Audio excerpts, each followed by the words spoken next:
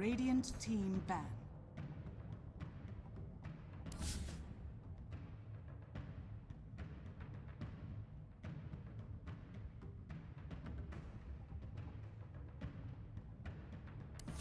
Dire team ban. Radiant team ban.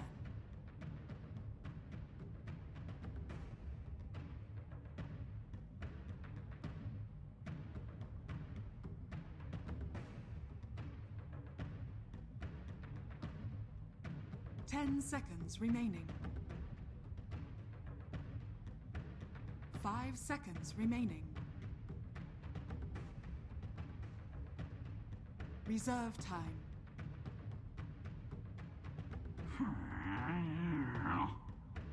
Dire team ban.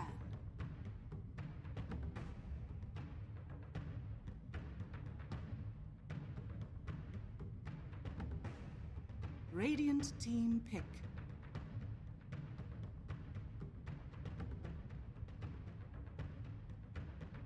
Vengeful spirits. Dire team pick.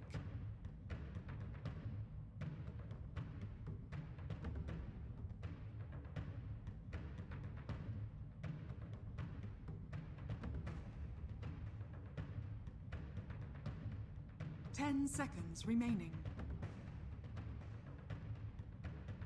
5 seconds remaining. Slada.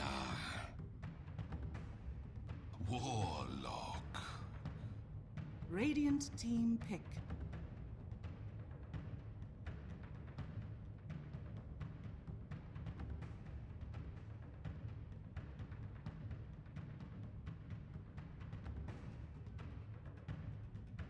Ten seconds remaining. 5 seconds remaining. Reserve time.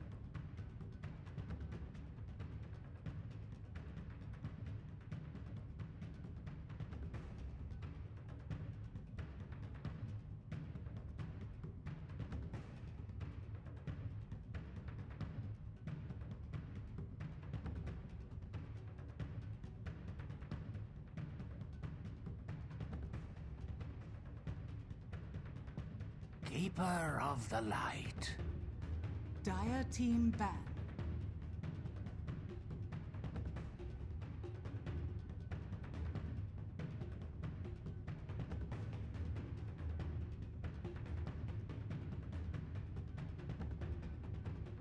Ten seconds remaining.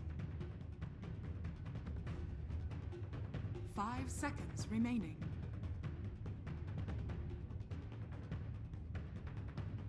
Reserve time.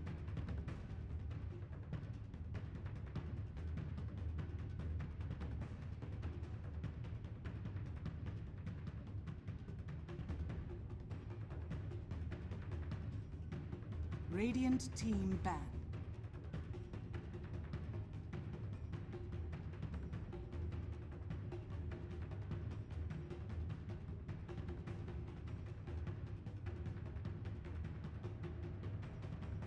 Ten seconds remaining. 5 seconds remaining.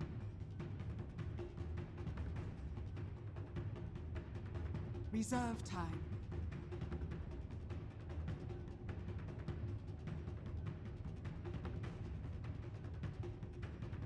Dire team ban.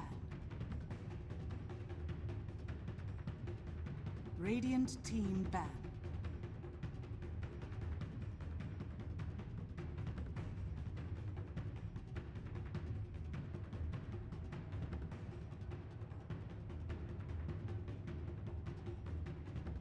Ten seconds remaining.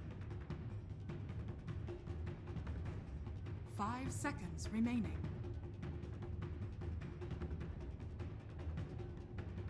Reserve time.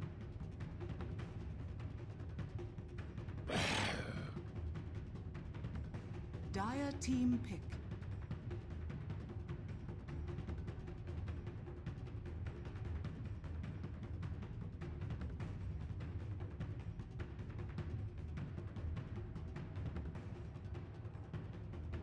10 seconds remaining. 5 seconds remaining.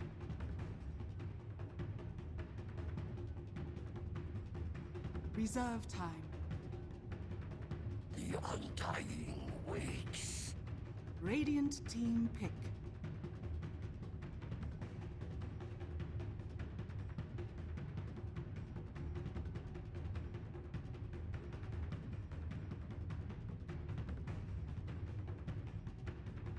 Ten seconds remaining. 5 seconds remaining.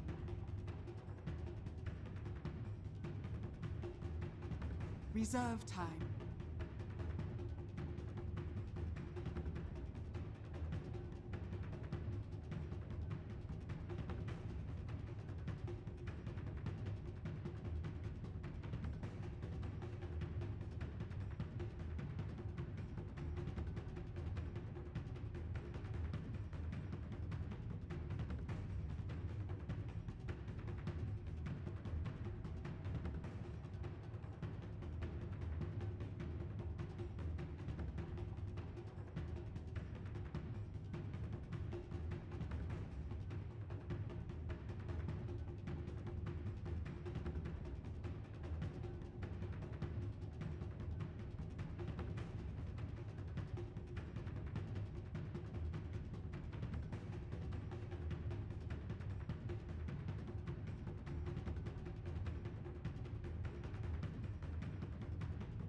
Rider! Dire team pick.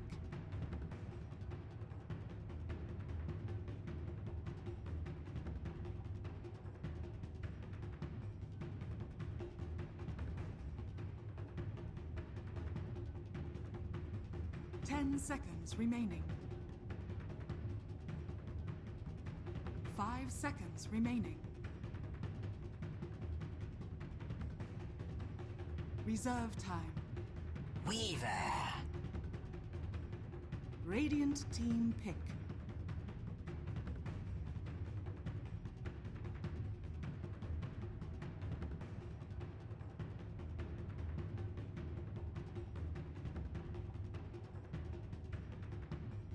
Ten seconds remaining. 5 seconds remaining. Reserve time.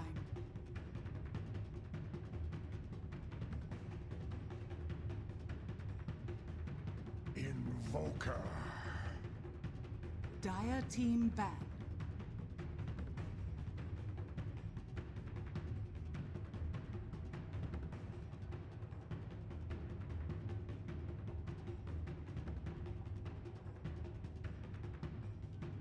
Ten seconds remaining. 5 seconds remaining. Reserve time.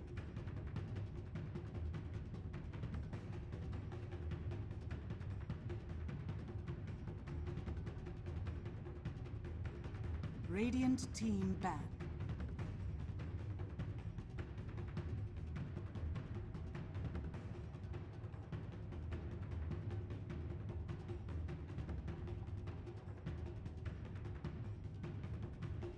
Ten seconds remaining.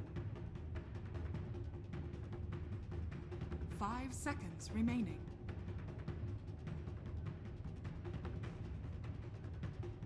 Reserve time. Radiant team pick.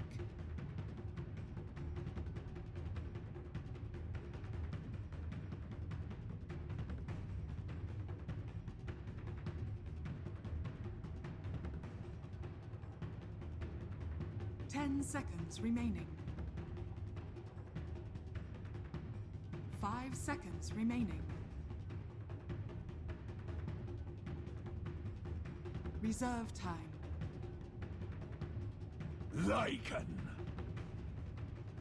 Dire team pick.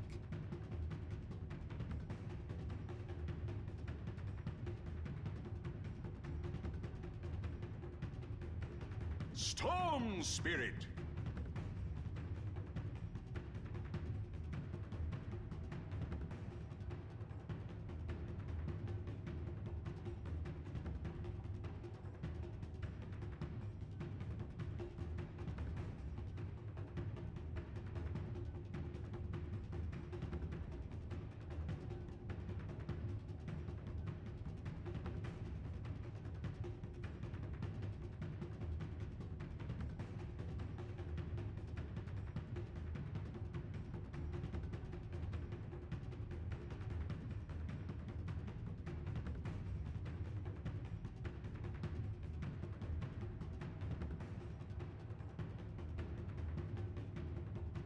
10 seconds remaining. 5 seconds remaining.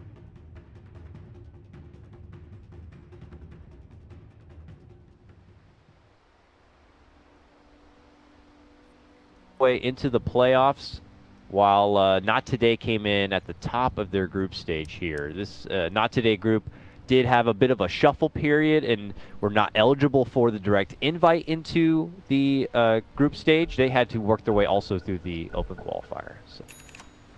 Well, Not Today already beat Midas once. Your predictions? My predictions are... Hold on a moment here, my brother. I'm going to have to quickly just... Since we had to jump in the studio so fast, the settings were all incorrect for myself. You know what's funny is I actually personally like the draft a bit better for Midas. I like their high tempo. I like their heavy push. And I feel like Not Today's is a bit more risky.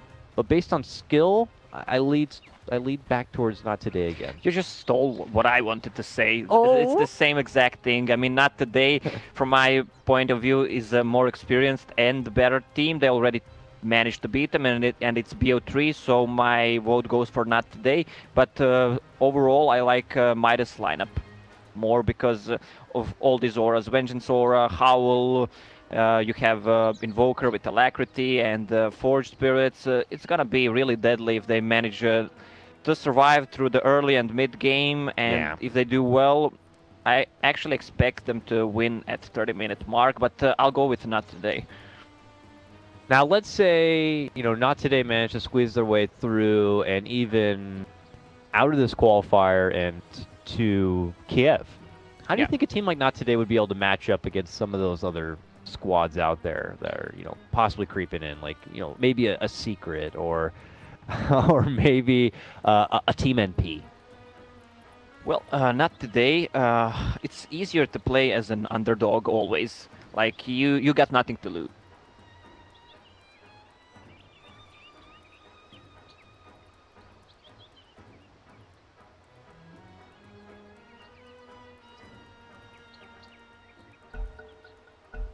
Looks like we're going to get back into the game here, and away we go. After a little bit of a pause, we are underway. Good luck, have fun, everybody. This is a best-of-3 matchup as we move into playoffs here. All comes down to this. And 30 seconds to battle. trying to refresh myself with a bit of the roster here. We got Nevermore, which I believe is Kotaro Hayama. These kids love to change up those name tags, make it more confusing. Playing the Storm Spirit nearby, Zone. Never heard that name before. Playing the Slardar Stinger, a familiar face. He's going to be playing your Undying across the river. Nearby, we have, of course, the opposing Lycan, who's going to be Midas's fucking How do you feel about that name? I love it. I just fucking I'll take your base, fucking Seuss on your Invoker, going to be repping the mid lane here for Midas. Up and above, Bardo on the greatest hero in the game. Nearby, try to spell that name. Theolicor? Teolicor? That sounds a bit more sexy. Vengeful Spirit. So I like what they're doing with the Keeper of the Light. A lot of people are always skeptic about the laning phase support of a Coddle, especially when you're rolling them into the safe lane. You're blasting down waves, taking farm away from your safe laner, but more teams are running them like this into a dual offlane position where it's like, hey, your offlaner is going to get bullied out of the lane anyways. Why not just blast that safe laner back a bit, mess with the creep waves on the side, and just be an old man pervert, Yeah, look at Dirge. He used Decay on the 2 heroes, which you don't want to happen, and now just hit TP'd bottom just to bully that fucking He is getting pushed back pretty hard here. Hunter, Stinger, happy to get right in his face, and we're going to have a classic 3v2 matchup. Looks like Bardo's also made the rotation over, and he's going to welcome everybody with a nice little blast. Oh, now we just saw why he's the greatest hero in the game. Yep. One little skill like that, and suddenly he has made his presence known. You don't want to get hit by double decay. This is the thing when you're playing against the Dirge. Like, just you need to spread out. Look at his strength right now. It's high. Plus 12. Is he got that bristleback factor where you might want to consider just getting even a magic wand a bit early, or do you think it's not that spam worthy? well, you need to get against double heroes. If you're double laning, especially 3 versus 3, it's always good to have at least stick. Yeah. Because it can change the fight. Ooh, top lane! Batrider able to just make it out from what was looking like a bit of a precarious situation there. He actually just heads right back to the shrine and will shower on up and get his health right back. Yeah, mid lane, we see Invoker playing Exort Invoker. Ooh, one more hit should do it! Oh, but he got that salve off and will barely be able to live. Sooths with a smooth play. The shrine is ready. He's going back to shrine to heal up. Storm pretty much gonna do the same thing, so they're gonna be back. Oh, bottom lane. Okay, like it. Under the tower. They need one more hit. Oh, they get it done. Downside to Coddle lane support is like you have no defensive capabilities. You're being chased down. Your safe laner's being chased down. You just have to sit there and watch it happen, pretty much. What if he has like a spell jump on my horse? My horse is amazing. They ride off into the light together. Yeah, I think that'd be a bit OP. For now, though, it looks like our Lycan has returned, and they're going to have to get back into the grindstone. That was just our first blood, and it is going to be Not Today who do strike first. This is already working out very nicely for them. They are just making things very frustrating for the Lycan. The blast will fly out. It just barely nips zone, but look at the sustain. And it's, you know, we're seeing the Weaver bulk up in the CS quite a bit from this. Just so much attention being drived away. The bottom lane, the tri lane for Midas is not that strong actually with Lycan. They don't have much kill potential. I mean, Lycan has boots, he can try to hit people and that's it. Venge, low level, not that effective early on. The stun lasts only 1.2 seconds, so... Plus you have 2 tanky heroes, Undying and Slardar, both have magic sticks, so it's hard to take them down. Oh, battle of the mid laners here. They're going to go. Who's going to win? First the cold snap, a couple of right clicks, then the pull, but both will still walk away, just barely alive. Yeah, where's Storm Spirit bottle? It's coming. There it is. He's got it now. He'll fall on up. Very close one there. Still the Weaver up and above there. That's Storm 20 and 4, Invoker 15. In terms of CS. And now things are going to balance out in the bottom lane, but not today. On the prowl here, they have spotted a support Vengeful Spirit. They will knock her with the Decay and the Crush. One more right click. She's trying to maybe juke him between the Shrine. The blast will be dodged, and they'll finish her off. It's gonna be enough. The Shrine was on cooldown on top lane. Oh, deep dive for Batrider, and he will Shukuchi be was able ready. to make it away. Woo, Shukuchi was ready. He just needed to be close to use it. Radiant's top tower. Fortunately, those tricky little trees. You know what? I think the guy who invented the name Dirge, he also invented the name Shukuchi. Sakuchi? Shukuchi? Is it Japanese? I don't know. It's bug Latin. Bottom lane.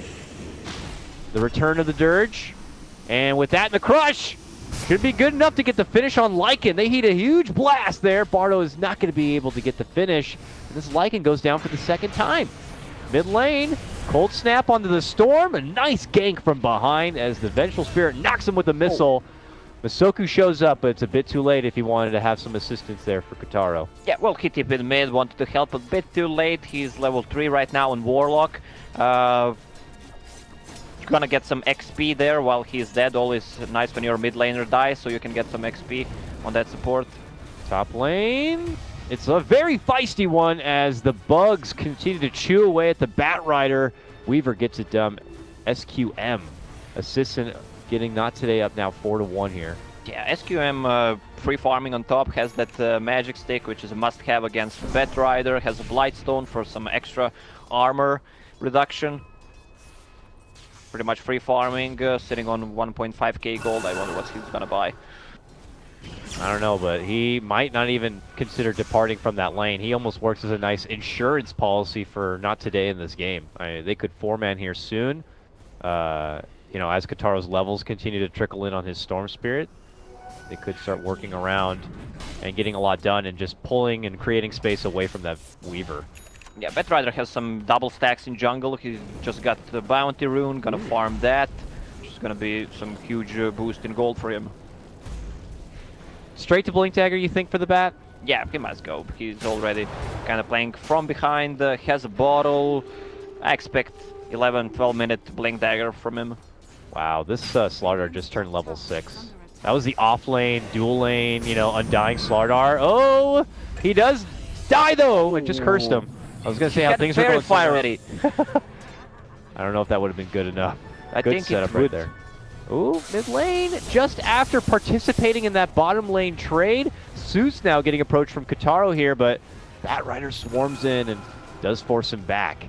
Yeah, it's a double damage storm. He maxed overload, but couldn't get a kill there. Bat Rider showed up. I'm surprised Bat Rider didn't try to catch him because Storm Spirit had 150 mana and 2 stacks already. And decided not to follow up with it. And he'll finally step away from that mid lane as attention goes to the bottom. Rolling in is going to be Zone, but doesn't find an opportunity to connect with the Crush.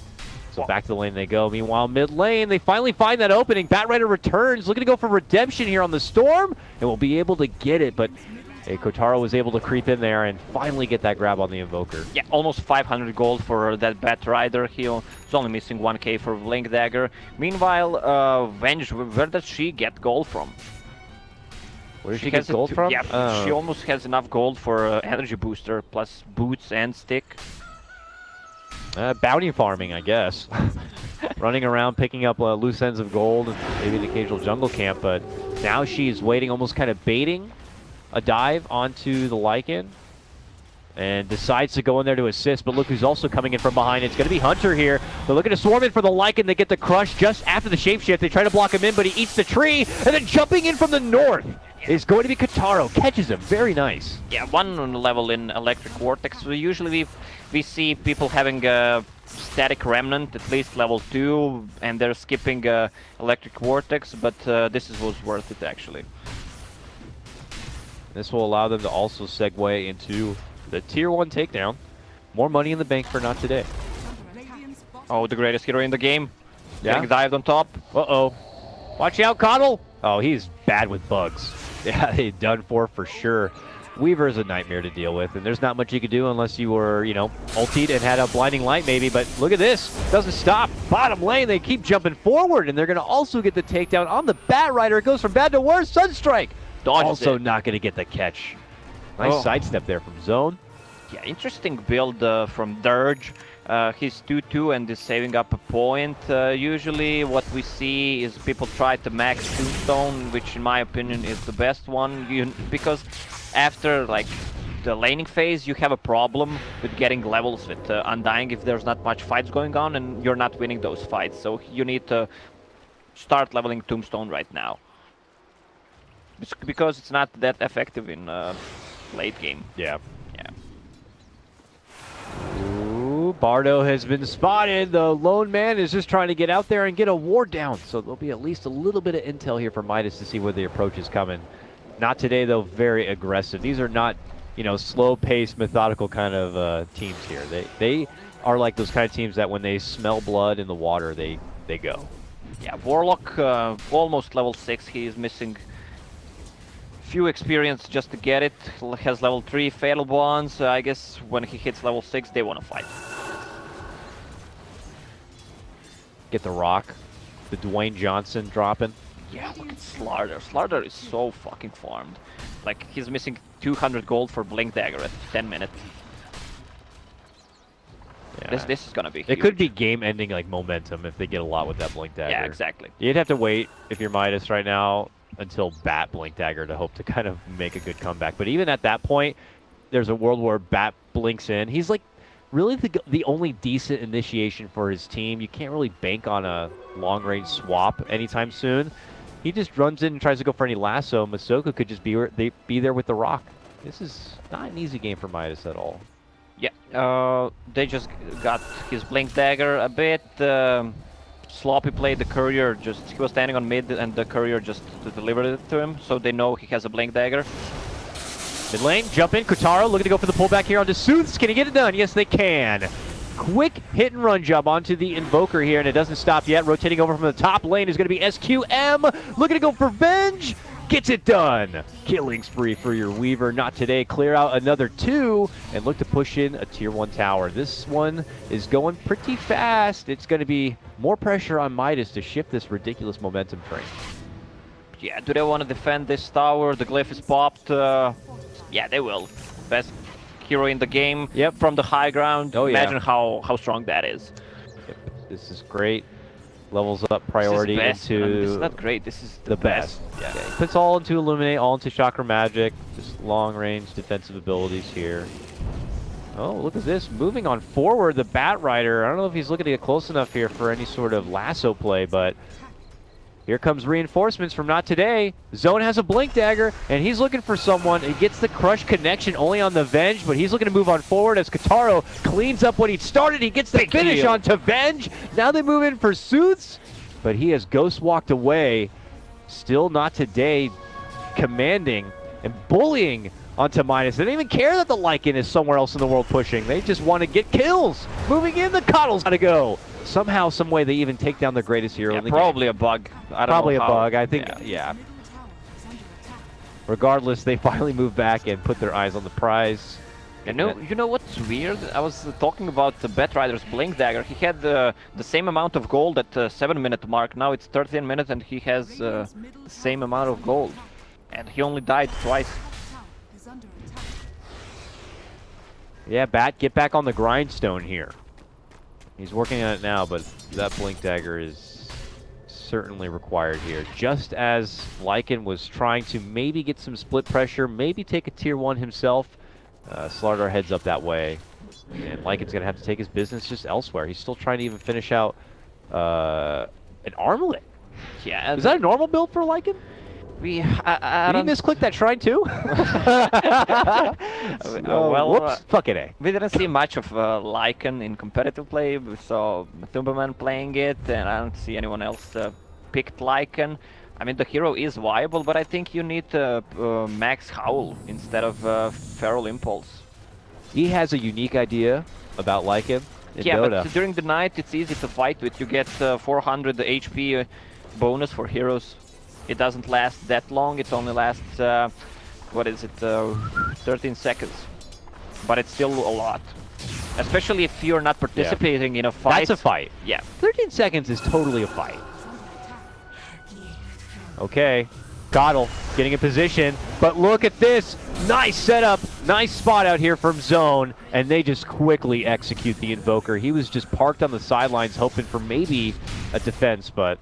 Yeah, Zone has been all over the place with his Blink Dagger. His 2, 1, and 8, the score tells you how good he's playing, actually. You don't need to even watch the game. You know, he's in 8, 10 out of 13 kills. We're trying to be better at maths, right? I mean, you're helping. Yeah. Not today, just, you know, this is all big benefactor from the nice laning setup where they were adding that extra pressure onto Lycan, but that's something they should have expected.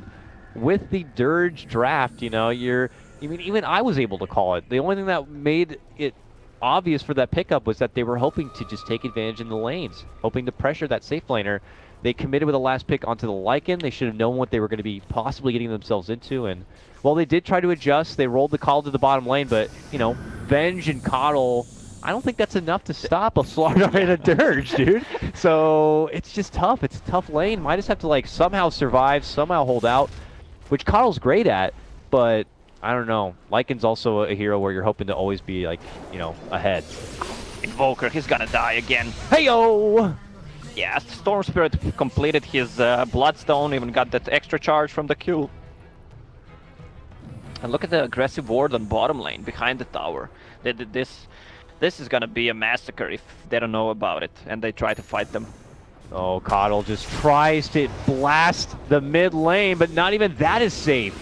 Another wonderful setup from Zone. Undying. Glimmer Cape finished. Level 8. Gotta have a level 3 Tombstone right now. This game's looking pretty good for Not Today. They're even, like, itemizing, like, kind of appropriately, like, safely, I'd say. You know, Lincoln's is being picked up onto the Weaver. It's not like he's rushing a Deso with the advantage they've already pulled together. It's not like these supports are just going to bull rush into a Midas knowing that things are going so good. You know, they're getting their Glimmers, they're getting their Lincolns, you know, this is important. It's an important match. Yep. Best of 3. They're looking to lead in with a good game 1 win. Yeah, Coddle and Venge not having the greatest time of their lives in this game. Plus, now with Glimmer Cape is finished on Undying, they need to buy Sentries and Dust, and they're gonna be so much poorer than that, Has fallen. actually, right now. So, level 7 Venge and Coddle level 6 at 17 minutes. I hope they have a. I can't tell if like a tome is available, but I hope they're picking them up. Gotta get your reading in. His top tower is Uh-oh. under attack. Smoked up. Zone Slardar. Rushing up towards the top lane. And he quickly spots out two. And he crushes both of them. But he's still outnumbered here. Finally jumping in is going to be Kotaro looking to kind of pick up the pieces there. They've already made their move for Zone though. And they will be able to chop him down. Kotaro gets the finish. But then the rest of the Not Today army shows up and drops down the rock. And it does utter destruction. 3 are going to be going down for Midas there. Savage, Double kill. wrecked, brutal. This was just amazing performance by Not Today. This was the first rock actually dropped at 17 minutes, even though he had it at minute 10. And they even devoured the ward on top. Warlock being level 10 right now. 20% XP gain picked up.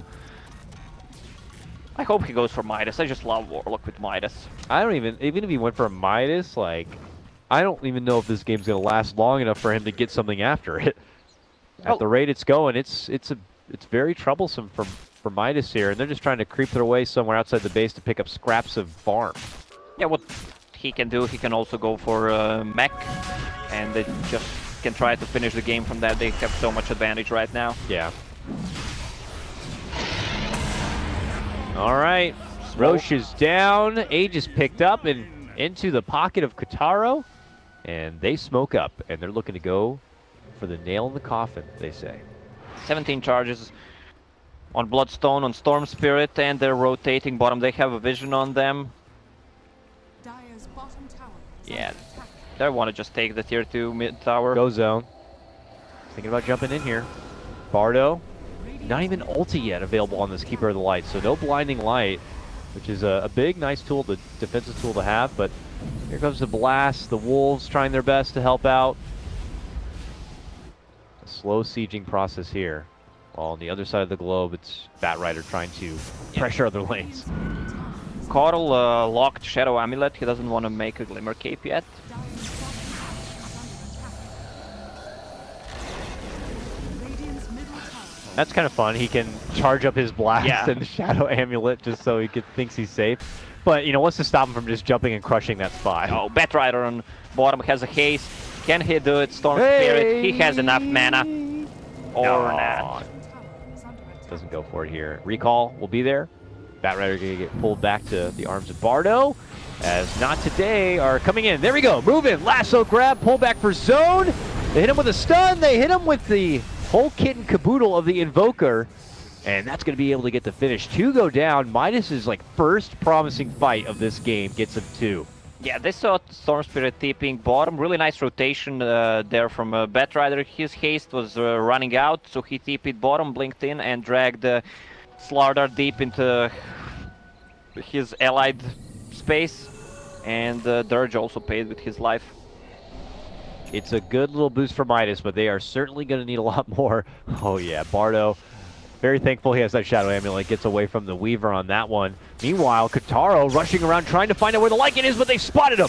He tried to go for the TP, but they pull him back in. And it looks like his days are numbered. Yeah, we didn't see much of Lycan. I mean, Lycan... 1, 4, and 3. Went the Armlet Echo Saber build. It's a lot of hard-hitting right-click damage, but, you know, how are you going to get a hold of a Weaver who's Sakuching around and getting away from you? How are you going to get a hold of a Storm Spirit who's jumping around and away from you? Slardar with the maximum move speed. Yeah. It's hard to hit those heroes. You need someone to actually stun them. Bench stun, not that Yeah. long. You know, you're hoping that Bat maybe will lasso up one person, pull them back in, and he'll be able to go to town on at least that one person, but at this point in the game, that's not going to nearly be enough. They're trying their best, though. Bardo blasting out the wave. Storm thinks about jumping in for him, but doesn't want to be going too deep. The siege is on for the tier 3s. Tombstone goes down, and Invoker wants to move in and get a piece of it, but he actually eats a lot of damage moving in a bit too close. Oh, backdoor protection. They want it, though. SQM will be able to burn it down with that new Desolator. Tier 3's dropped. If they want to, Not Today could just simply step back and maybe get that shrine for some easy, free extra money. But I don't know if they're hoping to go for the finish. Yeah, Yeah, they want to fight. Storm Spirit still has Aegis on, Yeah. 3k gold on him. Will he just go in for a dive ball play to get the rest of this Aegis out? We'll see. Thinking about it yet, dodging out the blasts. Connell doing his damnedest to blast out any waves who are moving forward, but they're able to get at least the ranged racks down. Now they're looking to go in for the melee. Team Midas got to do something. Yeah, you need to do something. You can't just rely on Carl's blast. You have the Batrider Blink Lasso here, but... They can't go on Storm, they can't go Okay, on... pop Lincolns. They popped the Lincolns, and now they're going to look to go for the finish, but the Rock was there. Coming up from the Warlock, just shuts them down. Batrider going to be taken out now. Kartaro looking to move in, trying to finish off the Invoker. He will lose his Aegis, but they will be able to clean it up. Now Lycan moves in, gets the quick finish on the Weaver, and then they'll jump right back and go for the racks, it looks like here. Mana Leak, though, can be a real problem for the Storm. He's going to jump his way through it, though, and they're going to be able to make it out. At the end of the day, they managed to get their racks. It cost them their Weaver, but not today will get what they wanted. And 2 buybacks, Venge and Invoker bought back. This seems not good for Team Midas. Lycan going for Basher, he needs to keep people in place. There was a good initiation on that Weaver, whose Lincoln's was popped, but Storm Spirit had an Aegis, plus there was a good rock. 4-man Fatal Bonds, bugs, and zombies. It's so much to focus on in the fights for Team Midas. All right, Midas, we'll see. It looks like they may smoke up here. Looking to go for an outside the base play. Probably necessary if they want to shift things in this game. Can they catch? Not today by surprise here. An early blast to fly out. The Wolves kind of scouting. Batrider's hoping that someone overextends a bit. He saw zone but didn't commit in for it. Decides to pull back. It's a very touchy situation for Midas. They have to just hope that all of the stars align for this. Oh, look at zone. This guy is like a linebacker. Just moves in and goes for the confident stun. It looks like it will cost him his life. But Kotaro's here now, looking to hope and get some redemption here. Jumping on forward. It costs him 1 each. Then blasting down. Oh no! Bardo! He manages to avoid the extra damage with the Shadow Amulet. Can't do it again, though. A lot of kiting with that Shadow Amulet. I've never seen so much value out of a friggin' amulet for a Connell. Whatever it may be, though, it looks like he does end up going down. It cost him just 1 on Not Today, but are they good enough with just taking down 2 and trying to make this push happen? Yeah, first he saved Venge for some time, and then he almost lived with it. Storm Spirit, 22 charges. Plus Orchid finished.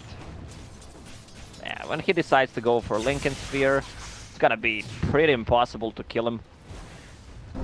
Here comes Not Today, now towards the mid lane, looking to go for their second set of racks. Tier 3's beginning to get pressured, and we look to Midas to see what they want to do to stop him here. Last on cooldown, 10 seconds. Rock gonna be available in 5. He just smoked in the back. Aghanim Scepter ready on Warlock. Oh, this could be game finishing here with a big rock play. Hiding him in those back lines. Batrider may be looking to jump in, but he could be baited into a bad spot. That's when they're going to go. 1 rock to come down and 2 golems to pop out. Not Today swarm into the action there, and quickly the bat will go down. The Venge will as well. Lycan's caught in the mix under the upheaval, and they just can't stand a chance. They just begin to crumble apart. Sue's trying to hide back inside the base, but Not Today came in a swinging. And I think they made connection onto the jawline here. Yeah, Lycan buys back. Lycan's back, but gets pulled right away. Without any sort of real defense, he goes in, trying to get some right clicks off, but just gets quickly swarmed. The dieback from Lycan. Invoker finished his Aghanims, but they're still taking those Rexes down. This is looking pretty good for Not Today in this game number 1 of a best of 3 playoff action. Storm Spirits, 27 charges, double rocks hitting the tier 3 tower. I mean, how much of this is all transpired from just that laning stage and that laning setup? Yeah, that's why they picked Dirge. Dirge. It's hard, as we mentioned before, the Keeper of the Light and Venge, plus Lycan, that's really not a strong tri-lane. I mean, you can beat it with good double lane, which we actually saw. Yeah, just a bit of a questionable draft in terms of how you wanted to lane things. I get how there's a bit of synergy between Midas's lineup. It's cute, you know. If things went how they were expecting, this Lycan could have been the biggest, baddest wolf on the block for sure. Don't get me wrong. Yeah. You got the benefit of Avenge with you. You got the alacrity going, but not today. Just kind of thought about all steps of the game, and just got a good head start. Now here they are reaping in all the benefits. They got the first shrine down, and it looks like they might just cross-country this all the way to the other shrine and take that too. And I haven't had much of a chance to look at the gold graph yet, but I imagine it's going to be quite frightening here. Let's see. Yeah, almost 30K of a dip. Yeah, they are smoked. They just use the scan. They know where they are. It's go hard or go home for them. Here we go. They might be able to at least get a dirge for their troubles. But let's see if not today still want to make a fight happen. The buyback's there. Dirge wants to get back into the fight and play.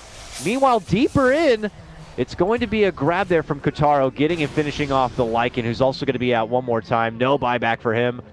Bardo, Glimmer Cape, and a TP out will get him to survive, but it's Sooths who's still outside the base. Yo, boys, you need a gem. They're running away with those Glimmer Capes. Yeah, right? And Ghost Walk from Invoker. They're like, no, we have amp damage. That's fine. That's enough. That's enough, but they're not amping anybody.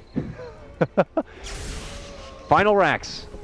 Radiant's bottom Midas not looking to throw in the towel just yet.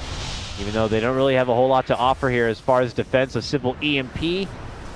A tornado, please stop hurting our base. Weaver with a butterfly hitting the Raxes. GG is called. All right, so not today. Pretty commanding first game, 32-10. A wonderful laning stage, a wonderful snowball, and they're going to be feeling pretty damn good moving into game 2. Yeah, exactly. Not today.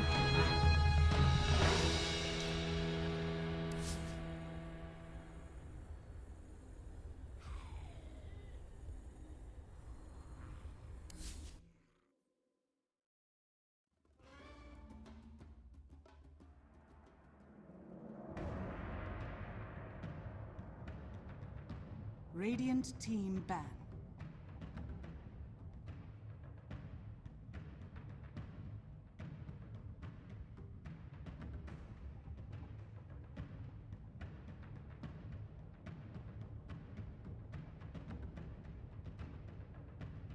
Dire team ban.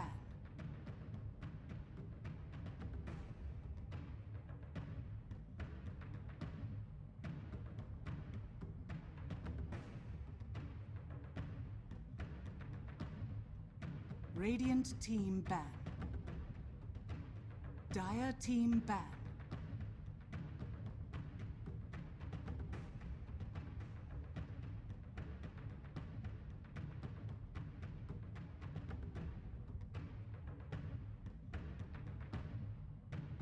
Ten seconds remaining. 5 seconds remaining. Reserve time.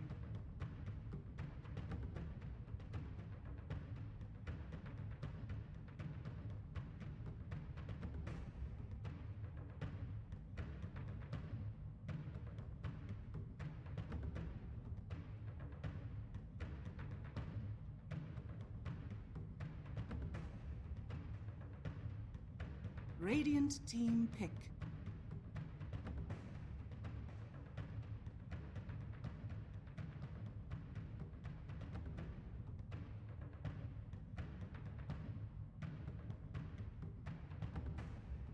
Ten seconds remaining. 5 seconds remaining. Warlock. Dire team pick.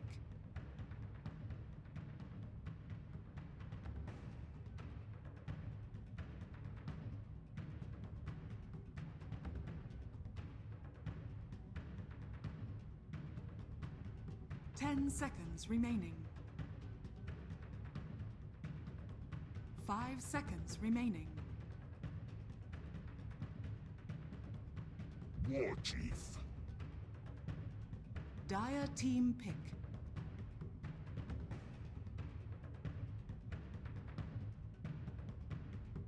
Dazzle. Radiant team pick.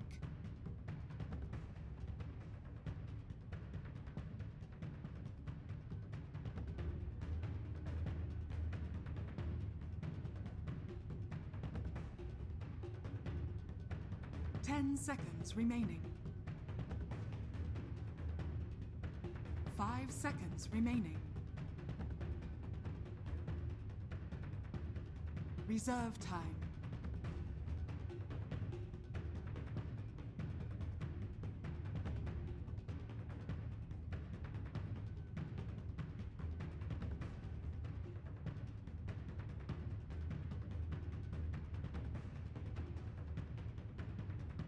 Vengeful spirits. Dire team ban.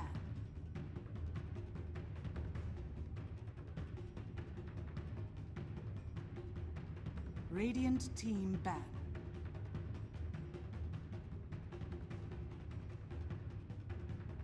Dire team ban.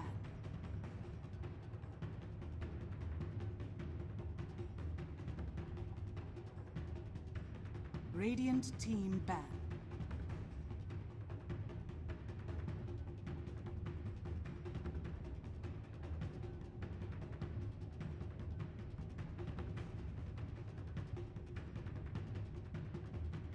Ten seconds remaining. 5 seconds remaining. Reserve time.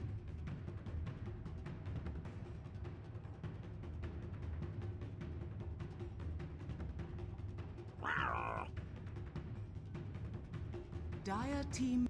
Rubik. Radiant team pick.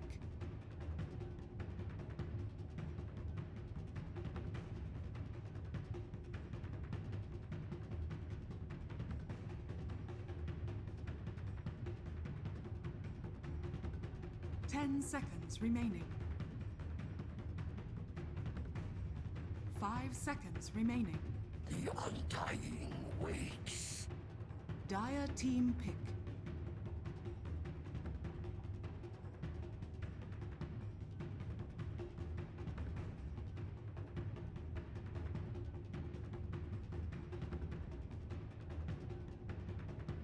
Ten seconds remaining. 5 seconds remaining.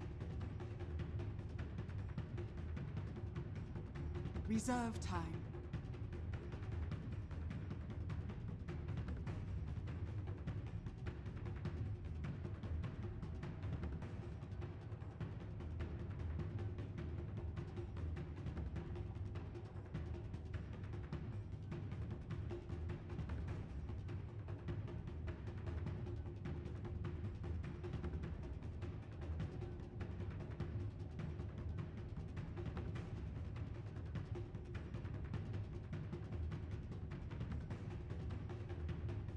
Life stealer.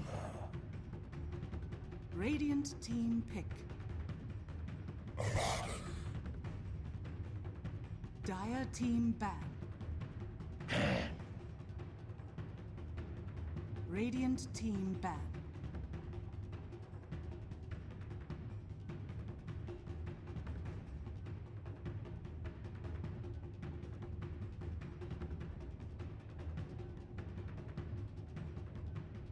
Ten seconds remaining. 5 seconds remaining.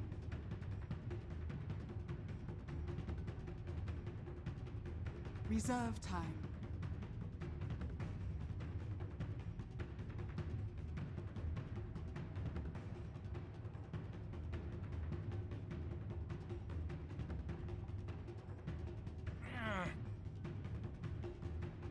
Radiant team pick.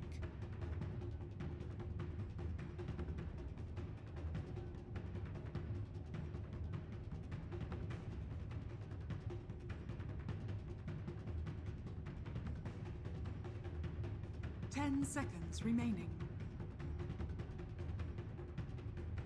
5 seconds remaining. Reserve time.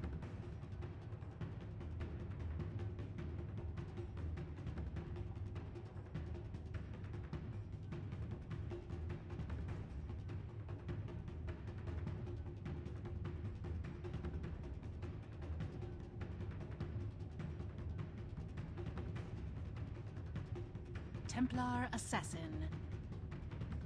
Dire team pick.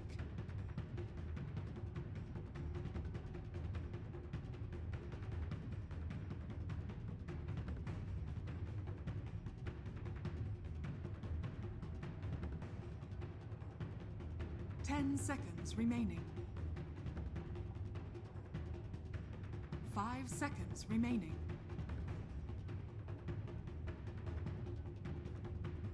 Reserve time.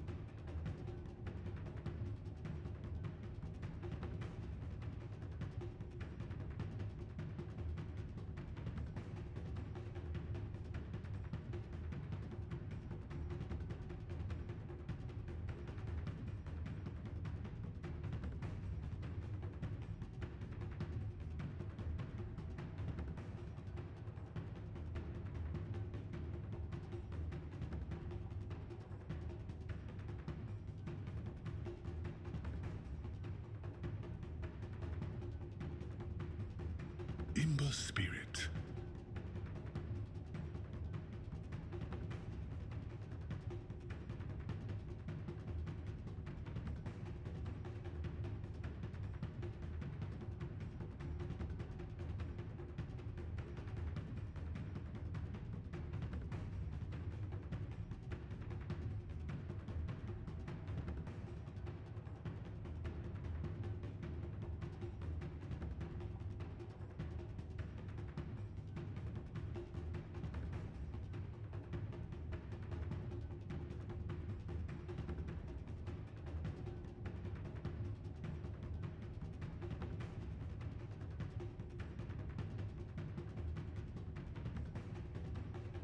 Ten seconds remaining. 5 seconds remaining.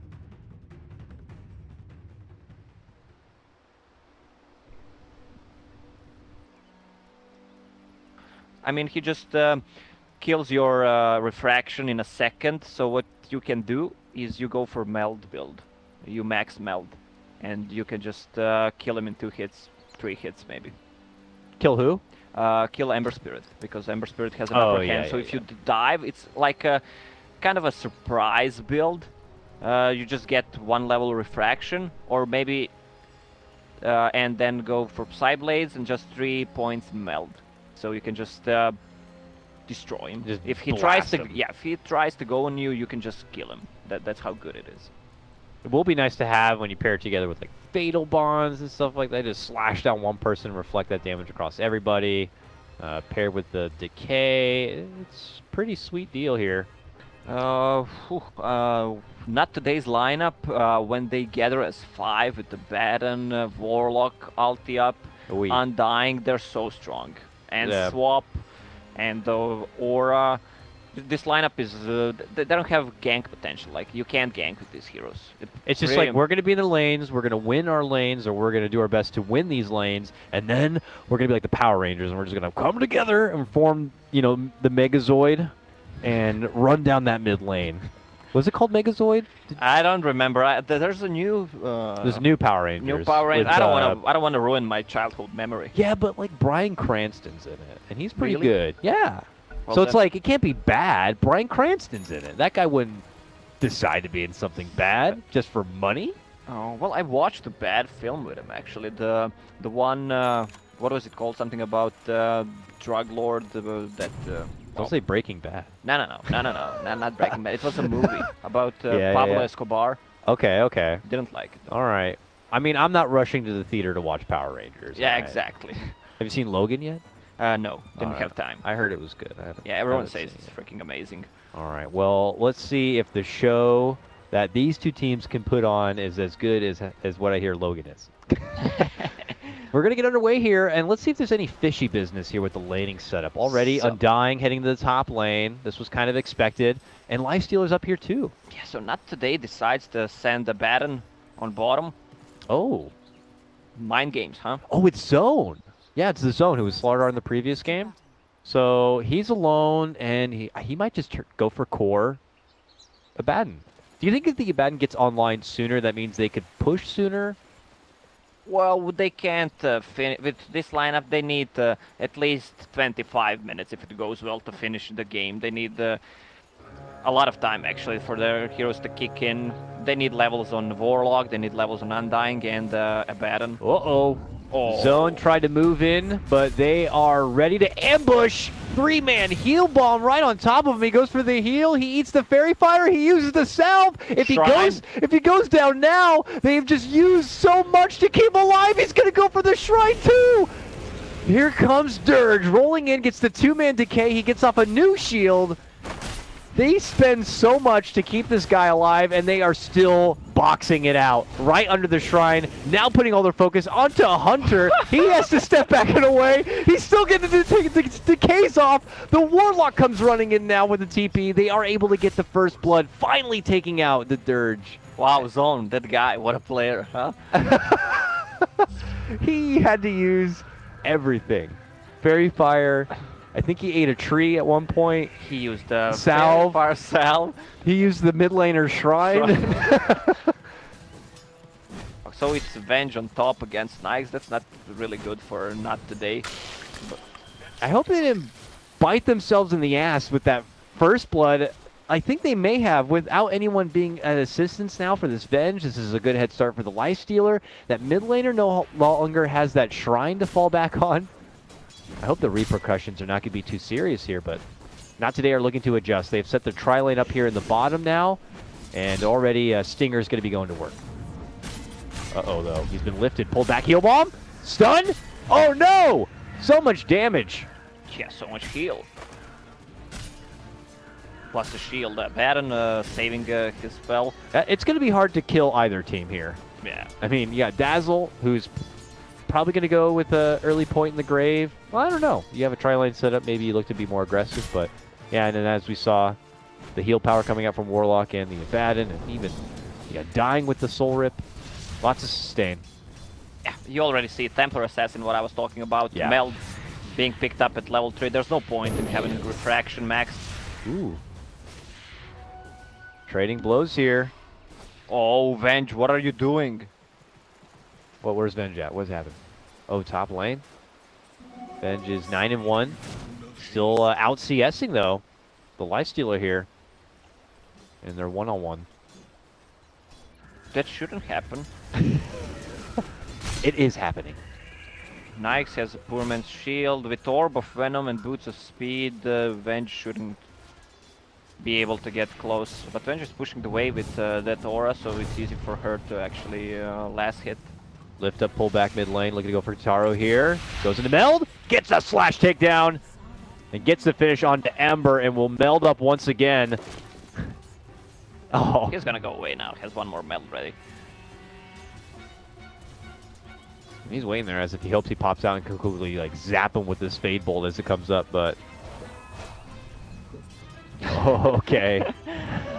Moved. Slowly but surely, making his way out, and suddenly Masoko has to roll in just to create that little bit of extra space here. He would love to have that shrine right now.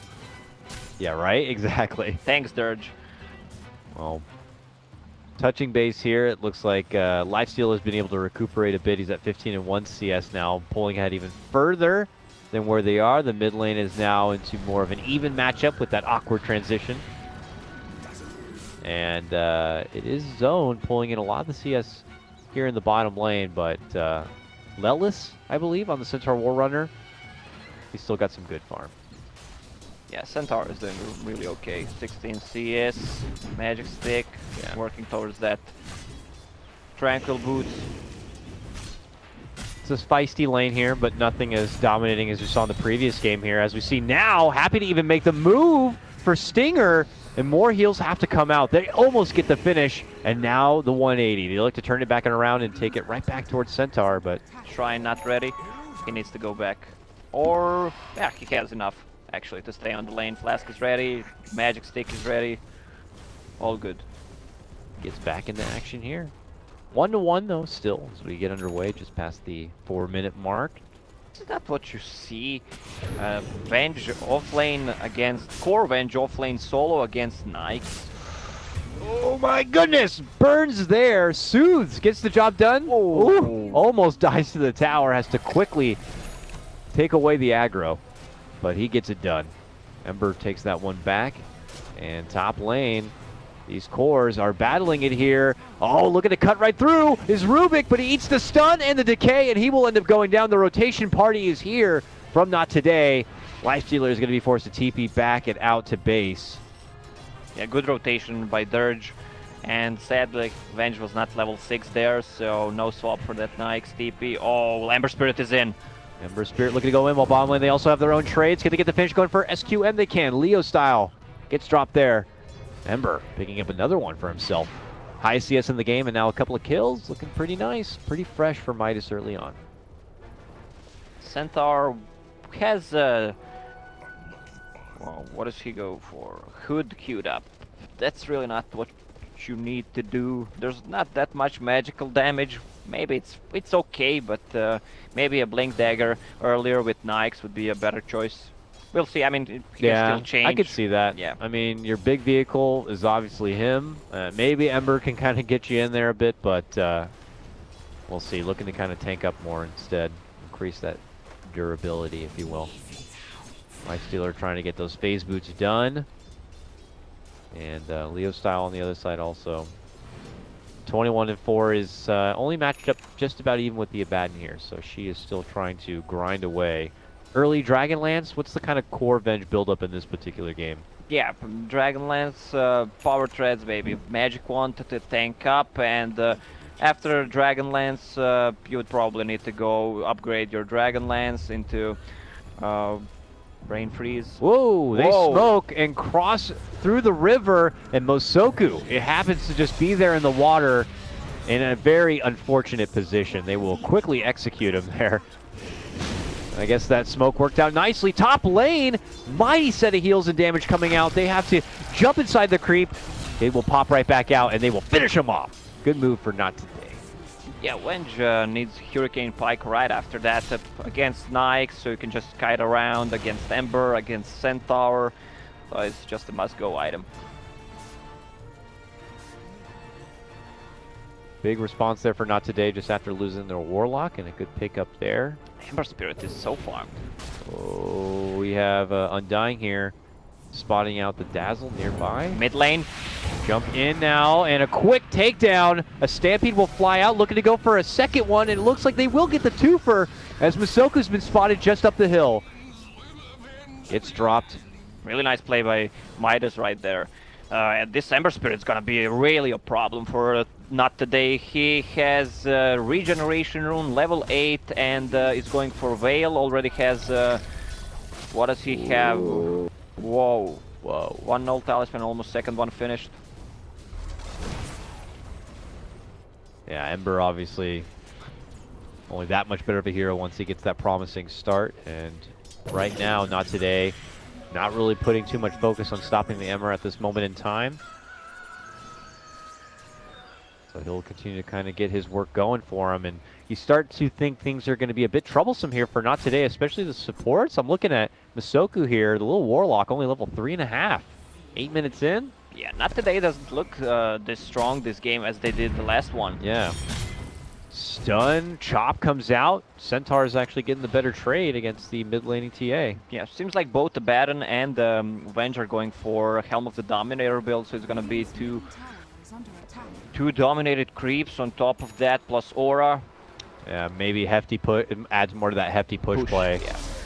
I mean, what do you think? I mean, Ember is getting pretty strong, but Ember is but one man. Do you think as a whole Midas have enough going for them that when this push period is going to be coming from Not Today, they have enough to stop them? I really don't think Ember Spirit will be stopped this game. You're gonna need to play perfectly around him, kite around, and just kill the rest. It's gonna be hard with the Dazzle, plus you have a Centaur who's also super farmed. Nyx doesn't have that much farm, but he can catch up with some good bombs from Centaur. Down and below, it's Zone, spotted out, lifted up, pulled back. He didn't level his borrowed time yet at level 7, so he's just manning up right now. A Stampede will be forced out. Rubik's trying to use that to kite him as much as possible, but Zone will be able to step back and hit up into the shrine. Yeah, Warlock struggling. I'm really afraid for this Warlock. He's level 3.5. He needs to get his level somewhere.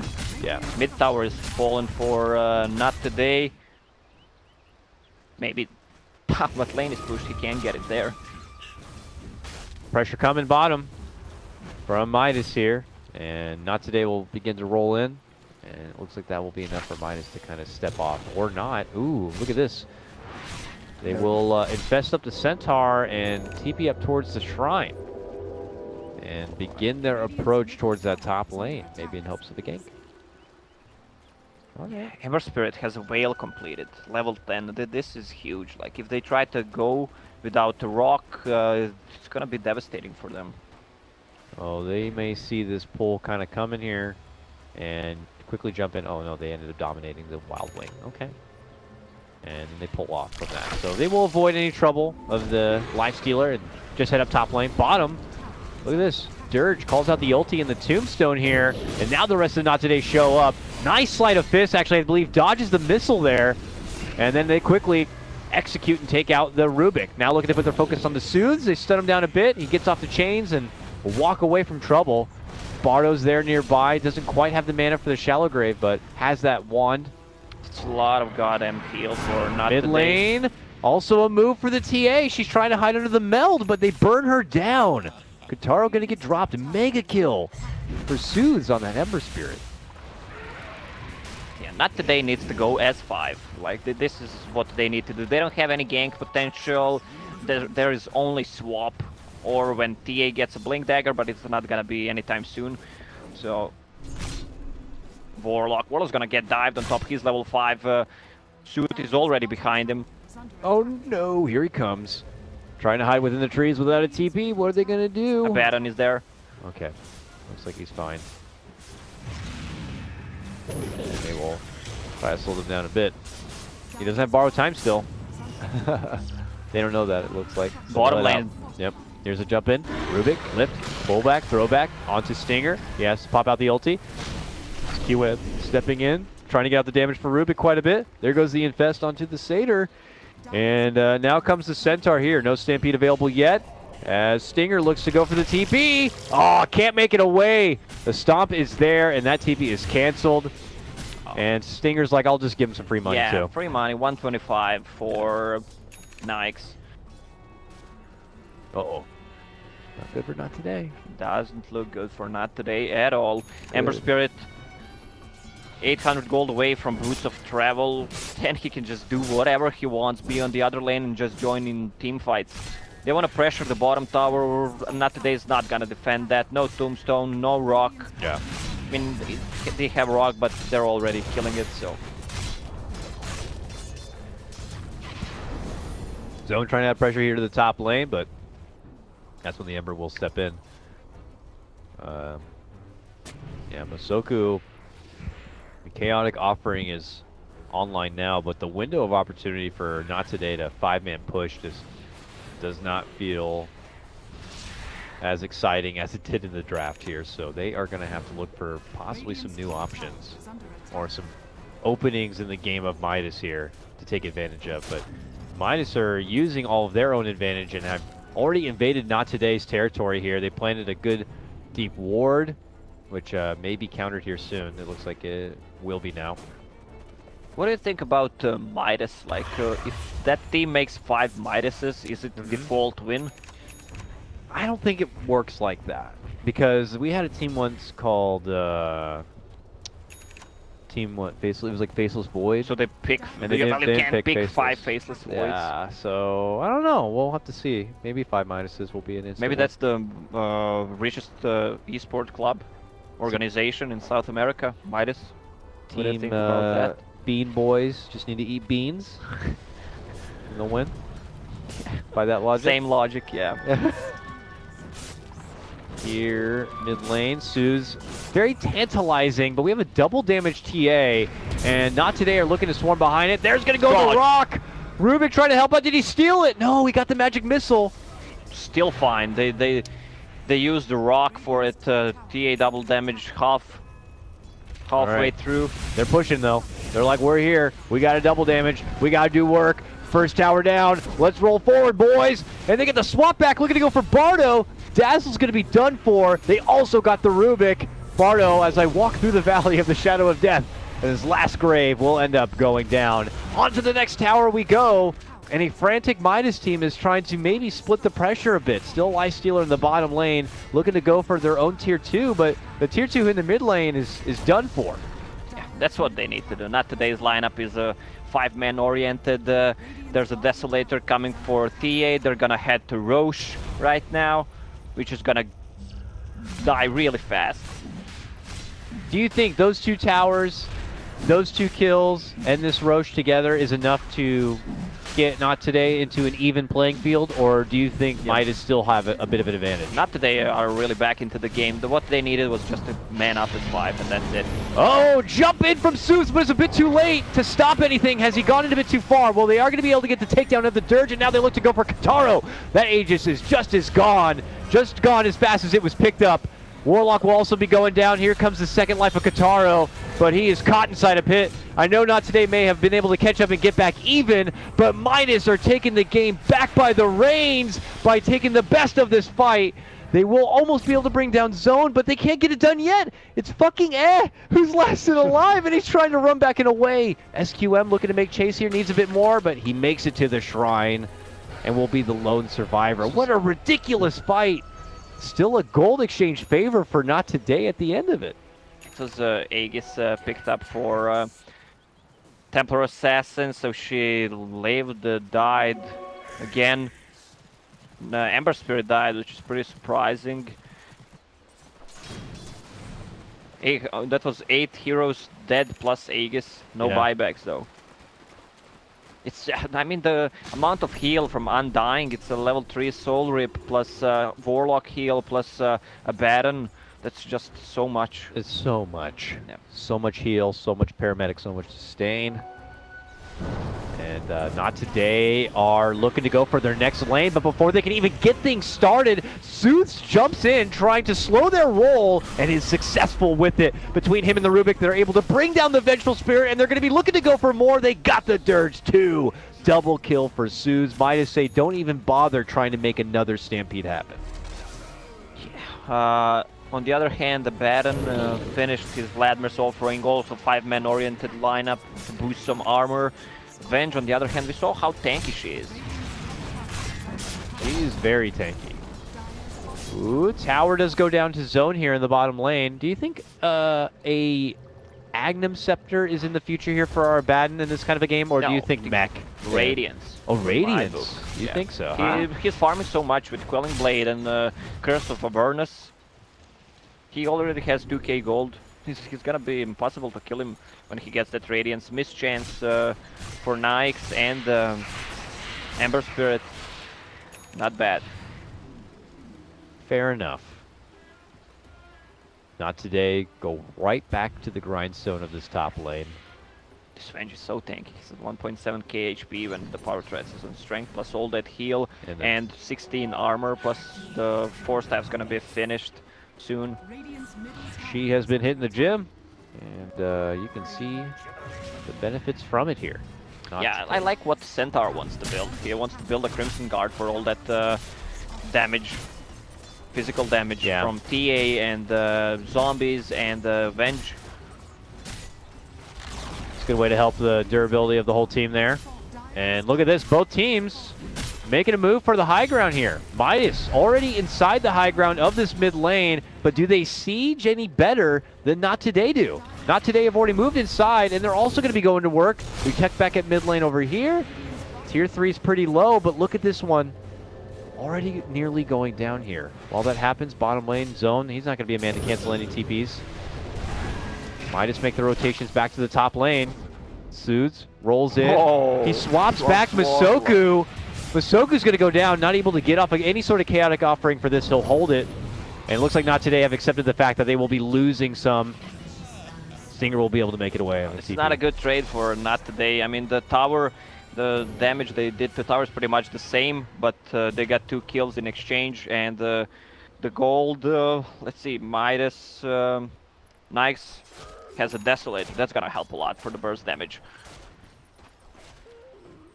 Ember Spirit wants to go for Radiance. It's gonna take a lot of time for that to actually kick in. Maybe a Maelstrom would be a Interesting. better Yeah, I was just choice. gonna say Yeah, we've been seeing other options like Maelstroms instead come out. Yeah, if but you're- they're fighting a lot, so he needs the damage right now. But if he manages to survive through the Radiance, we'll see how that will work. Yeah. I don't foresee, for now, queued up looks like the BKB on our TA, and then, I don't know, maybe a Bloodthorn after that. Yeah, for Nyx and Ember. Which, yeah, I mean, even if he was able to go into a Radiance, that Bloodthorn would be nice to have.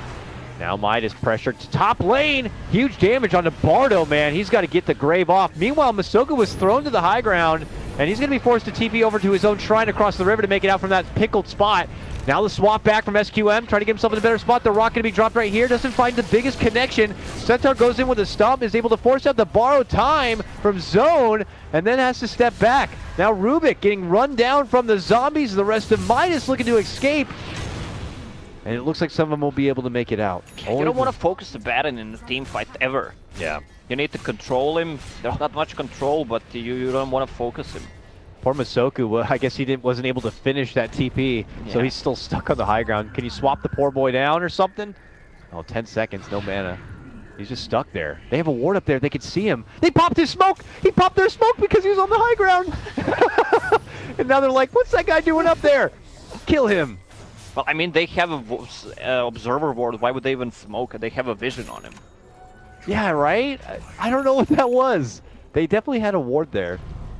Plus a sentry ward to kill there. All right, well, look at this. Sude's already rushing his way over to that Roche pit. All right, the Baron just purchased a full pipe of insight. Okay, we're both wrong. Well, they just want a 5-man, but Yeah, TA yeah. has a BKB. This is big. Ember can't really just go on her anymore. Yeah. All right, has not today been able to kind of hold out here and reaffirm their position in this game based on the net worth. It looks like it. This game suddenly is almost 4K their way. It doesn't feel like they've been able to take the game back that convincingly yet, but who knows? Maybe things will change. Midas smoked, rolling on forward here. They have the Centaur Horse Bomb, and they're going to make the move. And of all the targets, it's going to be the PA, the best one they could ask for. Shrine the top pop. net worth. Yeah, Shrine popped as well. They're gonna just need to leave that tier 2 tower right now. 47 seconds, no buyback on her. They want to chop some HP on that tier 3 tower as well. They got 40 seconds. They don't even have a glyph. All right, easy. Tier 2, easy TA pickoff. And they're going to re-engage.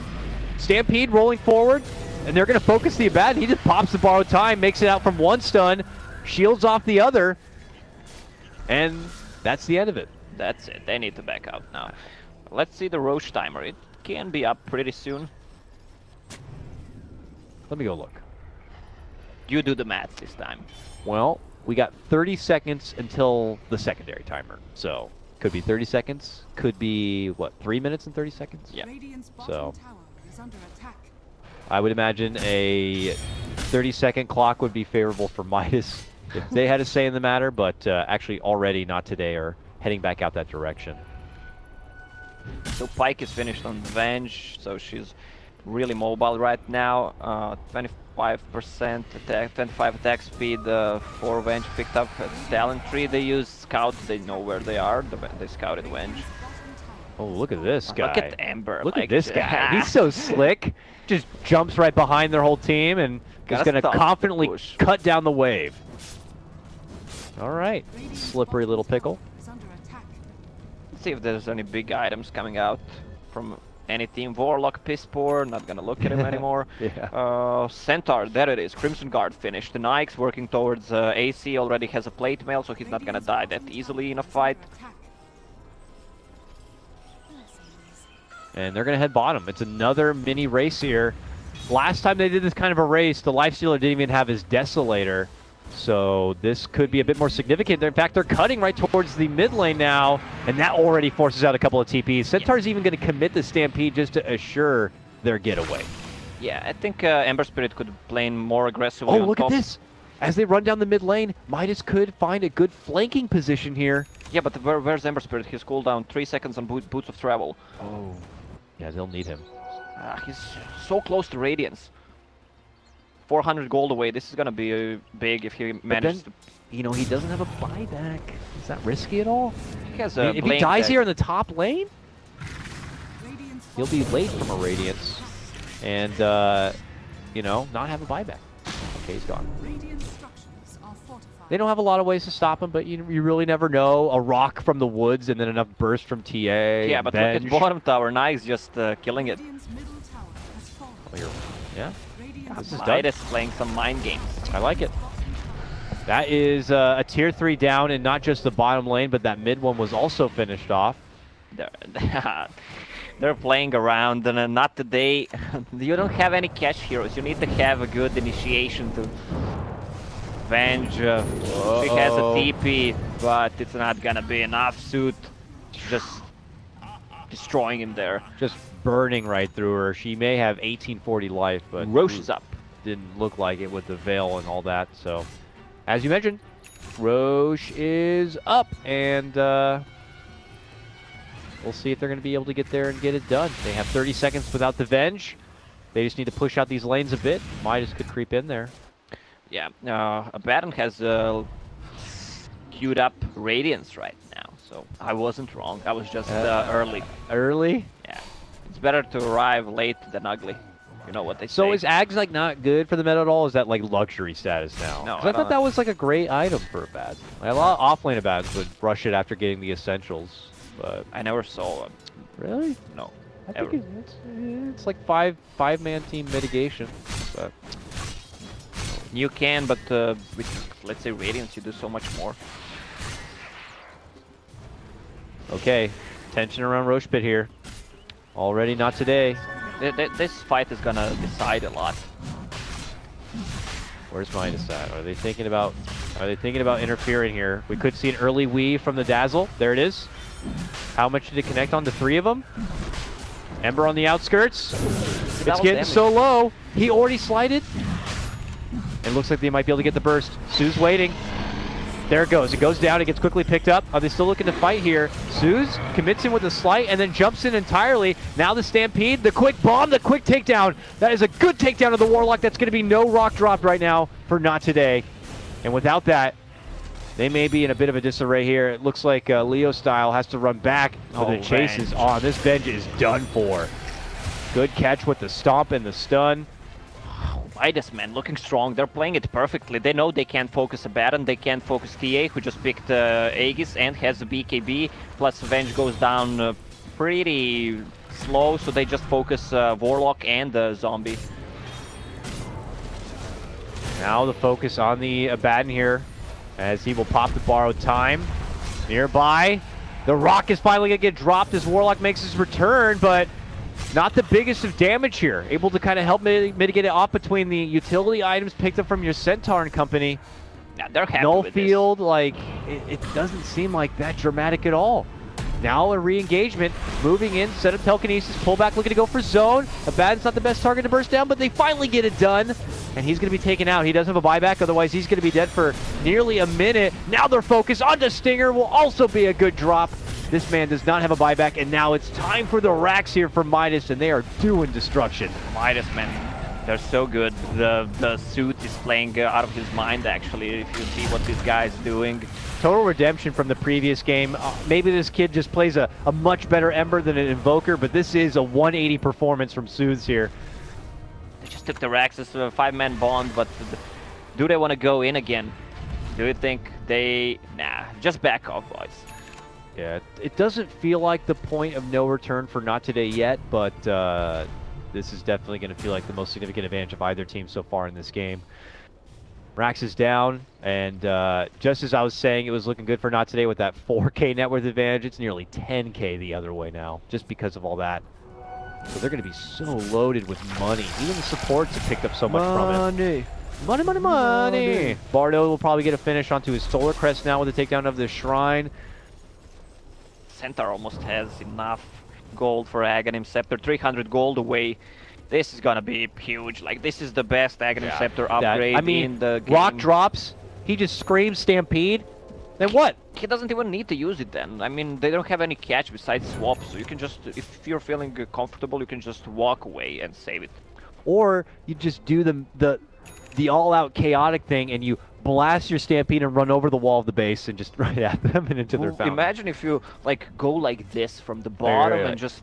Oh, you mean like on the go like back. down here? And Yeah, just like run down here. and run up? That would be so awesome, but no one's ever going to do those kind of tactics. I mean, if anyone was, a South American team probably would. But it's playoffs, it's majors. Couldn't blame them. They're going to keep things traditional. They hit themselves up with a good defensive weave, and they begin their march inside the base, and they are doing work. This melee Rax is done for. Now it's going to be Katara looking to hop in, pops his BKB, trying to get the right click, but there goes the Stampede. They get the crush onto the Vengeful Spirit. Ember's able to make it outside, but he's eating a lot of damage from the Fatal Bonds. Ooh. He's able to get back inside the base, but he does end up going down, handing over a 6-kill streak. Inside, fucking man, the Lifestealer trying to stay alive and make the most out of it, but look at the hold coming out from Not Today. They're doing it. 3 have gone down. Rock drop. The rock drop onto the 1 core. A double kill, and this could actually turn into a 5-man wipe, but not before Lifestealer actually gets the takedown of the golem. Oh, Not Today showing they're still not out of this game. That was a huge fight. Centaur Stampede, I don't think it was used at the right moment. Plus Ember Spirit got destroyed by that Orchid and the Fatal Bonds combo. Yeah. Whoa. A lot of money. And look at them draw it out on the map. They are just fleeing and getting up north. I don't know if this is just intentions to get those buybacks out, but everyone else is nearly back. Ember needs 30 seconds. No buyback for him. 30 seconds on your Lifestealer. Does have a buyback, uses it. They already know the approach is coming. And Zone begins to go to work, but now with that buyback, he might need to get back. They can sustain without Ember Spirit needed to buy back. On the other hand, Abaddon bought back in the last fight. Stomp on 2. Fatal Bonds goes out. And that stolen shield here on the Centaur helps quite a bit, but ooh! 80 seconds. Ooh! That man is out. 80 seconds, no buyback. Yeah, Ember Spirit will want to get 1 defensive item. He has Lincoln Sphere queued up. He needs to get rid of that silence from Orchid. Yeah. Are under attack. TA, Bloodthorn is ready now. So Radiance, no miss chance. Yeah. If he uses it on Ember. He's hanging top lane, though. I don't know if he's looking for just cutting the wave, backdoor play. Does have a TP, though, so. Oh, Warlock is being pinged out. Does still need a minute before Rock will even be back up. And he still needs like a couple of levels before he'll have the level 3 of that Rock. Midas back the other way, though.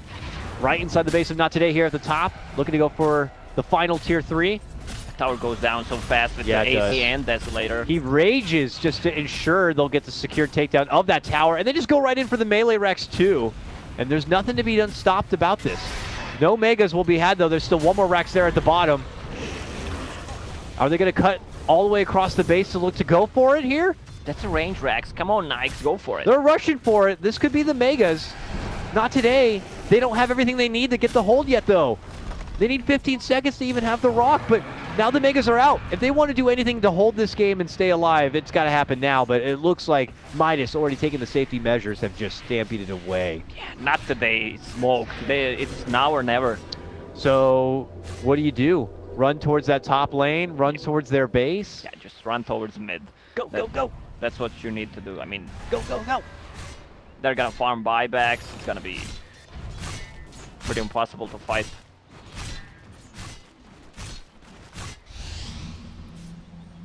Gotta feel good if you're Midas, though. Even Dazzle is so farmed. He has Solar Crest and Ghost Scepter, so he can be blown up by TA.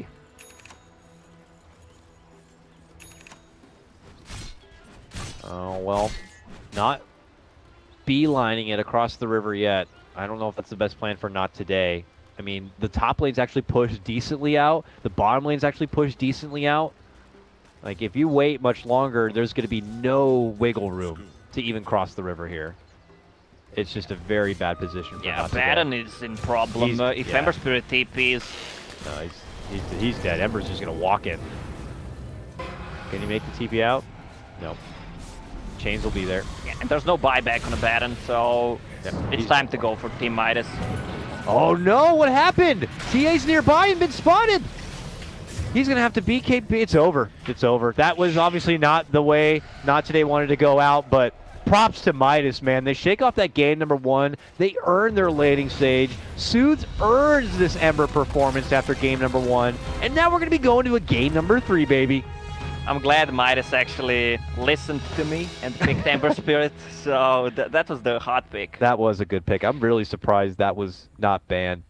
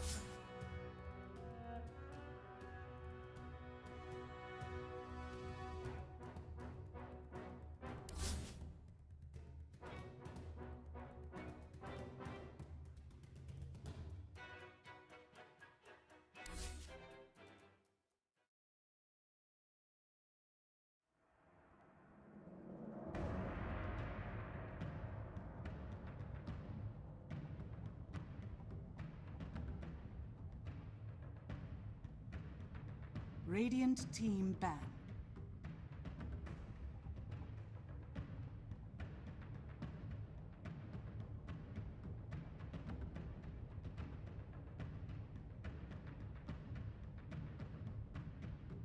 Ten seconds remaining. 5 seconds remaining. Dire team ban.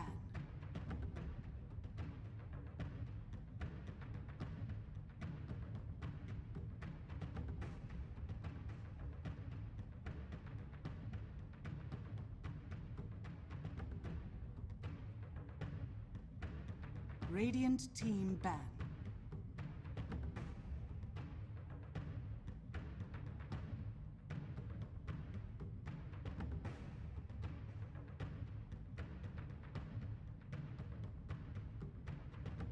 Ten seconds remaining. 5 seconds remaining. Reserve time. Dire team ban.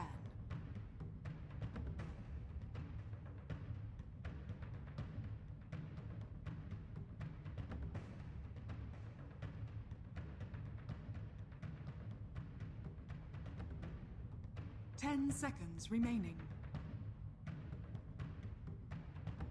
5 seconds remaining. Radiant team pick.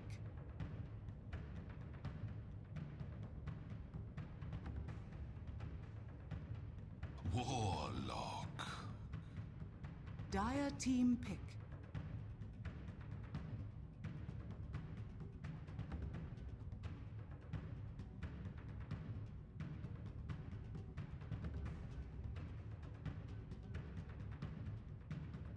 Ten seconds remaining.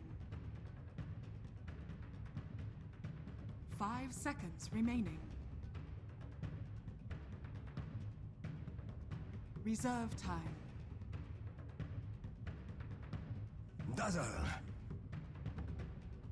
Dire team pick.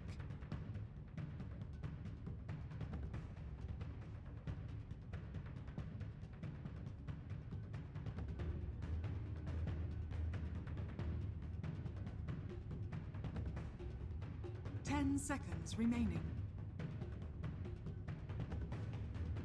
5 seconds remaining.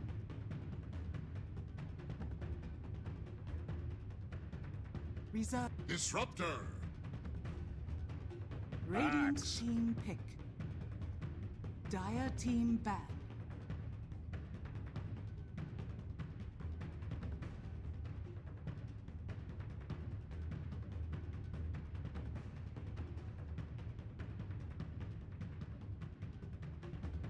Ten seconds remaining. 5 seconds remaining. Reserve time.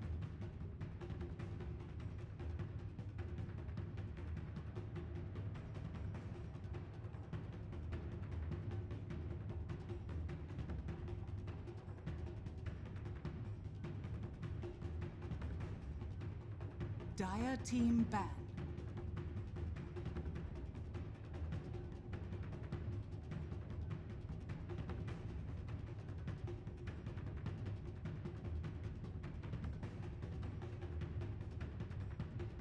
Ten seconds remaining. 5 seconds remaining.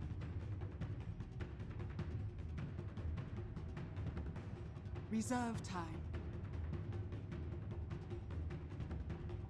Radiant team ban. Dire team pick.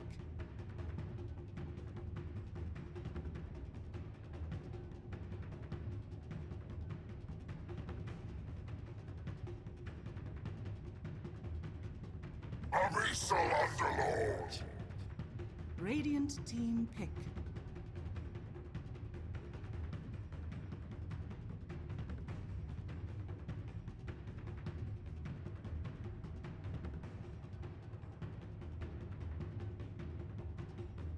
Ten seconds remaining. 5 seconds remaining. Reserve time.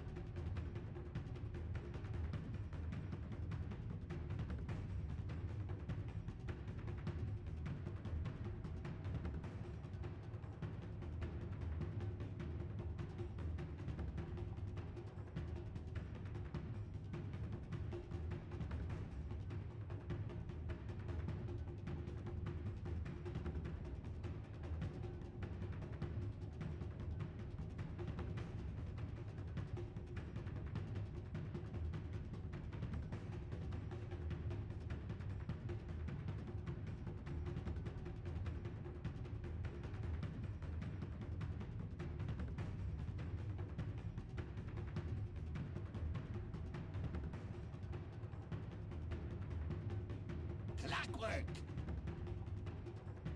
Dire team pick.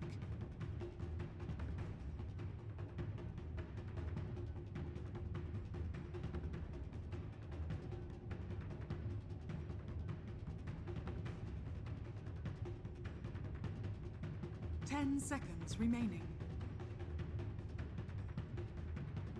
5 seconds remaining.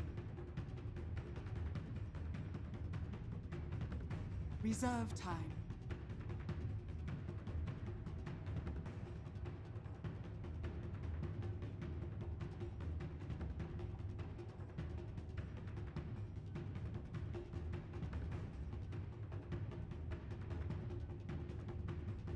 Razor! Radiant team pick.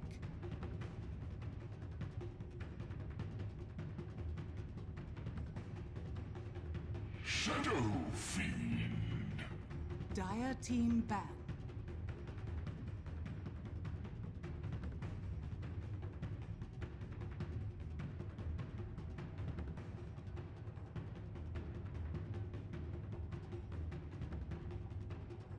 Ten seconds remaining. 5 seconds remaining.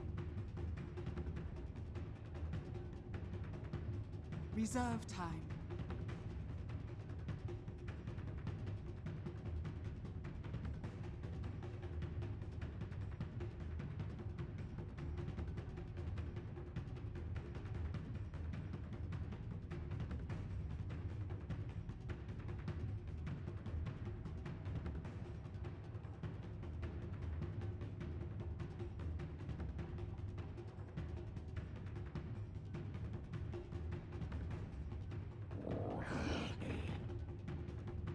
Radiant team ban.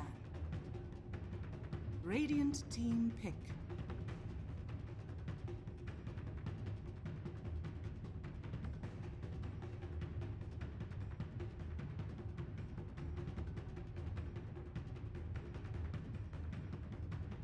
Ten seconds remaining. 5 seconds remaining.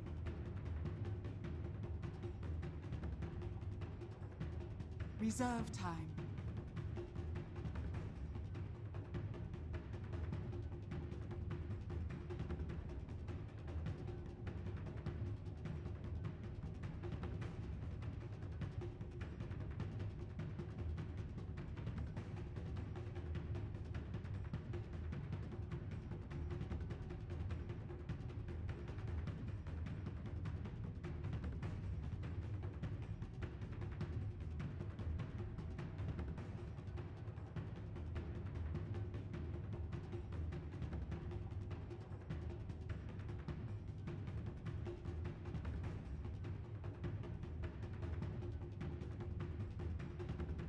Reserve time. Warlord!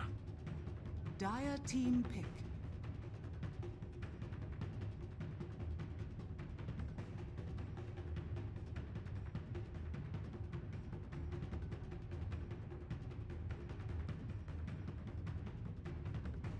Ten seconds remaining.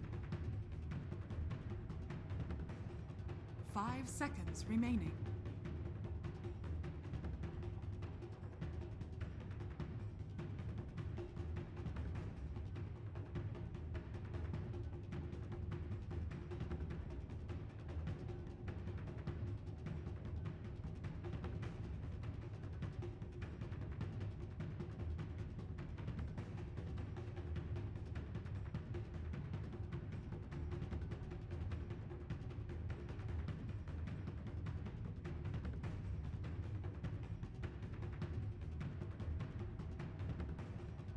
Outworld Devourer.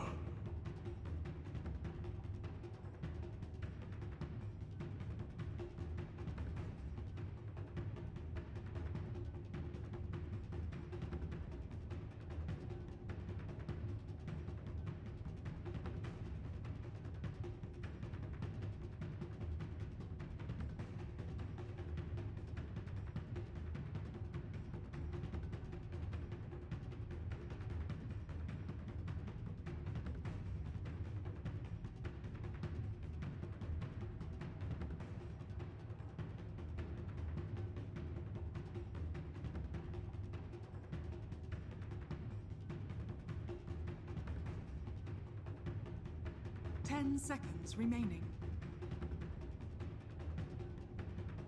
5 seconds remaining.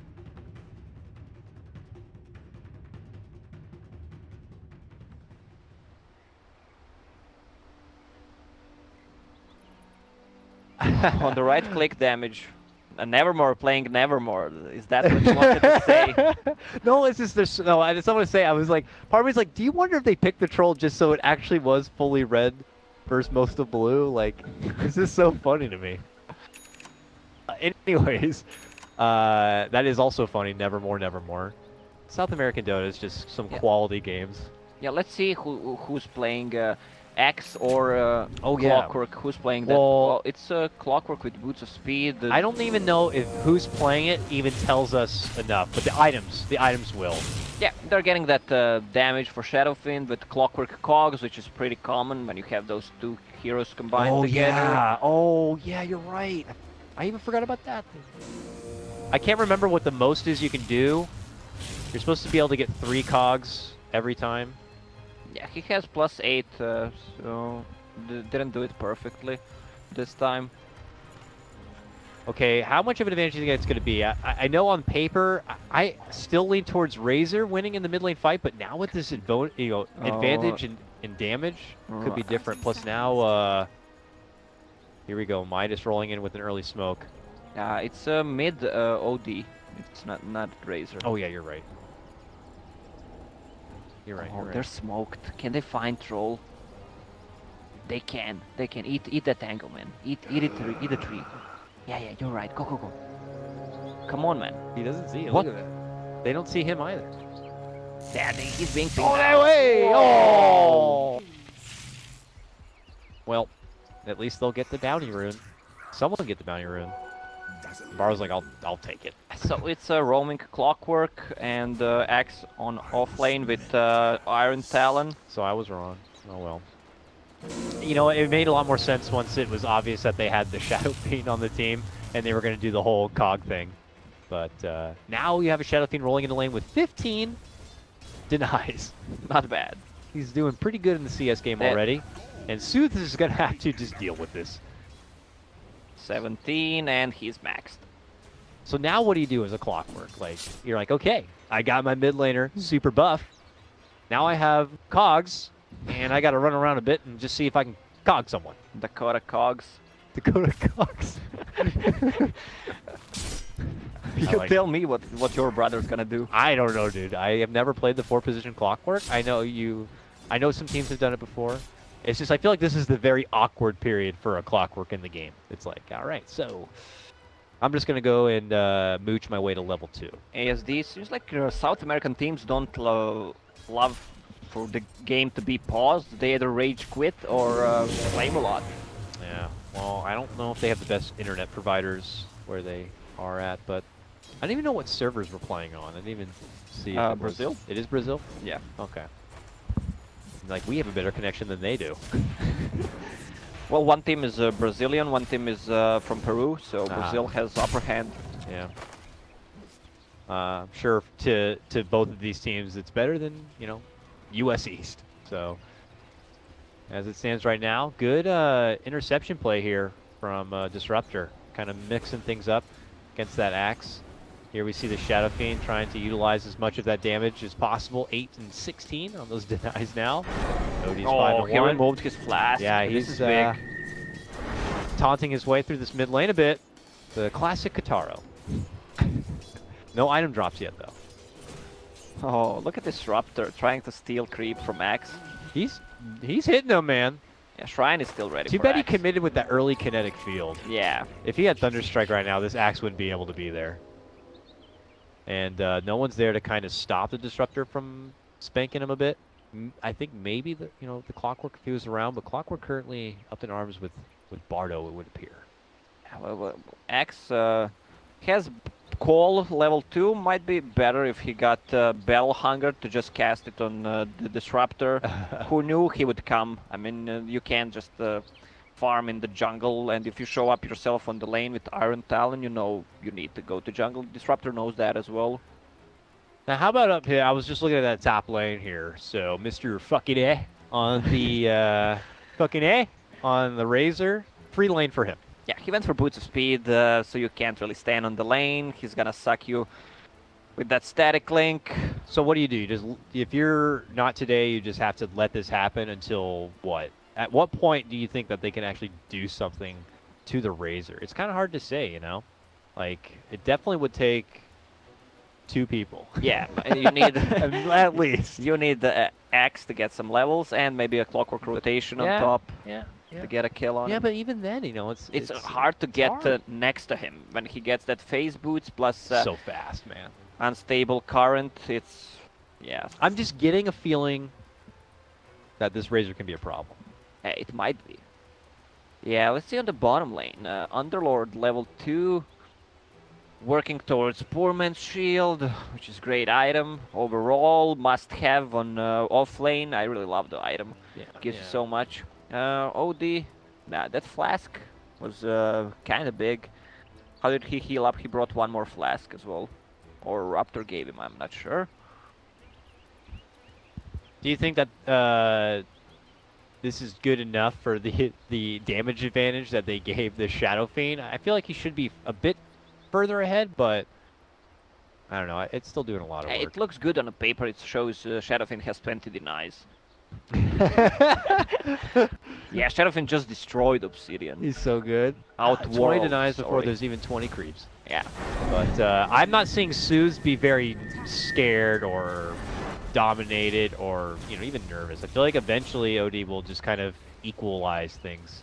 But we'll see. Yeah, Shadowfiend decided to go for Boots of Speed, so he'd be more mobile, and the Disruptor, OD can't get next to him to cast Astral, so he can just run away, which is good, but OD is still doing really good. Alright, how's our Clockwork friend? He's still hanging bottom lane, and still trying to find a way to level 2. While Dazzle on the other side is getting closer to level 3. Still a bit awkward for the Clockwork right now, but they'll continue to trade through this tri-lane a bit. So, again, kind of something we saw suffer for not today in the previous game is I'd hate to see these supports kind of get starved out, with not much XP and not much items to their name. Yeah, that's why Disruptor came back to lanes, stacked the camp, and he's gonna pull it. You need levels. Yeah. Both of them. I mean, but that's the thing is that Midas will have that option with their supports where they could just do something like that. I don't think Not Today have those same kind of options. Look at Masoku. He can't even... It's like, wait a minute, everything's blocked out. Yeah, blocked out that one wave, comes over here, and now they're already up in arms in a fight where Stinger has to retreat out. Troll's going to be able to get off some damage, but Thunderlord is taking it all up. Oh, no! He eats so much damage, he turns back to fight, it's over. Nice damage coming out. I guess I underestimated the power of the Axis. Yeah, but Gray was ready. Dazzle ran away, and there was one more heal. Maybe they could try to play with it. I mean, Troll has Boots of Speed, but yeah, you can just try it. Oh well. Underlord back now, but it's going to be first blood advantage for Not Today. Yeah, Clockwork is level 2 right now, at least. And he was there for the bounty run too, so nice grab for that. Hasn't leveled up his second point yet, but... Yeah, I'm surprised, like Underlord, he buys Stout Shield, buys 1 Slippers, and doesn't buy another one, but he's standing next to shop. He doesn't want to upgrade it, then he dies, and he buys it then.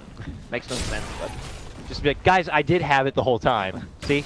It might save him, actually, there. Yeah. Well, fortunately, just something he's going to have to be kicking himself over for now. Not much threat, but... We check back at mid lane, 24-26 for our Shadow Fiend. But here comes Disruptor, rolling on in with a Thunderstrike and a glimpse back. now trying to avoid the raises. Zeus hits him up with the imprisonment, but now Stinger has rotated in, and that will stop the gank attempt coming out from Midas here, but Disruptor's still hanging around. Razor, level 6 on top. Problem. 33 and 16, dude. Razor, fucking A, are you having fun? Yeah, he is. He's just playing the PvE kind of a game. Now the prison, kinetic field, gets hit with the raise, and the second one. More softening up. Rocket, ooh, also finds connection. Look at this. TP in. Axe, does he have battle hunger? Oh, good heads up TP there from Disruptor, makes it away. Axe is level 4, not that high level. I mean, he was bullied by Disruptor in the forest. Thank but God he had this. Yeah, still he's doing decent. If the lane's gonna get pushed right now, he's gonna get back to top lane. If Razor doesn't control it. Thank God they had that ward on the enemy shrine. Seeing that Axe rotate in. Axe comes back to lane, and now he's like, get the hell out of this lane. Razor hits him up with the sapping of damage, but is obviously going to feel pretty confident fighting under the tower if necessary. Over on the other side, what's going on here? Bardo, barely living with a grave, will eventually go down, and now they're going to be opening up on the Underlord too. Full offensive motions coming out from Not Today here. And it's even going to force out a rotation from the mighty Razor, who just easily gets it back. That was a waste. Yeah. It's a late TP, either TP. Whoa, Masoko actually killed Underlord. Was that with the Fatal Bonds? No, there was nothing connected. It was Shadow Word. Oh, the long Shadow Word. Okay, wow. All right, 3-0. Start for Not Today. Forced out the Razor rotation. Maybe they were already talking about changing up the lanes, and that just kind of triggered it, but Razor's going to settle here for now, and Disruptor takes his business up to the top lane to get a little bit of solo farm. Yeah, Disruptor having the time of his life on top right now. Level 4, 7 minutes, not bad. Yeah, +3 creep waves gonna come right now, so all good for him. Shadowfiend on mid lane, 15 CS advantage. Doing pretty okay. They tried to make some go on him, but the drops and the magic wand plus Fairy Fire, you just can't kill the hero anymore. Shadowfiend, as we know, one of those heroes that has just the deepest amount of item builds and hero kind of builds. Anything you forecast for this kind of a game? Is this like more of him doing a damage build up here? You know, we've seen Shadow Blaze, Dragon Lances. Yeah, but I think this is gonna be classic Shadow Dragon Lance into Shadow Blade build. Okay. So he can blow up people easily, get some solo kills, has a good HP with it, and potential to actually dodge a gank with it. Alright, looks like early build up here, possibly the Vlads or Leo Styles Troll Warlord. Yeah, he's switching around. First he had the Helm of the Dominator queued up, yeah, but now it seems like he might go for Vladimir's Offering, which I think it's overall better item on Troll, after you get that Aquila. Oh, Razor's still here? Okay. Thought he was gonna look to roll a bit deeper here. Nearby Underlord hits up the Shrine, will heal up just fine. It's Clockwork has found his way to level 4, but not found a way comfortably into a lane yet. Ooh, Suits eating a lot of damage from those raises. The mind game's still, yeah, I mean, mind games here from Kotaro never changed. What did you just get there? Oh, he's got a wand and bottle, so. And Fairy Fire, and 1k HP, he's so farmed. That's where you make that kind of mistake jumping on that Shadow King there. Okay, Thunderstrike. Are they going to go for the glimpse back? Yes, they are. Top lane. Pulled all the way back in. Goes for the TP. Should be fine. Good heads up TP right there. Yeah, Pair of Malice doesn't stop TPs anymore, so he's good to go after glimpse is used. Middle tower is under attack. Oh, Razor, he's kind of fallen off. I mean, he has a good farm, 60 CS, same as Shadowfiend, but didn't do much with it. Yeah, I mean, he had all the free time in the world in the top lane, made that dramatic switch to the bottom lane, and it's just kind of settled here. So it's just like, I'm kind of here. I don't get to farm as much as I did in the top lane, and I'm also not killing anybody. So I guess he's just taking a bit of a sacrifice in the economy game right now so that some of his supports and other teammates can use that other lane. But yeah, for Razor just naturally to be able to peak in this game, he's going to have to do shit soon. Yeah, same goes for OD. You see OD has 36 CS against Shadowfiend 66 CS. Oh, Moves on Bardo. Stinger's able to bump him back with the cogs, bash. but oh, he's not able to get it off. So close, but he makes it back inside. Meanwhile, though, Axe gets to jump top lane, a solo kill, and no dunkage. No dunkage. Axe still doing really good. 1 kill, and with these 2 creep camps farmed and bounty rune, he's gonna have enough for a blink dagger. 10-11 minute blink dagger, he's gonna make a move. Probably gonna try to kill that Razor or OD. OD is kind of a hero that you don't want to play from behind. The hero doesn't farm that fast, especially with level 1 Arcane Orb. And you need to dominate the lane to actually be... Oh, Shadowfin. Blinking Axe plus a... Shadowfin problem. Oh yeah, they are squaring up right now. And that is when Destructor rolls in from behind and confidently drops down the kinetic field, plus the static storm. Soothes almost goes down to the death requiem. Bardo will hit him up the grave just to be safe, and he makes it out. Yeah, it was a late grave, actually. I mean, if he... Waited a second longer, they might have got him there, but look at this. Masoku been baited in. And they just glimpse him right back into their arms. Right clicks come out, but just not enough. He gets a good book to read. Bardo. And he'll be fine. He wished he had at least 1 poison touch there to actually kill him. Yeah. Tricky stuff here. 4-1. Midas finally get themselves on the board and manage to cut the net worth lead in half just with that 1 pick off alone. Yeah, well, what did the Axe do? I mean, he showed his dagger, didn't get any kill. Shows it again here top lane. Going in for the call, but I mean, by that point, you've already handed over so much damage that this is not a fight worthy to take. Underlord rotates in, but Axe does the right thing and quickly retreats before trouble comes. Midas, Smoked, Disruptor, and Dazzle. Watch out. Yeah, watch out, boys. What did they plan to do? Sneaky ward play.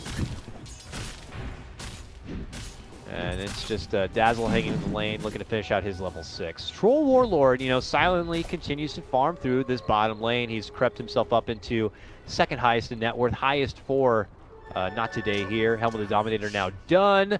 Blightstone still in hand, and it looks like the good old traditional Sage and Yasha will be the pickup for him. Yeah, there's a lot of ways to build Troll Warlord. We've seen some Shadow Blades, we've seen some Manta styles, some early Lads offering BKB classic build. Well, he definitely needs a BKB after Sanguine Yasha, or maybe it's just gonna be classic Yasha into BKB for more mobility and farming potential. So Sage and Yasha gives Troll a little bit of everything, you know? Just feels like the easy pickup. Yeah, SNY is not a popular It's item. not exciting, yeah, you know? It's not exciting. You can't do anything. You just spend 4,000 something gold, and you can't even click it. I want to say like Sage and Yasha is like the opposite of a Lotus Orb, because it gives you all these stats but no excitement, while Lotus Orb gives you no stats and the excitement of a like Echo Shell. Well, they have enough. Look at what they have. They have Ogre Frost Mage to boost their armor. Shadow Fiend, 18 armor. The Nevermore, Nevermore. Double Nevermore. Double Edgar Nevermores, Allan Poe. Nevermore. Yeah. Sieging away on this tier 1. He's got his posse just around the corner, so he's feeling pretty damn good. On the other side of the globe is Midas, pretty much mirroring them, doing the same, actually making more headway here as they are just about to approach this tier 2. We have an Eye of the Storm ready to go for Fekine, and we can see if they want to make something happen with it or not. And they're playing They very have cautious. glimpse, so you got to be careful. You can't just TP in and hopes to make a fight happen. Yeah, I think they're gonna trade tier 2 towers, both teams, or if something goes down faster, they can with Troll and Alpha Wolf plus Troll ulti. This is gonna go down pretty fast, but they're TPing with Underlord. Yes, they are. Here they come, and it's at the base. All 5 of them. At that moment, though, not today, have pulled off a bit. Do they know that all of Midas are just across the lane from them? They can see OD. The aggressive ward, gives them vision. Yeah. Low ground area there. Are they going to head down that way? You have Stinger with that hook shot. They smoke, and looks like they step back. Yeah, it looks like that. I mean, you have rock, you have hook shot, and you don't want to go for it? All right. I mean, that's discipline, I guess, from not today. It's a 4-1 in terms of 5 kills for 15 minutes. But the game still looks kind of exciting. The not one Warlock ulti was dropped. 5 kills in 15 minutes doesn't say exciting, but I will agree with you that it's not that boring. Yeah, exactly. Oh, Intense one. Clockwork wants to go for Midas. He wants to have something for the mid-game. Here we go. Not today. Might be looking to defend this one. Masoku's rotated in. He's got that rock good to go. Is he going to drop it onto the head of the Razor here? They're thinking about it, but look at their positioning. Waiting just behind him. Who's going to make the move? Nice deny there from the Axe. Fucking A. Jump. Oh, pump fakes the first call. Goes for the second. The rock's going to get dropped. Oh, beautiful hook shot from Stinger to bump back the back lines of Midas on this one. They're going to quickly execute and take out both supports here. It looks like the Razor will be able to TP away at the last second. The Precious Cores have been able to make it out. Not today, are able to strike. It's a couple of ultis only for supports. I think not today. We're hoping for a lot more. Yeah, Midas, what they seemed, they wanted actually to do is like put the Razor in front. They have a Grave, they have a Disruptor ulti. Even if Axe goes on one hero, they can put him down under Astral. But it didn't work. There was a good timing on the rock. Now rolling in for a response onto the tier 2 here. Low on mana though is not today. Got to be careful, but the siege does go on. Looking to pull the aggro off the tower and go for their own deny. Looks like Midas will be able to deny it. Not today. TP out. Okay. Okay, tier 2 tower, deniable. Oh, Shadowfiend getting close to that Shadow Blade. This is gonna be big, actually. Yeah. After ripping through favored little stack right there, he is making his way a lot closer, and that's a good peaking moment.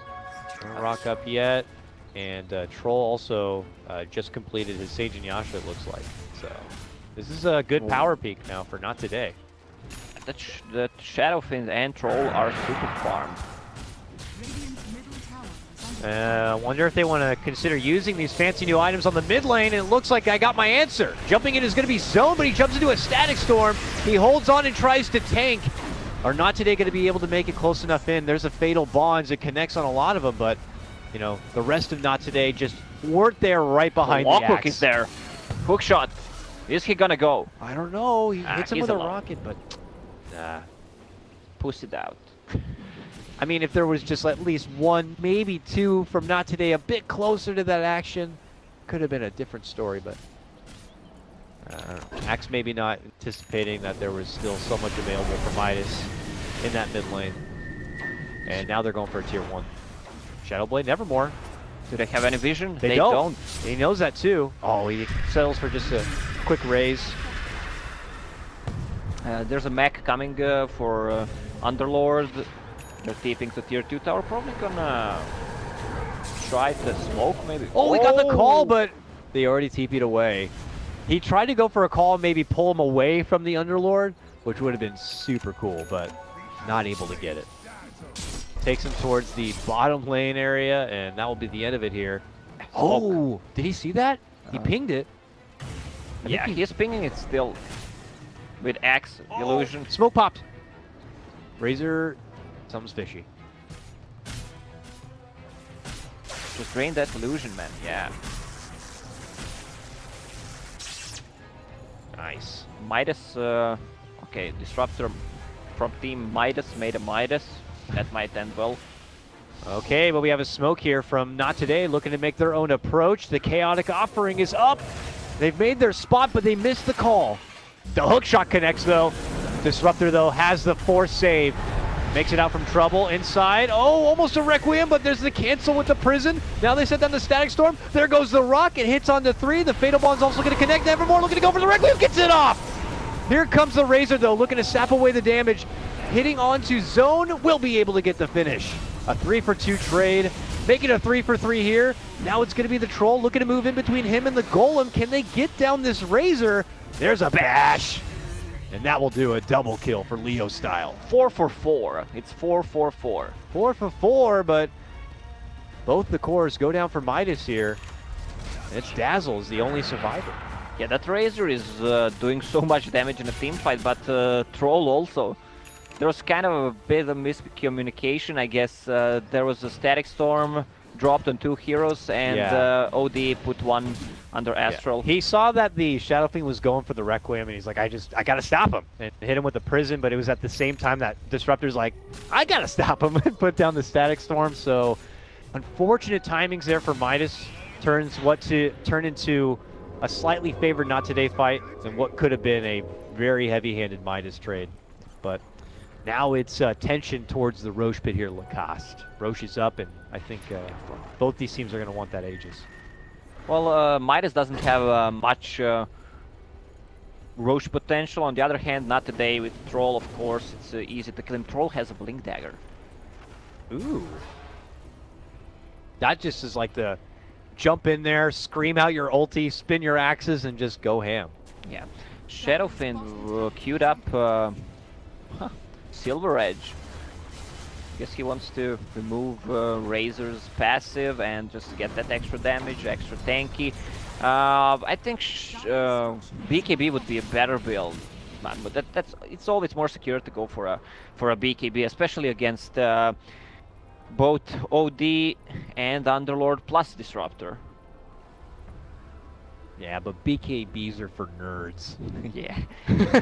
Not cool kids who have awesome items like Yeah, if you want to go to Silver club Edge. with us, you can't go with a BKB. Yeah, you can only get in with cool items. Yeah, like Pagans and Rapiers. Imperial Blades, and Imperial Pressure Orbs, Yeah, those are cool items. Midases. Okay. Is Midas a cool item? It's cool if you get a lot of money off it. Well, if you have a Midas, you can buy us drinks in a club. Yeah. Radiant's What middle drink would tower you have is at a under club? attack. What's your club drink? Yeah, just whiskey.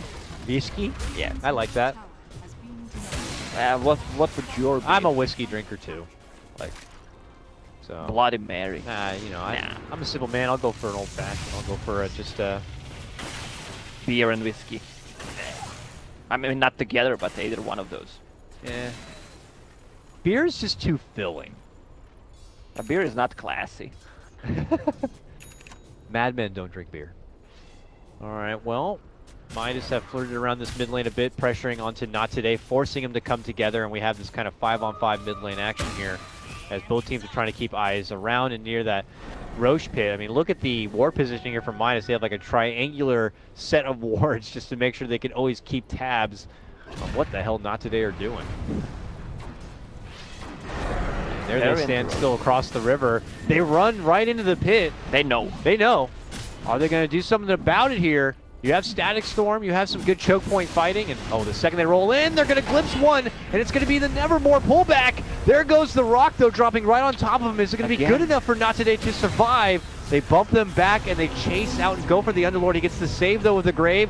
While it's going to be Leo style looking to hunt down this Dazzle. He's just going on this far mission for a support, while the rest of his team are up in arms, trading and taking out the Razor. They eventually will end up losing Kotaro on this one. To the high ground goes Suits. And he's able to TP away. Again, same mistake. Put down Shadow Fiend, put the Disruptor ulti on, and Razor got maximum damage from Static Link. X just blinks in and just melts him down with Blade Mail. Yeah. 23-minute Roche, write it down. They didn't even need their Troll Warlord to like participate in all the extra damage near that Roche pit. He was content on just shoving back and bullying the Dazzle. And that's really something here. Not Today, just on the up and up. Going to be pushing up towards a 10k net worth advantage. And we have to see what their response is going to be here. Shiva's is going to be queued up for your Razor next. And OD's just moving on to Blink territory. Yeah, it's classic build. Razor wants to tank up, and it also looks cool when Razor uses Plasma Field and Shiva's at the same time. That's It's a club. That's a club. But, fucking A, you're invited, first of all, because of your name, and second, because you're gonna build Shivas on a Razor, and you're gonna look cool. You don't want to look too cool, because we're not gonna get any girls. Yeah. And I'm glad my man Shadowfiend actually listens to me and goes for BKB instead. There we go. You can't come to the club, but you Yeah, will be but- able to have something to say in these fights now. Because as we saw in the previous one, that whole mess started from him getting kind of isolated from the glimpse. And this time he'll be able to kind of take fights on his terms. 1 minute passed from Aegis. Troll has it, level 18. Troll's talent tree plus 10 agility. Agility? Yeah. 6 armor, 40 damage. I mean, you can... His talent tree is kind of blah, you know? I Yeah, mean, it's 40 not- damage is cool. Yeah, 40 damage is cool. Rest is sucky. Sucky. 10 agility is also cool, but yeah, well, what is 20% magic resistance? Like, Wow. By Well, that point, you probably have teammates who have like pipe and glimmer and all this stuff. Like, I don't know. minus 7-second whirling axis, What's his whirling axis cooldown? 5-7 12? up, so you can use it pretty much all the time. That one is actually better. You have a coddle on your team and you chakra magic him. That's like double whirling axes. Whoa. Wow. Wow, mind blown tactics. Yeah. New meta. Well, 3K gold. It looks like not today's game plan is that if he farms fast enough, he'll be able to get this BKB and they can make a push attempt with a BKB, a fresh 10-second BKB, and the Aegis still with time left. Yeah. Plus they have alpha gold for all that damage. In the meantime, Midas will try to continue to stall things, avoid approaching any fights while they have that Aegis. Here they see they pressure back this mid lane. They already have the bottom lane pressured out pretty nicely. And back towards this tier 2. The problem is that, as you can see, Not Today are already inside the base of Midas. The ult has been called out from Troll, and he's just going in on that tier 3 now. Gets rooted up a little bit. Is there a glimpse? There Yes, there is. And a blink out. All right, nice. Had there been like maybe some firestorm damage laid down, Yeah, but it it's tough. It's tough. it would have been enough, but it's Aegis. It's Aegis, and not something you want to be throwing out every tool in your box. This looks really bad for Team Dire right now. You know why? Why? Because there's 3 BKBs ready for Not Today.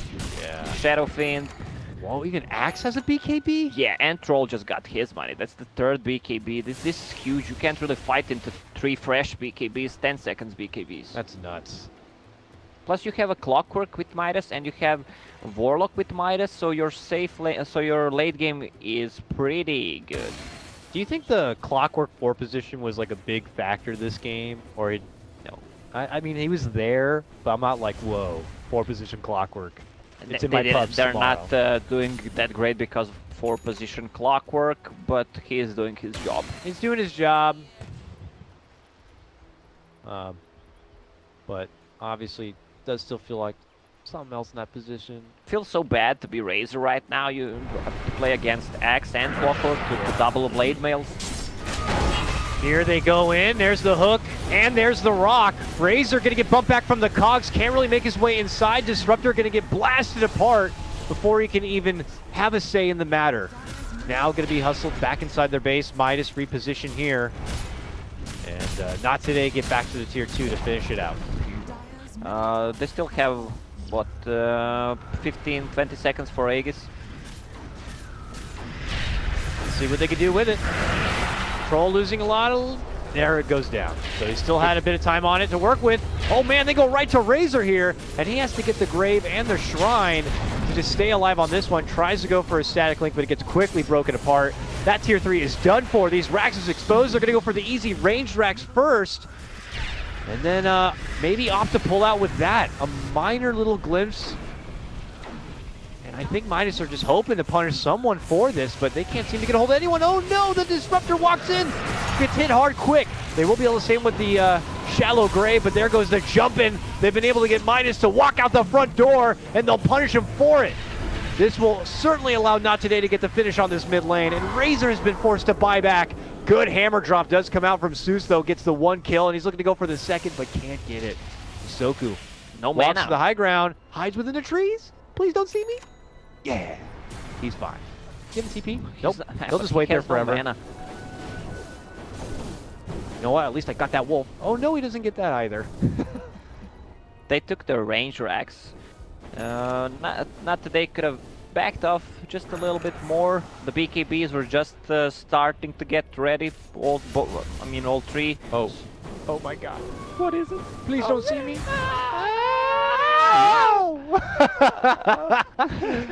Whoa, that was close.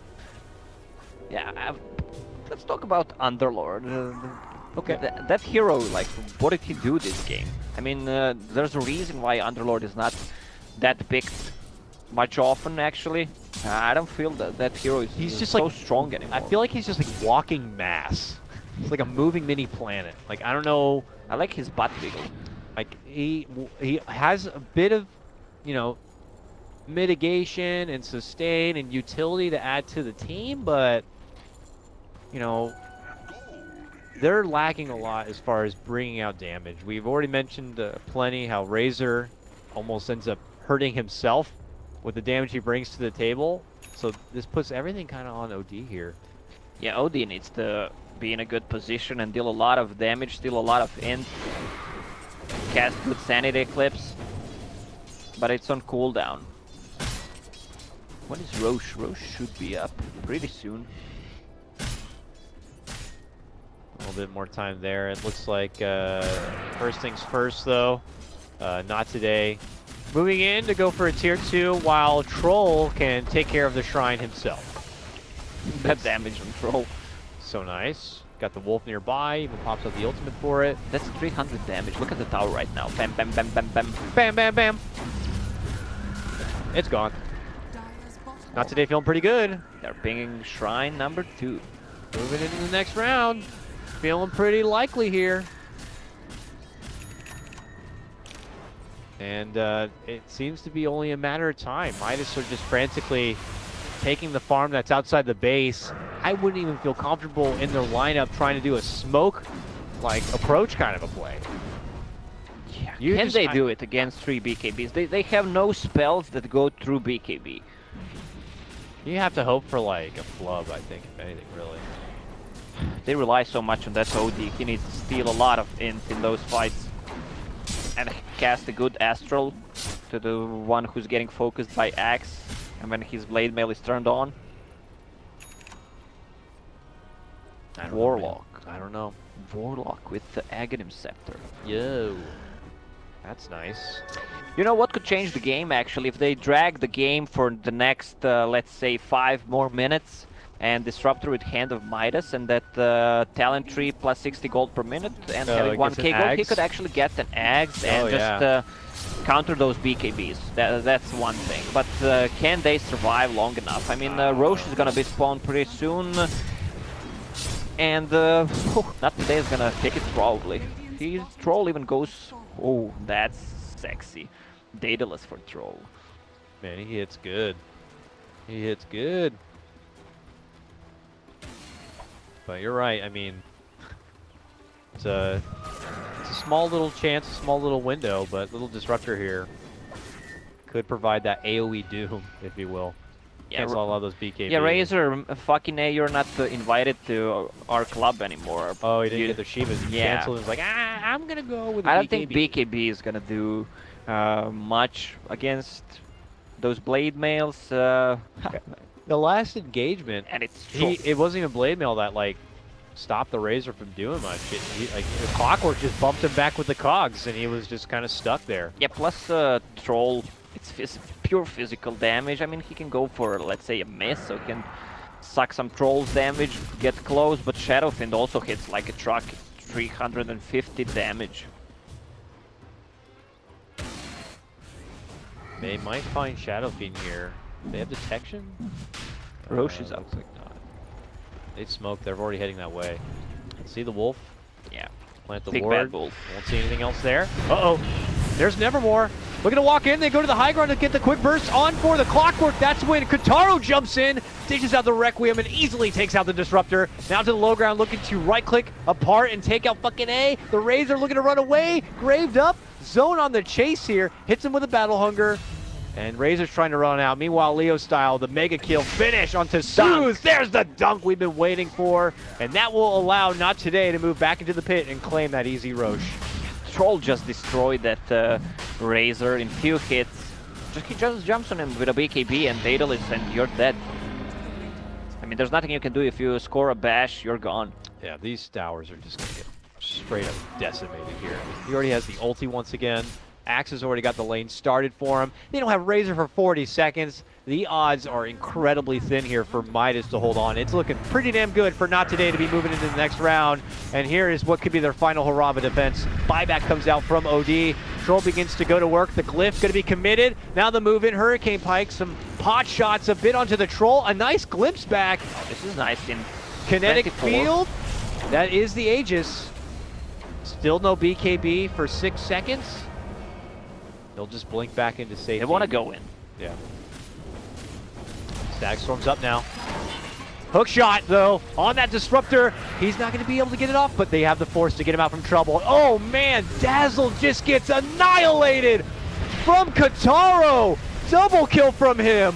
The Ruck going to get dropped right now. They're trying to shrug it off with the Greaves, but it's just not nearly enough. Not today. Just hit too hard. And I think this is it. Yeah, It's it is over. time to call it. It is time to call it. This Boom! Requiem right in your base and right in your face. Good shit. Not today. Well, again, predictions. Still undefeated, 100% prediction. Oh, Good stuff. Not today really did well. Troll didn't.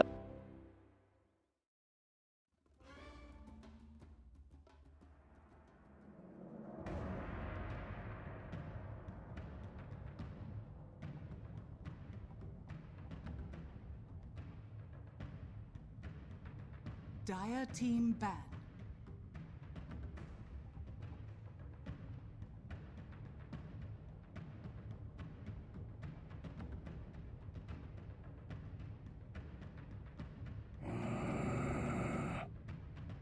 Dire team ban.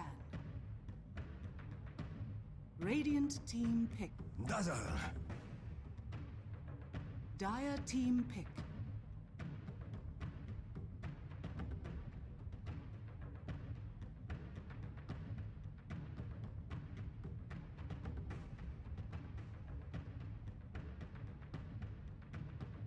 Ten seconds remaining. 5 seconds remaining. Reserve time. Dire team pick.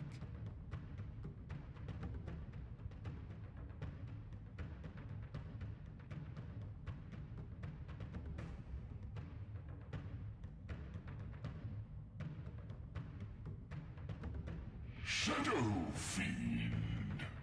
Radiant team pick.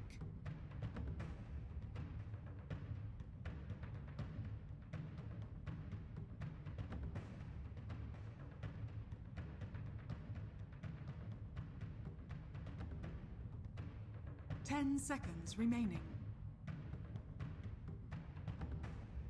5 seconds remaining. Reserve time.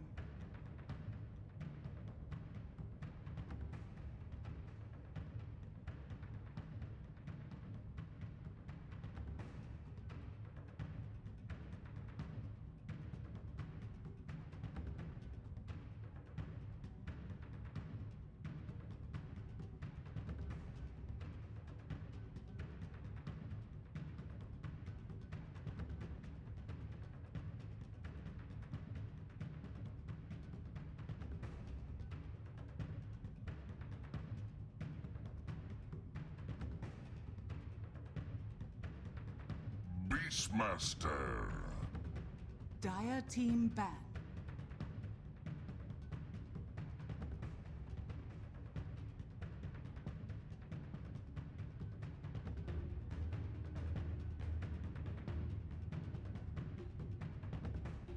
Ten seconds remaining.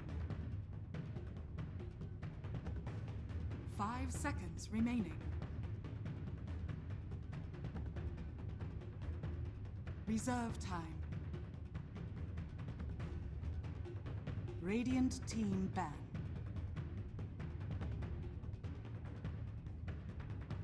Dire team ban.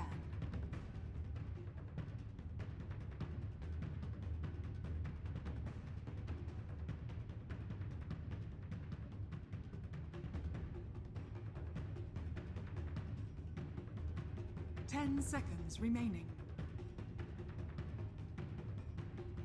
5 seconds remaining. Reserve time.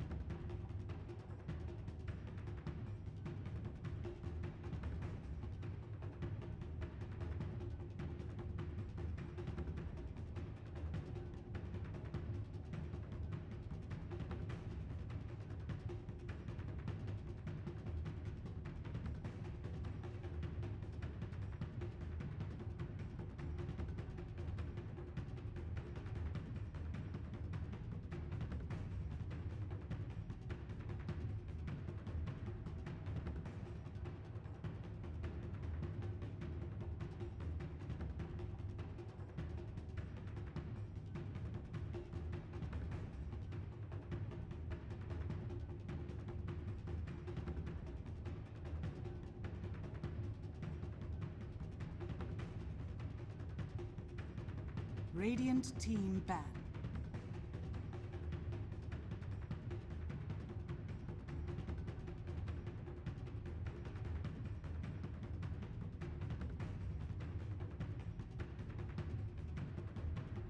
Ten seconds remaining. 5 seconds remaining.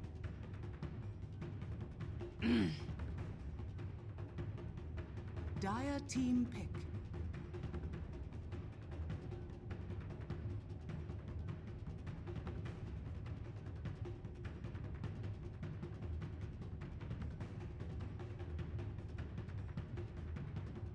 Ten seconds remaining.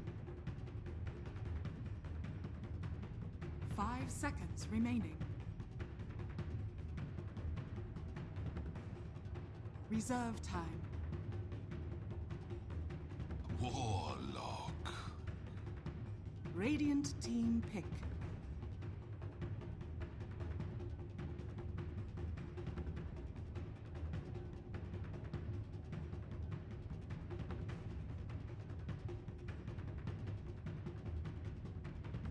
Vengeful spirit. Dire team pick.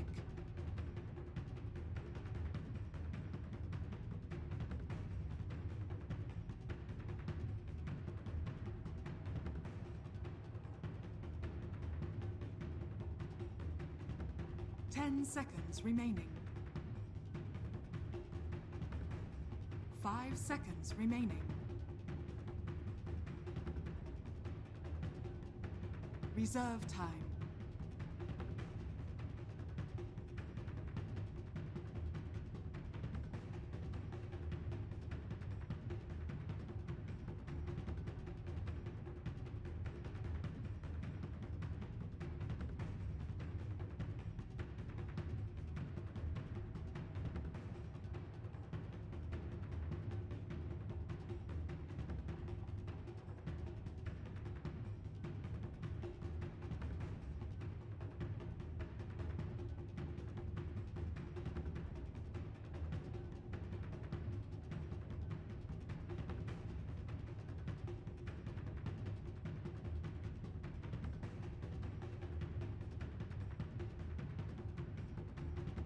Ten seconds remaining.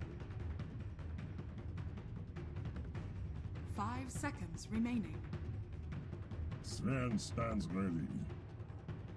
Radiant team pick. Medusa. Dire team ban.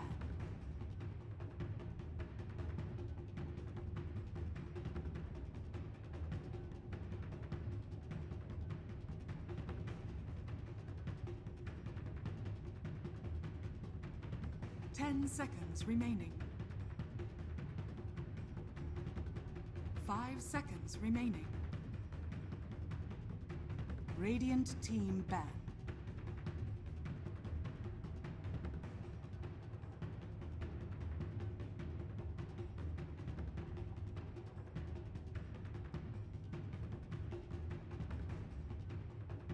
Ten seconds remaining. 5 seconds remaining. Reserve time.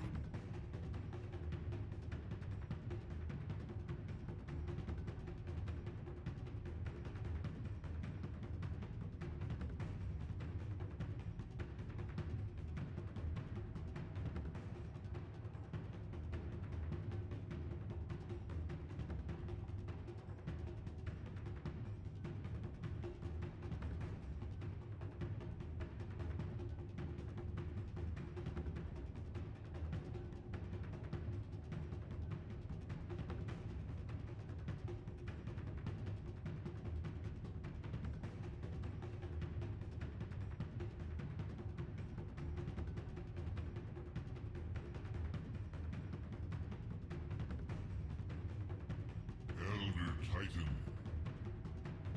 Dire team pick.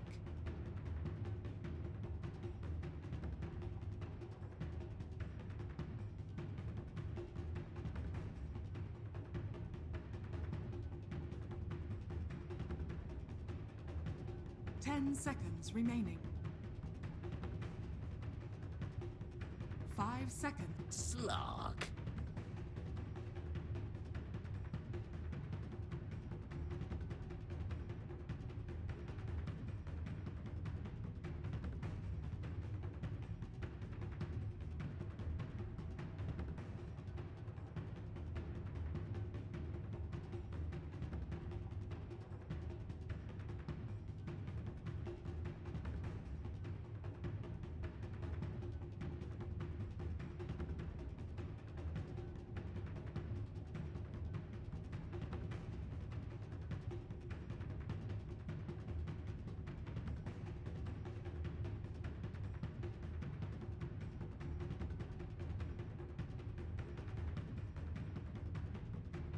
Ten seconds remaining.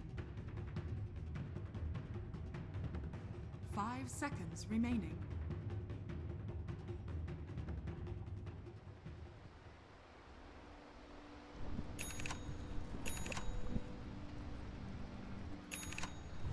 Or Owie?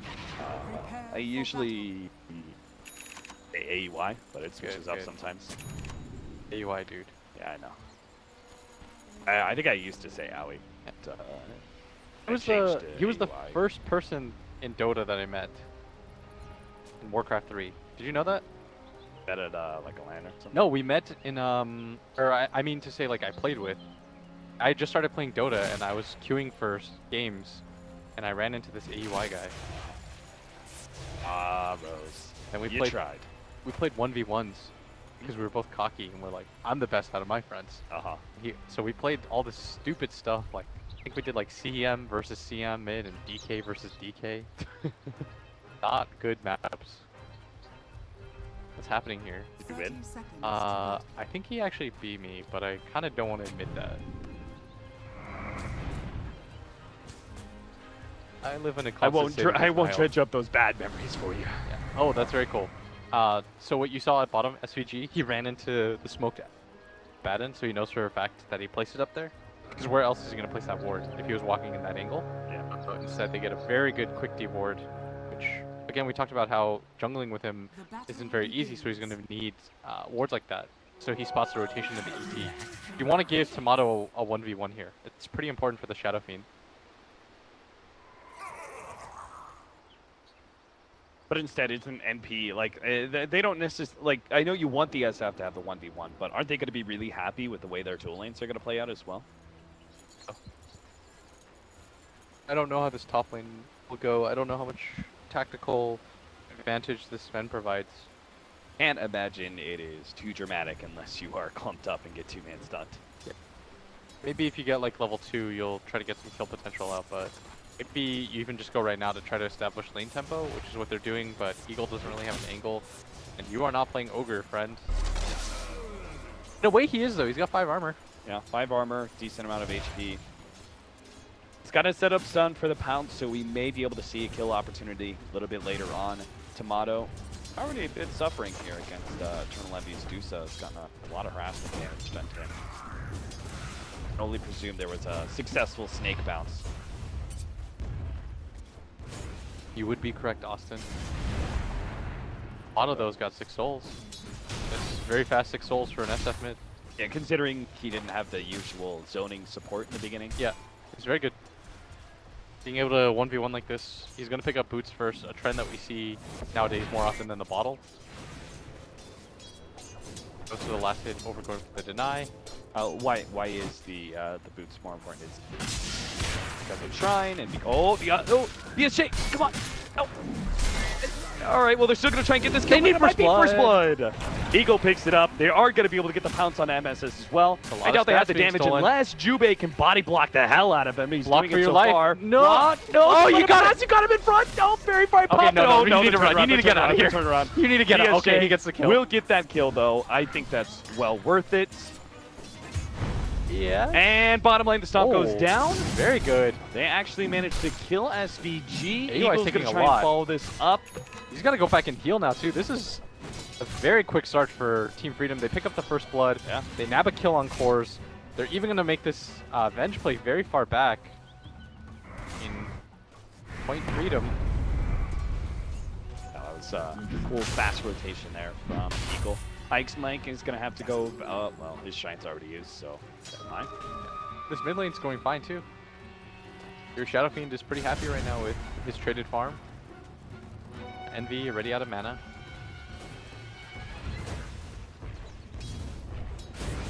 This allows the SF to play really aggressively, though, when you have these boots really quickly like this. Yeah. Like, you can just look at it.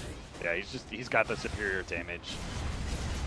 Oh, wow. What a play for there from Tomato. Trying to get the kill on... Oh, he's Channel Shinir. Oh, they don't go for it, though. Yeah, if he just stood guard right here, I think they definitely have that Eagles running at him. He may just Get have him! He sees him for a second. Gets the vision. Get him! All right, you need probably 2 right clicks. 1, and... Oh, no, the heal! You need 3 more. Okay, now it's going to be Shallow Grave, and it's just a question whether or not he could survive long enough through the Shallow Grave. Oh, no! 3 HP. Eternal Envy saved by the bell there. The Shallow Grave barely lasts long enough. Oh, alright, I thought Jubei was going to walk up and try to... Right-click him once. Yeah, just like bop him in the head, but at bottom, Mike getting run at, but here comes Eagle. But Part 2. The stun. They are going to be able to chase down this hero. I don't think there's any way AY can get away from this one. He's got a slowed wand. down. A little bit more nuking damage. Give him the Aphotic Shield. Oh, he doesn't have the mana for it. Wow. AY Don't die gets here, away Mike. with 40 HP. Oh, Mike almost dies as well, but still. Man, if he could have gotten that kill onto Envy, he would have been such a high level on the Sven support. That would have been 4. Tower is under attack. And you need, like, because your laning phase is the part that really sucks for Sven support, right? Yeah. Oh, man. So if he could have gotten that early boost, it would have been a big win for Team Still, laning phase going quite well for Team Freedom. Yeah, they're playing very active. They are going to be able to get the pounce here on MSS. MSS knows enough that he fights. Yeah, he's got Grave. And that's the best way to do it. He's got Grave and heal. Not worried at all. Level 3 Dazzle, pretty strong. Eternal Envy turns on the mana shield, though. Look at this SF. The boots, he just runs at him. Can't really do much. Now he's going to get the bottle and raindrops. To be clear, though, is this is how the matchup's supposed to go for the SF? I Or do you think Tomato... think he got souls too fast. Yeah, okay. So Eternal Envy just didn't get the early denies necessary to... When you're at this point, it's very easy for the Shadow Fiend to bully you. Right. And Tomato played this very well. But maybe if they're in a position where, I don't know, if the lane goes a little bit more even in the beginning, maybe Envy having a little bit of lead, then he could have used him a little bit more. But, I mean, that was really fast boots from this SF. That allows him to just kind of play this game. And at bottom, Eagle just soaking up XP. I mean, this roaming Sven has done a lot more than I had anticipated. And he has. Seems like the old suicide meta with supports. Seems like Sven he's dying a lot, but it's kind of beneficial. It just gets that quick, you know, mana and then just TPs to another lane and runs at heroes to stun at them. I mean, he slowed down Envy's game considerably. Despite Envy getting that kill, how much gold did he get for that? He didn't even get the last hit. Rose got 220 gold for the last hit, and it forced him out of lane for such an extended period of time. It's top rune, he needs it. He gets it. Arcane rune for an SF. No cooldown on raises, easy to spam. Noticing, by the way, a lot more people aren't grabbing Ring of Aquila anymore. I felt on it some of too. these mid heroes. In general, like the Slug, for example, is going for the Iron Talon first, or he's not. But the Shadow Fiend doesn't really feel like he needs to rush it like he used to. Or just so like every Agi hero default item. A ring. Something feels off about the item nowadays. It's got to be some of the other items, and again, Shrine as well as this Infused Raindrop giving mana regen. Because that was one of the big things about Infused Raindrop is that a lot of these agility carries still had some abilities they needed to spam. Yeah. SF was obviously one. Now, it's Dazzle gonna pull some Ancients for this Medusa. Good play by her.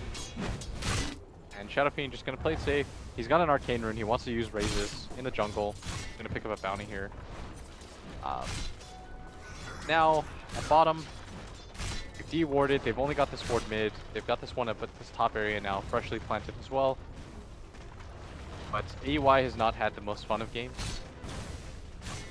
Pressured quite heavily by Mike. Even now, he's playing up late back. Not sure if the Sven is going to rotate onto him. Mike just pops his head out. Tank the creep wave. Force AUI to have to deal with a potential tower dive.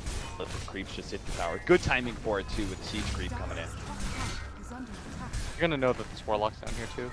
They are gonna go for the dive. AUI doesn't have a TP here. Anyone from his team come is get the swap off. They're still going to try this one even with the Medusa TPing in. It is not, the Medusa isn't really a threat, but AUI starts turning around. A lot of heroes coming in now. He's getting some damage onto IX Mike. IX Mike is not level 6, so they might be able to finish him off here. He is gonna run into the tower. No, he's not. Snake pops the wand. It's not enough to get that kill. So That was way too over-aggressive. They don't have kill potential. yeah, as soon as the swap went down, I thought, okay, that's fine, reset. right? You forced a TP. You gotta do. And at top, that is a free tower as a result. I think that's an okay tower to give up though. Dire top tier 1. Yeah. And your Shadow Fiend still pretty much going relatively uncontested here.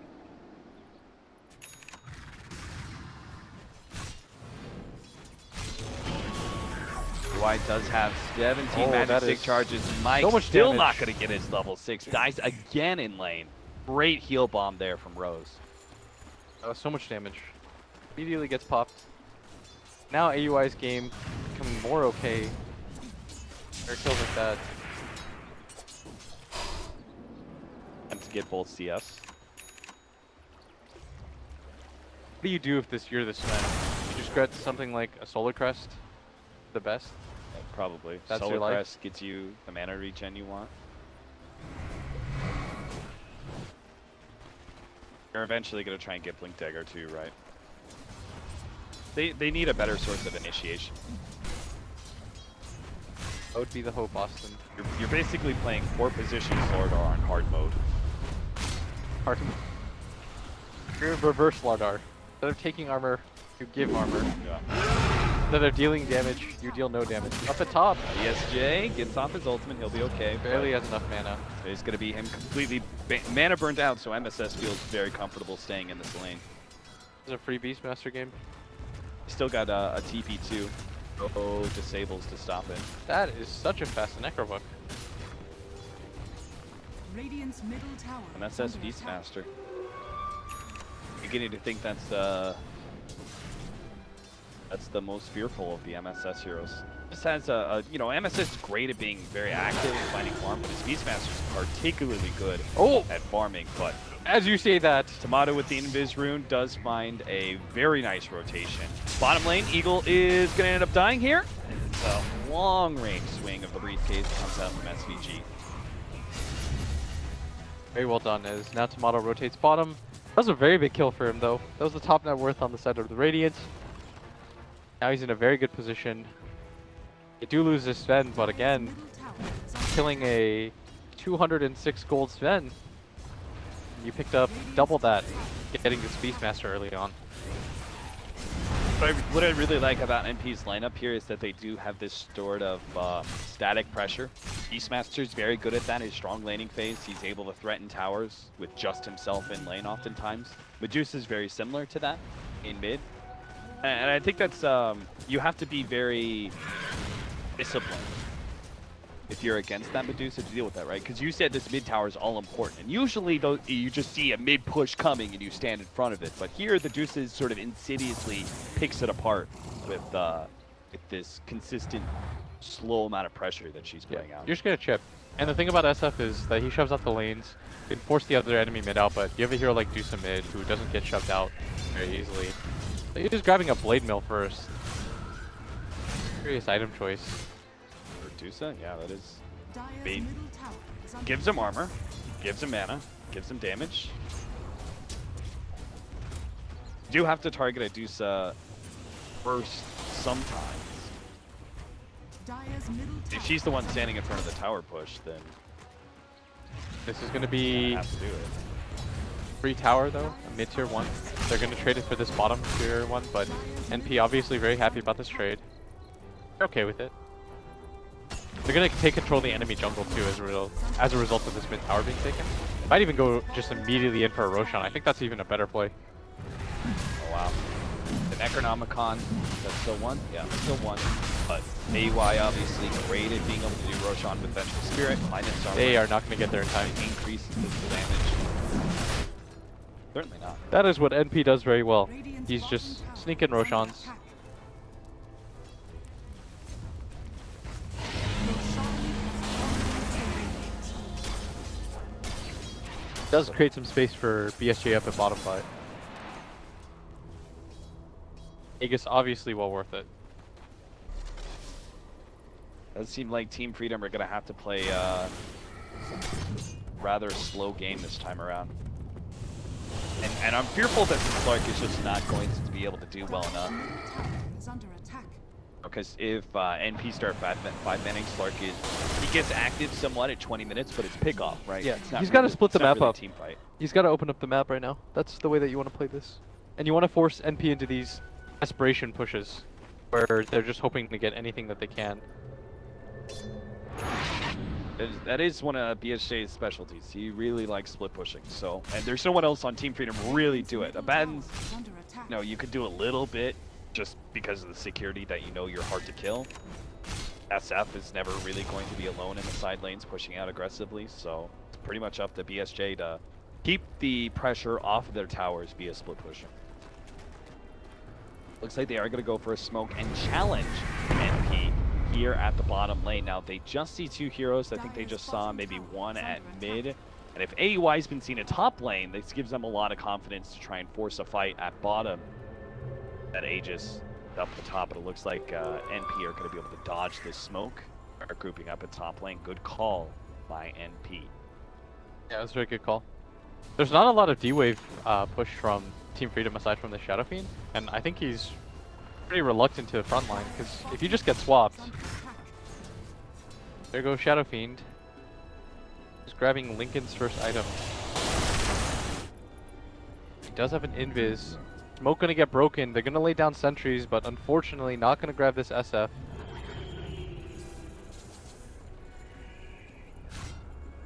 But scouting things out. They're going to be able to save Juve coming across. I don't know if this And is a see the fight that ward you plays necessarily take.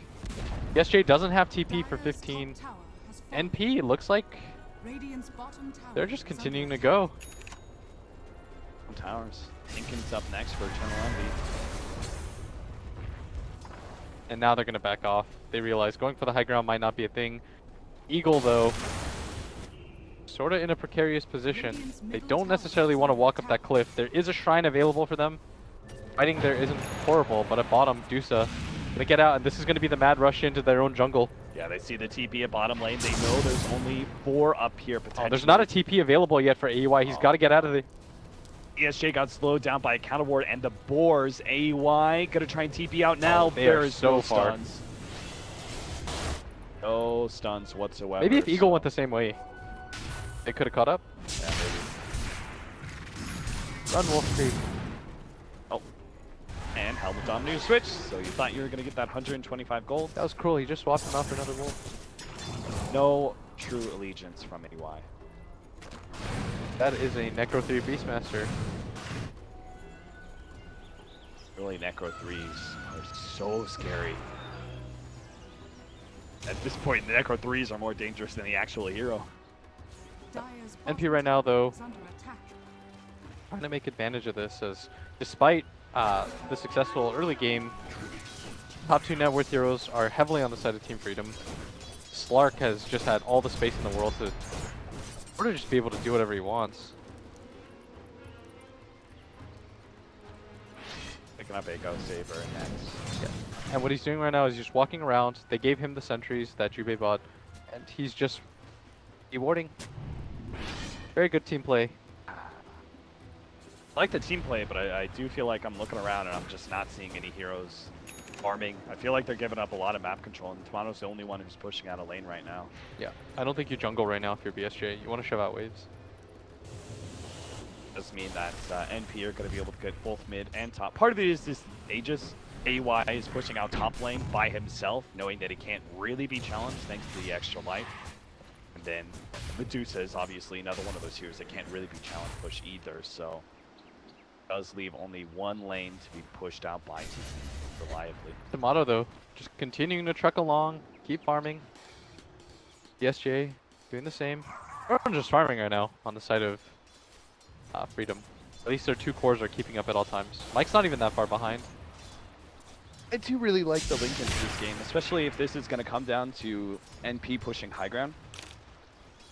Swap and Beastmaster's Call are obviously their 2 only real good forms of initiation, and both are going to be blocked out by the Lincolns.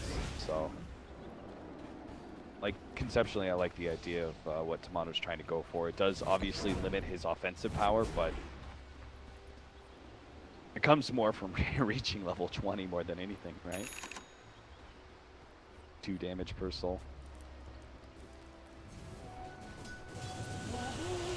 Feel free to agree with me anytime. Yes. I was thinking about it for a while. I was like, is there any merit in going for BKB? Yeah. I was like, not really. We need Medusa Stone Gaze is still good against you. Roar, obviously. Swap. There's just too much physical damage. Yeah, to exactly. deal with The here. only thing that you kind of negate is the ET, but there are ways around that. You're hoping that BSJ just blows that dude up anyways. We do have another good way to be able to deal with the Roar thanks to the offlane of Baden. Oh, BSJ might go down here. MSS gets the angle, but... Oh, he's gonna roar the side! Oh, that was sick! MSS Oh, you stops boss. the TP. BSJ is now He's out of mana. And he's going to be called out by the Hawks, so he won't be able to get that extra movement speed or the reach, and he's just going to be slowed down. That was so sick from MSS. I didn't even know that push disabled TPs. I thought it just pushes him. No, it's very cool. That was very awesome. Well Units are played. shoved aside. That was quick thinking, and that was a huge pickup. Like, they absolutely needed that. This Slark could have just gone out of control, but it resets the momentum a little bit. Because right now, this farming pace, Freedom was comfortable, but cool play. I just figured it would work like Force Staff, you know? No, dude. Ah. That was your side. You get slowed and everything. Rah. It stops, it's just like is there like a mini stun that happens? I don't think it's like a... I think it is... It's like a displacement, right? Game is swap in that regard. As soon as he did it, as soon as I was like, oh, he's gonna get him. Yeah. He was right next to his own creep too. If he just walked up like 1 centimeter, it would have been fine. But he's just like, there's no way for me to die. He looks at their heroes. Lincoln's is almost finished up for the Medusa. Are you a fan of, is it Lincoln's for you, is it Manta, or is it both? Pretty sure nobody likes both. I'm okay with just the Lincolns. You need the mana regen very badly. Yeah. Don't need both though. This game is a lot more at the pace that I expected the last game to go. A lot of farming. An unfortunate pick off here or there.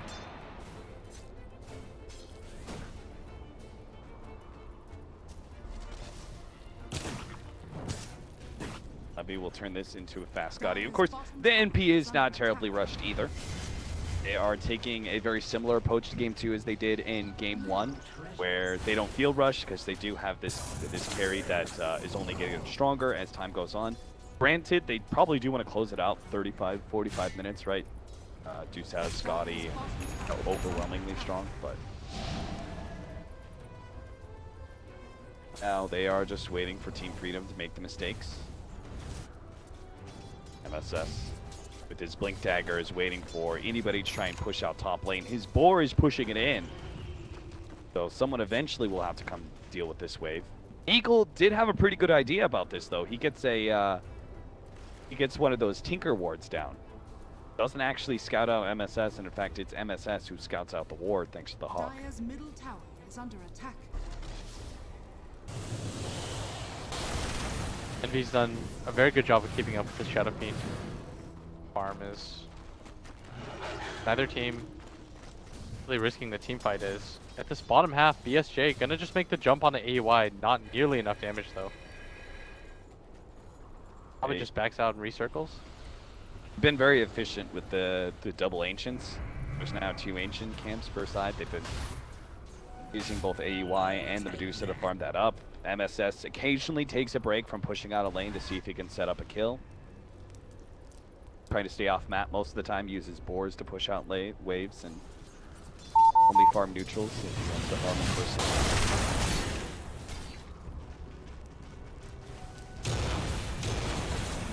As bottom just gets shoved back. P in a type of game where, you know, they just continuously shape the lanes back. Team Freedom shoves them in. And next Roshan is available. Desolator for SF. Is that the item? Guess you feel like he needs more damage.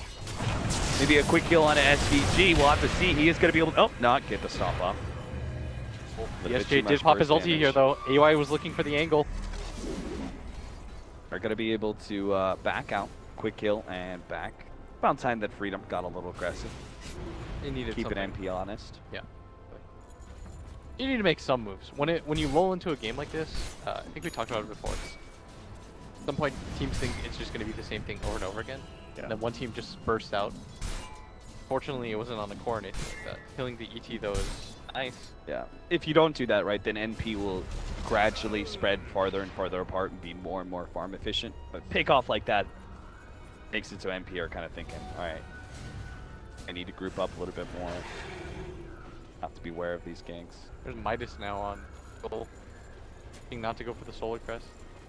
Well, it does look like if Team Freedom is going to win this game, it's going to be late game, right? So I can see the thought process behind that. This ward blocking out the camp. That is the efficiency ward. Yeah. No matter what, you're getting ahead. You have more jungle. And Roshan even going to be a thing for NP. Radiant's top It feels like both teams are just super content with the pace.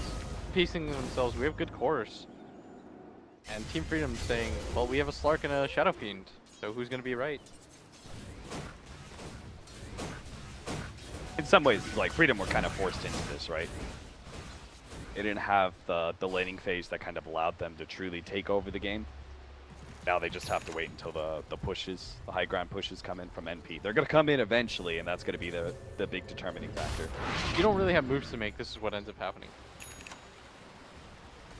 They don't really have moves to make. Do you think that's some fault of the draft? The fact that they don't have moves to make, they don't have opportunities to be able to create for themselves? Maybe a little bit. Because they don't have this hero that just jumps.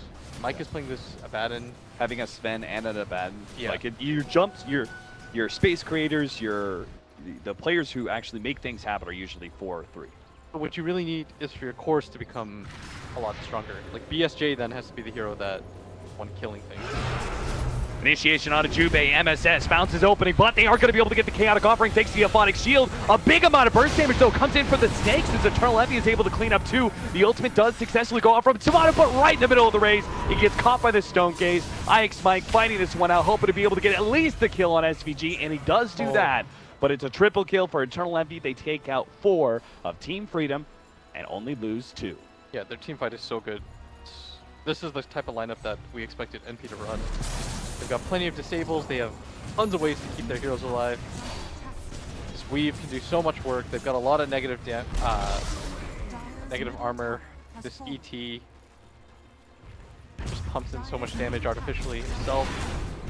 And now they don't have the big ultimates to be able to defend their high ground. No, they have the heroes. 30 seconds left on the SF. And this Shadow Fiend is going to go for what looks like Lincoln's Dragonlance BKB, thinking about going for a Hurricane Pike, but he just doesn't deal damage.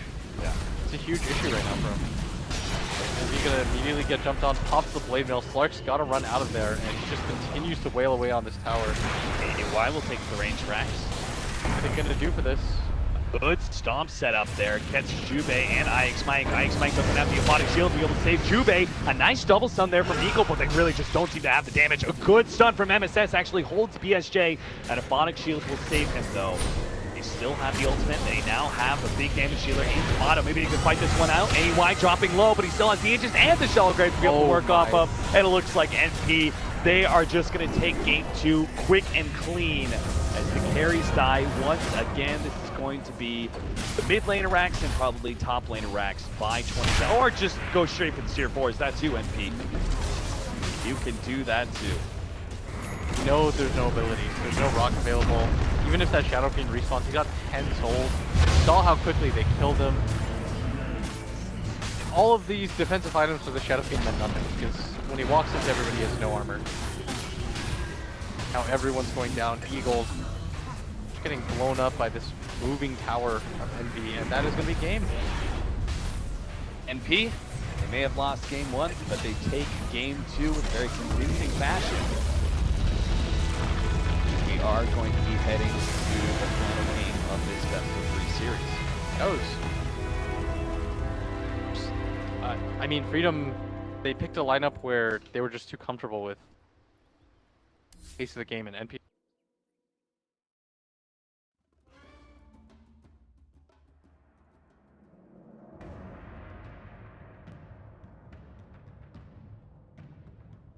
Dire team ban.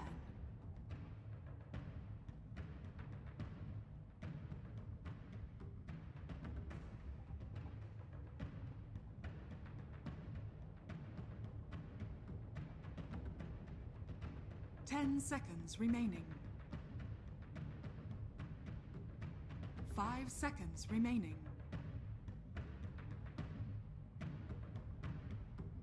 Radiant team ban.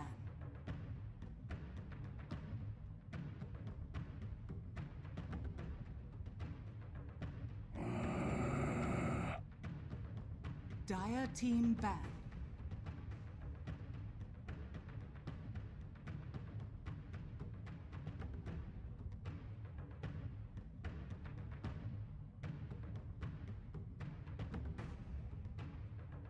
Ten seconds remaining. Radiant team pick.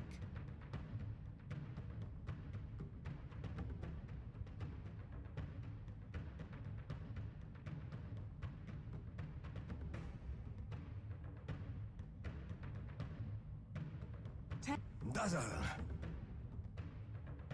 Dire team pick.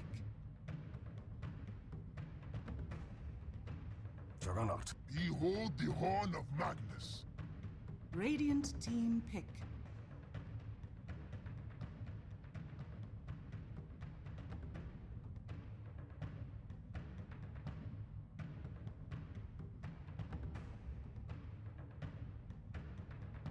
Ten seconds remaining. 5. Axe. Dire team ban.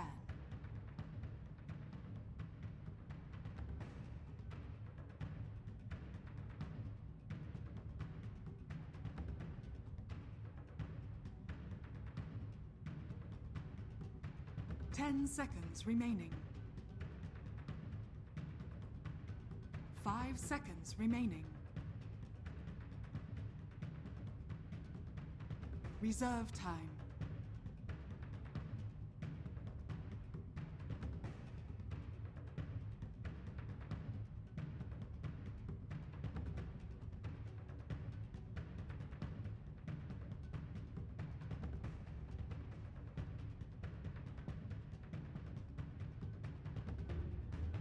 Dire team ban.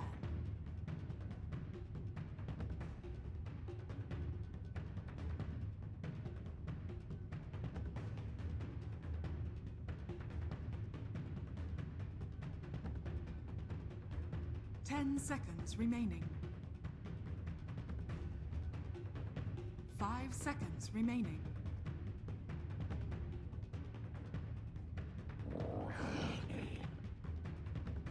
Radiant team ban. Dire team pick.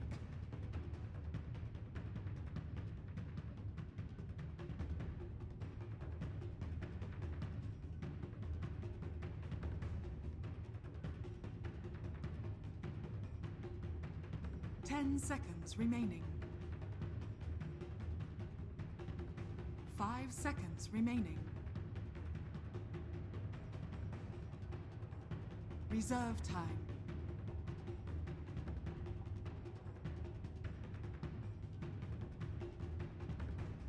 The undying waits.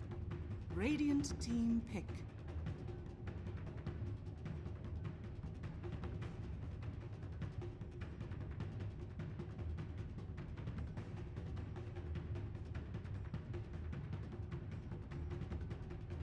Ten seconds remaining. 5 seconds remaining. Reserve time.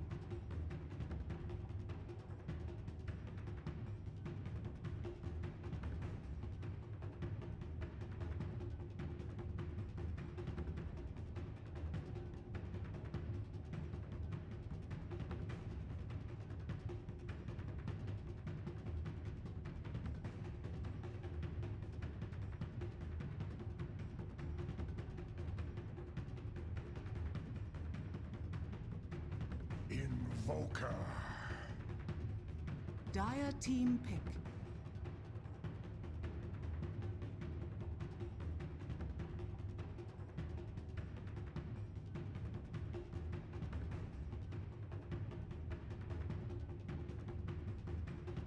Ten seconds remaining. 5 seconds remaining. Templar Assassin. Radiant team pick.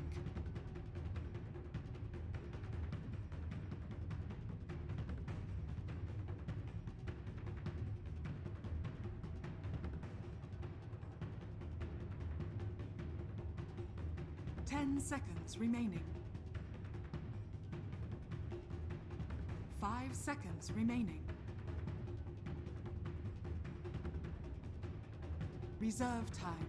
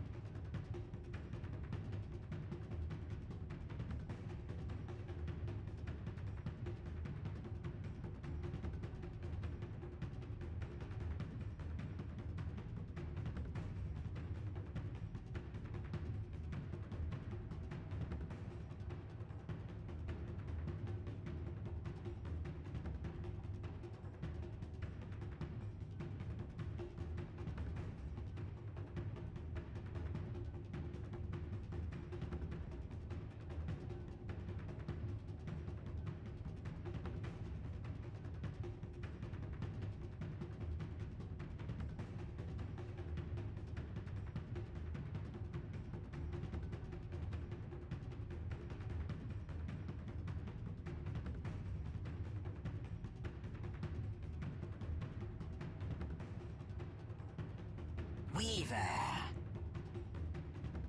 Dire team ban.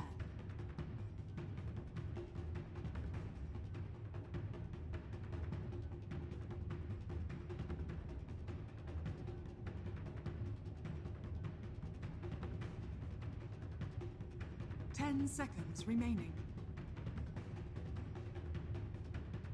5 seconds remaining. Reserve time.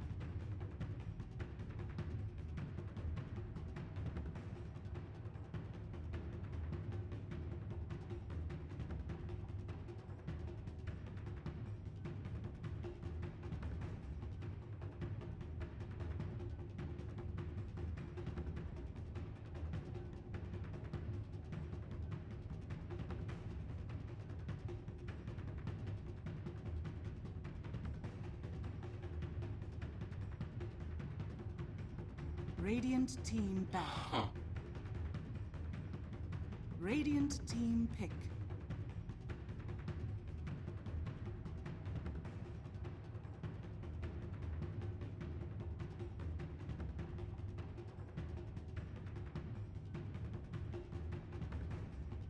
10 seconds remaining. Dire team pick.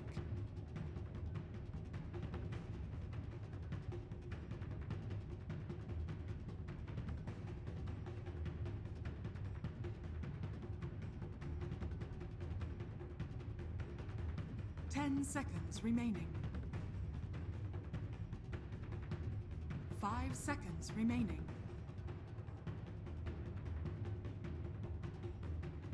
Reserve time.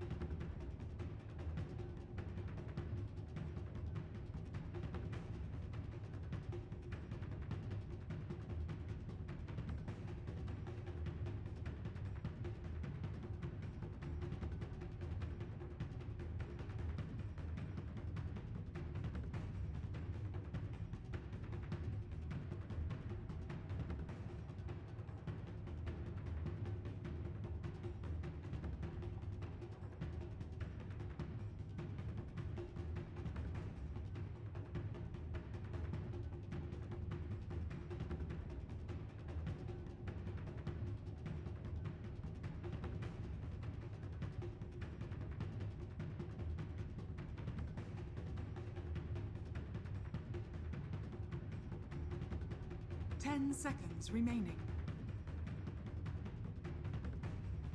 5 seconds remaining. Vengeful spirits.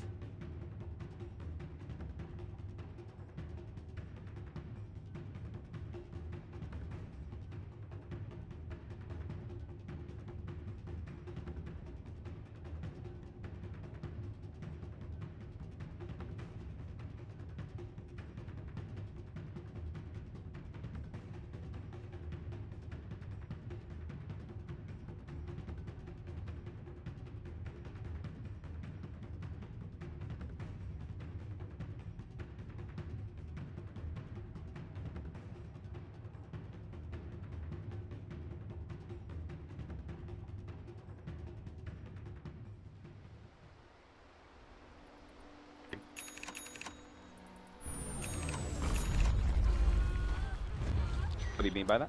Prepare Like, for if they can get off to that early start, get things going, use their RP, Oh, okay. they're gonna have a much cleaner laning phase too with these heroes than they did in the first game. Or Team Freedom. Yeah, and then if you can get this Juggernaut, it's massive. Are they really gonna have much cleaner lanes? Because these are very strong lanes for MP. You've got Dazzleaxe, got Weaver Ogre. I mean, it's better than what they had last time. They had an offlane Warlock and a jungling Magnus. Think that was any fun for anybody? Well, who knows? I mean, Ike Smite can't really die in the jungle, so now we're have to see him actually try and lane. I think he has to. I think you can't allow this Ogre to just step over your mid hero. You need to give your Templar Uno el Uno. Got him. Did- Tomato is missing 100 HP, more like 80 when he goes to lane. Will it be? It'll probably be more like 70. He'll gain about 40. That's rough. Tough start, tough start. Just like that, his game is ruined. You might as well call it once you're missing 60 HP as a mid laner. Yeah. It's a cool trick though by battle NB. begins. I think he's especially the type that gets off on those little margins, you know? Yeah. Ah, at efficiency. That is a 40 HP advantage, and Oh, wow. immediately, They're really gunning for this one, and they almost kill Rose. There that goes is the a Shallow forced Grave. grave level 1.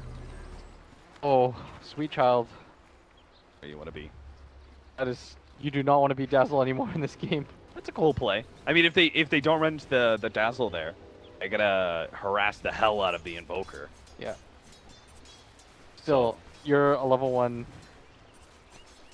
So they're going to go aggro, switch things up, allow Mike to get the 1v1. Axe, very good against melee heroes. And of course, AY can't really die in this lane.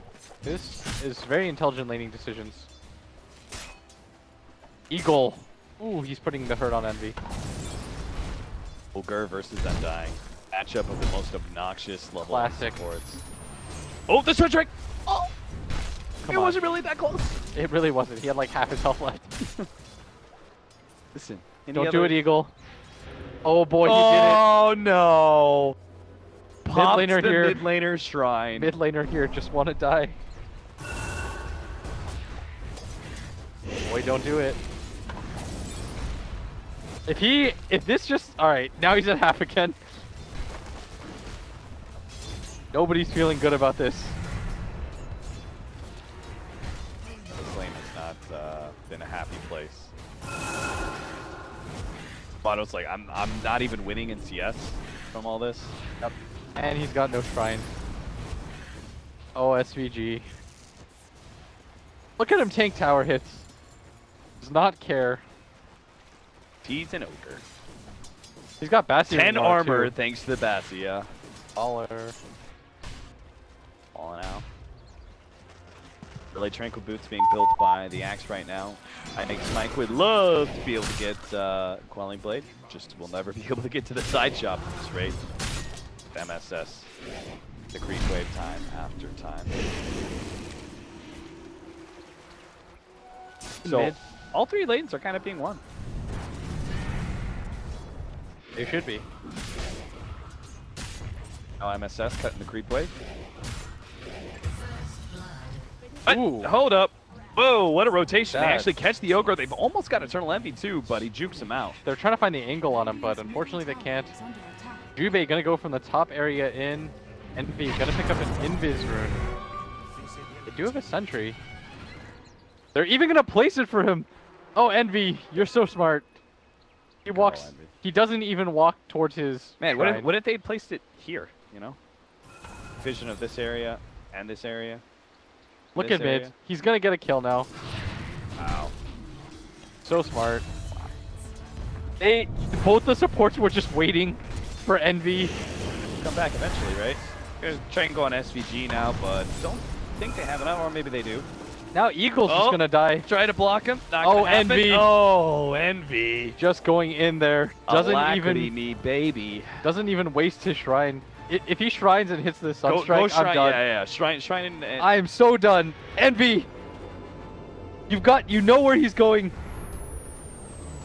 Oh! Oh my god. He turned around and right-clicked the creep at the wrong time for Envy. That was so baller though. Go that clap. Golf clap. Very well done. That was so cool. So he grabs the invis. He sees the opportunity to gank mid instead. The rest of the supports are waiting, thinking, oh, this guy's just gonna make the basic play, go for a shrine. Instead, walks around, gets the kill. That was absolutely massive. And then he picks up another kill when they try to dive his ogre. The game was okay. They got first blood, and then all that happened. MSS owning the bottom lane. It is his on Ike Smikes. Ike Smike is just there to pick up the scraps. ESJ is not farming that well. 12-2 compared to 25-3. Owie! Holy crap. This is a Weaver that can't die, right? Yeah. It was pretty much one-on-one against a Juggernaut. If you're real here. I mean, but like, why is BSJ this far behind? Because there was a Dazzle up here. What do you want him to do, Austin? He's gonna get right-clicked by 2 range heroes, one of which has a Blightstone. Look at BSJ. They're taking away Freedom's best assets, not allowing this Jug to farm at all. Of course, team fights are where it matters. If the laning phase gets out of control, Templar Assassin has given up online. he is level 4. Going. This axe is 6.5. Gonna go Vanguard first, because he's that far ahead. Right, and the incredible thing is, despite the fact that he's laning one-on-one against a mag, his Weaver is even more ahead than he is.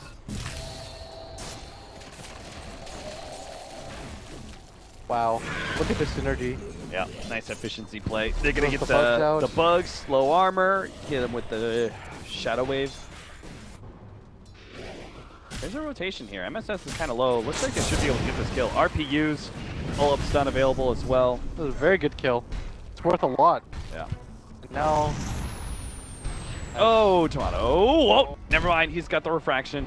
He's running out of charges. He is. He's going to juke out SVG here. He is Gets another not. clobber. He needs one more right click. Oh, he can't He's get hit. dead. He's even gonna place the ward Okay. to see where Radiant's bottom tower is SVG's walking. Starts heading up to a shrine, which is available. So he's gonna try. It'll be good. He could probably fight SVG. Once again, don't want to chase an ogre. Don't want to chase an ogre. Yeah, it's just not worth your time, right? This is Oh, look, he played loop-de-loop. Motto. No, well, at least they know where that word is. Go back. He is. This is a frustration play, I think. This has just got to be so aggravating. You're not winning any of your lanes. Strike, Eagle gets dunked. Yeah. You're not winning any of your lanes. Your mid lane has just been pillaged by this ogre. I really like Axe Invoker. I feel like it just, they're so, you don't have to rely on RNG ever. You know, the Sunstrike, you're going to call, you're going to get at least one spin. And the Sunstrike lands, it'll almost always be low enough for the kill threshold with the Culling Blade. Hey, here we go. Do deward it. Mid. Look at this Mono dive. really needs help. Holy crap. They are going to be able to pick up that one kill. Maybe a turnaround though. BSJ is going to be able to pick up SVG. Shallow Grave will only save him for so long, I do believe, unless SVG. Oh, if he got healed Stunned. there and they couldn't chase that. Right now, though, things are so rough. Motto has no game to play. Not getting farm right now. He's got a win lace queued up because he wants to run away from it. SS is low, and they do have an RP. Call just went out, but misses out on IX Mike. IX Mike misses the skewer, but will land the RP. And that, oh my god, are they not going to be able to get this kill? The zombies are slowing him down. He does have another round of decay. IX Mike is low enough. He has to be aware of the Culling Blade here. Eagle's going to have to try and pick up this kill by himself. Nice long-range nuke on SVG. stun, though, He did have the raindrop, though, which was able to dodge most of the damage, but it looks like he should be dead underneath this tier 1 tower. No TPs to help him. He's just creating as much space as he can. Hang on right now. I was way too close. Radiant's bottom tower. There's going to be a regen rune picked up by Tomato. Radiant's top Right now, that's all he can really do is just pick up runes. Dire's top tower is under attack. This ogre Structures are going to make his way to mid again. This Weaver is going to pick up a free tower at top. I do think they made the right rotations out of top lane. They just realized, we're not killing Weaver. This is just not possible. We're not even slowing down this farm. Let's at least create something else around the map. This Jug realizes he has to make something happen with the spin. He does. Even with the kill advantage, the overall static lane farm goes heavily in the way of NP. At a 1500 gold advantage right now. About 800 experience.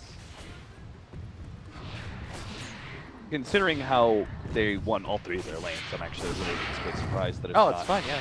Yeah, it's not an overwhelming advantage. Mag is about to get a Blink Dagger too. It's because when you play this bottom lane as this Axe, sometimes you tend to get a little bit cocky, but you can still die quite easily. All it takes is 2 or 3 nukes when he rotates down. This Undying is very good against Axe. Get that Blink RP, who knows what could happen. Every single time this Omni Slash and RP is up, Team Freedom to have good opportunities, team fights and pickoffs. 1, 2, 3, and 4 though. Middle of the pack for Freedom, whereas the first top 3 net worths all on the side of NP as a result of their stellar laning phase and this top tower being picked up by them. Once again, AY, look at him. He just does not fear anything. He realizes they honestly have no kill potential on me. Even if they combo, there's a decent chance he might survive. under attack.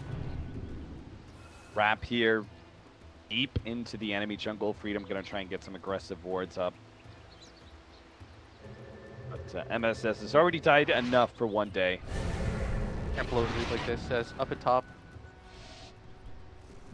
Dire's He's gonna middle come tower in. is under You think you attack. sell your Quelling Blade or something for that Blink Dagger? Not worth it? Blade is still pretty useful, dude. Yeah, I know, but it's like you could be using this RP like 10 seconds earlier. a full, no, it's like a full minute, right? Oh, Jubei. They're Gonna gonna be pick up stunned up. SVG. SVG is very dead. Let Tomato get the last hit. He does, but Envy. No! That was your comeback. That was a comeback. That was the comeback. They needed that kill. They needed it so badly, but Jubei has no mana. 290 to his name. Radiant's middle Once he throws that magic missile, he's done. At least Freedom are going to be able to take this tier 1 in return. It looks like MSS is incredible. Oh my goodness. Calm down. Ari, Ari? calm down. Calm down here.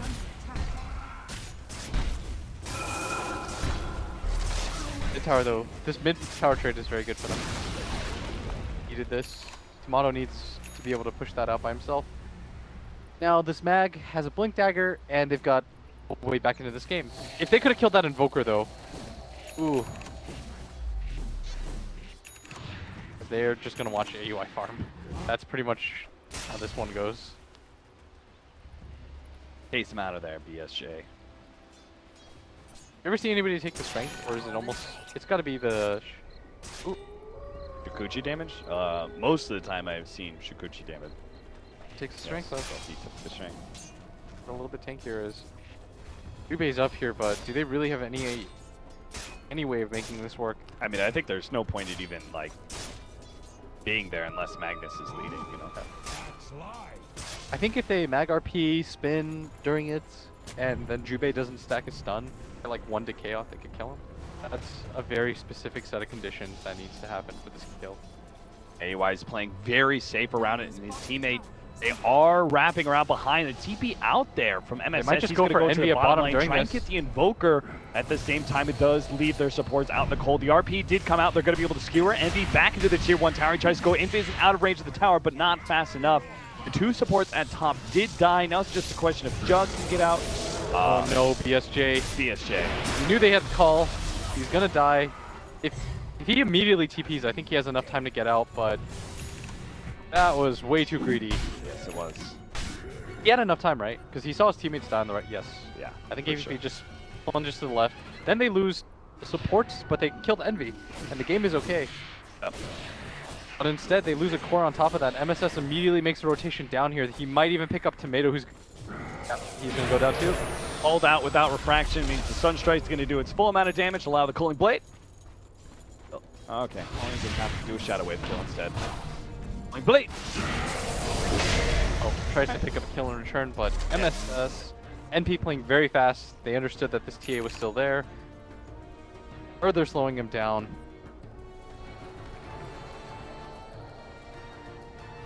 Is not looking great. Beat him right now. Just one too many slip-ups. AY is actually thinking enough. I'd be a little scared if I was the Undying right now. Beating this Weaver in the jungle. He's going to be working his way towards an early Maelstrom as opposed to a Desolator build. What is the difference between these two builds for Weaver, and what are you looking to accomplish with each of them? I think with the Maelstrom, you just farm so fast. A pretty good amount of damage as well. You just really need the Blightstone more than anything. You can shove out the lanes very effectively as well. It does work against their supports. As Jubei pop the stun, nearly enough damage though. Again, you're not messing with AUI this game. He's not even building defensive items because of that. He knows he just can't really get messed with. Even picks up the heal / mana creep. A lot of mana regen.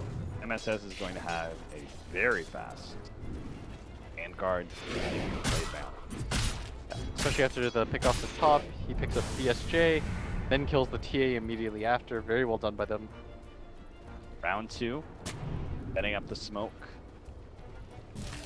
Or just got laid out. Link in with the RP, catching AUI. They're going to try and finish off the Omni Slash. That's pretty easy. SVG will be next up.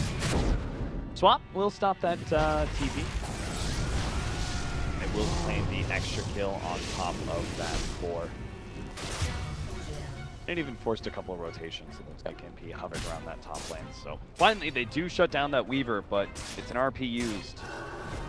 You're gonna have to do that, I think, every single time RP is off cooldown, they have to catch that Weaver. Yeah, it's the only way. It did punish his greed though.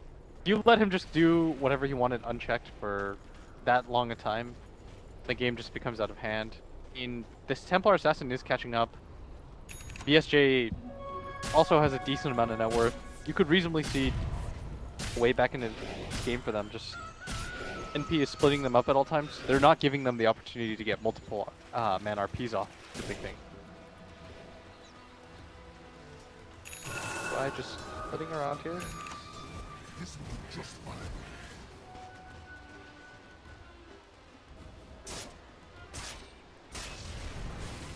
They're all around this mid area. They know there's no RP. That is the majority of their danger. There is a Deso on this TA, so Roshan's going to be very key for Team Freedom, but they have to wait for his Blink Dagger. It's got to be the next RP pickoff play, right? To get that kill, they immediately turn it into Roshan. Yes. With that Aegis, maybe they can take one of the other towers. The one offlane tower still up, all the tier 2s. Oh, this is clever. They're making it so that the mana regen creep just hangs around Envy.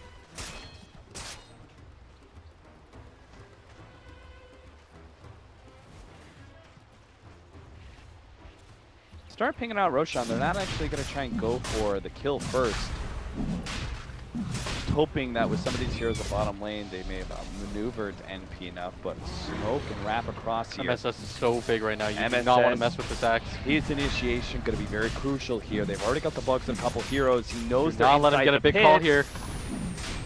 Sunstrike reveals a little bit more information. He knows there's at Gotta least get short that side of Tuma. him, and he's going to be able to get both of them. The swap back immediately, and it's stun onto MSS. Tomato challenges Rose, almost gets him a kill there before the Shallow Grave could go off, but it's MSS left without a saving mechanism. A fast swap by Jubei. And now AUI goes down. As well. He What? had the ultimate, but the burst damage was too much. They're going to get a Roshan for this too, and it looked like such a good position. Freedom, hold their ground. They don't even use the RP for that. I mean, that was pretty sick. I mean, first of all, I think NP did not follow up on They the did call not. very well. But I have to say, like, the quick reaction is Jubei swapping Tomato out, and Tomato uses that to then threaten all the heroes that are going to start funneling down this area. Yes, the Grave then was used on the Dazzle himself, so Juggernaut just had free entry, used it on that axe, and that is a very big pickup for him. And all of a sudden, they're pressuring down this mid-tier 2. I don't think that this is a tower that they can grab. Maybe they should have gone for this top one instead. But Blink Dagger is now completed on this TA as well. This is a very good position for Team Freedom. Didn't even have to use the RP. You've got to feel quite confident now. You can make moves around the map now too, as a result of this. Does seem like mid-game execution is Team Freedom's strongest points of contention against NP. It happened game 1. They lost their laning phase, but managed to make the comeback off of some very crucial team plays like that smoke on Battle here. Roshan, actually what could give Team Freedom the opportunity to reclaim this game. With Desolator, they're going to make short work of this tier 2. He takes this so fast right now, and If they take this, they could probably just full rotate up the top lane. They defend their tier 2, they just keep going, right? Take tier 1 and tier 2 top. this TA, for the longest time, had nothing to do. She was in, I don't want to be in this game anymore territory. I wish I was exaggerating. If I'm TA in a game like this, I'm just sitting there looking at my other lanes. I'm watching a Weaver free farm. I'm seeing this Ogre just chase me past tier 2s, placing wards. And I'm just like, I don't want to be in this game. And yet, he persevered. He's now the top net worth in this game, believe it or not, despite Envy having such a good game with the Midas. Top net worth is not a word I was expecting to be saying with TA in the same sentence. He's going to pick up this regen up at top. Even going to bait it. Maybe somebody walks by, but looks like no one will, as AUI going to clean up the Ancient stack.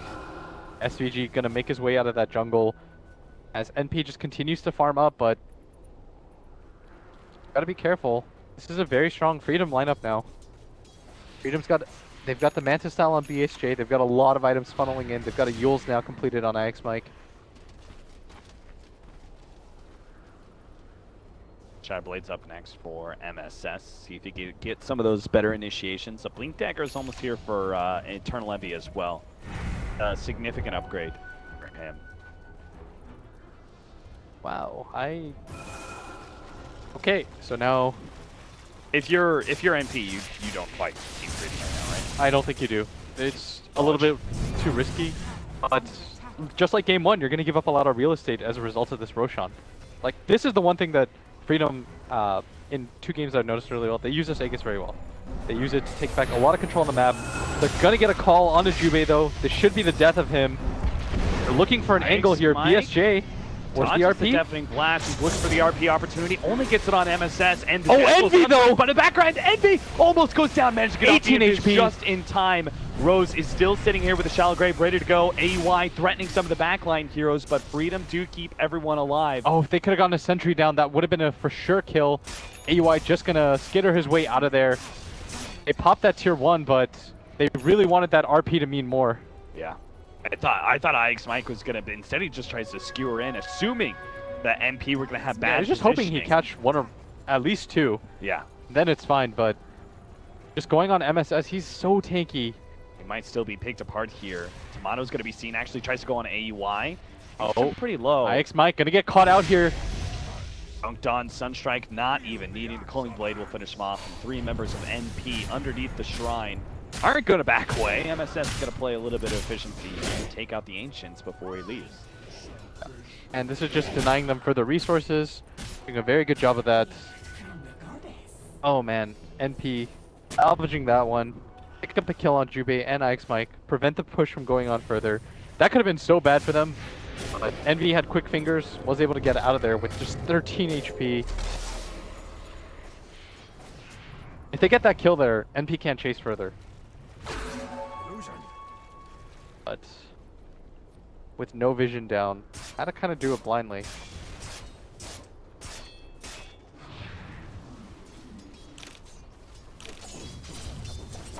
He just is now down. So NP can start playing aggressively if they want to. I think they're about to finish up.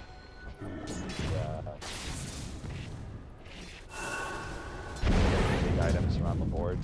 Shiva's working on it for Goku. There is no Aegis now though for this Templar. Still gonna try and get an opportunity though. They smoke after the Aegis has been taken away, hoping that NP are gonna be a little sloppy in their positioning. Templar Assassins pushing into mid lane. Now, NP are probably expecting some sort of initiation, but are they going to expect something so deep? Eagle actually gets a very aggressive ward, not actually scouted by that sentry. This is a great ward to have for this Oh, that's a free tier 2? Tower has fallen. But NP don't pose themselves forward enough to defend the tier 2, which means Freedom will not get the fight they were looking for. Yeah, all but 1 tower now taken by them. EY gonna go for that Lincoln Sphere, making sure that he can't die now. They're looking for some kind of opportunity because they have such a good ward here. Maybe if they could swap out Envy or something like that, but he not gonna get caught out here. Gonna ping this area out. Weaver just continues to farm out the jungle, being very efficient about this. But again, farming's not gonna matter. Need the team fights. This rift has hordes. Hurricane Pike is almost here for Tomato. He's gonna scout out the jungle, see nothing. He's gonna realize what happened. Awkward time for a pause right as NP are about to pounce with their smoke. And if they catch the Templar Assassin, sure, there's no way that Refraction lasts long enough to be able to survive, but we'll see. There's no one near him too. This is actually quite scary. Got Oh, he's Eagle. gonna- Maybe he can heal just enough. He lays out the Tombstone pretty defensively, goes for the heal, Culling Blade, waited on it. Aphis goes out, Tomato gets taken out by the Deafening Blast, but now they're underneath some Tombstone. They may get a couple heroes caught here. Looks like maybe SVG, though he's running pretty fast. Turns around, gets the stun out on Eagle. BSJ's just not able to close that distance, and NP are now in a position to be able to turn. They want to fight this, and I think That's- Freedom realized this. They've got to get out. And slow down Eagle, won't be able to catch him. Instead, we'll just take the Tombstone Gold. 200 goes the way of AUI. And Freedom, what they learned in game 1 was by sticking together, they were so strong. Now they're splitting up a little bit too much. They're not prepping for fights at all, and NPR, they've learned their lesson from game 1. They're allowing this Axe to do whatever he wants. 14 seconds for TA to be up. They're hoping that MP might continue this. Maybe they can get some sort of pick off or any sort of return. Instead, NP back away, spread themselves out.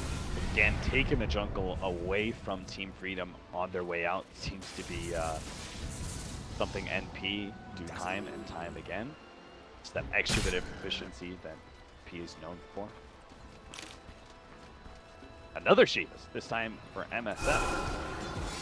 I have 2 Shivas on the team. Radiant's bottom tower is under attack. Obviously, pretty value for both of these.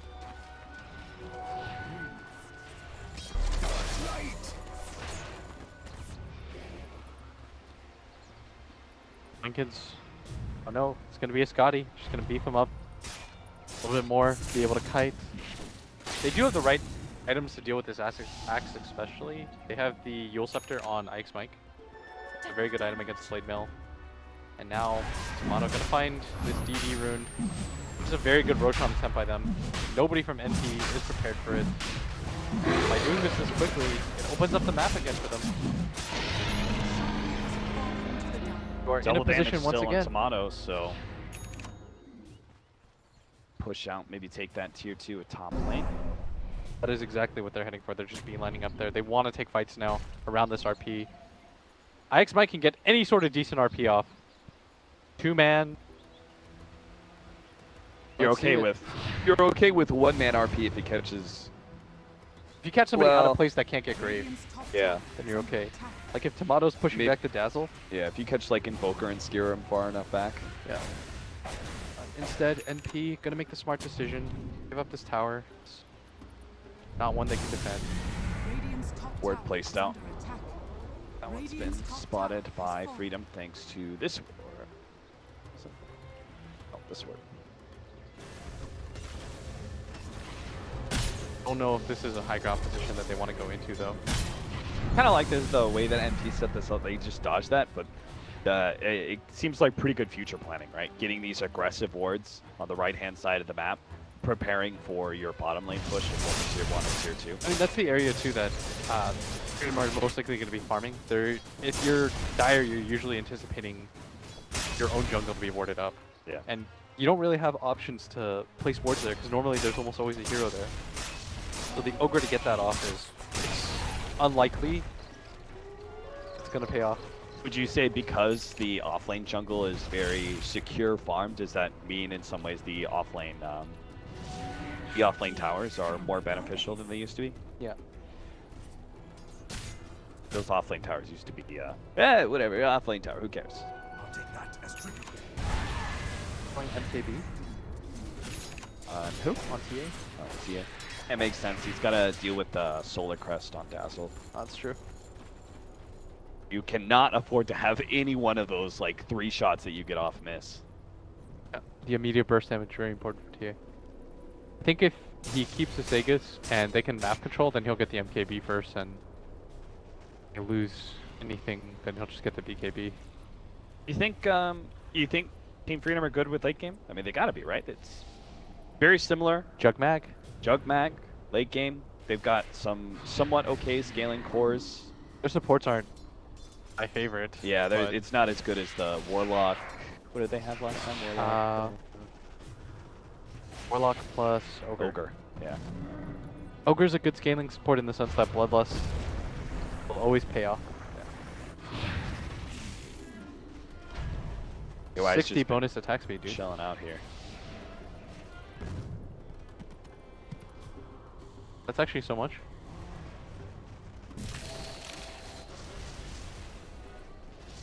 That is more attack speed than a butterfly. Just raw, not based on the agi or anything like that. Like You're a saying you hyperstone. didn't do It's those better than a advanced hyperstone. calculations in your head. Yeah, it's better than a hyperstone, dude. Giving all your cores a hyperstone. Both our cores, Tomato and AUI right now, are playing this weird pushing, baiting game where they push out the wave, they sit in biz somewhere, waiting for something.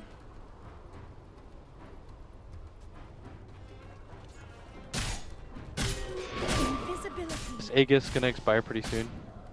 They weren't able to get as much as they wanted out of this. Tomato though, maybe if he hooks up to the rest of his team and they can make a play bottom, they're fast about it. He's gonna shove in mid. Maybe they go for it. The rest of his team is sitting behind him. I thought they were going to try to sandwich. Find this angle. Tomato just keeps on going. They draw the line going downwards, but Tomato's just not joining them, and I'm not sure if Freedom feel comfortable taking the fight in the Radiant jungle without him there. You're going to see that some freshly laid sentries are there. NP just going to sit in their base for a little bit. There is a BKB on this Axe now as well. Bit of a curious choice. Considering I feel most of this damage is going to come from the Jug and the TA, to him at least. I mean, I think it's actually to deal with the Yules on Magnus. Good point. You want to be able to jump in, call, get the blade mail, but the counter has showed multiple times on Veggies. Yules the Axe prevent the blade mail damage from. It is an MKB by the TA. No fights. Maybe she's just anticipating another Aegis. And in 4 minutes, probably have action again. Both teams have a very good way of checking Roshan as well.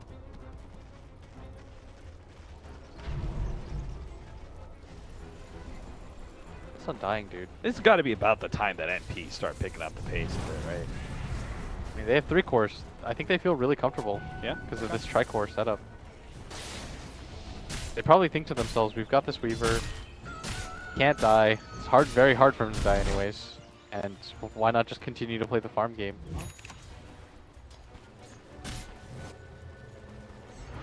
Weaver TP's back. Envy will be the one to threaten a high ground, see if he can force some people from Freedom to their base. Freedom not splitting up though at all.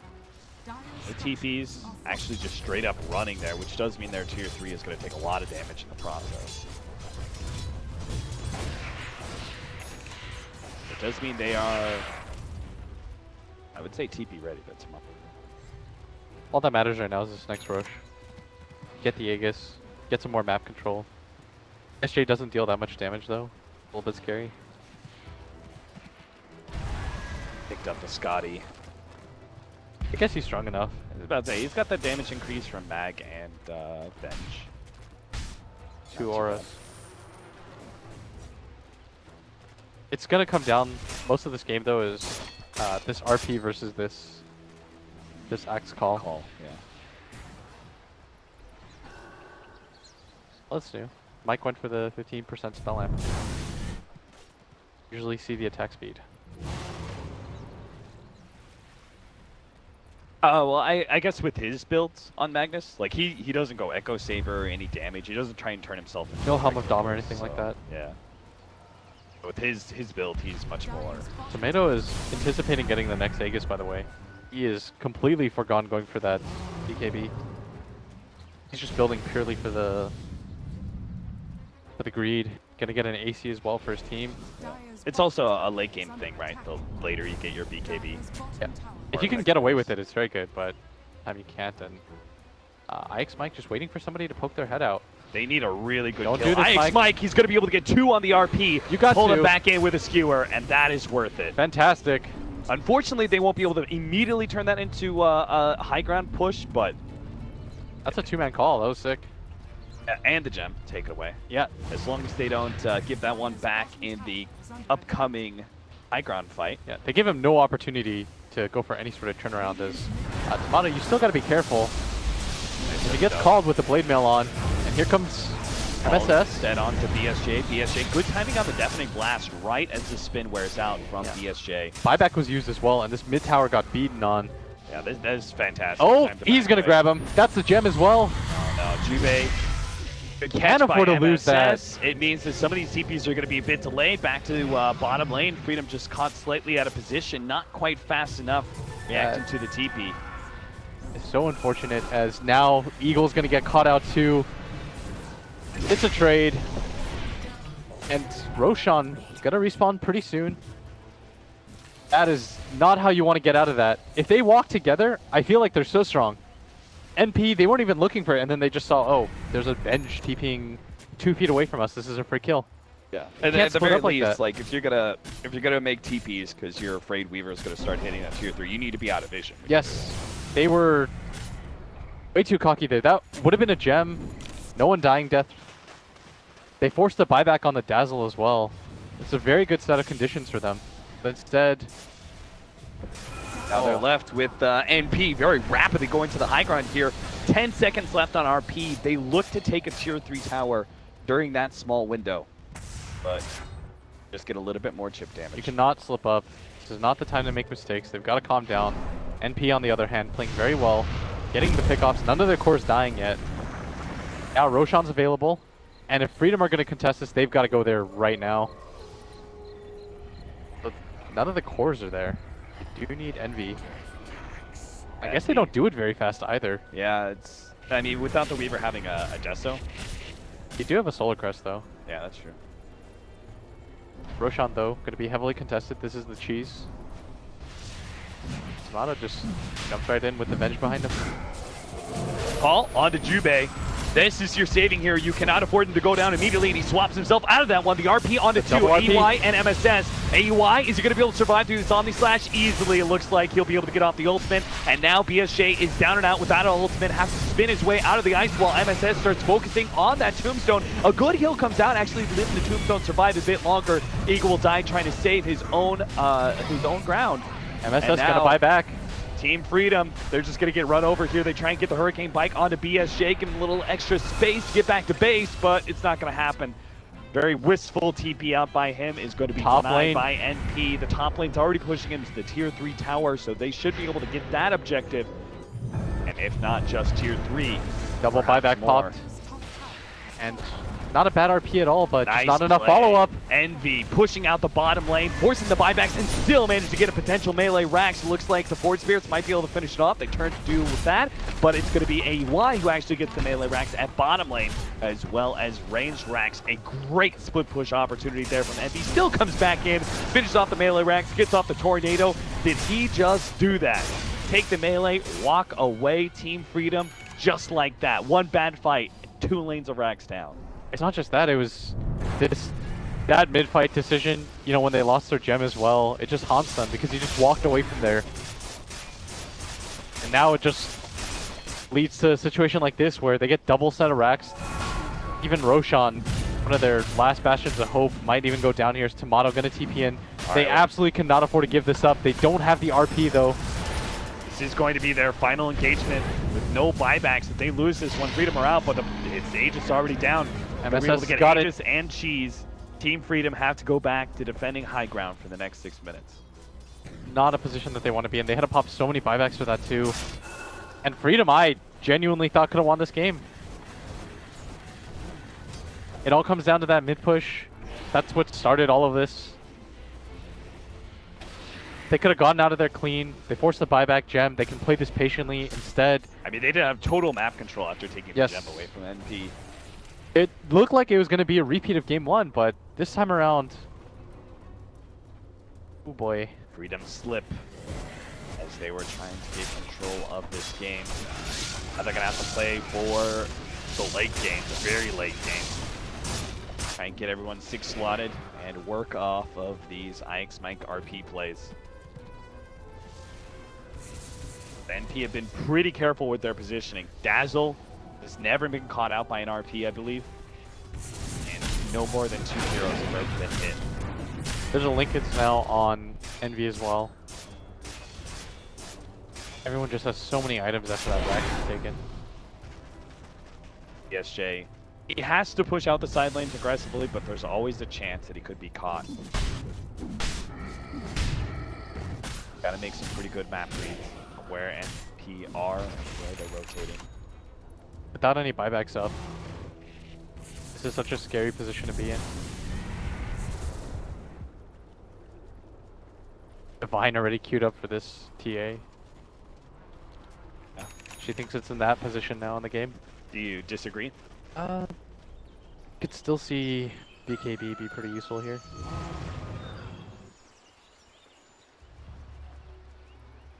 Bloodthorn is going to be the next item choice for this Weaver. BKB's on anybody except no one. The only dispel that they have is BSJ being able to pop Manta. The other two are very vulnerable to this. I guess they've got Yule Scepter too on X Mike. It's really just Tomato. NP, you'll see them play a lot slower and systematically after they've gotten their lead. Get good map control, push out some of the lanes, and will start taking shrines. Just stay calm. They're so far ahead. Sitting at about a 15,000 gold lead when just 10 minutes ago it was dead even.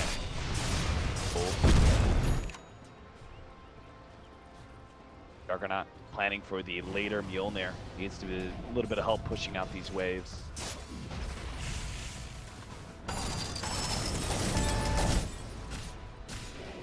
Gonna farm out, but they're just gonna take all the outside. At the shrine.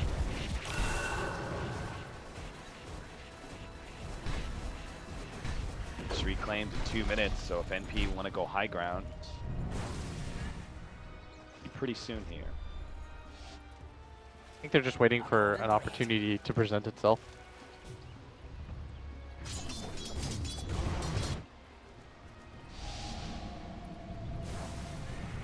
Playing pretty patient overall though, and Team Freedom, they cannot leave their base. They've still got buyback cooldown on so many of these heroes. No buyback even if you wanted to on this Jug either.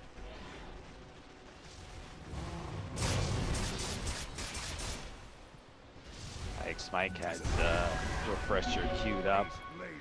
Almost looks like NP are not going to go high ground with the Aegis at all. It is fine.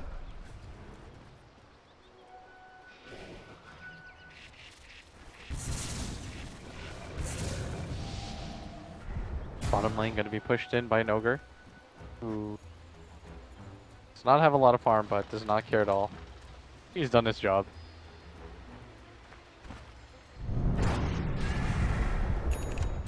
Freedom still have an option in this game. Get a sick RPO.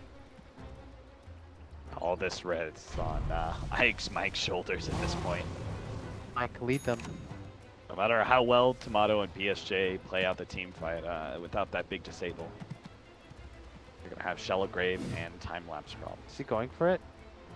Yes, he is. Good Tomato. Oh, does he have it? Do your destiny. Know you want to. Bing bing. Boy, if that guy hits the blade mail without refraction. Gonna be happy camper.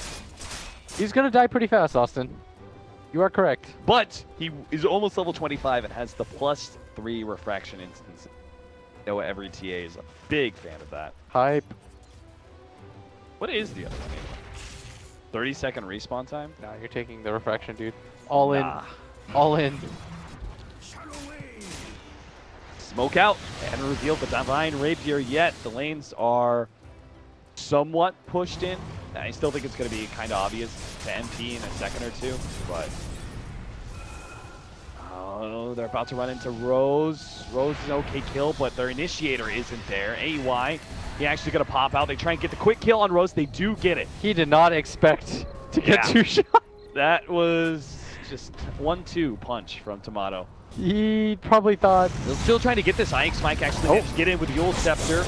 MSS got the is RP. going to be the target of an RP here. Good force staff to the side here into the trees on the back line. AEY is actually able to take out the Undying, and now BSJ's been called up by MSS. They don't have the damage to get him, but they managed to get Ix Mike. Jube's been rolled over, and BSJ is out in the middle of no man's land. It's all up to Tomato now with his Divine Rapier. He's being chased down. They're going to grab everyone here. Skewer back in. Maybe they can get Envy. Envy dropping fast, but does get a force staff back out. Tomato slowed down. The rest of the enemy team trying to chase him down. Tomato backs out to his fountain as quick as he can. But MSS does manage to catch him without the refraction with the blade mail up. That'll be the end of the game. Team Freedom started this off strong with a great comeback in Game 1, but were not able to close it out as Game 3 is taken by NP. And, I mean, they had a very good showing overall. Game 3 was definitely winnable for them. I think if they watched the replay, they...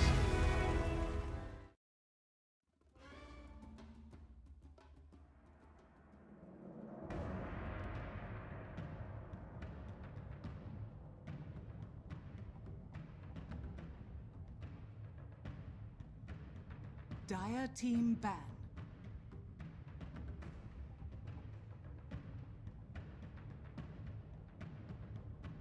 Radiant team ban.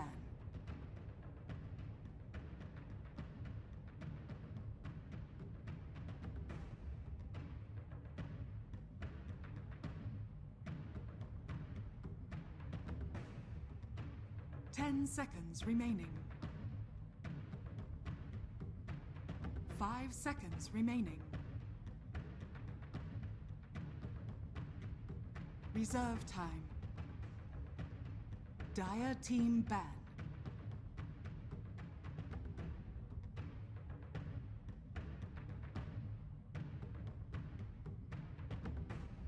Radiant team ban.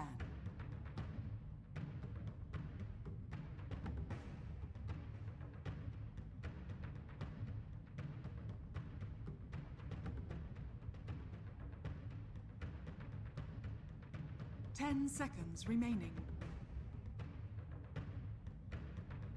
5 seconds remaining.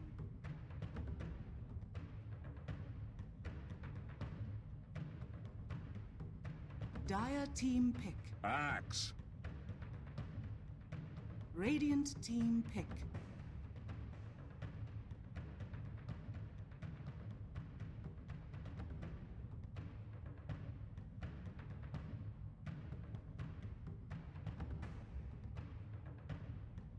Ten seconds remaining. 5 seconds remaining. Vengeful spirits. Radiant team pick.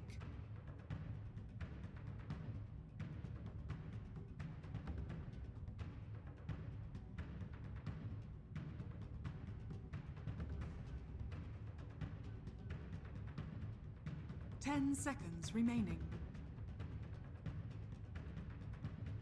5 seconds remaining. Clockwork. Dire team pick.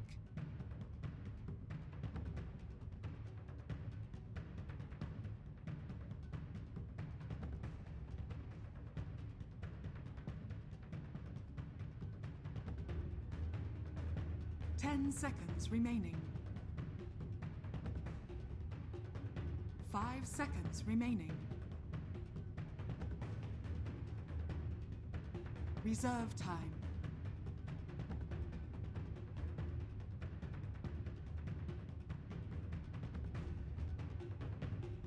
Rubik. Radiant team ban.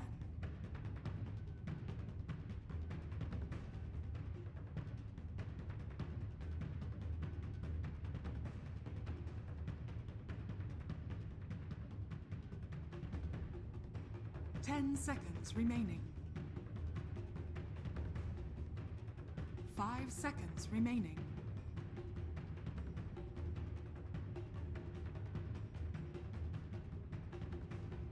Dire team ban. Radiant team ban.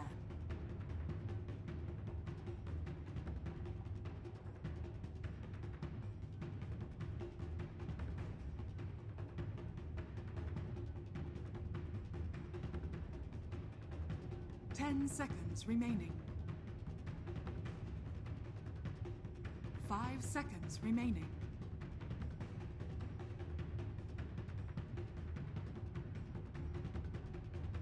Dire team ban.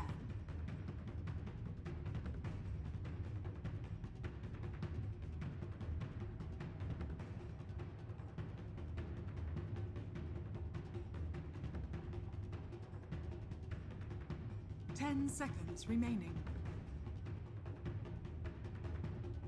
5 seconds remaining. Reserve time.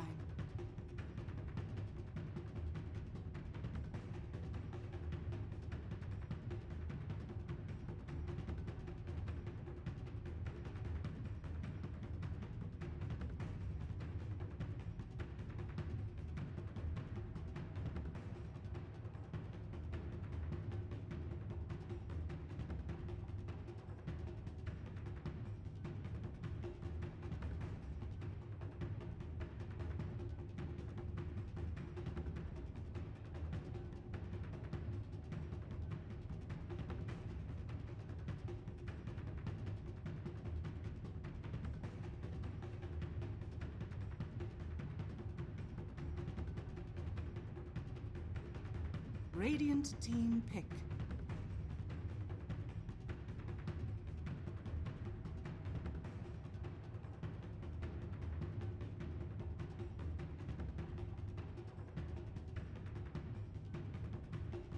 Ten seconds remaining. 5 seconds remaining.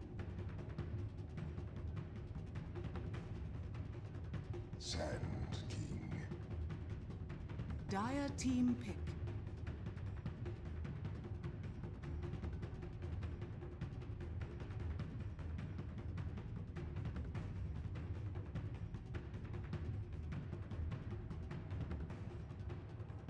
Ten seconds remaining.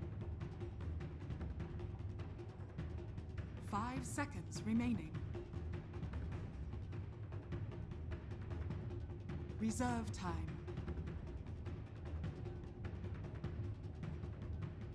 Juggernaut. Radiant team pick.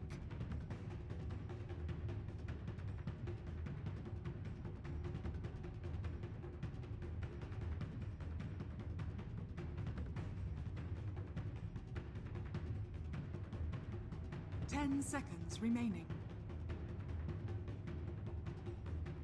5 seconds remaining.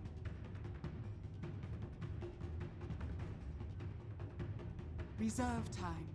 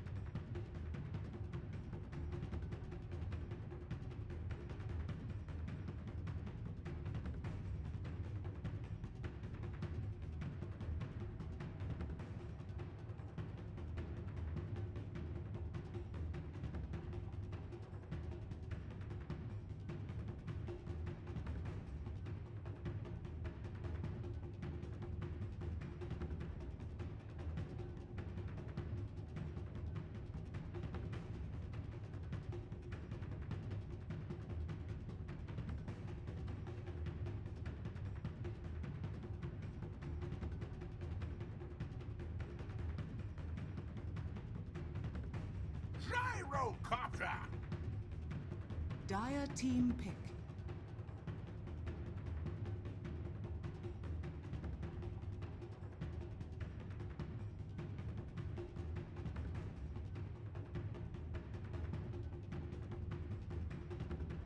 Ten seconds remaining. 5 seconds remaining. Reserve time.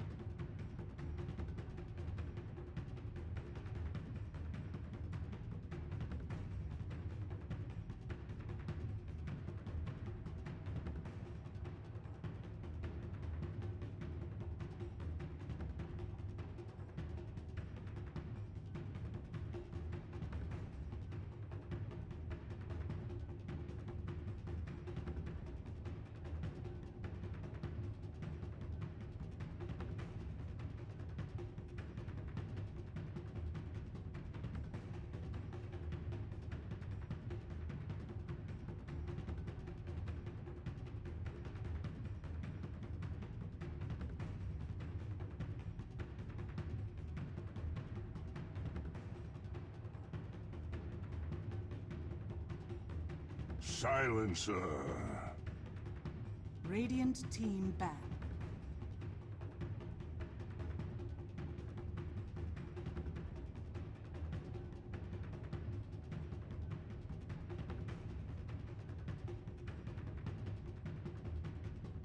Ten seconds remaining. 5 seconds remaining.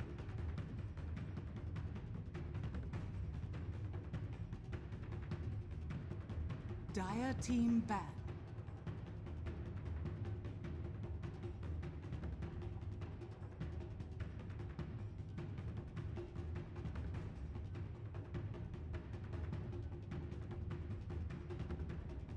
Ten seconds remaining. 5 seconds remaining. Reserve time. 10 seconds remaining. 5 seconds remaining. Dire team pick.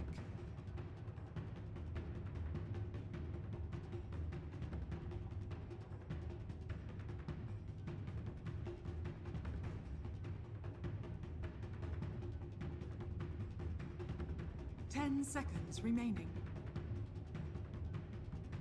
Templar Assassin.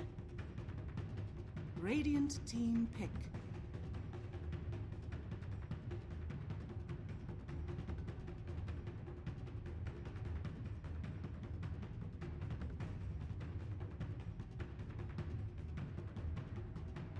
Ten seconds remaining.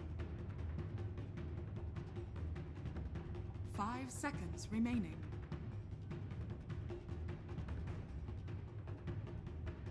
Reserve time.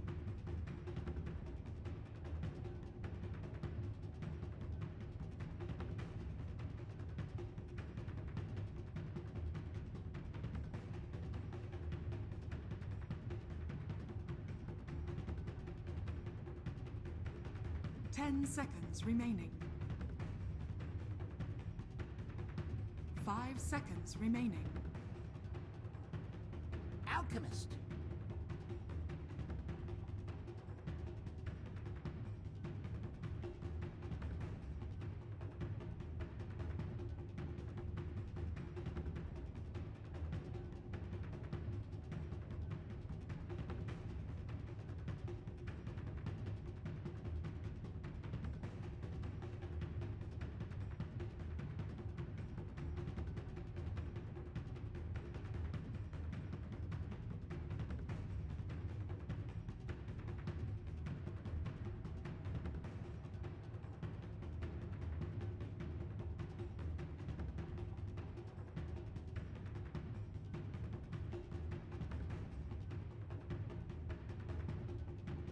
Ten seconds remaining. 5 seconds remaining.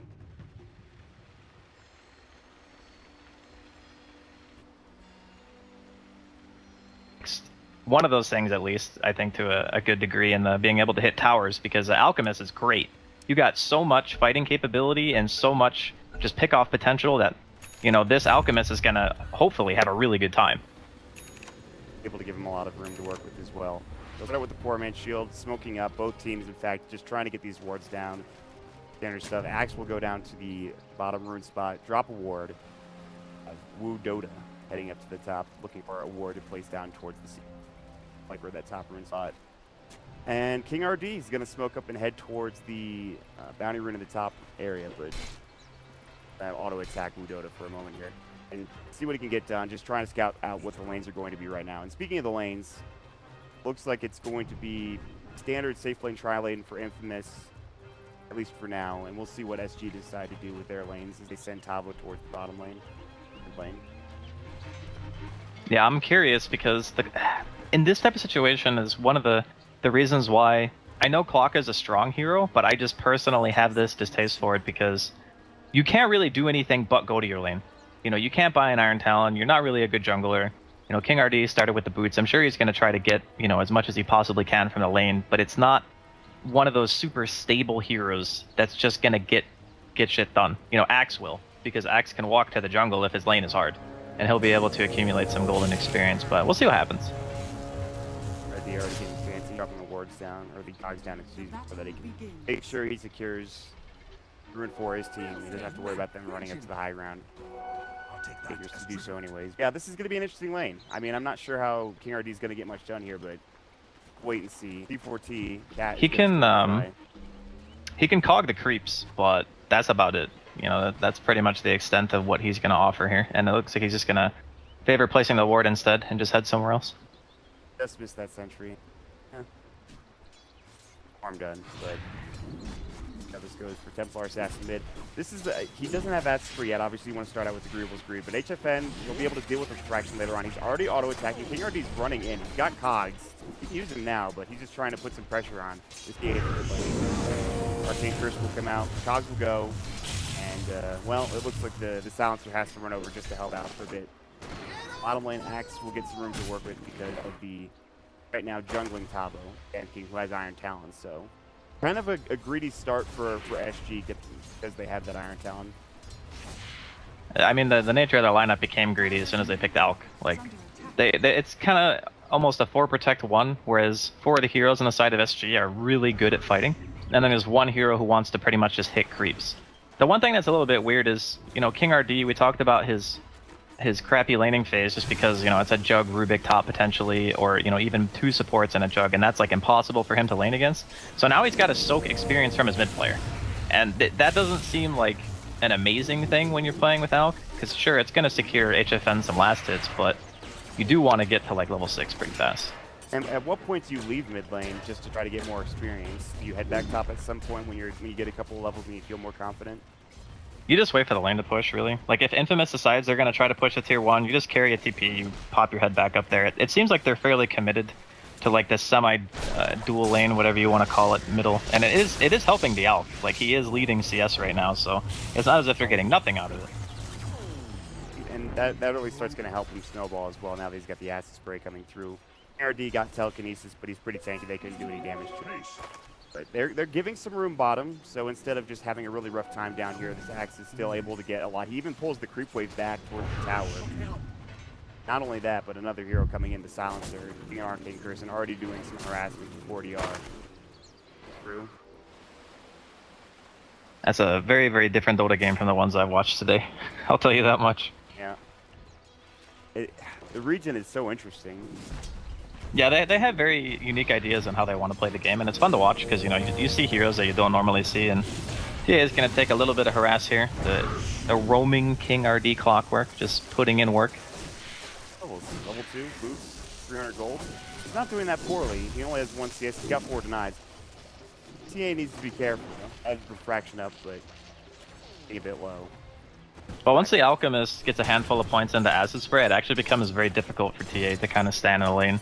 Like, you want to sort of manipulate the creep AI in almost every matchup in mid, but this is one of them where it's like if you're tanking the creeps, you're going to lose your refraction charges, and Acid Spray takes up a tremendous amount of space in the actual lane, so you're just getting like pushed in, you're taking a lot of damage.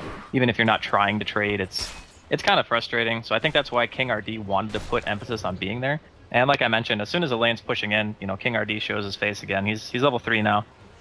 Not able to get any bounty runes for himself, but I guess they're prioritizing Tavo over him. Just, you know, the earlier Blink Dagger, where KingRD pretty much only needs 6. Level 6, yeah, for the hook shot. That combination, too, is going to be pretty dangerous. To set something up with a Blink Burrow Strike or something along those lines, followed with a hook shot in there, is going to be pretty solid. You don't really need the farm. Sure, you'd like to have something like a Blade Mail on KingRD, but if Tavo can get that early Blink Dagger, it would be pretty huge.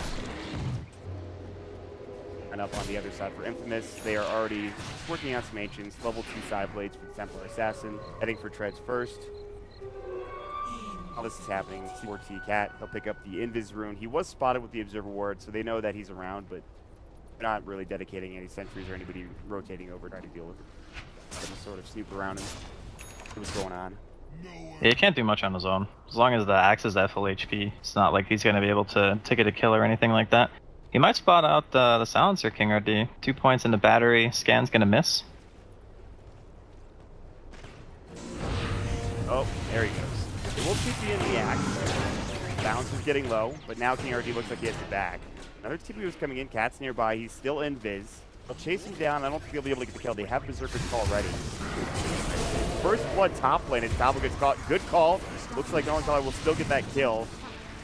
Nice turnaround. They actually get 2 kills, both the offlaner as well as the Santee in that top lane getting caught.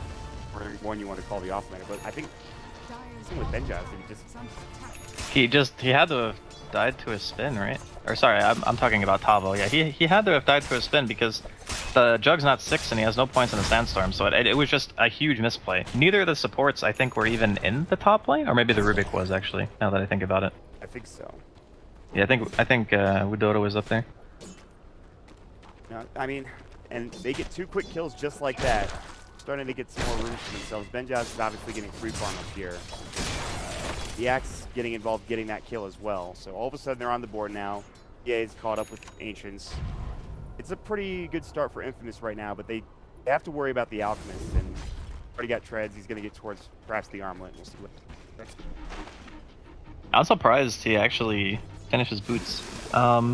A lot of Alchemist players recently that I've been seeing, at least, just go straight for the Armlet because the increase of ability of being able to toggle is just far and away better than finishing the Treads in regards to overall value. But I guess with the early level 6 and the supports being relatively low damage on the side of Infamous, like a Rubik and a Silencer aren't first. And speaking of, bottom, Melancholy, no TP. Yeah, looks like he used it. Yeah, he did use his TP. He actually used it and it got canceled immediately by the battery cell from KingRD who walked in. Nice pickup there. So not only is he dead, but his TP is also on cooldown, which is pretty miserable. So he'll have to walk back. This is a very unconventional way of playing Clockwork. I guess if you consider him an offlane, it's unconventional, but if you consider him a support, which is pretty much what he's been doing, then I guess it's normal. It's just pretty funny to me that Tavo basically just took the jungle, then took the reins of top, and then KingRD just walking around randomly, just making things happen, and it's a lot more effective than I would have expected, given the early heroes. Like, Rubik is great against Clock, you just lift him out of his own cogs, and he kind of just stands there, doesn't really have a counterplay, but... Smoke up here by SG once again. They're looking for something here. And they might be able to find bottom. They don't have a ward to scout out Infamous Silencer towards this bottom area. They might find the Axe walking in. See, they drop a ward down now, and they might dive behind this tower to find the Silencer. They should have vision. Absolutely do. See, the creep wave is coming. It's starting to push in. They'll have 4 bottom to set up if they want to go for this. Good to see the Axe nearby as well. In fact, they just bring him down instantly. They come in with a Bro Strike.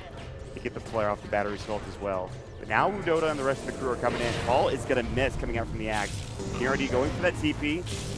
Hog push will save his life. The Omni Slash is used as well. He needed to use it before the cogs went out, but instead he gets pushed back and his Omni Slash is wasted, and the TP is successful for KingRD. So they find themselves a kill and they get out. There's no way he just forgot that Omni doesn't stun anymore, right? Because that was a pretty hopeful Omni. There was a trap on the Clockwork. He saw the TP being channeled. There was no way his Omni was going to kill there. Like, actually no way. That was very unfortunate. Maybe he like queued it and just forgot to click somewhere else. That's what I was thinking too. I think he might have just queued it, and when he got stunned, he forgot to cancel it. But yeah, it's not unfortunate, but he's still farming rather well. Benja's just going to sit bottom now. But already the pressure is coming for SG. They have the Helm of the Dominator up for 40R. He's got the Satyr Tormentor, and they're going to start taking down these towers. So already putting pressure in. Now they're going to find more. Brostrick is going to come in. Man, they're going to call down. Going to come as well. The call goes, but it might not save his life. Blow and the Rocket Barrage will do the job. Fade Bolt's there, but Dota can only sit and watch. Dax falls yet again. Yeah, you can't fall for this like defending your tier 1 thing in 7.0. When if you're playing like against Gyro, TB, Luna, these heroes that have really strong power spikes at level 6 and just want to walk down your safe line tower, you either defend it with all your heroes or you leave it, because you're just going to give away an extra kill if you're not careful. It's kind of what we just saw there on the side of Infamous. And okay, Svench, living life on the edge. Yeah, that was interesting. That cog actually might save his life. Benjaz is going to go to work on KingRD. They're both going to live. The last word was so close to bringing him down. His stick charge to save his life there. Now 40R, 80R coming in looking to help out potentially. But, man, that was a great cog. KingRD is actually doing so much already. And he's not even level 6 yet, Andy. This is a pretty great start for SG. Yeah, this guy's a boss. He's actually like super good on this hero. I mean, it's a hero where if you are really good on it, you know, you think like Bulba Clockwork, etc., stuff like that from like the North American region is like amazing. But when you play a bad clock game, oh god, it is real bad. You're like missing your hooks, your cogs aren't on point. It's one of those really volatile heroes where you can have an amazing game or just a terrible game. Yeah, I think it also looks worse than it is, I think, for Clockwork, just because of hook shot. And you know, it's a little bit more precise than some of the other abilities in the game for sure. But right now, he's crushing it. KingRD, obviously, one of the legends in terms of Brazilian community in Dota. He's been around for a very long time. I think even towards the Dota 1 days as well. So somebody that's been around, he's led teams, he's been involved in some big matches against some of the North American squads at the time. Now he's going to get smoked up with the rest of his squad. They're going to sit right by these Ancients as HFN takes them down. They're going to go for some pressure here. Go up to the high ground. May very well find the silencer. That might be trouble. Yep. Abo coming in. First leg ready. They'll find it. He's done. He's got stun locked in. Of course, they actually complete the TP, and he goes for the call, but it's only onto the one. It's KingCharlie. Now coming in is going to be the TA looking for some damage. Here's the spin for Benjaz as well. Episode's going to go. Now the access to back up. He's too low. The burst strike will take him down. KingCharlie's low. Call down, stick charges. They've got everything they need, and 40 are coming in, wrecking with a call down the rocket barrage. Now they've got the Ensnare coming out as well from the Dark Soul Summoner with a blink away just in time. And they will get the Sand King with that blink, as well as the Fable coming out from the Rubik. So they at least salvage that fight. But again, Infamous losing 2 heroes, including that very important Juggernaut. Yeah, that's not the exchange you want. Like, they went so hard on HFN to try to get the kill, and the Armlet just keeps them alive. Like, the tankiness of having the Chemical Rage on top of the Armlet, it's just a little bit too much. You know, you need to burst them immediately, or you're just not going to get the kill and you got to back off. Tabo had a really nice epi as well. Managed to get the kill on the axe as he was trying to retreat towards a tier 1, but ends up dying, and Rubik actually gets Burrow Strike too, which is an incredible spell for a Rubik to have. You just get in, get the bonus damage, you can use it to disjoint, etc. It's really solid. But, you know, Infamous, we're talking a lot about, you know, SG, and yeah, the game is actually going very well for them at the moment. But we also haven't seen the reveal of, like, the double blink, the Axe and the TA both having a blink dagger. You know, the Melancholy right now, he's like 1,000 away. Once he gets it, I think that's when we're going to see some real action coming out from him. That's, yeah, he's kind of... Melancholly's done his best to get there, but there's 2 deaths in a row, both bottom and top, have been really rough on him. They actually might find this kill in the TA. Yeah, they're just going to get the kill. Rack is going to go, it's going to go down, and they have Magic Missile to help keep them in place. So the TA overextending in that bottom lane, being a little too far up, even with that Blink Dagger, not able to get out in time. They're looking for Tavo top now for Mandy, but he's not going to go for it. Instead, they'll just let him walk away. But still, that is another big kill. They're losing Benjaz, they're losing their TA, and really in points that they shouldn't be, and they're now getting even further. The scary thing is, there's supposed to be like this timing where Infamous have like this healing ward, this double blink combo, and global. And in that regard, their team fight's great, because you get 2 heroes that can blink initiate, you global to prevent the Sand King from, you know, getting an epi off or whatever, and then you get your kill and you get back, or you get your 4v5 and you push a tower. But if it keeps going at this rate, HFN, he's already got the relic on the courier, and it's not even 13 minutes in, with full treads and an armlet. Like, he's gonna have his radiance in like a minute or less. And what do you do? It's gonna become even tougher. We haven't even really talked about the Gyrocopter, who's done okay for himself. Helmet of Dom phase almost up to a Mantis Vow now. He's gonna start getting tougher and tougher to kill. It's not easy for Infamous, but again, like you talked about, you have to wait at Blink for the axe, and he's very close to it. Mandy's gonna have it in about a couple hundred gold. We'll see. We might find him again top lane. Tabo's setting up in the tree line. He's gonna walk up. If he walks up into lane now, he's just gonna wait. He's Tabo now, and he's not gonna. You know, it's like you mentioned, we hadn't said much about the gyro, but whenever you're playing with an alchemist or against an alchemist, it's pretty much about the alchemist. Like, that's the focal point of the team. It's like saying, okay, this is the guy who, if he has a standout game, you're crushing it. Like, he's gonna have a ton of items, he's gonna pull Aghanims to literally everyone on his team, they all hold the item well. It's very hard to take focus off of that, and Infamous have to be thinking about it too. That's why they reacted so heavily when they were, you know, going on mid. Benjaz just goes ham. He wants to get that kill on Alchemist and just can't get it, so it is a time bomb. And Infamous, with the new Blink Dagger picked up here on Melancholy, they're gonna immediately pop a smoke, see if they can make something happen. Yeah, this is the go time. They need a pretty sizable fight here to go their way. Get a pick off or 2. Anything would be useful for them. Gonna go mid. It looks like they might know something is up. Tabo's in the tree line. I don't think he's been spotted out yet. They don't have vision of him. I don't know if somebody's around though. It looks like they're baiting this fight. Yeah, out front. The scan hits though. Yeah, and now they know something is up, and they're gonna go for Cat right away. They're gonna blow him up. Meld Strike, the Magic Missile's not there in time. Tabo, I think they found him. Yes, they have. The call comes out. The blink is there. This is the spin as well. Tabo will certainly fall. Maybe not. The Burrow Strike, the last word, actually gets away, but now the blink in comes out from Greedy, who finds himself a double kill, and just like that, with that huge scan and kind of baiting that mid lane, they worked perfectly getting those 2 kills. Yeah, that was a really, really good scan. And now they're just going straight for the Rosh Acid Spray. I don't know if that's gonna do as much harm as he thinks. Although at the moment, Infamous are feeling a bit tentative about going in here. A respawn. Radiant's courier has been killed. Got it. Meanwhile, the Radiant courier falls. Good. Not a good thing for it. Not a good Was that a thing miss for- micro? Who killed it? What Yeah, happened? I don't know where it died. I don't have the courier. Wish I could tell you. Yeah, I don't. I wish that your courier hotkey worked in game, so I could just like double tap it and see where the hell the courier died. Because that I don't think that should have happened. But I mean, at the same time, you know, HFN still got his Radiance anyway, so it's not a huge loss. I mean, if his Radiance recipe was on the courier when it died, then I would have been like, all right, that's actually super bad. But you know, I guess at this point, no harm, no foul. They're still on course for what they want to accomplish. He's got the ultimate orb now. He just bought it instead of the Yasha because again, the courier is dead. But HFN still remains on course, and Infamous, they're smoked up here. Where they're going to be strong. Infamous are looking for fights.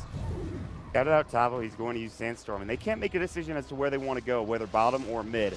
Everybody around mid for SG, with the exception of that Santine. They're going to put a hook shot. They're going to find Vengeance. Global Silence will come out. He's got the Omni Slash. They get the call off. HFN's in trouble. Denies himself with that huge stun coming out. Still, they will lose at least 2 in that fight. I'm looking for more now. Cat's going to get caught. Looks like he should fall. Swap coming in, but he really won't do much to save his own life.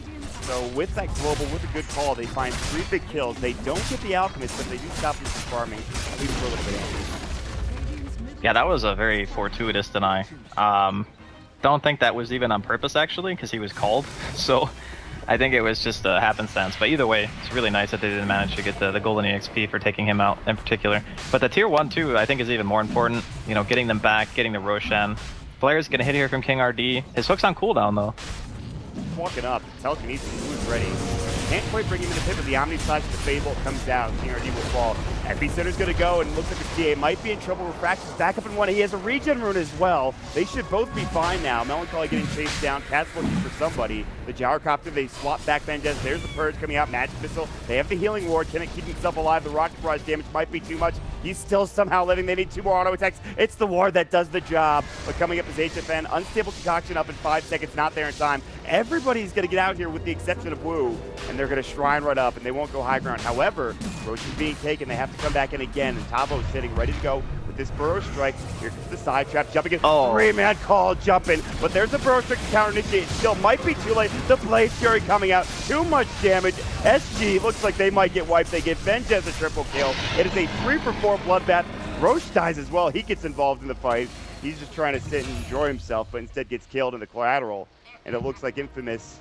It turns The around. Flare. Wow. The Flare just killed the TA in the Roche pit. Because Benjez picked up the Aegis, dear god. Okay, that was a slugfest of a fight. I will be honest, I don't have any idea why the Venge was standing in the pit. I think that was just a complete, like, brain fart. Maybe he was, like, super excited because Roshan was low, and he's like, oh, we can kill it, and then they had no vision of the high ground, so they didn't actually see, like, them coming down from the top cliff. Like, they can see him when they walk to, I guess, the second one, but the first one, they drop the TA trap in the pit, and then they get blink called, and it's like, okay, you get 3-man blink called, that fight is over. Like, your heroes are just gonna die. And unfortunately for SG, they just, they didn't seem to remain poised for that. They could have had much better positioning and put themselves in a spot where the axe just can't go in, but instead they all clump up on top of each other and kind of panic, and it just got them annihilated. That was not the greatest place for a fight when the axe had blink call ready to go.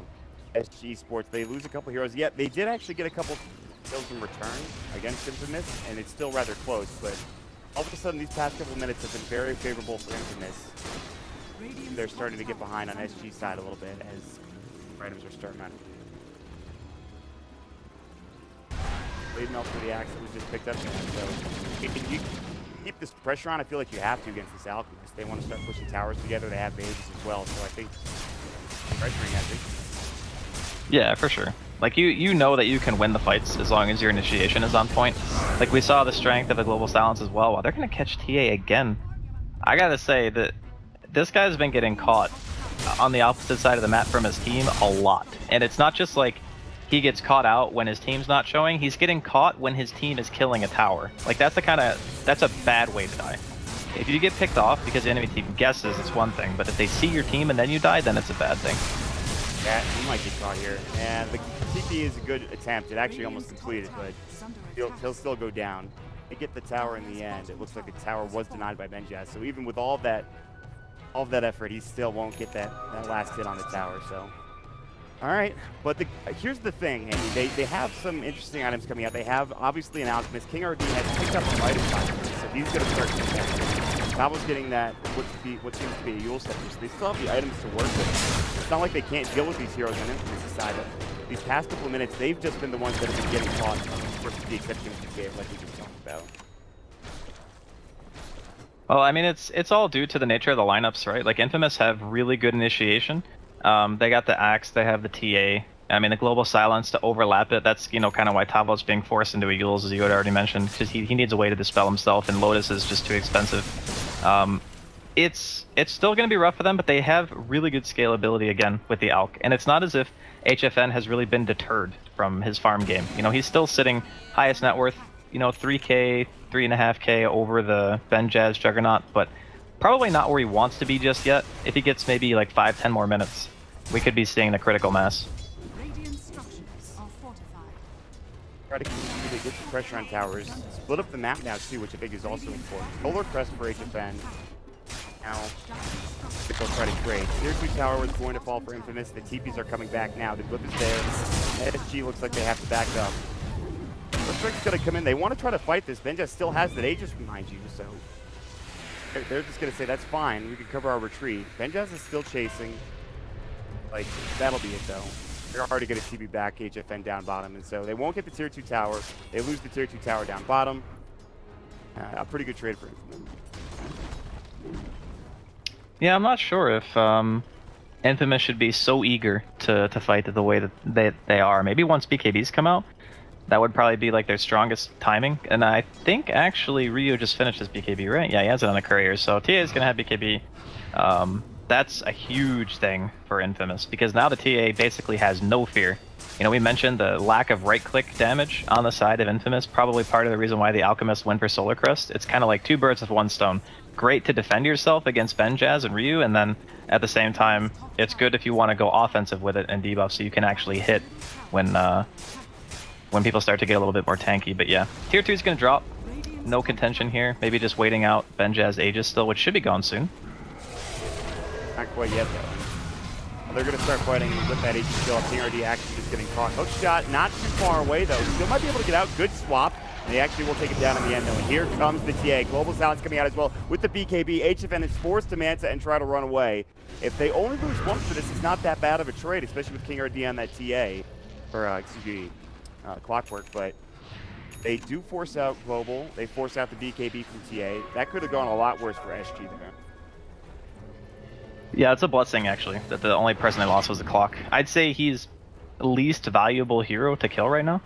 And it's not like a knock against him, it's just, it's Clockwork. It's very, very hard to play in this type of game. And that being said, I actually think he's done a pretty phenomenal job, especially during the early game, of remaining relevant. And on top of that, he gets the Midas going, he's working his way towards Crimson, so he's still able to give a little bit to his team, even though his role is kind of sacrificial at this point. And I say that, the Venge is definitely the one who is struggling the most. That is for sure. That is not a lot of net worth at all. That is actually like less net worth than you get just from passive gold. Like that boy is living on food stamps, mod. I mean, how many times has he died? It can't be that many. Only 4 deaths, but he's just not getting anything, I guess. And everything he's getting, he's putting into wards, I'm sure. Boots, wards, smoke. Why? Yeah. Sick. Well, you mentioned the greed of the team, right? But the greed pretty much resides in the cores. So he's basically left with nothing. The Alk, the Sand King, and the Gyro are all farming. Oh, he's gonna die again. Goes for the swap play. I mean, there's not much you can do in that situation. You might as well try it. But then maybe you give swap up to the Rubik, which is also not the best thing in the world still.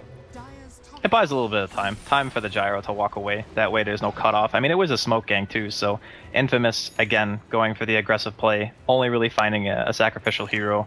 Not really the big kills they're looking for. They're not going to find, HFN. They're not going to find 40R or anything like that.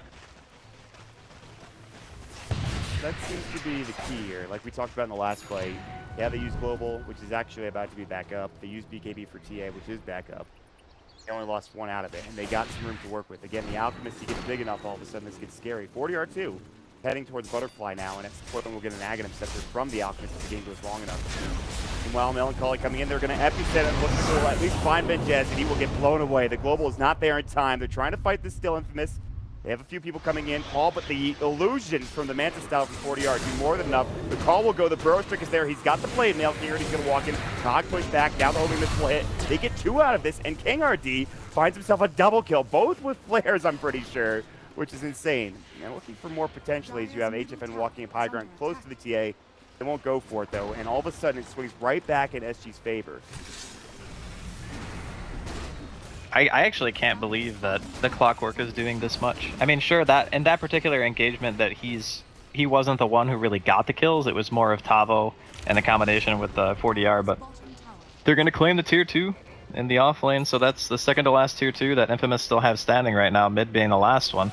And with Roshan respawning soon, you really, really don't want to lose all your outer 2 towers before that. I mean, sure, you're going to have your shrine still, but time and time again, you know, SG, they're getting the farm that they need on all their heroes, and as soon as that Alchemist gets his last item, which I'm not sure if he's going to go for bots or if he's going to start building Aghanims now, because he is technically 6-slotted, but that's going to be when we're going to start to see, you know, Aghanims on the Gyro, Aghanims on the Sand King, the Clock. Definitely not making things easier. King already going for a hook shot, connecting pretty close though onto the TA. Waves will constantly be pushed out here for SG.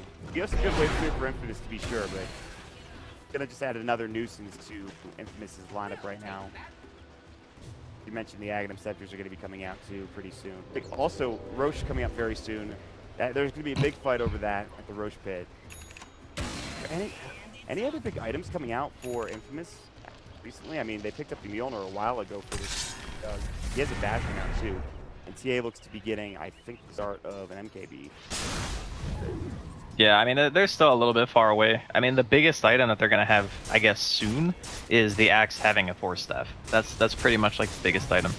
But I guess, you know, if Ben, Jazz, and Rio are getting the majority of the farm, then it shouldn't be too hard for him to finish MKB relatively fast.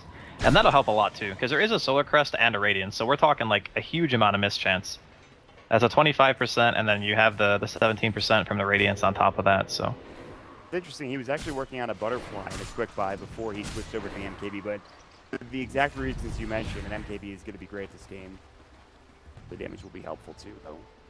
Well, the Gyro's also... oh wait, no, he isn't going to buy a Butterfly. He changed out. He's going to go Scotty now. Okay, I thought I saw him with Butterfly on his quick buy, but he changed it. He had it in his quick buy for sure. I think they probably talked it out and said we probably shouldn't buy Radiant, Solar Crest, and Butterfly between our cores, because then it makes MKB way too good of an item. Let's just change it up and buy something else. It's probably the thought process, but it makes sense, you know. Scotty's going to be very helpful. So much tankiness in ways and shapes and forms, and then he's going to have the Aghanim Scepter to follow that up with. This Gyrocopter starting to do some work in terms of being actually a pretty tanky core. MKB now done for the TA. Roche is up, by the way, and as if on cue, SG will smoke up. Remember, Infamous, they took the one game these two teams played against each other. Infamous gave SG their first and only loss. SG trying to back them in the first game with best of 3. And now it's still pretty even net worth-wise. Only a 1,000 gold advantage. They're going to find this TA. It looks like Spot comes out. There's the Magic Missile stable concoction coming as well.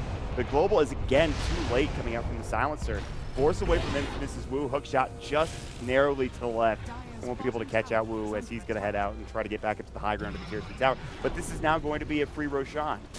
With the TA being dead for 6 seconds, looks like they probably won't contest on Infamous's side. Yeah, there's no way they fight this now. Without that TA, you're lacking like your only person who can reliably hit the Alchemist. That Alchemist is pretty much invincible to the rest of their heroes until Benjaz gets his own MKB. He's got it on his quick buy, so it is going to be the next choice. Giving the Aegis to the Gyro. He's over halfway to his Scotty as well. It's looking a little bit tough for Infamous at the moment. Like, this Alchemist is pulling further and further away in regards of overall net worth. They can still kill him, sure, but it's more about what he's going to start offering his team soon than, you know, it just is him. Where a lot of the times when you see Alchemist, it's about the Alchemist being able to end the game, like, single-handedly. This time around, it's going to be more about, you know, he's obviously going to be huge, but he's going to be such a boon for his team as well. Continuing with things to deal with at that point in time for Infamous. And again, the net worth lead is not by much. But it seems like SG are dictating the pace of play, finding the kills. Kind of been a back and forth game. We'll see if they can find sort of tier 3, some sort of fight with this Aegis. Call will go. KingCharlie has to force himself back. He's forced twice just to make he stays alive. They had no way. There was no positioning from SG to try to capitalize on that miss. It's the AC now for the Alchemist. I think you mentioned bots, which you're probably correct in that, and then we'll see Snagger and stuff just well. Interesting that he just backpacks his Solar Crust. I thought he would probably get rid of the armlet, but I guess he's favoring the HP over the mitigation. Oh, never mind. He's just putting his boots in his backpack instead because they're going to siege. That actually makes more sense. Doesn't need to run far. They have to swap as well. It's still, he just got a level 2 swap finally. It's not that unheard of, but it's not the best game for Cat here on this section of Spirit as we talked about. But they're going to go to work. This is what an Alchemist does. Up to the high ground we go, and tier 3 tower is pretty much gone. They're trying to wrap around though. They're coming in blink call. They will find this clockwork, and they're going to blow him up easily. Broadstreak comes out. They'll find the TA.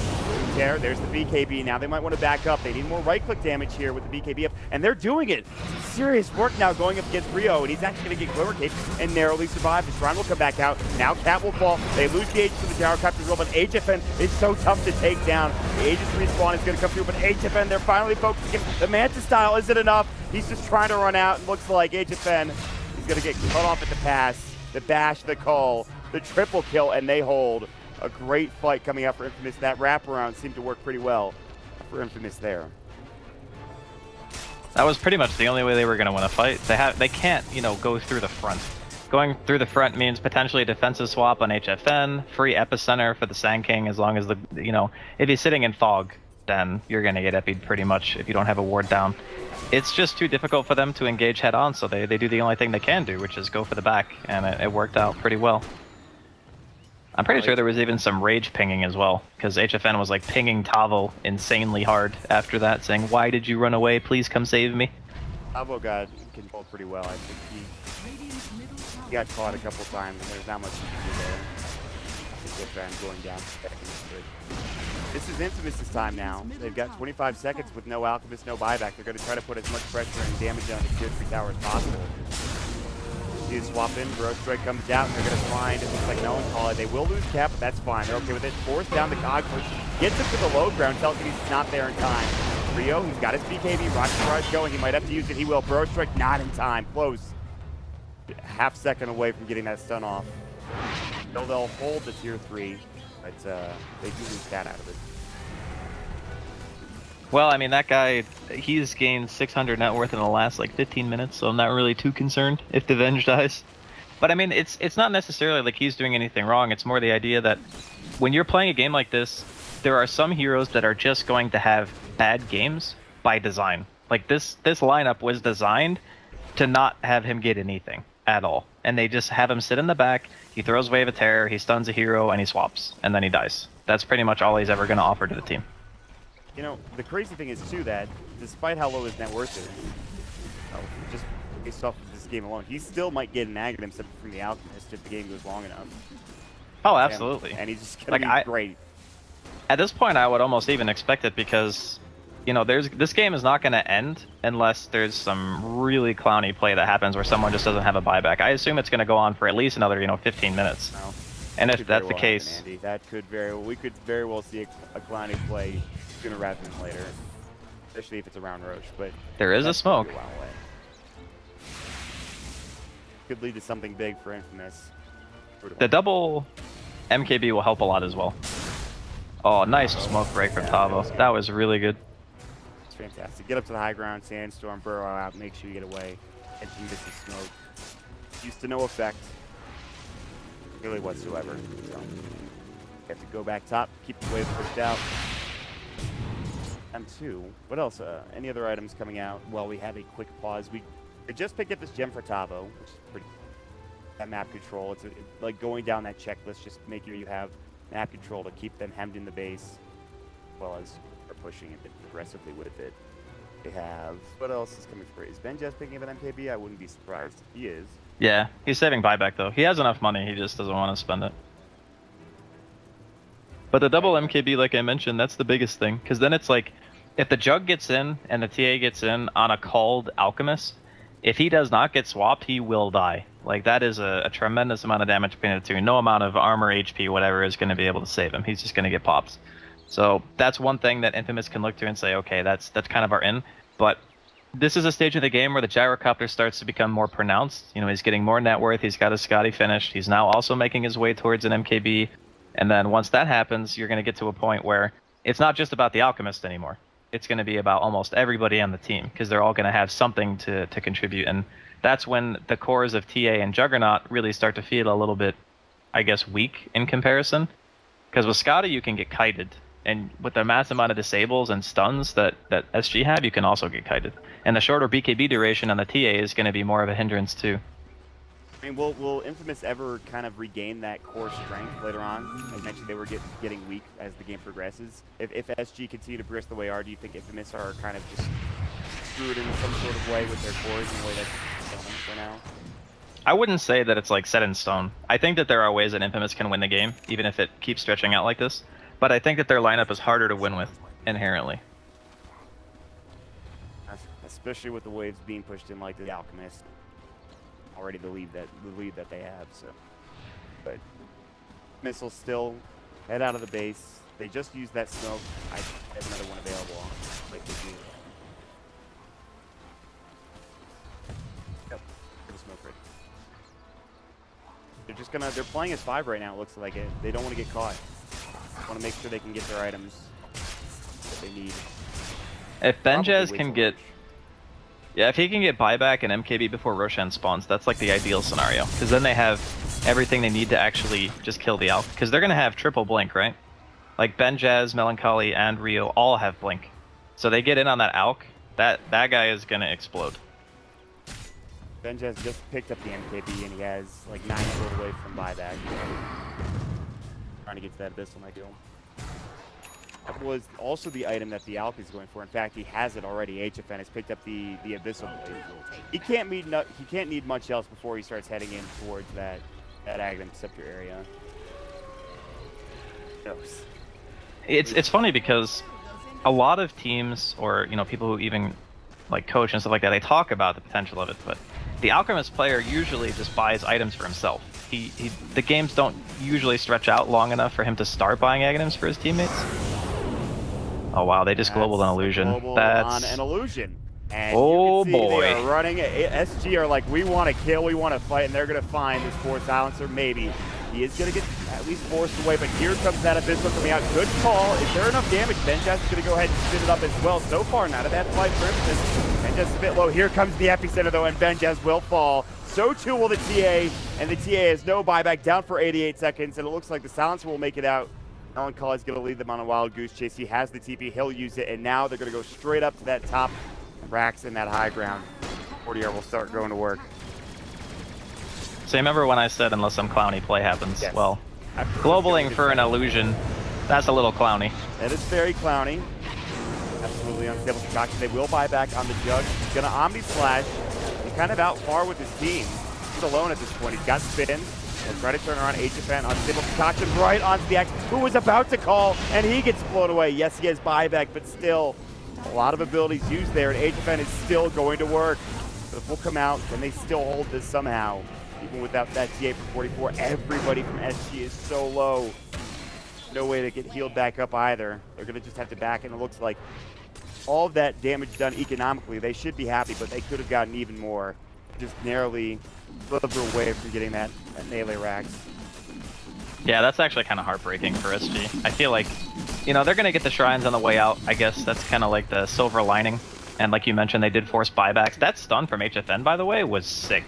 Like, yes. He knew that Axe was jumping in. He had the vision from the high ground from the Amanta illusions and everything and just got the stun off straight away.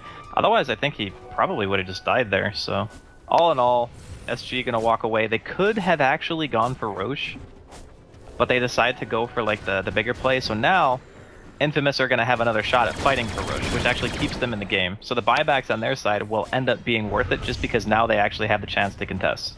But if they lose this fight, they won't have buybacks, and the game kind of ends at that point. Oh yeah, the game is over if they lose this fight. Like So they will lose their it's do or base. die for this point, and it all came down to that illusion, and they used global silence there, and SG they hit the go button, and here we go. Infamous are walking up together as 5. Not Smoke. KingCharlie's nearby. Hasn't really hit too many hook shots this game. He can come up big if he needs to. Here comes Benjaz. Ghost Scepter comes out. The Blade Fury is there. Telekinesis back on top of all that. Call down from the high ground. The Cox will go. Now they have the Global coming out. They're looking to fight. They've got the call, but the Yule Scepter comes out, and Ryu is just getting blown away by 40R. Looking to chuck him down, and he does get the double kill. Takes him down, and now Benjaz is going to be next. The Omni Slash will go, but with him going down as well, this should be game 3 dead. Unstable Concoction. No, he just got the Blade Fury up and ready to go. Tavo's still looking for that Burrow Strike, and he's about to get it. Benjaz trying to juke. There's the Magic Missile. He's all out of his bag of tricks. And it looks like it's an ultra kill for 40R. And more than likely, SG getting game number 1 in this best of 3 series. Really cool draft actually from SG this game. Yeah, but that doesn't matter. Like there's no global. The Axe and the Juggernaut are 100% mandatory for being able to defend this. Like Andy. It's a rough one here for Infamous. I mean, I think that he's dead. Blade coming out, and yep, okay, dieback. GG is called. It's gonna be Miss going down in game number 1. But G, pretty solid stuff. Andy, I think you might have been muted or something. Oh, can you hear me now? Yeah, I can hear you now. Okay, sorry about that. I don't know what happened. But yeah, I this game to me is not necessarily a huge out draft or anything from either team, but I think it's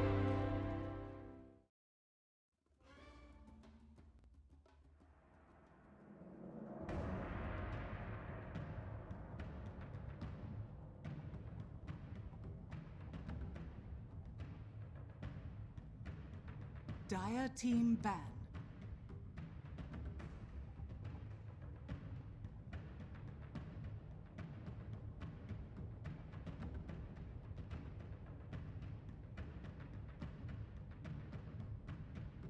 Ten seconds remaining. Radiant team ban.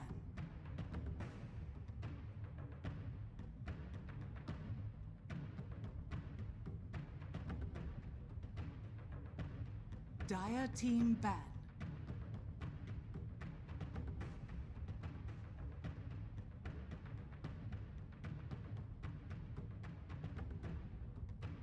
Radiant team ban.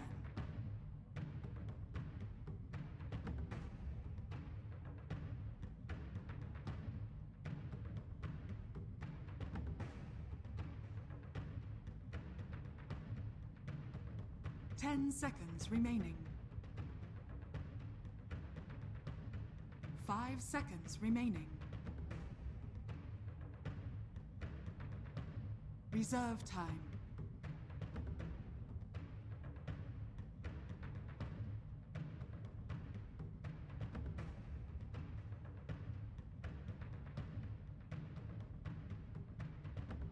Dire team pick.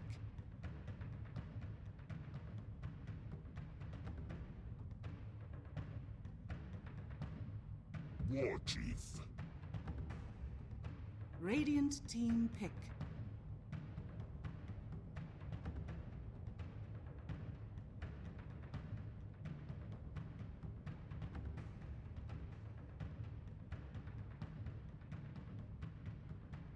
Rubik. Radiant team pick.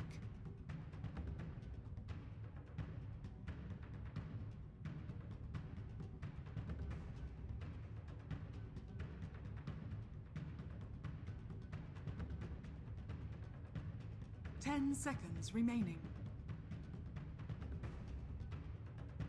5 seconds remaining. Reserve time.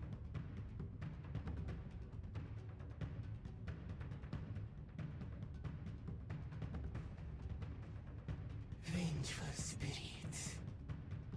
Dire team pick. Dazzle. Radiant team ban.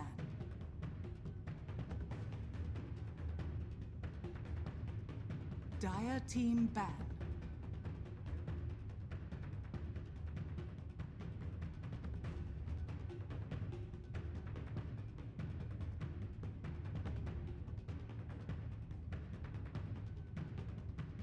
10 seconds remaining. 5 seconds remaining. Radiant team ban.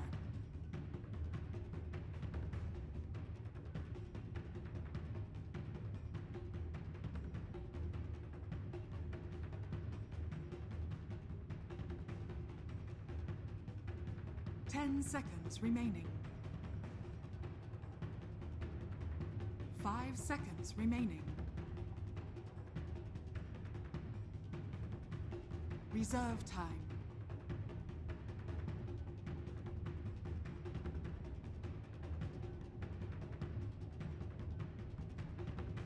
Dire team ban.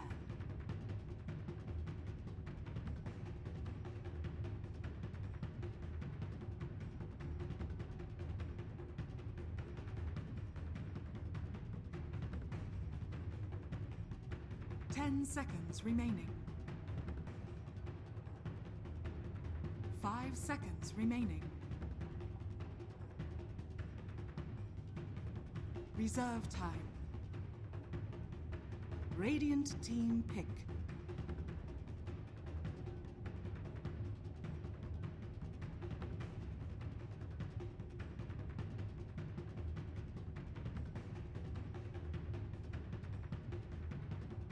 Ten seconds remaining.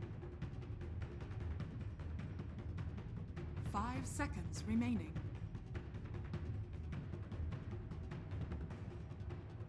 Reserve time.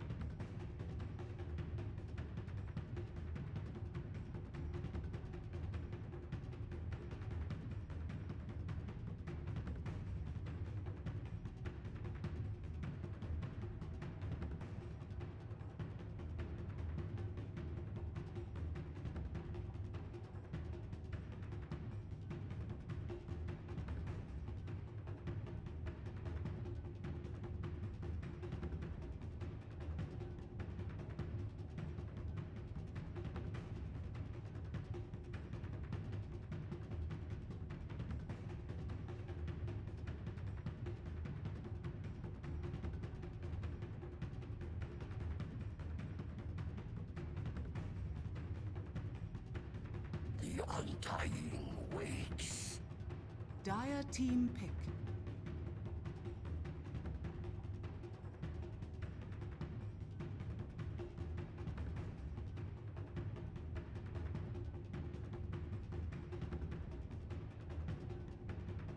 Ten seconds remaining. 5 seconds remaining.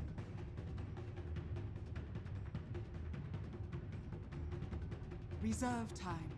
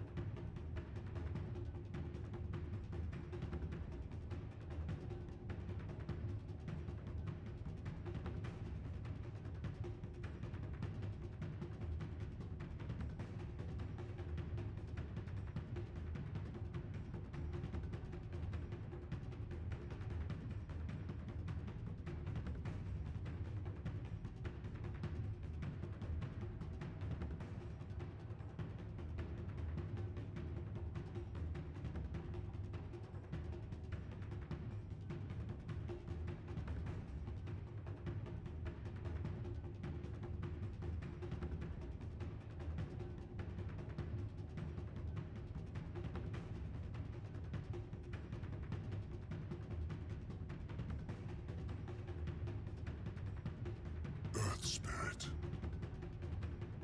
Radiant team pick.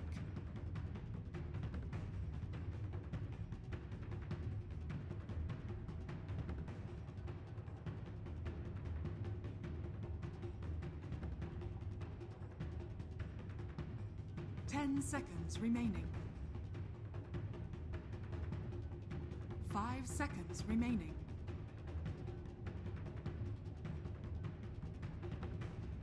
Reserve time. Juggernaut. Dire team pick.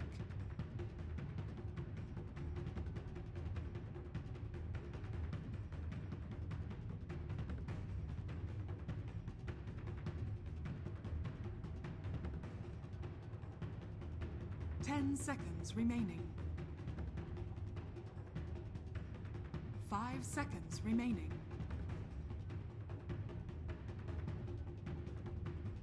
Reserve time. Invoker. Radiant team ban.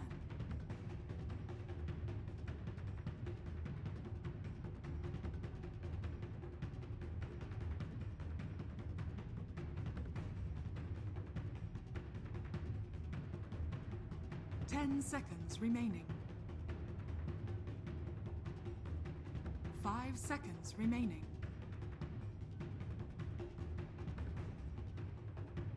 Reserve time.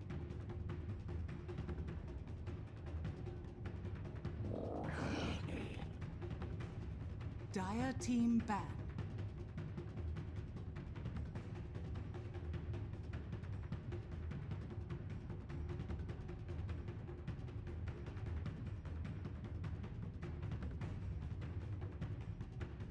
Ten seconds remaining.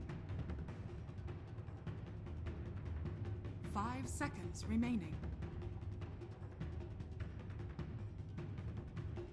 Reserve time.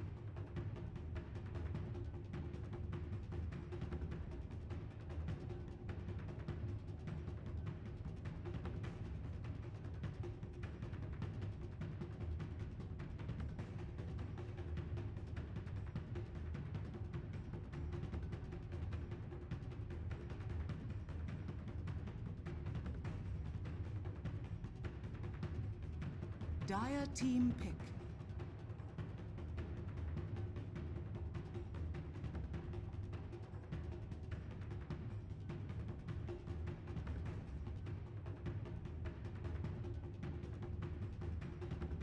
Ten seconds remaining. 5 seconds remaining.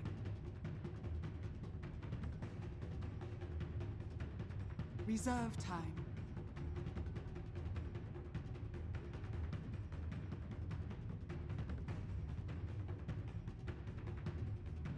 Weaver. Radiant team pick.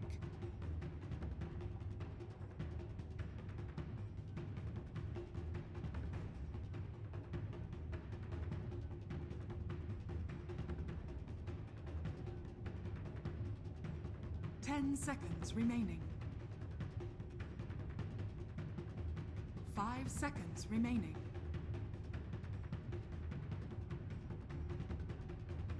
Reserve time.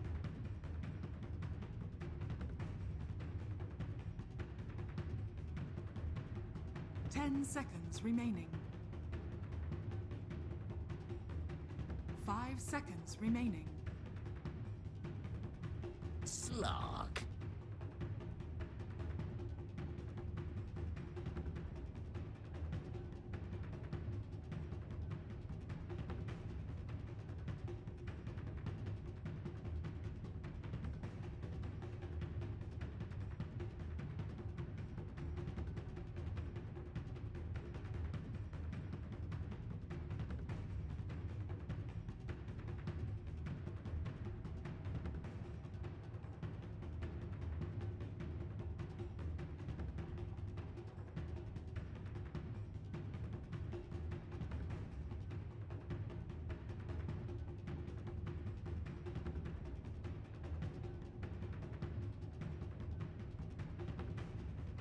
Ten seconds remaining.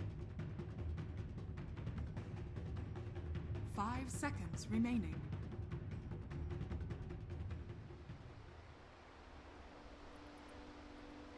Very good in lane, except for the Slark. That's the only, I guess, liability they have, and he's going to be safe lane anyway. Level 6 early. And I'm with you. If you send that Undying top lane, I gotta have to deal with Decay if he picks up early Solar. SG. I actually think that if Infamous don't aggro lane, they will get crushed. I think that is a distinct possibility I here. definitely see that.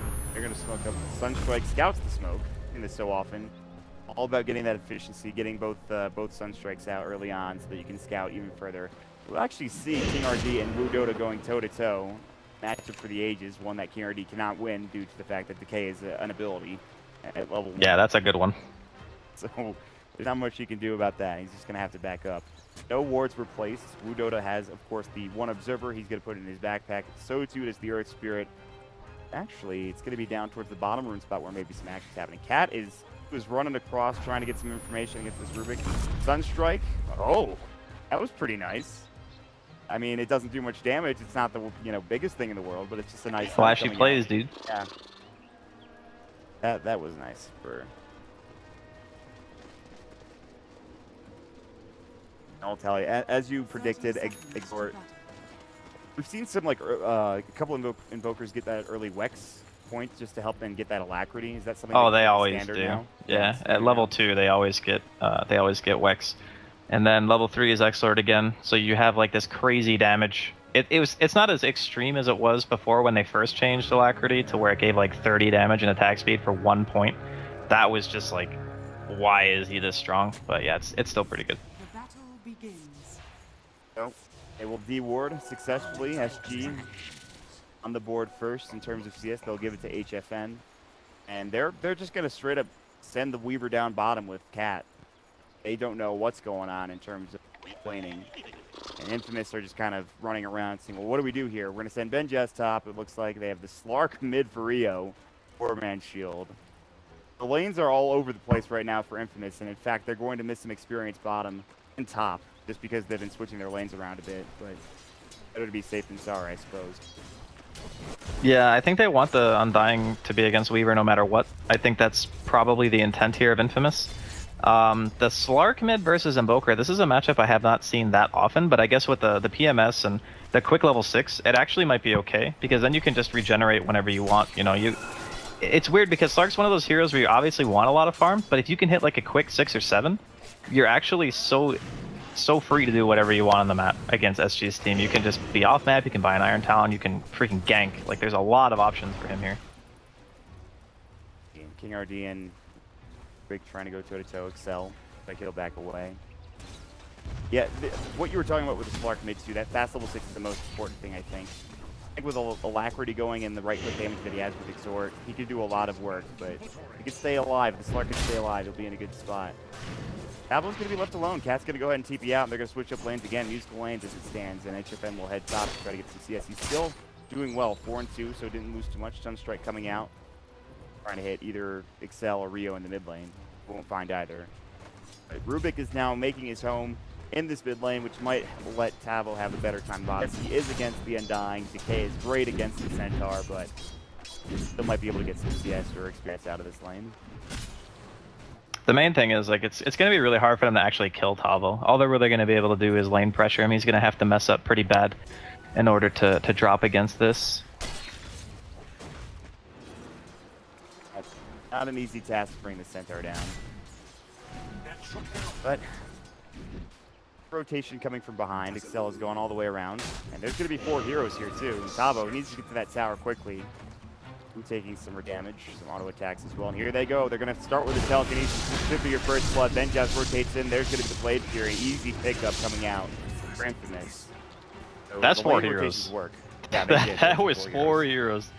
So, yeah, when you send that many, you better get the kill. Like, that's pretty much all that can be said. KingRD going hard here.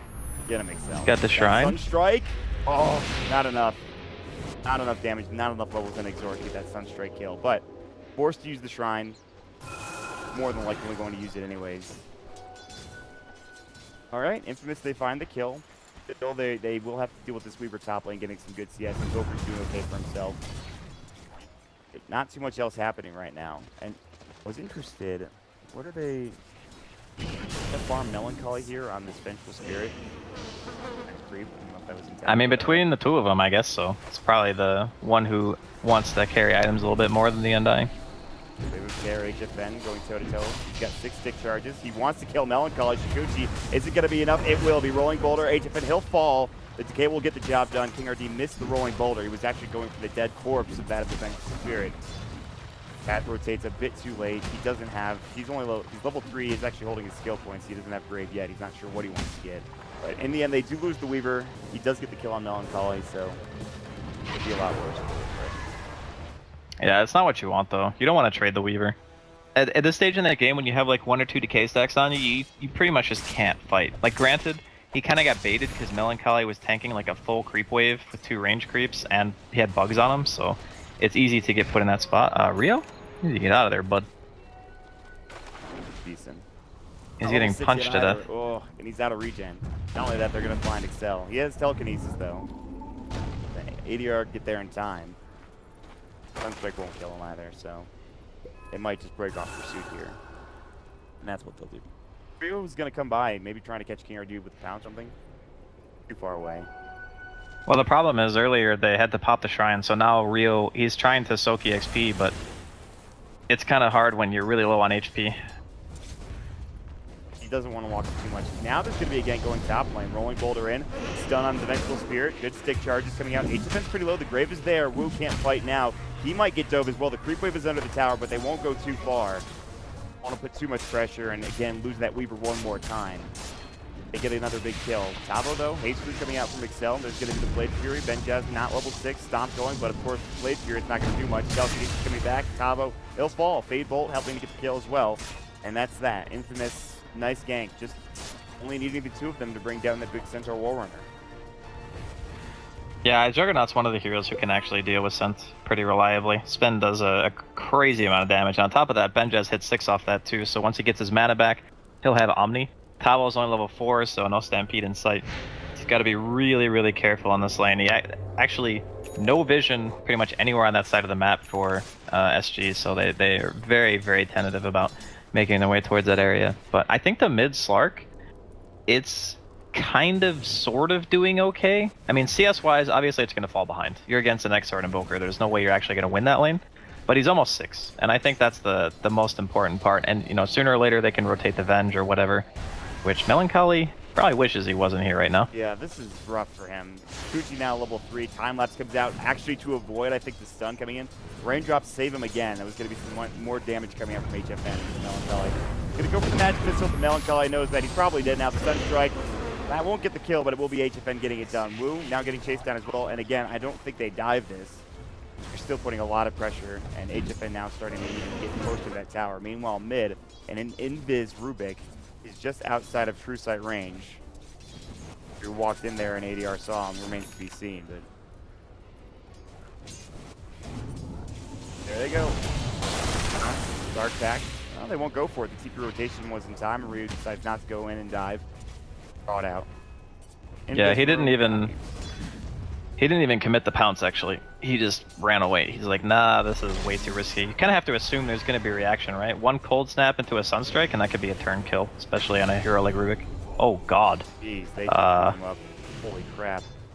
Yeah, that's... 3 decay level 2 soul rip coming out. Wow. I really like that build, actually. I think it's way more useful nowadays than Tombstone, where, you know, Tombstone level 1 is just like 3 hits to kill, takes no time at all. He might be dead. Ready. Oh my God, he's that was so close. He lives life on the edge. He was like maybe 30 or 40 HP. HFN. Wow, that's dangerous, buddy. If he was 2-3 instead of 3-2, he would have been dead. But yeah, that's... Tabo's dead bottom again. Not a great lane for him. 17 last hits. Even have boots. He's just got boots now. That's it. Top lane, Melancholy. He's also having a tough time. I mean, both of them have died a handful of times. 4 for Melancholy and then 3 coming out for the Centaur. Yeah, but in regards to who's actually getting more, the Venge is still getting more out of the lane than the Centaur. Although I guess you could argue that Tavo's level 6 is going to be more impactful than the Venge, because Stampede is like a pretty big teamfight utility. Oh, the Sunstrike? Huge kill for him. Yes, the stomp. He wasn't ready for it. Tavo comboing up perfectly, finally getting some revenge on Benjaz, and it's not done yet. HFN getting chased. Top lane, Wu looking to at least throw another decay, but this might be it. And of course, Cat's nearby with level 2 grid. Might want to turn this. They have another hero nearby. KingRD might have been spotted. I think he was by the Observer Ward. That's a huge kill on Benjaz. And again, it's one of those... He died like that a couple of times in the last game as the Juggernaut. So Benjaz getting killed there. Not the worst thing, but still not great for him. That's a hard death to anticipate, though, you know, because it's like the Invoker and the Centaur have to be paying attention at the same time. Roll in here on top. Jeez. And can't even get the Sunstrike kill. He dies so quickly, and Melancholy should be next. That one's split. HFN, how many kills have you been involved in? 6 kills. Died once, that was really Yeah, he's 5-1. Farming well, too. Invoker just as well. See, this is kind of why I was favoring SG, is their heroes are really good at fighting in addition to they can make different moves. You know, they can send the Weaver to another lane and go for a kill because Weaver is actually really strong during the early game. Shikuchi spam does a fair amount of damage. Swarm is crazy good. But heroes like Slark, you can't really commit to the fight. You know, you need items real bad. And even though he got the bonus experience from mid, he's still not at a point where he feels comfortable really contributing. So they have these 2 heroes walking to the offlane who are supposed to be getting stuff done. And yeah, you know, Wu and Melancholy both have a decent amount of levels in farm, but they're still dying a lot. I'm with you on Rio. He really needs the Shadow Blade, and he needs levels too, to be honest. But it's SG, they can start applying more pressure elsewhere. No towers have been taken yet. Don't believe anyway, not that I can see. So the tower pushing, not much happening on that front. Oh, both teams are pretty bad at hitting buildings until a little bit later. I mean, there's like a Jug on one side with Avenge, and then a Weaver Invoker. They're about the same. We'll get there though. Invoker at Midas fully completed, enough for a point booster. He's having a good time. He's having a pretty good time. Mostly a free lane. Plenty of levels to exhort. Melancholy is dead again. Top. The TP, not in time. First Smash came through and stopped that right before it could even start it. So another kill for HFN. More farm starting to pile in and pile in and pile in. I mean, at what point did you just stop going top as Melancholy? I mean, have level 6 now. He doesn't really have anywhere else to go. That's the problem, because they don't have a hero that has legitimate catch. They have to rely on a smoke. And then they have to rely on a smoke getting a kill with Stampede. And ooh, Sunstrike gonna be off the mark there. Could have been Wu's death there. But yeah, it's tough because he doesn't really have a place where he can be and really do anything other than the off lane. If there's no smoke, they can't really get a kill. That's the issue. Well, Infamous will smoke, but it's just Benjaz and Excel, and they're going to head towards mid. They've drawn the line. They're going to wrap around and head into the enemy jungle, I believe, to the high ground. Sunstrike almost brings down Rio. He's very close to death there, but will stay alive.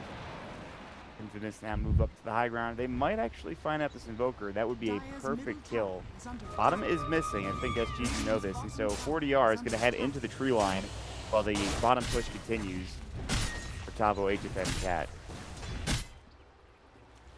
I'm glad to see that the Infamous makes some sort of concerted effort to pressure a tower, because if you're not going to do anything but like have your Venge sit in the offlane and die a bunch, you might as well like group up and try to make something happen, because getting the towers down, like why would you pick on dying if you're not going to try to pressure, you know? I mean, granted this is a bit of an unconventional tower pushing build, it's more of the I'm going to walk around and spam my spells build. You still want to get some kind of advantage from the Undying. So far, it's been kind of negligible. He hasn't done too much. Gotten close to getting a kill a time or two. We've been involved in a kill or two, but other than that, he's just kind of watched his poor friend Melancholy die 6 times in the top lane. 6. Not a good stat line so far for Melancholy, considering how well he played in the Axe game last game. They will start pressuring. Fight him with the 6 steps. They can still find towers. They can still get an advantage just based off of this. But Tavo is smoked up and he has Stampede ready to go. Here's going to fly. Silence comes out perfectly to stop it there. The Sunstrike, good swap out. He should be able to live off this now. Melancholy will try to TP. It looks like he'll give his flesh away yet again. They will trade it for Tavo. Now they have the flesh golem up too to get Rio involved. Shadow Dance is now down, but that is a great swap. That actually saved that fight. If the Sunstrike hits him, he's done. That's the end of it. Radiant's middle tower has fallen. Yeah, and a very important tower as well here for Infamous. They needed these so much. Like getting the tier 1 in the middle lane, getting the tier 1 on the top lane. Like sure, at the end of the day, SG are trading, but if the Slark and the Juggernaut can just get around the map, get the CS that they want, get their core items, it's still a game. Like the Slark can still make a lot of plays. It's very hard for SG to hold him down. Oh god, is he gonna die to this? Oh my god, 50 HP. Rio just making it out with that pounce. The auto attack from the Weaver was not enough. So close. And that's the type of game he's having. He's getting pressured at every turn. He's almost dying to Sunstrikes left and right, but now it gets better. He has the Shadow Blade. Where do you go from here? Do you go for the pickoffs? Well, it looks like they're answering my question, Andy. They're going for the smoke.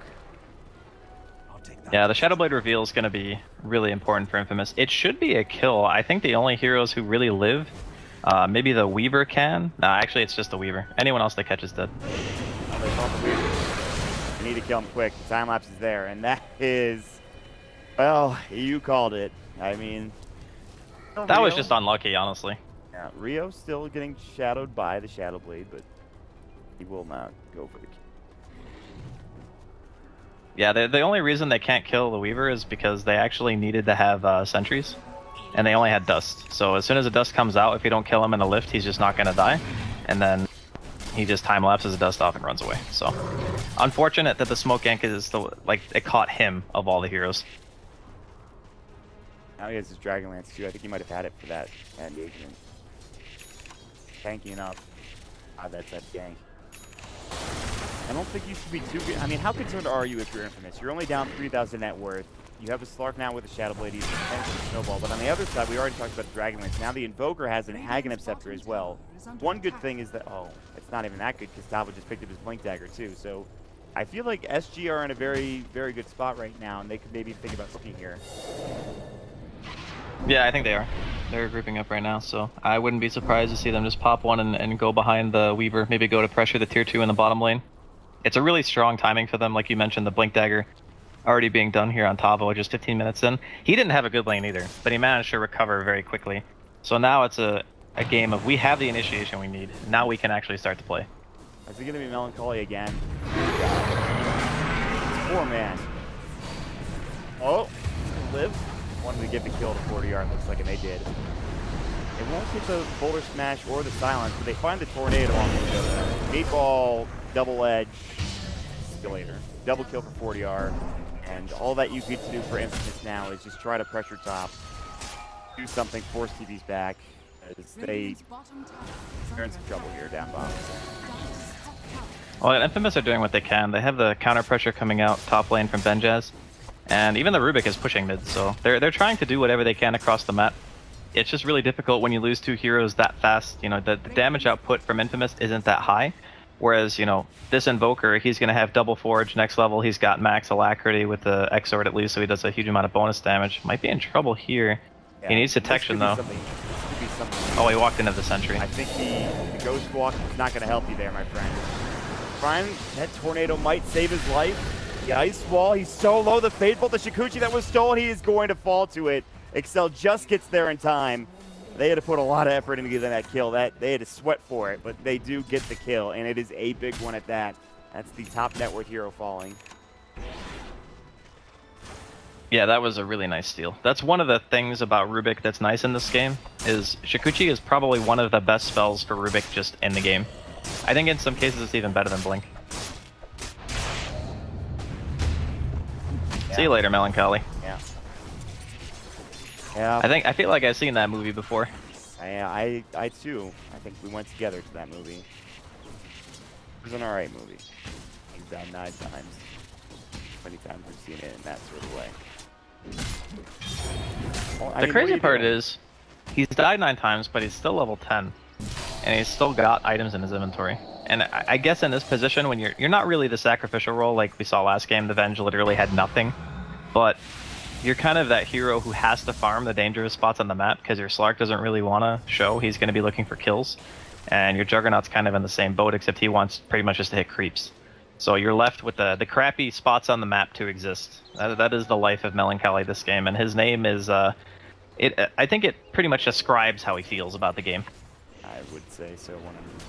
Benjaz has just been real quiet this game too. Hey, you talked about hitting creeps, and until you mentioned it, I really had forgotten about the Juggernaut in this game. He has a Mantis Tower already. He's going Blink next too, so all is not lost for Infamous despite this early disadvantage that they're at. See if they can turn things around here. Telekinesis, though, looking to make a go here on the Weaver. It's not going to be easy. Time lapse goes. He has no Shikuchi before. Stampede will actually get him out. That was a bit of an awkward situation that he didn't want to be in. And now they're looking to make a go maybe on the Spark stop, rather vice versa. Both of them might get caught. Tornado just missing with the blink. Stop it there. Double-edged Sunstrike not needed. They go from running away from HFN to finding themselves and hunting for a kill and finding it in top. Man, this is looking a little bit rough for Infamous at the moment. Like they're getting picked off because their team by nature is just greedy, right? Like you have this Benj who goes to the offlane with Undying. The idea was nice, but didn't end up working out because of how many rotations happened. I think it would have been okay if the Rubik was top with them like the whole time. Because then it's like a full-on tri-lane, you get your 1v1s, you know, whatever. Rio doesn't win mid, but it's fine because he still managed to get a 13-minute Shadow Blade. Bottom, we're going to see the roll in here. Oh man, he doesn't have GG this time either. There's just nothing he can do. I think the team is like, listen, it's okay if you die, as long as you can just push the waves out and just try to find farm with it. Yeah. That's like the only thing he can do, I think. Again, it's a draft issue. Like they have this team where that hero doesn't really serve a purpose in this lineup because like unless it's a full 5-on-5, you're not defensively swapping because you're an item carrier pretty much. Like you're a pseudo farmed hero. You kind of don't want to sacrifice yourself for anybody other than like I guess Rio or Benjaz at this point. But you gotta still hit creeps. So it's not a great spot for him to be in, and yeah, 10 deaths. Not the greatest performance. But Roshan on the table here for Infamous. They got the DD rune on Rio, so doesn't look like SG are even keen on this. Don't know what's going on. They don't. The idea of Roshan came just a half second too late. The Sunstrike came in as Roshan died. Ray didn't get it. Aegis will go to Rio. And now he's on the hunt again. Shadow Blade, now the Echo Saber up. He also has a double damage rune as well, but he won't find anybody in time as the Shadow Blade dissipates. But this is gonna, I think, gonna give them a good 5 minutes to work with. For instance, I don't know how much they can get done here, but they can get something going. Because right now, not a whole lot. Yeah, it's just more about taking it away, I think, from SG than anything else. I don't even know if Infamous necessarily think, hey, we got an Aegis, let's go ham. It's more, okay, SG didn't get the Aegis, we have some breathing room. That's kind of, I think, the way that they look at it here. And it also means that, you know, if they do want to play aggressive and SG overextend even in the slightest, that they can look to punish it a little bit harder. I mean, that's probably the best case scenario. I don't know if SG is going to do that. Yeah, they're just going to TP out. Okay. See you later. Nah, they're not going anywhere. So, instead, it's just back to farming for SG. They don't want to put themselves in an awkward position. They've got some big items coming up. We haven't really checked out on the items. HFN is building a Lincoln Sphere. It's actually done. We have picking up a Crimson Guard, RD, got the headdress. What is it?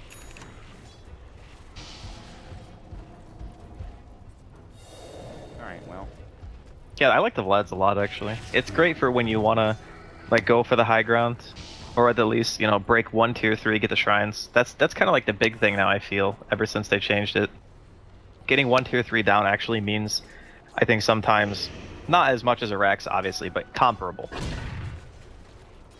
Just that much more map control for them. To go for another kill, Dota. They were setting it up.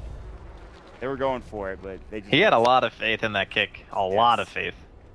That Sunstrike out early. So close too. It's actually a lot closer than I think it looked. But nah, they can't get it. This is Rio. Oh. I wish I had a cam on. I would bring you up here and say hi to you. But Dota happening, Mr. Rue. Batty. Is this Rubik gonna live? Oh my god, he's gonna live. He actually made it out. Yeah, the Forge Spirit's actually blocked 4DR. So, interesting thing about Dota pathing, it's really, really bad when people are in fog. So, he tried to click forward, spawned Forge Spirits, walked into his own Forge, and couldn't do anything. Do they even need it? No? Okay. Nah, that's a dead Undying. I like this though from Rio. He's cutting the creep wave right now. They gotta do whatever they can to keep these in. And they're even taking the tier 2 tower down bottom. Their creep wave top, there is a creep wave top. Start taking this. Tavo is here alone. He's gonna find 3 heroes that he doesn't want to find, but Tavo is like, you can try to go on me, but the rest of your team is gone. We're gonna find these illusions. He actually keeps the tier 2 alive. Out of the deny range. 8 HP away. Sadly. Rio finding, oh, this is a nice kill to get it before the grave. And he can't. But see if he can make it out. Now, he doesn't have a TP scroll. Still that, oh, the Hellbear can't get it either. They kill it and they bring it down, and now Rio, he'll look for KRD instead. So they will at least find 1 kill out of this.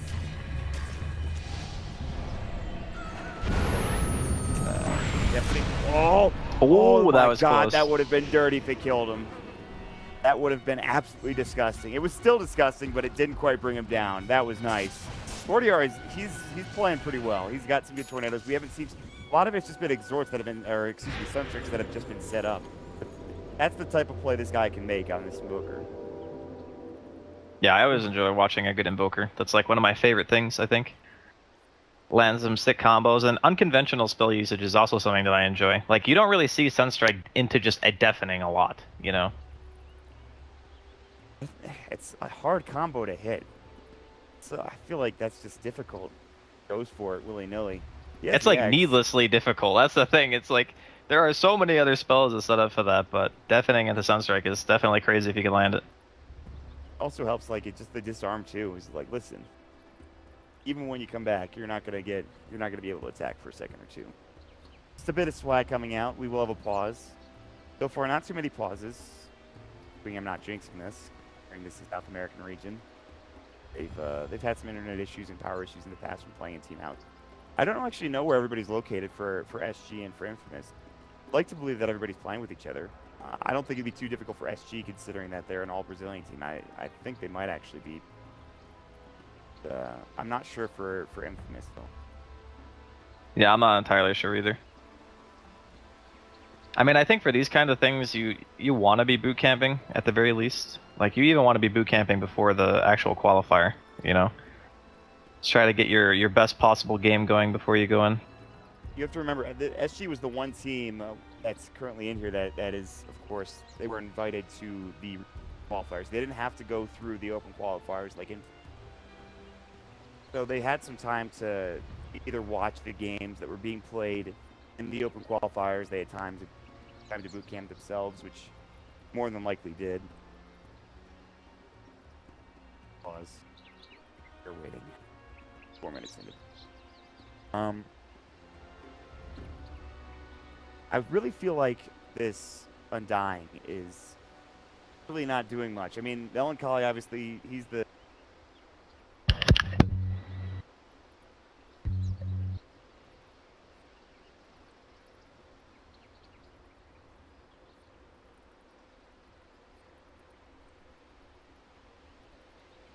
I mean, I could see the idea behind the Silencer, and I could see the idea behind the Undying, but the way that the lane's shaped up, like, the Rubik was walking around a lot. They sent the 2, like, sacrificial heroes, if you want to call them that, the Venge and the Undying, to the off lane to try to contest SG, because they thought on paper, okay, well, this lane can actually, you know, inhibit the Weaver from farming. Maybe HFN won't, like, get crazy farmed and just kill us all.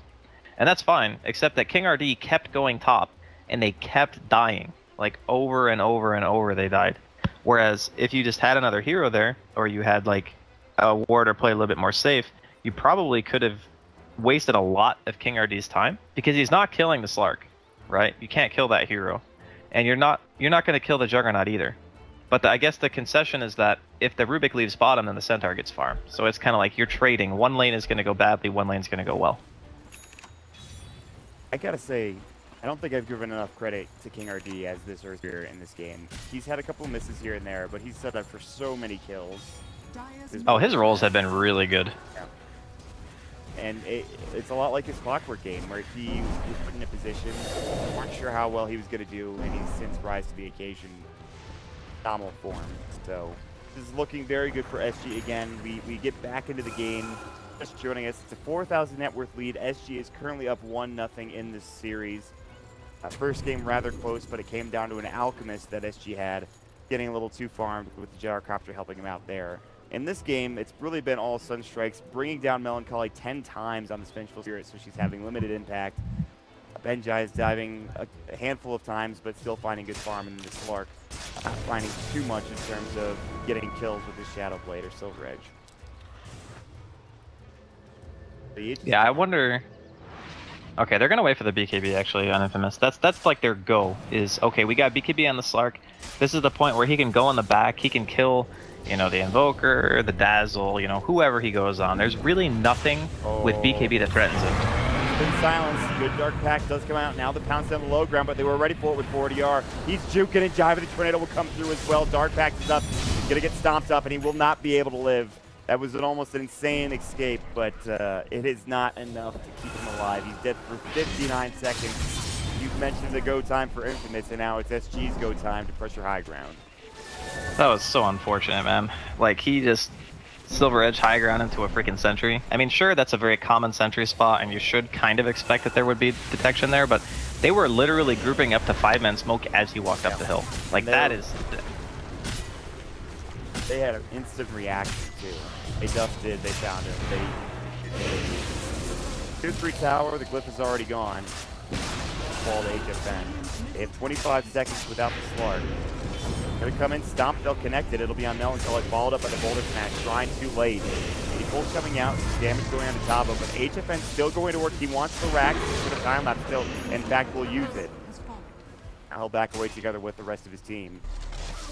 Mission accomplished for SG. Just like that, one death without buyback, and you lose not only a tier 3, but a melee racks. And this is where it gets better. You can take down the shrines now as well, if you so choose. Well, a lot of it also had to do with the fact that HFN had a bottled DD. So, not only did he Silver Edge into their entire team as they were smoking and die, but there was a double damage on the Weaver that they were able to use to kill mid. Like, maybe they could have delayed long enough for Rio to respawn if there wasn't a DD. I guess the only real solace is the fact that the Roshan wasn't up. Like, that's pretty much the only thing. Because pretty much everything else just went badly there. Yeah. Could have. That everything that could go wrong did go wrong there for Rio and for, well, Infamous not able to do anything. Turning it around. Melancholy, it's just like, even when Melancholy just like sitting back in base, like, I don't think I'll die here. He dies anyway. 11 deaths. Again, I don't want to keep bringing this up. I don't want to, you know, make it sound like this game is his fault or, you know, he's died because it's his fault. He's just been put in this position, as you had mentioned, based on the draft and kind of where they had laned everything. As you said, Melancholy on the Vengeful Spirit, not necessarily a hero that's, you know, super useful in the early game. So, I have to wonder what he can do to help get back in this. Right now, yeah. They need something. I mean, I think... Honestly, if I were to change anything about this, like, play-wise from Infamous, it would be take a note out of King RD's book from Game 1. Like, just run around. Just do stuff. Because when you move around the map, you cause the enemy team to make reactions, instead of the enemy team always just jumping you and getting kills. Because you just have, like, these very static lanes, and, you know, SG know exactly what they're getting into every time they walk in. He walked the same way again. Blink. 3 seconds. I don't think he wants to go for it. That's a little too the enemy territory. They are, however, looking maybe for Rubik top lane. Does have Shikuchi. Defense trying to find it, but no. Stella's gonna get out. TP away. Good waste of time then. Stop them. Yeah, I think Rio's just trying to play that role of create space by being a nuisance. He just needs to be really careful though, because he still doesn't have his BKB, and that's the item where you can really start to be a giant annoyance to the side of SG. You go on the fight, you know, you pop BKB, then you ult, then you Dark Pact after your ult ends. It's like a tremendous amount of time where you just cannot be controlled, and you can kill, you know, pretty much anybody in that time, probably outside of the Weaver. And if you can get those kills, then maybe the rest of your team can kind of compensate. A ways away for items though. For infant. The big items are still very close to completion for SG. Take down the shrine over towards the top. Another one still up, about half the map. But this is the important one, considering it's both around the secret shop as well as Roshan. Can't TP in easily. And now they find another DD, and this Roche is almost certainly going to be SG. Yeah, there's no way. He does an insane amount of damage. Are you kidding me? That was nuts. He had alacrity on him too. Not even fair. He had alacrity, he had the wolf creep, you know, he had Benjora, or not Benjora, Bladzora. Like, he had it all. That was some insane DPS. Just shredded that Roshan, and now it looks like they want to just try to finish this game off. They are in a very good position with Aegis ready to go. SG looking to 2-0 Infamous here. The first round of the playoffs and move on. Not done yet. They do. It's pretty hard. I think that in this situation, typically what you hope for is the enemy team to get like overzealous and extend too far, and looks like the Sunstrike Meteor combo is gonna whiff here. Deafening Blast. Oh, they missed the stomp. Can they get Melancholy Stomp? Double Edge comes out. He used it earlier to try to cancel the TP of the Rubik. They somehow escape in a Mission Impossible-esque fashion, I suppose. That didn't seem likely. But good telekinesis. Very good job keeping the Invoker away. Deafening Blast. No. But Rubik is getting chunked down by HFN. He wants to go with his telekinesis. Like it's happening elsewhere. Rio is coming in. HFN needs to be a bit careful here, clearly. Rio, the break will come. Bounces up. Time lapse to get out. He wants to kill the Rubik, but the Rubik has been using his Shukuchi very wisely. However, they have created some space for the push that is commencing now down bottom.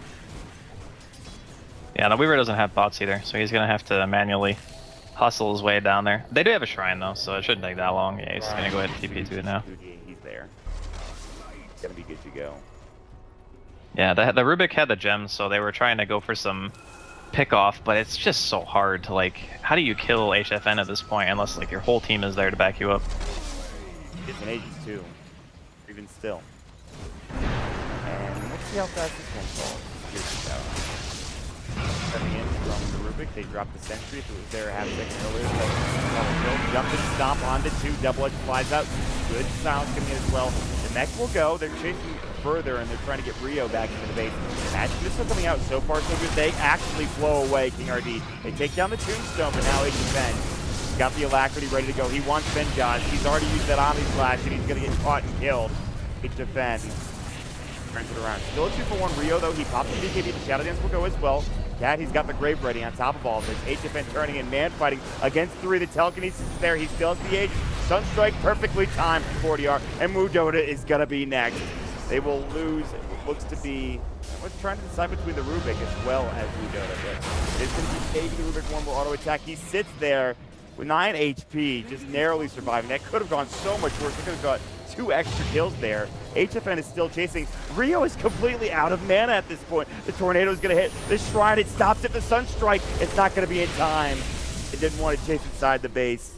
Instead, they will back up and go again. This time with just the 3 heroes here.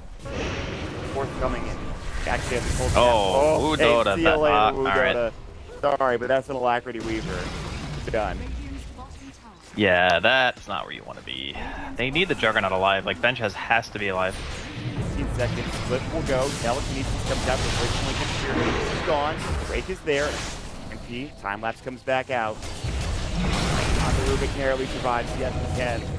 Shadow Dance. They drop the Magnetize as well. More PP's coming in for a reinforcement turn. It's already great from Cat. Jumping back in. Tavo's here. Gets the double stomp. They've already brought it down to. And it looks like Hoshi Excel will be the third. Wave of Terror, Melancholy is back. He drops the Magic Missile, but at this point they're doing anything they can. Benjaz gets some nice crits with 40R, is able to back up and away. Back from Excel, trying to help out as best as he can with the telekinesis, but he gets shredded. The Ghost Hits are in time. Double Edge actually used on the Jug instead of Hoshi, but now Sabo getting caught. There's the Omni Slash. The Grave is there in time. HFN has to back away. Sabo still might fall here, but Benjaz will probably have to give his life for this kill. The Manta Style might actually keep him alive. The auto attack from the low ground does the job. He'll have to buy back. They're throwing everything that they can at this defense, but I mean, they're still going to lose buildings, and they are now so much further behind than they were before. Yeah, they committed so much trying to defend their base as well, and they just couldn't get it done. It's unfortunate when you're in this situation because, like, you have these two heroes that carry items relatively well, like Slark, Juggernaut, they scale alright, but Weaver is just, they don't have the lockdown. They don't have enough to be able to just jump him, get the Weaver kill, and be done with it. So when HFN is sitting in the front line with an Aegis, you look at him and you go, okay, well, we kind of just can't initiate on you at all. And that's kind of what SG are abusing, is the inability of Infamous to really start a fight on their own terms.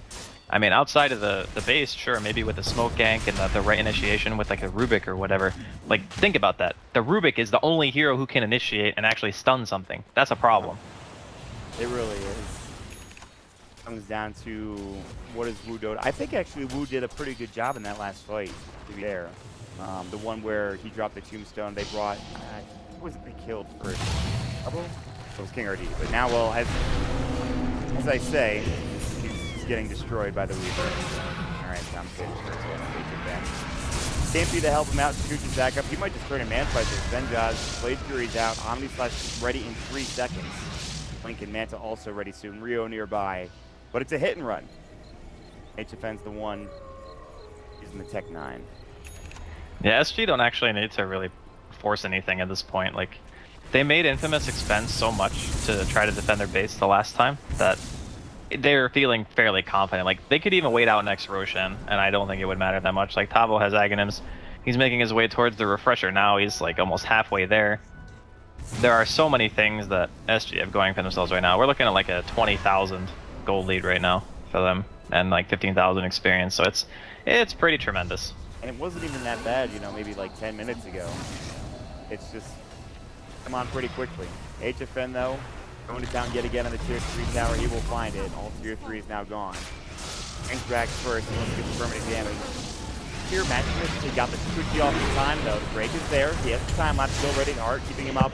Time lapse will go. Grave is up as well. Rio pops the BKB, but it's to no avail, as there's nothing really going on. His BKB's about to wear off. He has to pounce out to make it away. And Infamous are thinking about backing. They're already going to lose one with Blue Dota. The neck will come out, but he still will get shredded with the alacrity from the Weaver. They also lose another Melancholy yet again. Rio silenced up. His Shadow Dance keeps him alive narrowly. But at this point, they'll lose Benjaz with him dead for 98 seconds and no buyback. I think that's going to be game, set, and match for SG taking the series 2-0, Andy. Yeah, I really liked SG's drafting both games. I thought that they had the draft advantage in Game 1 and Game 2. And in this region where the play is so volatile and you need a good draft. Like, you need a good draft, you need someone to give you direction in the game. And I think that SG just had that, whereas Infamous had this really wonky, like, okay, we're going to do Slark mid, dual offlane, Venge on dying. Sounds kind of cool on paper, sounds like, okay, maybe.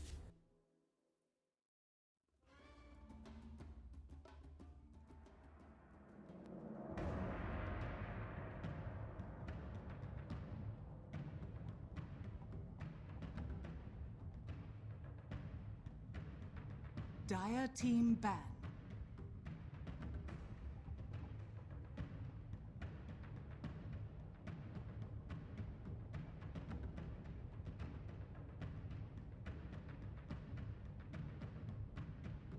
Ten seconds remaining. 5 seconds remaining.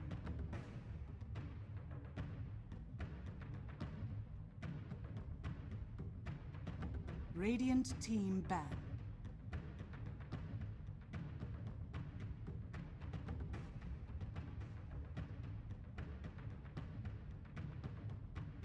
Dire team ban.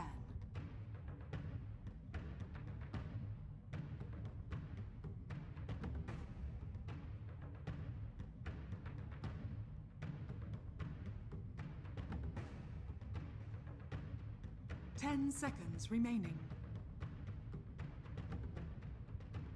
5 seconds remaining. Reserve time.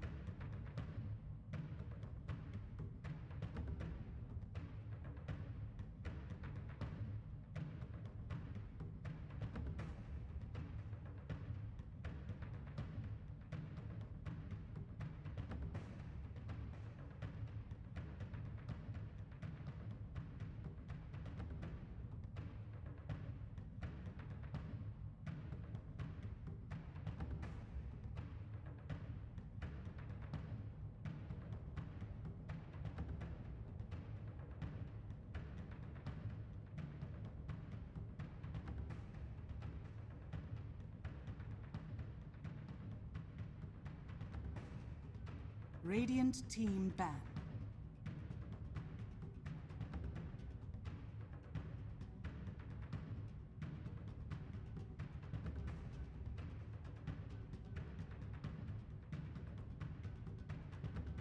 Ten seconds remaining. 5 seconds remaining. Reserve time.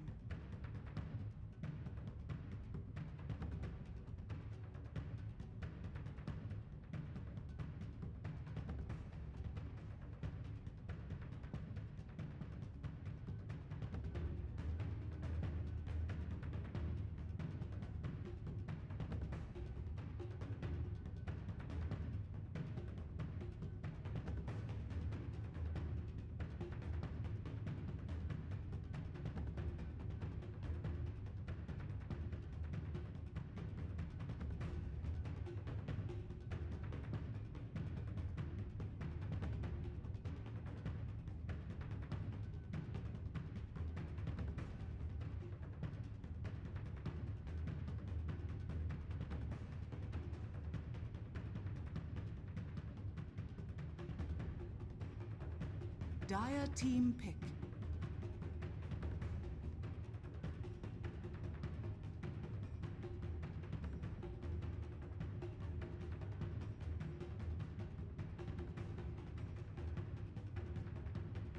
Ten seconds remaining. 5 seconds remaining. War Chief. Radiant team pick.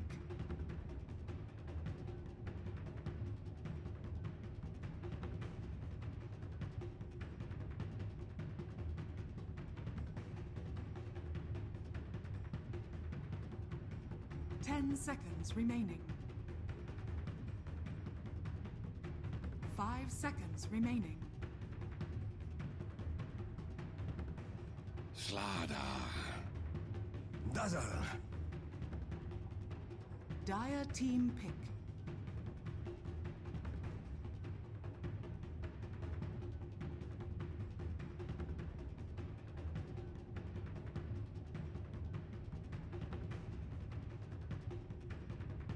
Ten seconds remaining.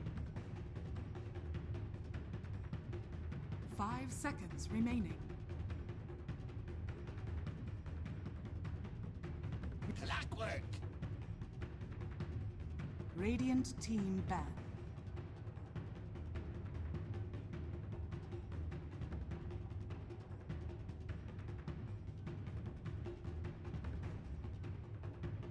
Dire team ban.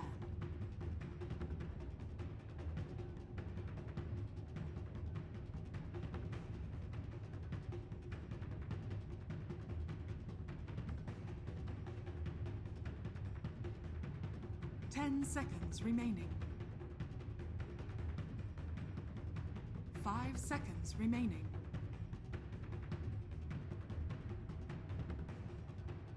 Reserve time.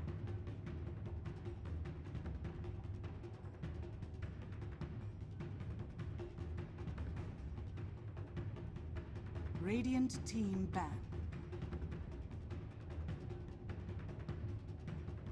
Dire team ban.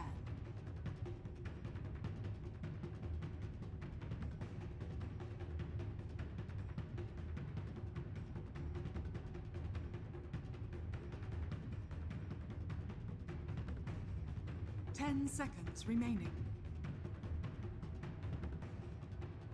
5 seconds remaining.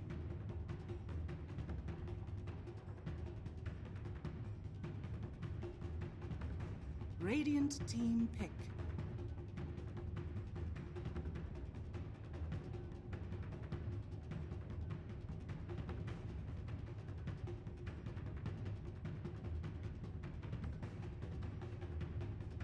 Ten seconds remaining. 5 seconds remaining. Rubik. Dire team pick.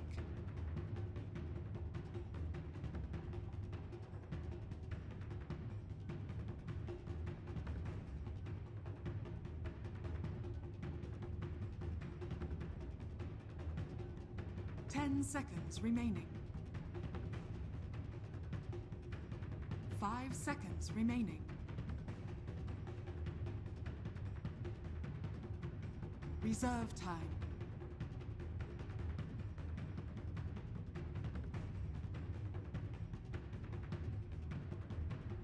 Shadow Fiend. Radiant team pick.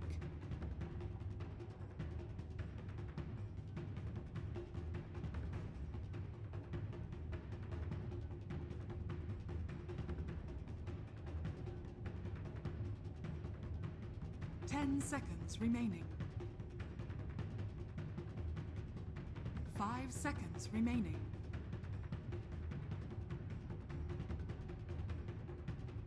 Reserve time.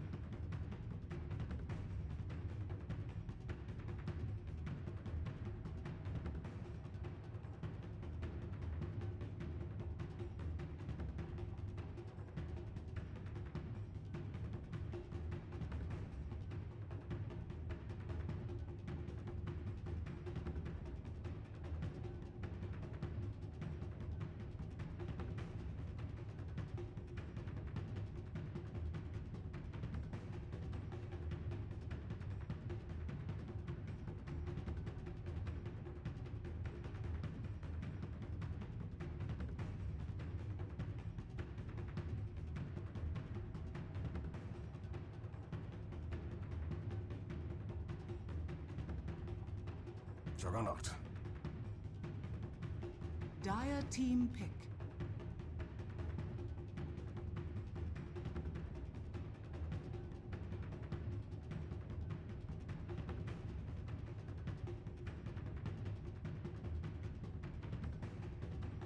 Ten seconds remaining.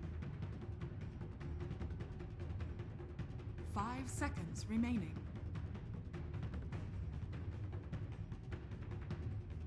Reserve time.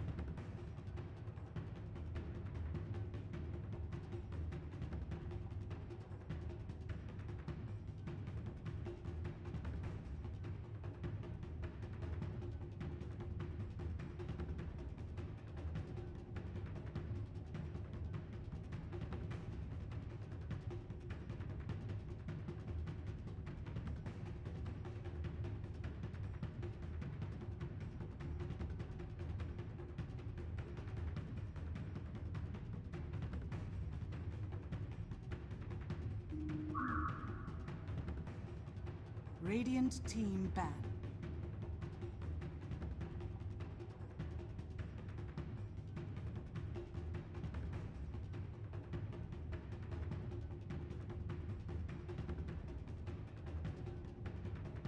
Ten seconds remaining. 5 seconds remaining.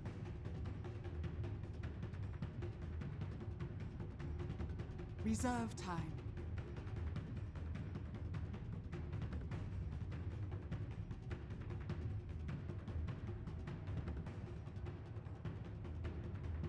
Ten seconds remaining.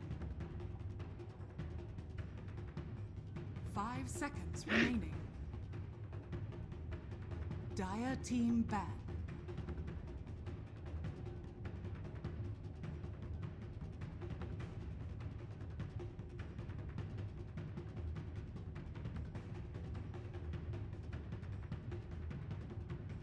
Ten seconds remaining.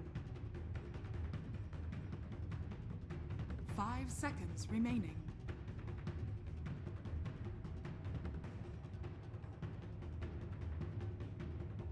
Dire team pick.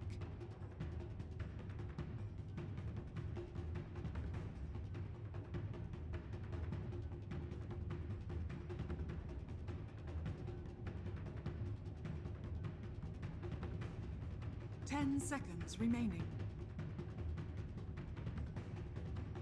5 seconds remaining.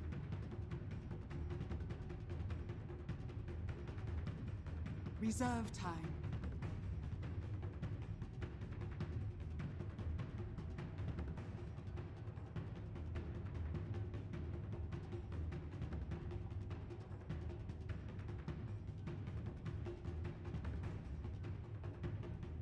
Ten seconds remaining. Earthling. Radiant team pick.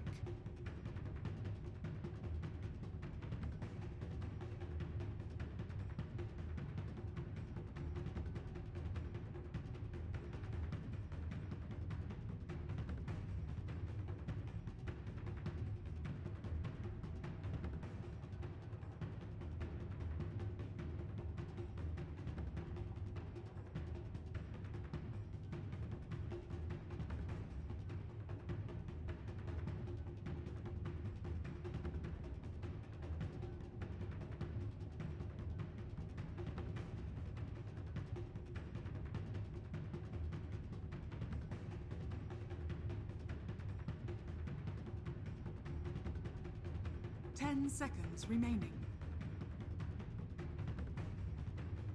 5 seconds remaining.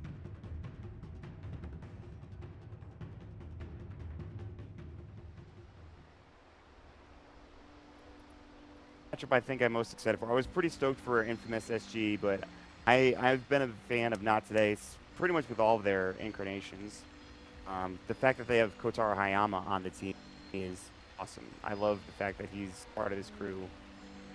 He's somebody I've seen a lot of, and just in houses and watching Canada Cup a lot. Going back to the old Canada Cup days, the old Infamous roster. He's a hero. He's a player rather that I really enjoy watching. And then of course you have all the legends on SG's side.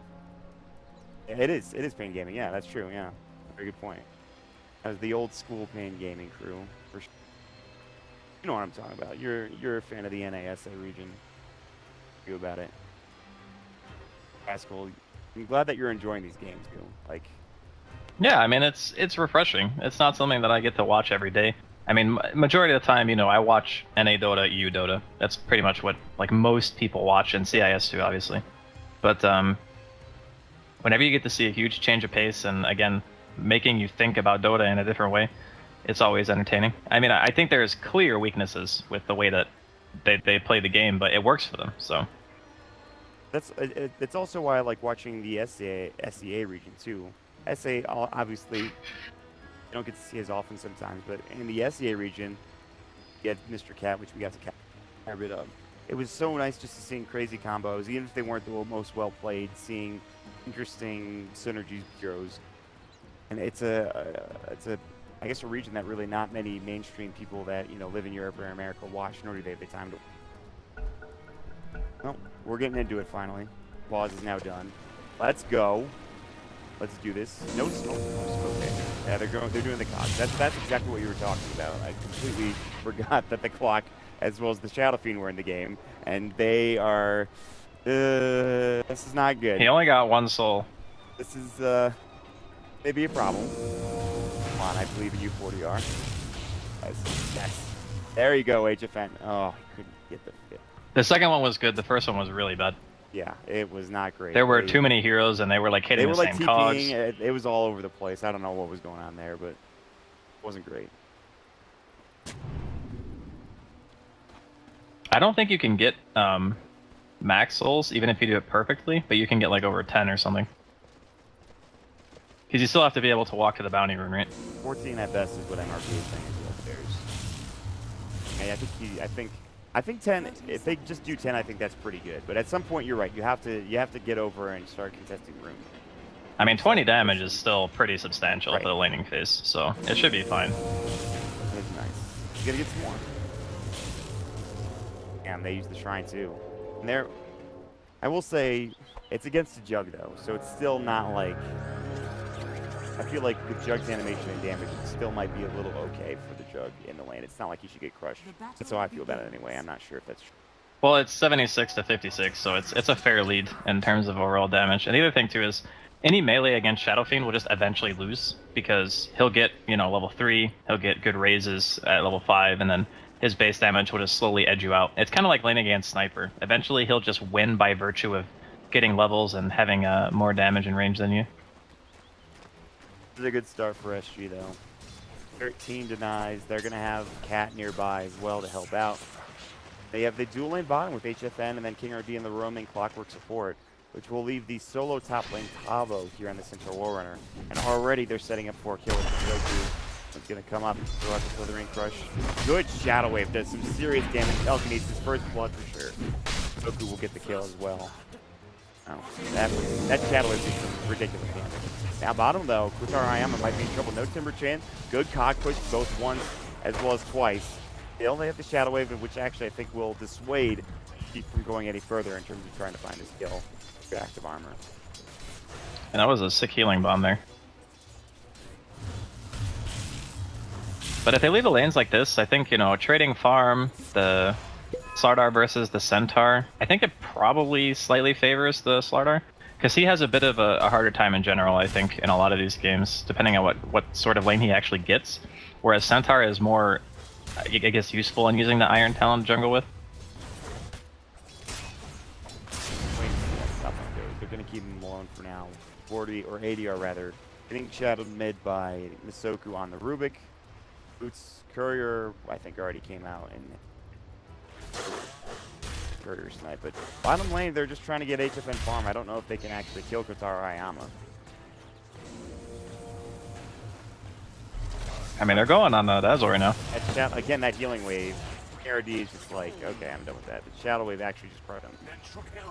That was just so much damage. Well, the problem is they're playing into Timber, right? Like, this is the absolute nightmare for two strength heroes, one of which is ranged. Like, you get hit by a combo, you're going to be dropping. Top lane? Looks like they'll be losing Tabo again. Yeah, he's gone. Reminds me of how last game started with him going down. 2 deaths immediately to start things out. 6 CS. Not the best start, but not today. They're getting some good stuff done. They're getting farm for Kotaro down bottom. They're getting kills on the top. And Jug is not far behind. He's only 1 CS behind that of ADR in the mid lane. I wouldn't actually expect Tabo to die twice, though. The first kill, kind of understandable. You know, heal bomb, wasn't expecting that much burst damage. But you got to be really, really careful. Especially considering he had like a ward, too. So it's not he's not even playing blind. He just died the second time. I mean, he might be able to get some breathing room. Just use the Iron Talon jungle for a bit while he's waiting for the wave to push out, or what? Sitting under the tower, I think he feels confident with that ward. No. Well, I mean, it's really hard for them to get into position to gank him without being seen. Like, if Misoku walks by, he'll be spotted when he reaches the high ground, which it might not be enough time, but he's also at full HP, and he's got a stout shield now. Before, I'm not sure if he had it when he died the second time, but I'm guessing maybe not. And yeah, you can see the Slardar like kind of playing aggressive, knowing the Rubik's going to wrap around, but they can't kill him with this. He's being very aggressive, double edge. He's going to go for the Fairy Fire. Oh, he's got a mango, never mind. Telekinesis now, and they're going to try to get this kill, and they're going to be successful with the Slithering Crush coming out from extra damage. They get the kill. Yeah, I didn't notice he had a mango. Fairy Fire too. He was also tanking creeps when he did that stun. It will go on Hunter down, or Sushi Stinger down bottom. Damage, Graves up, and that's probably the end of it. Maybe they can go for his flare. Nope, nope. That wave was there anyways, and he died. He's on a level 2. He doesn't have flare. I think in the last game he went 2-1 at level 3, so I don't think in this game you actually skill flare until 4, because when you have the IO, you can get your cogs off reliably when you have boots, and you should be able to kill with battery. Kill SGR doing right now. Obviously you have the F mid, and this is what you were talking about. He starts getting better and better with dresses, but every other lane seems to be doing pretty well for not today, CS wise and kill wise. Yeah, I mean, the Juggernaut's actually doing fine. Like, sure, he's gonna lose out a little bit, but you kind of expect that given this matchup anyway. And as soon as he gets like level 6, he can rotate, get his phase boots, you know, Aquila, whatever. Go for an Omni Slash, drop a healing ward, maybe kill a tower. I think that's what Not Today want. They don't necessarily need to... Damage up on zone. This is going to be another kill. Alright. Feels like melancholy last game, man. Yeah. Avoidable? Are these deaths... I mean, you talked about the one death being avoidable. That one avoidable? Like, I think it is. Because he has to know he doesn't have help, right? Like, the IO wants to tether to somebody who's either going to be farming like HFN, or he wants to tether to somebody who's going to get a kill like King RD. I don't think he wants to spend his time top.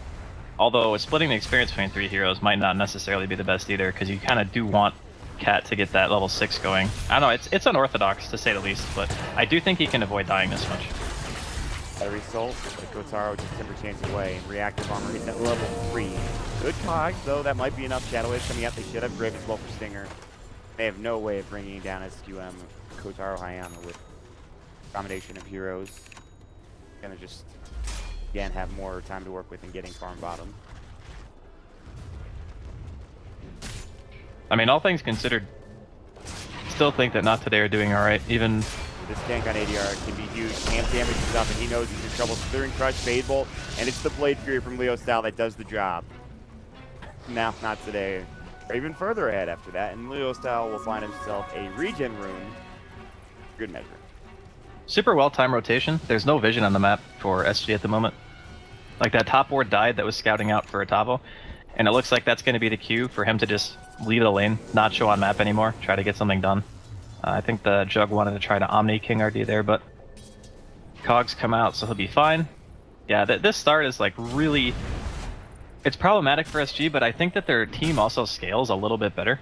As long as HFN isn't getting like completely shut down and the Shadow Fiend still has some wiggle room, I think they're going to be alright. You know, once Tavo hits 6, once KingRD hits 6, he'll have some fighting potential, but until that point, like Not Today are exploiting the weakness of their lanes. You can even see up here in the top lane, Slaughter is going super aggressive against big defense, but a lot of armor, well, when it's not amped, corrosive, but still is taking fairly decent amount of damage from right clicks, and so they're setting up again here. They're rotating a couple more, and there is that Observer Ward over towards the tower. Wow, Shadow Wave is going to blow him away. That Slithering Crush amp damage coming out. Corrosive Haze was just too much, and the Shadow Wave on top of it. The physical damage was there, and they're looking for more. Masoku walks up, Telekinesis is there. Another Crush is going to come in, and Stinger finds himself a double kill on this Dazzle. 7-0 right now at 7 minutes in the game, Andy.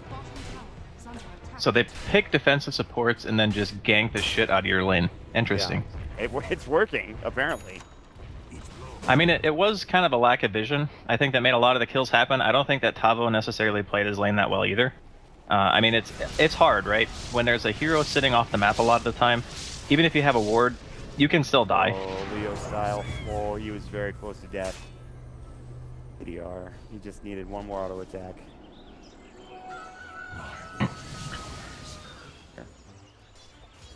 That's stat efficiency, dude. That's how you do it. But yeah, I do feel as though they kind of need to stop dying at some point. A couple of deaths here and there, it's fine. You know, Dota's not 100% about the laning phase, but if you fall too far behind, you're kind of going to get ran over by a very fast-playing Slardar. Speaking of, 8 minutes in, he's got his Tranquils, he's got Infused Raindrop, and the Blink. That's crazy. He had the best time in this top lane. He just bullied everybody. He found kill after kill after kill, and he also found good CS. Hit 52. That is a fast blink up in this top lane with Tranquils on top of it. And now they're going to start getting involved around the map. They're going to pressure ASG into maybe playing in, I don't know, maybe even more defensive posture. How do you combat this blink dagger? I mean, they're going to lose one now with the Omni Slash. Maybe no, the wait for him. The Omni Slash actually went to a creep, which might have been enough to save his life. So Omni is committed. Blink uses well. Fable, he's close. Slithering Crush out of 2. They want the IO. Another hit will do the job. There's the Telekinesis. Zone's a little bit low. Stampede coming out as well. TP was canceled. Tavo coming in. They actually have ADR getting the kill on Zone, which is a much-needed kill. Puts them on the board finally. And a bit too aggressive of a dive coming up from Not Today there. Yeah, that was actually that was their first kill. Okay. I mean, it's on a hero who has relatively inflated net worth, so it's actually a very good kill. Like, he's 4th highest, just below the Juggernaut and the Timbersaw right now on his own team, so. Getting themselves on the board, always going to be good. It's still going to be a while, though. Like, Cat's still only level 4. It's almost 10 minutes into the game. This is a level 4 IO. This is why Team Secret just does Iron Talent Jungle, because you could be level 4 5 minutes ago. It's actually insane how fast it is, but he sat in lane instead, tried to make stuff happen, and unfortunately for SG, the defensive supports actually made more moves than the Clockwork IO combo did. Yeah, that's so true. And I don't, like you said, it's gonna be a while. Not only just for the IO with relocation, but the heroes to get online as well. We don't have the Clockwork kind of having the same impact he had in game 1 of the last series. Tavo is nowhere near his blink, but we've seen him catch up before. Shadow Fiend's doing relatively okay, and HFN is not doing poorly either. So at least it's going somewhat okay for their cores. Most of their cores. Gonna get some big items coming soon. We already talked about the blink. Gonna have a Bloodstone coming soon for the Timbersaw as well. And they're gonna probably continue to be aggressive for not today. Yeah, I wouldn't imagine them wanting to stop. They're not really as item centric, you know. They don't need to wait for any huge item on the Juggernaut or the Timbersaw. They can pretty much just fight whenever, and they don't have any cooldowns either. That seems to be a very consistent theme across the South American region. Is they don't pick long cooldown heroes. They just want to be able to fight at the drop of a hat. So far, that's been the case for not today. There have been too many, you know, big round 3, 4-on-4, 5-on-5 engagements yet, but in terms of finding ganks and kills, today have been successful. We've got some good vision up too, and there's some wards that are going to expire over towards the shrine area for SG, which is actually where they're situated. There's no vision on top of that hill, but if they're spotted. They really, I think, want to kill Leo style here. Crowd is ready. It is. He's going to go. Leo style. Ace Fury. He's in the cogs now.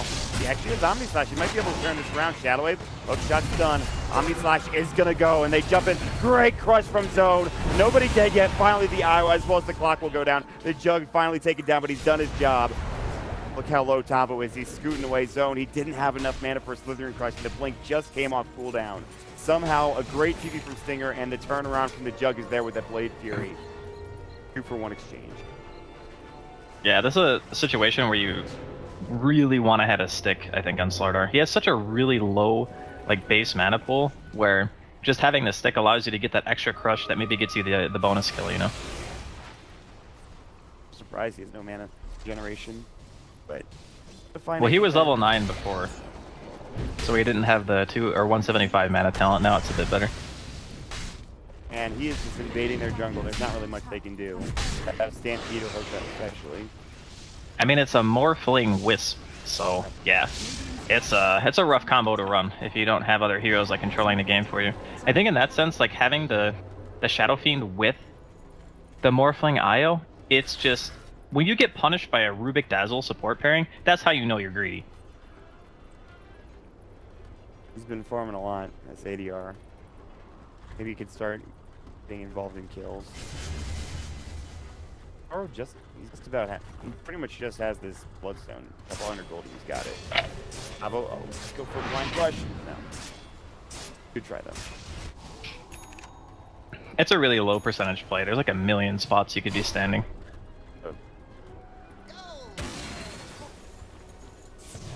I mean, if they know that Tavo left, and which they obviously will because he's showing, they're just gonna potentially trade towers. And even at that point, everyone on the side of Not Today actually can TP, I think, except for the Rubik. Kotaro was out of mana, and they saw him, and they didn't want to chase him. That's just a dangerous play to be made. He has his Soul Ring ready, yet his Arcane's up in like 5. So they're going to give it their 2-1 tower top lane. Now TP's bottom on mass. And he can get away, any catch potential. That TP is too long from Leo style.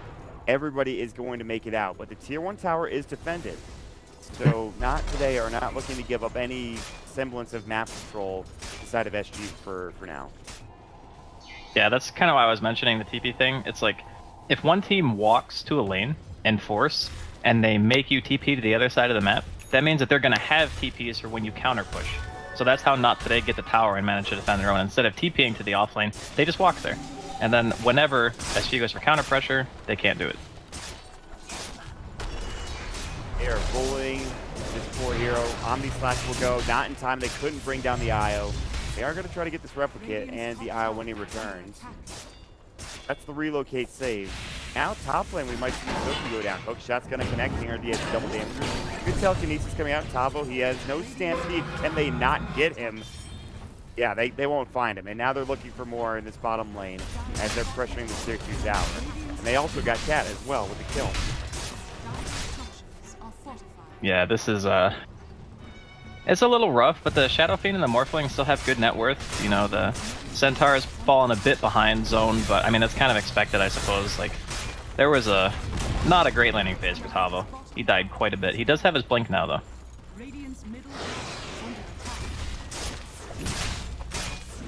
They're already going high ground. 15.5 minutes into the game, forcing TP's back.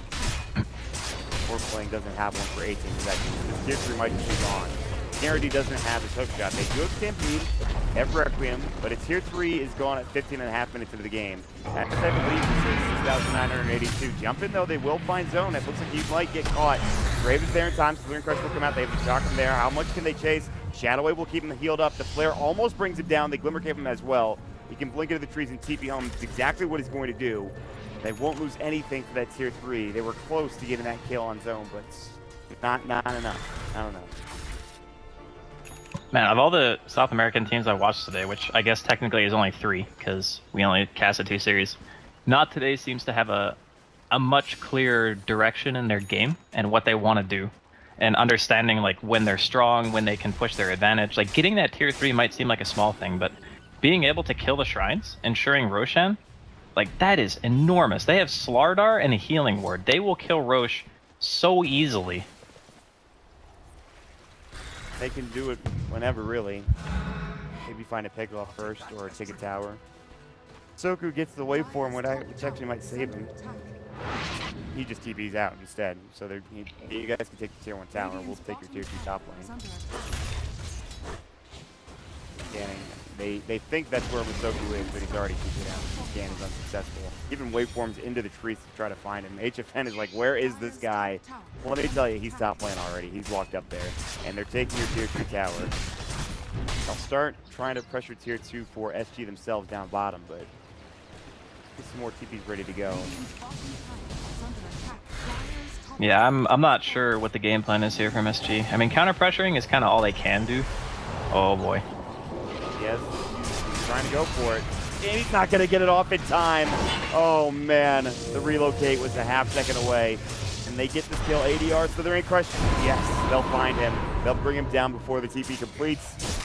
Luckily, I think KingCharlie did get out, but that's the only person in that 3-man gang squad.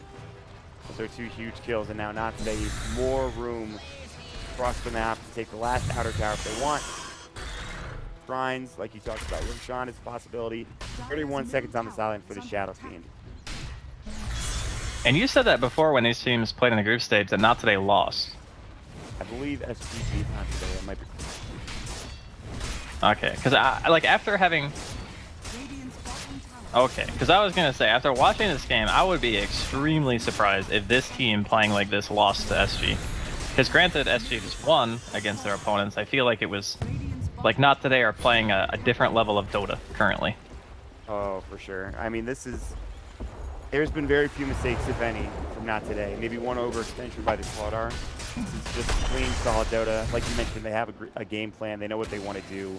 SG are getting contained. You mentioned they can come online a bit later. HFN is trying to get to that Ethereal Blade. It'd be helpful, but they're kind of just hanging on by a thread here. It's only a 9,976 gold advantage, but it is still a significant advantage at that. And they'll smoke up right away, and they're going to try to find somebody here. It might be Cat again. Defend. They know where he can is. He's going to wait for him out. We go for the illusion. They'll find it. And they TP home. They relocated home. So Cat might be dead. Where did he relocate? Oh, they just left him, I think. They just wanted to stop the push on the bottom lane. Time for it. RD. Sideline's ready for a hook shot. Tavo trying to get into the tree line that he can TP flanks further. He should make it out, actually. I don't know if they'll lose anything. Maybe Shadow Fiend who walks out. Requiem for the DD rune. Only to get waveformed and killed by the Juggernaut Leo style. So ADR maybe staying a bit too long. Did he not have a TP or something? His TP was on cooldown. Yeah, that makes sense. I think it would have been safer to just sit in fog, but maybe he just assumed they were going to see the presence of the Dark Lord debuff when they walked by, and then they would just eventually find him anyway, so he just went for a play. I mean, in that situation, when you don't have a Wisp relocate and your TP is off cooldown, you think you're going to die 100%, you might as well try to kill somebody. I mean, that's the mentality. Well, time for 18 seconds again. The Shadow Fiend, who had a good start to this game, has been killed twice in a row. And they're going to find KingCharlie with the Slithering Crush on top of all of it. They have the IO coming in with relocate on cooldown for 7 seconds. growth space is there. The Omni Slash just for good measure. He buys back instantly. There's no creep wave yet. The back door protection is still there and ready to go. They're trying to hit through it. Finally, the creep wave arrives. They're starting to do some damage to melee rack. Tabo's looking to jump in. His Stampede is back and ready to go. He's be home from HFN as well. And you have a... Oh my god, I don't know how you can kill anybody. Stampede, hookshot, they're trying to find some heroes. Zone getting low, good. Cogs coming out, Tabo getting the stop as well. Good retain, but he's going to go down to the Blade Fury. They're looking for Stinger as well. Grave is up in 10 seconds. They can't find anybody. They have to buy back again yet on Tabo, who's coming back in. Looking for a stomp. Slithering Crush down to 2. Leo style finds a double kill. Tabo at least gets Stinger, so no more Graves for this fight. Adaptive Strike, they'll get the kill on that Slaughter as well. They'll keep back out, and Tabo, it's a dieback, a triple kill for Leo style. A lot of that work being done by Kotaro Hayama. ADR, he walks up, he's in trouble. Relocate, the IO coming back in. HFN, I don't know, not today. They might want to back it. They don't have everybody. They've done a lot of economic damage. And I think they're okay with what they've achieved. Just waddle back and get back to farming for a moment until everyone spawns. Yeah, the E-Blade being finished on HFN for that fight was integral in them defending their base. If they didn't have that E-Blade, they would have just lost Rex. It's the only reason they had enough burst damage to actually take anybody out. The Grave was pretty early there from Stinger, but I think he was maybe expecting an Adaptive Strike or something coming out as well. But Kotaro just kept like 3 heroes on him inside of the base that whole time, while the Centaur and one of the other heroes from the side of SG were just kind of fighting on the bottom of the ramp. So I think they're probably just going to go for it again. They didn't lose the Aegis on Leo style. Probably just go push. They're gonna set up again with another smoke. Oh, somebody get the ADR getting a Shadow Blade. They have the Ethereal Blade for HFN. I mean, this is the best time for them for SG. This is the strongest they've been so far, and they need something. I'm gonna go right for them because it's not looking great. Well, the E-Blade's a huge thing, actually. Like, sure, there's a Glimmer up on the side of Not Today, but you still have that surprise burst factor. Whereas before, they didn't really have enough in the way of, like, bursting a hero to really threaten the fight. But with that E-Blade, like, there is a huge potential for turnaround kills here. Someone is looking for a stun. He's gonna find it. They might go for the relocate. Cat trying to find it. Omni Slash, he just gets it in time. That was so close. Very good save from Cat. It'll probably mean his life, but at least he keep ADR alive after just purchasing up some of those big items. Nice, so fast. Yeah, I mean, that stuff would have died just as fast, to be fair. When you have Amplify and a Weave on you like that, you're just gonna explode. But I mean, it's still, I guess, a little bit of time they bought with the Aegis, sacrificing the IO. It's not really a very impactful hero at this stage in the game. And to be honest, after seeing how the IO worked out, you said they've done this before? Did they win with the IO? Against...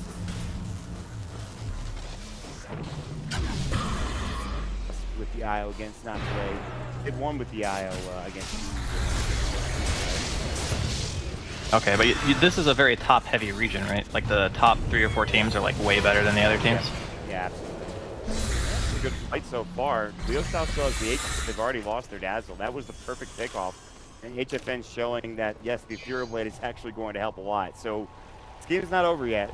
They've held the high ground now twice consecutively. It took them a lot to do so, but they've held it. No racks have been taken yet. Not yet, anyway, Andy. Yeah, it's still a struggle. I mean, if they can defend high ground successfully, like, you know, 2 or 3 more times, maybe they can test the next Roche, then we got a Dota game on our hands. But all it's going to take is, like, one hero being in the wrong place at the wrong time, getting picked off, and because that Rax is exposed, it's just going to drop. So, until that happens, like, SG find their smoke gank back into the game, or they get maybe another item up on the Shadow Fiend, I would really like to see him get a BKB, but I guess it's kind of hard when you're playing against Slardar. RD is done, so later. Went away as Zone actually had the invis room scouting this out. HFN have the IO nearby, relocate. He's already used it, so they have to survive for 6 more seconds. Good adaptive strike. Really want to get this kill. Ethereal Blade coming out. The tether's broken, by the way, and he's not going to get him out in time. That tether break was actually huge. I can't believe that happened. Oh boy, that is an unfortunate series of events. That's one of those things where you do it and you immediately know that you fucked up. You're just like, oh, and then you just have to watch your Morphling die. That's a feels bad moment. It was not worth it, for sure. Not worth it.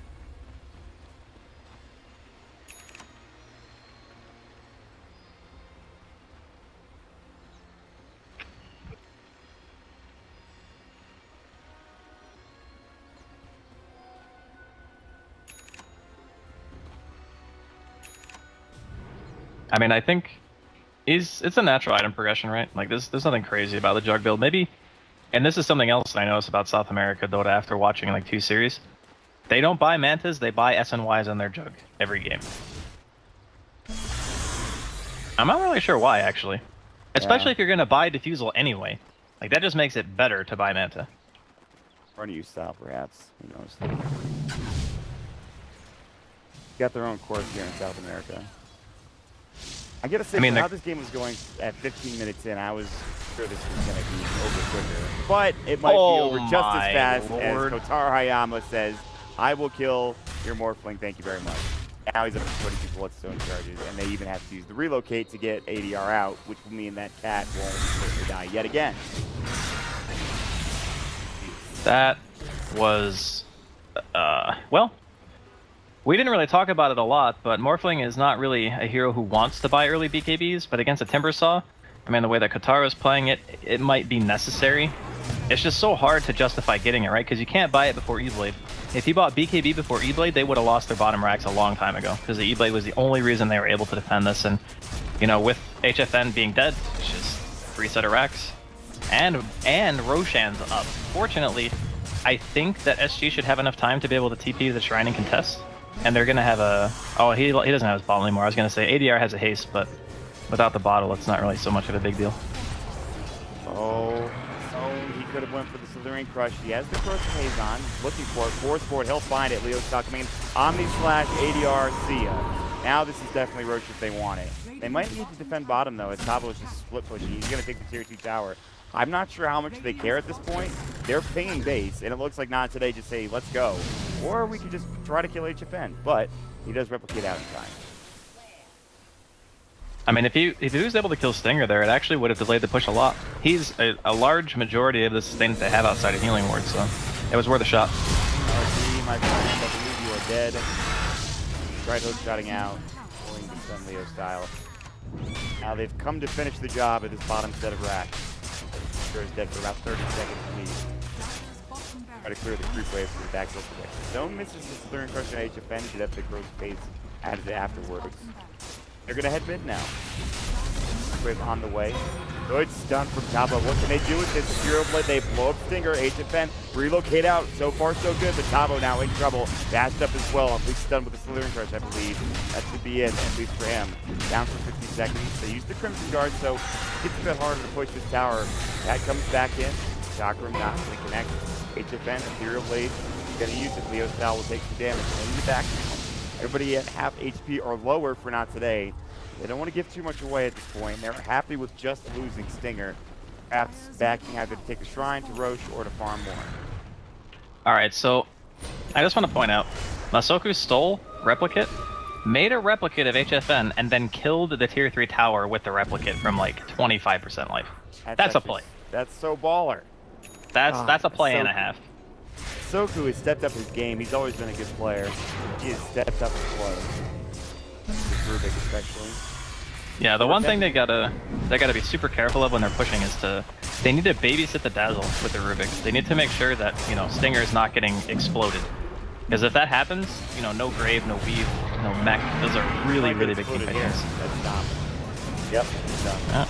Omni Slash will go. Good 3-man crush coming out. Can they bring down the IO? Yes, they can. King RD will be next. Stinger says the ... Meanwhile, HFN going toe-to-toe. They'll get the kill on the Rubik as well. All of a sudden, this isn't looking so good for not today, but here comes Kotaro Hayama trying to turn it around. Another 3-man crush. Zone is in it right now. And he's looking for more. ADR getting a man fight with Leo style. Instead, he'll go for the TP. Crush. It's there in time. Zone is just crushing everything. Literally, he's on point with every single one of his abilities. My God. I think the most demoralizing thing about that fight for SG is they did no damage to Kotaro. None. And he was doing an insane amount of damage to the Morphling. Like, he single-handedly forced HFN out of the fight. Like, sure, the crushes were there too, but the Morphling doesn't care about getting stunned so much. He has an obnoxious amount of just raw health, but the Timber just obliterates him. Has the Aghanims finished before the Roshan fight even kicks off, and now Leo Styles going to have another Aegis in his inventory. They're going to get the Shrines. Like, with the draft that SG have, I'm actually surprised that they haven't lost yet, because I really liked Not Today's draft a lot more. But, man, This is kind of a spanking. I think it's definitely looks closer than it is. I think. Even the numbers. Well, it's 18. 29-9, Mod. Doesn't look that close. I don't know. Based off some of the fights, you might think, okay, well, they're doing okay in some. You're right. It's really, there's really just, it is a stomping at this point in time. They're still alive. They have 2 sets of racks still, but. I mean, the best they can do is kill Stinger or kill Masoku. You know, that's what HFN brings to the table. He can't deal with either of the cores because you can't really reliably E-Blade combo a Jug. You can't do it to Kotaro because he has 2200 health and a hood, so you're not going to kill him either. So his options are basically kill the supports and then run away, or E-Blade combo a core, don't kill him, and have nothing for the supports. It's not a really good spot to be in for a Morphling. You know, he needs a heck of a lot more to really sustain through the fights and really become that just hard-hitting carry that his team actually needs. And that's going to take a lot more time, too. The elusiveness, he needs that too. Blown up so quickly in a lot of these fights. Another smoke from not today. And that was there, now gone. They'll head through that area and then towards top racks. Back around, wrapping in mid, looking for anybody close to the tower. They're in the base right now. They're going to drop a ward for good measure. They're probably just going to kill the sentry. The creeps kill the observer that was there, sadly. Now they're at the doorstep and they're looking to find Tavo and make sure that he can't really initiate. But put some pressure now on the melee racks. Leo's style. The flip will come. HFN again. Can't do Serial Blade. Adaptive Strike will go. Karo Hayama, the tanky frontliner that he is. 29 stacks of that Bloodstone. Goes right back in. Age is still up and ready. Blow away. Now they actually can stomp on HFN, but I don't know if they can bring him down. Tavo getting caught as well. Masoku coming in. They get a bastard zone. They have the Omniclass coming out as well. And Tavo, he should fall. That Crimson Guard doing some work, but it's not enough. King RD gets bashed up. He'll fall next. Requiem trying to do whatever they can, but they're barely even low on not today's side. They relocate behind them to try to fight zone now. It's a 2-man crush from Masoku, I think. Steals the race ball. It's the Requiem that he steals, and he blows it up with ADR getting caught. He'll fall. 4 dead. HFN the only survivor. Only 1 buyback. The telekinesis is there. Masoku is zoning. Zone is zoning. Everybody is zoning. And not today will take game number 1 here in this best of 3 series. My goodness. I think we need to rate this stream like R after this, because this was, I'm pretty sure this was illegal in most places, what just happened to SG. I mean, the funny part about it was, I mean, on the score...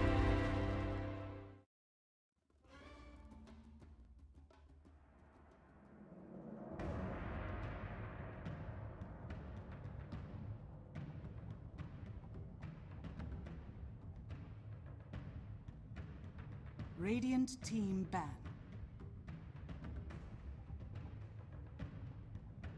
Dire team ban. Radiant team ban.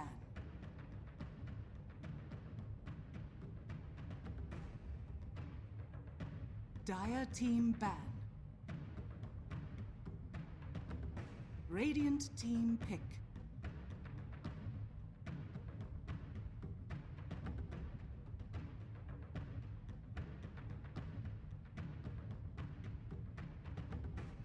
Lone Druid. Dire team pick.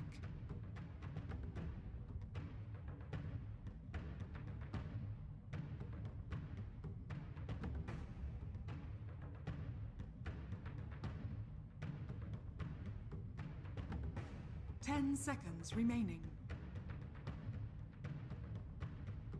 5 seconds remaining. Reserve time.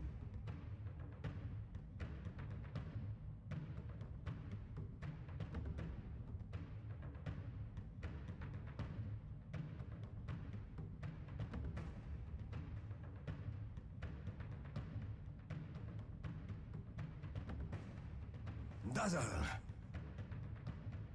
Juggernaut. Radiant team pick.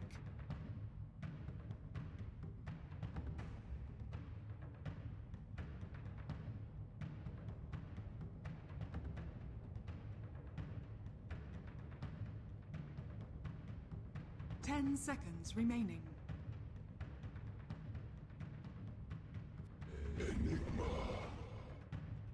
Dire team ban.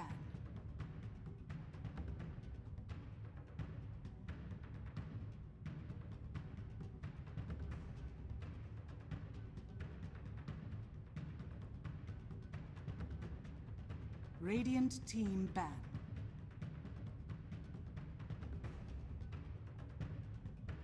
Dire team ban.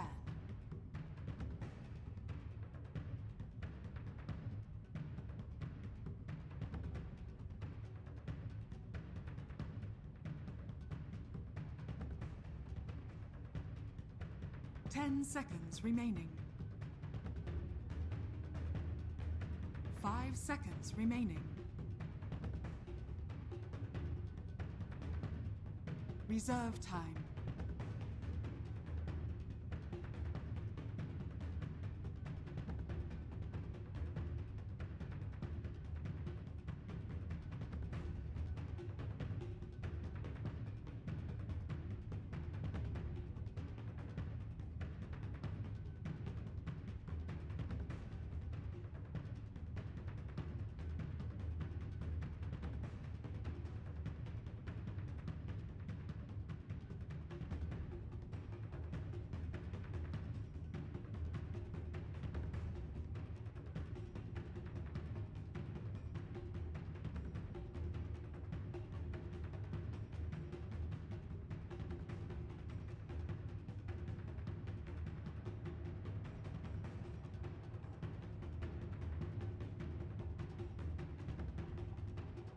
Radiant team ban.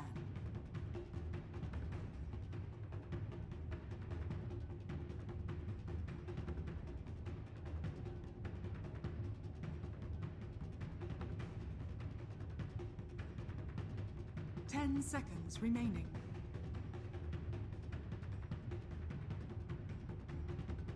Dire team pick.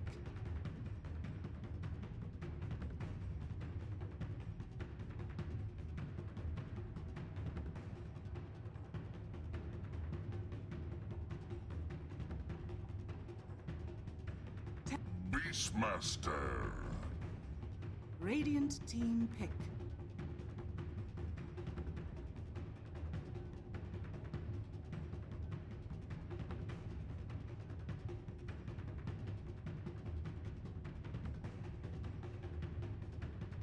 Ten seconds remaining. 5 seconds remaining. Reserve time.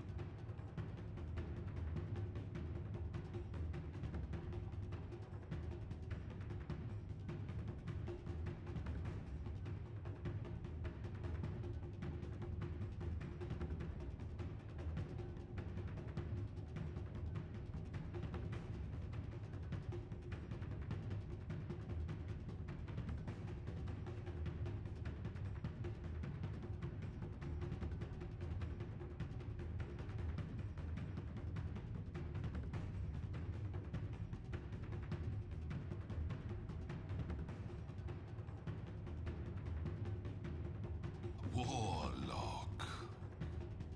Dire team pick.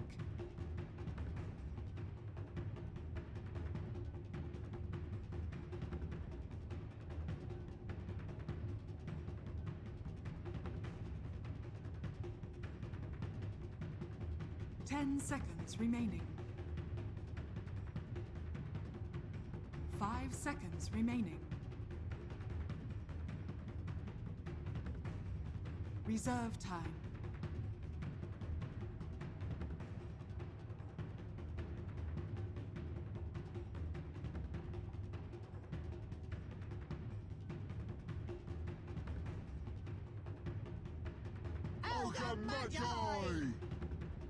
Radiant team pick.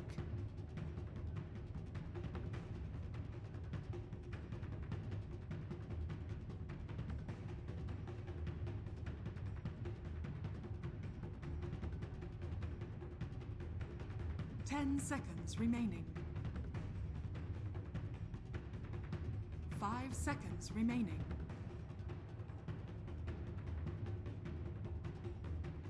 Reserve time.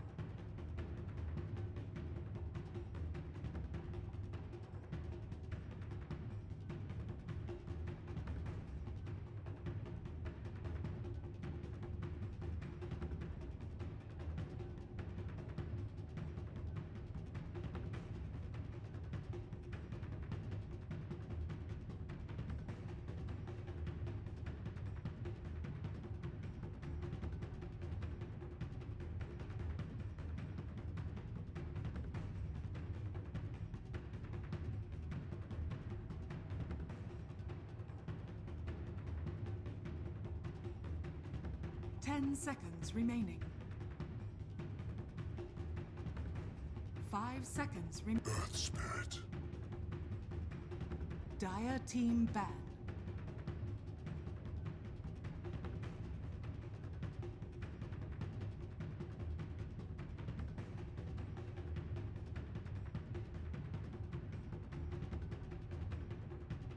Ten seconds remaining.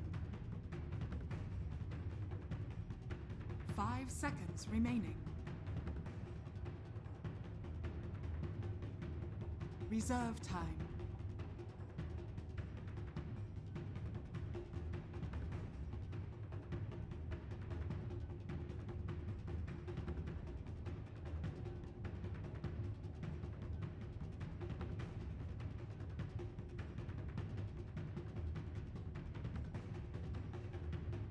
Radiant team ban.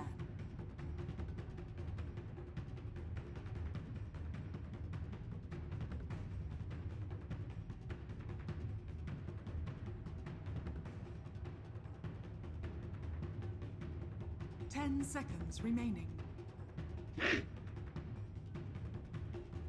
Radiant team pick.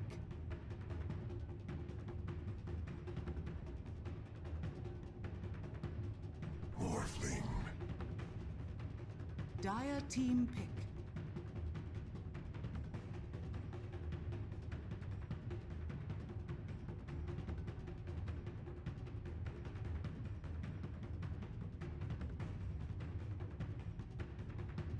Ten seconds remaining. 5 seconds remaining. Reserve time.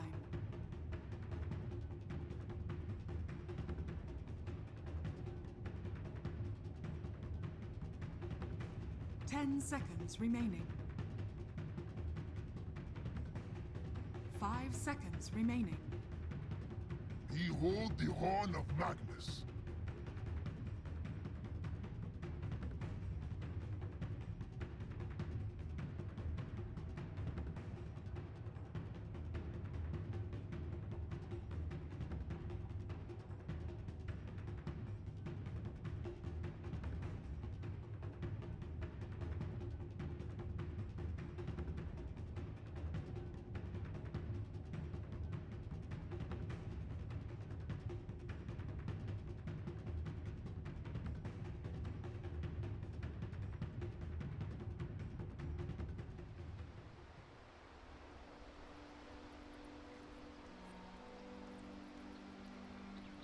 They got two incredibly greedy cores. Maybe Lone Druid's not that greedy actually, because he can push so early with the bear. But yeah, the Morphling is definitely a greed pick, but I think it's warranted. You know, you have 4 heavy lifters on your team. See SG jump out to a quick start like Not Today did last game. The mid Magnus by ADR, I would imagine he goes for that Echo Saber build. A new thing, I shouldn't say. For a while now. Yeah, I don't know if the Echo Saber build's really going to work this game. I don't think you want to sit back and farm. I mean, sure, there's always the thought of, oh, if I just hit an RP, you know, if I just get that crazy RP, we can win the game with Empowered Jug. Problem is that very rarely happens, and I think that in this type of game, having the earlier blink and just having the earlier impact when you have like Tabo and the Beastmaster as well, you got good pick potential. I would have used that. Into the game momentarily. Pause is about to run out. Here, our last game of the night for the South American region, I believe. Game does go to not today. If SG are able to even it up, and then we got a game 3 on our hands, which I think we all want. Wait and see how it goes. A lot of pauses to start things off in terms of player maybe to get back from the bathroom. Or be waiting too much longer. You guys are enjoying. We're kind of. I just got here. I want to make sure everybody understands that this is my first. I've been on the setup before, but it's my first like day doing the qualifiers and the setup. Everything's going well. Hopefully, getting to see everything you want to see. Audio should be good now. I think it is good, and we'll be able to figure it out when there's action happening. We're jumping into the game. I'm interested to see how this offlane Enigma is going to play out. He has picked up the Iron Talon early. Already on the other side, SG are rotating a couple of heroes just to get down early, and there's no other heroes from Not Today making that same play. They're not trying to counteract, or not yet anyway. I think Cat's going for the jungle block here. He's gonna get one ward up and maybe use a sentry to block a camp for Enigma. I think that's probably the best use of his time. He just dropped one on the high ground for vision. I think, and they might know that it's there now. Stinger has seen Cat through the woods. Yeah, he wanted to get farther in, but I think it's really hard actually with how fast the supports move to lanes nowadays. And nice to block the camps, but difficult. But still, they'll just have eyes on the Enigma as he's jungling side when not in lane. Could be useful. 30 seconds to battle. See how this plays out. Warlock down bottom. It's Leo style, so the only 2 of them down here for now. They actually have the Spirit over here as well. They want to make something happen. They dropped a ward in the river, by the way. I don't know. Is that supposed to be a sentry? That's a misclick. That's a misclick. Yeah, that's definitely a misclick. Just dropped an observer. But there's no way you place that ward on purpose, because it can be dewarded with the same deward as the one on the hill, right? There's like literally no benefit to putting it there.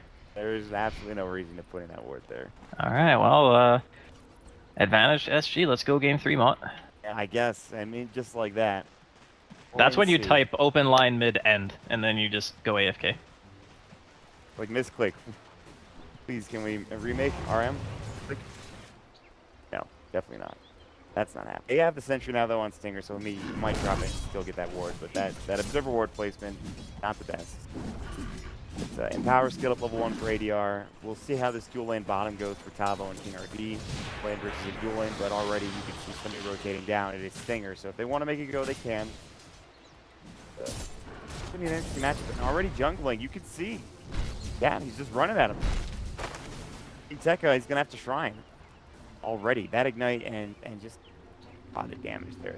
He thought about actually using the Shrine. He's just trying to get the most out of his body that he can. Run up. There's a number to regen. Very interesting.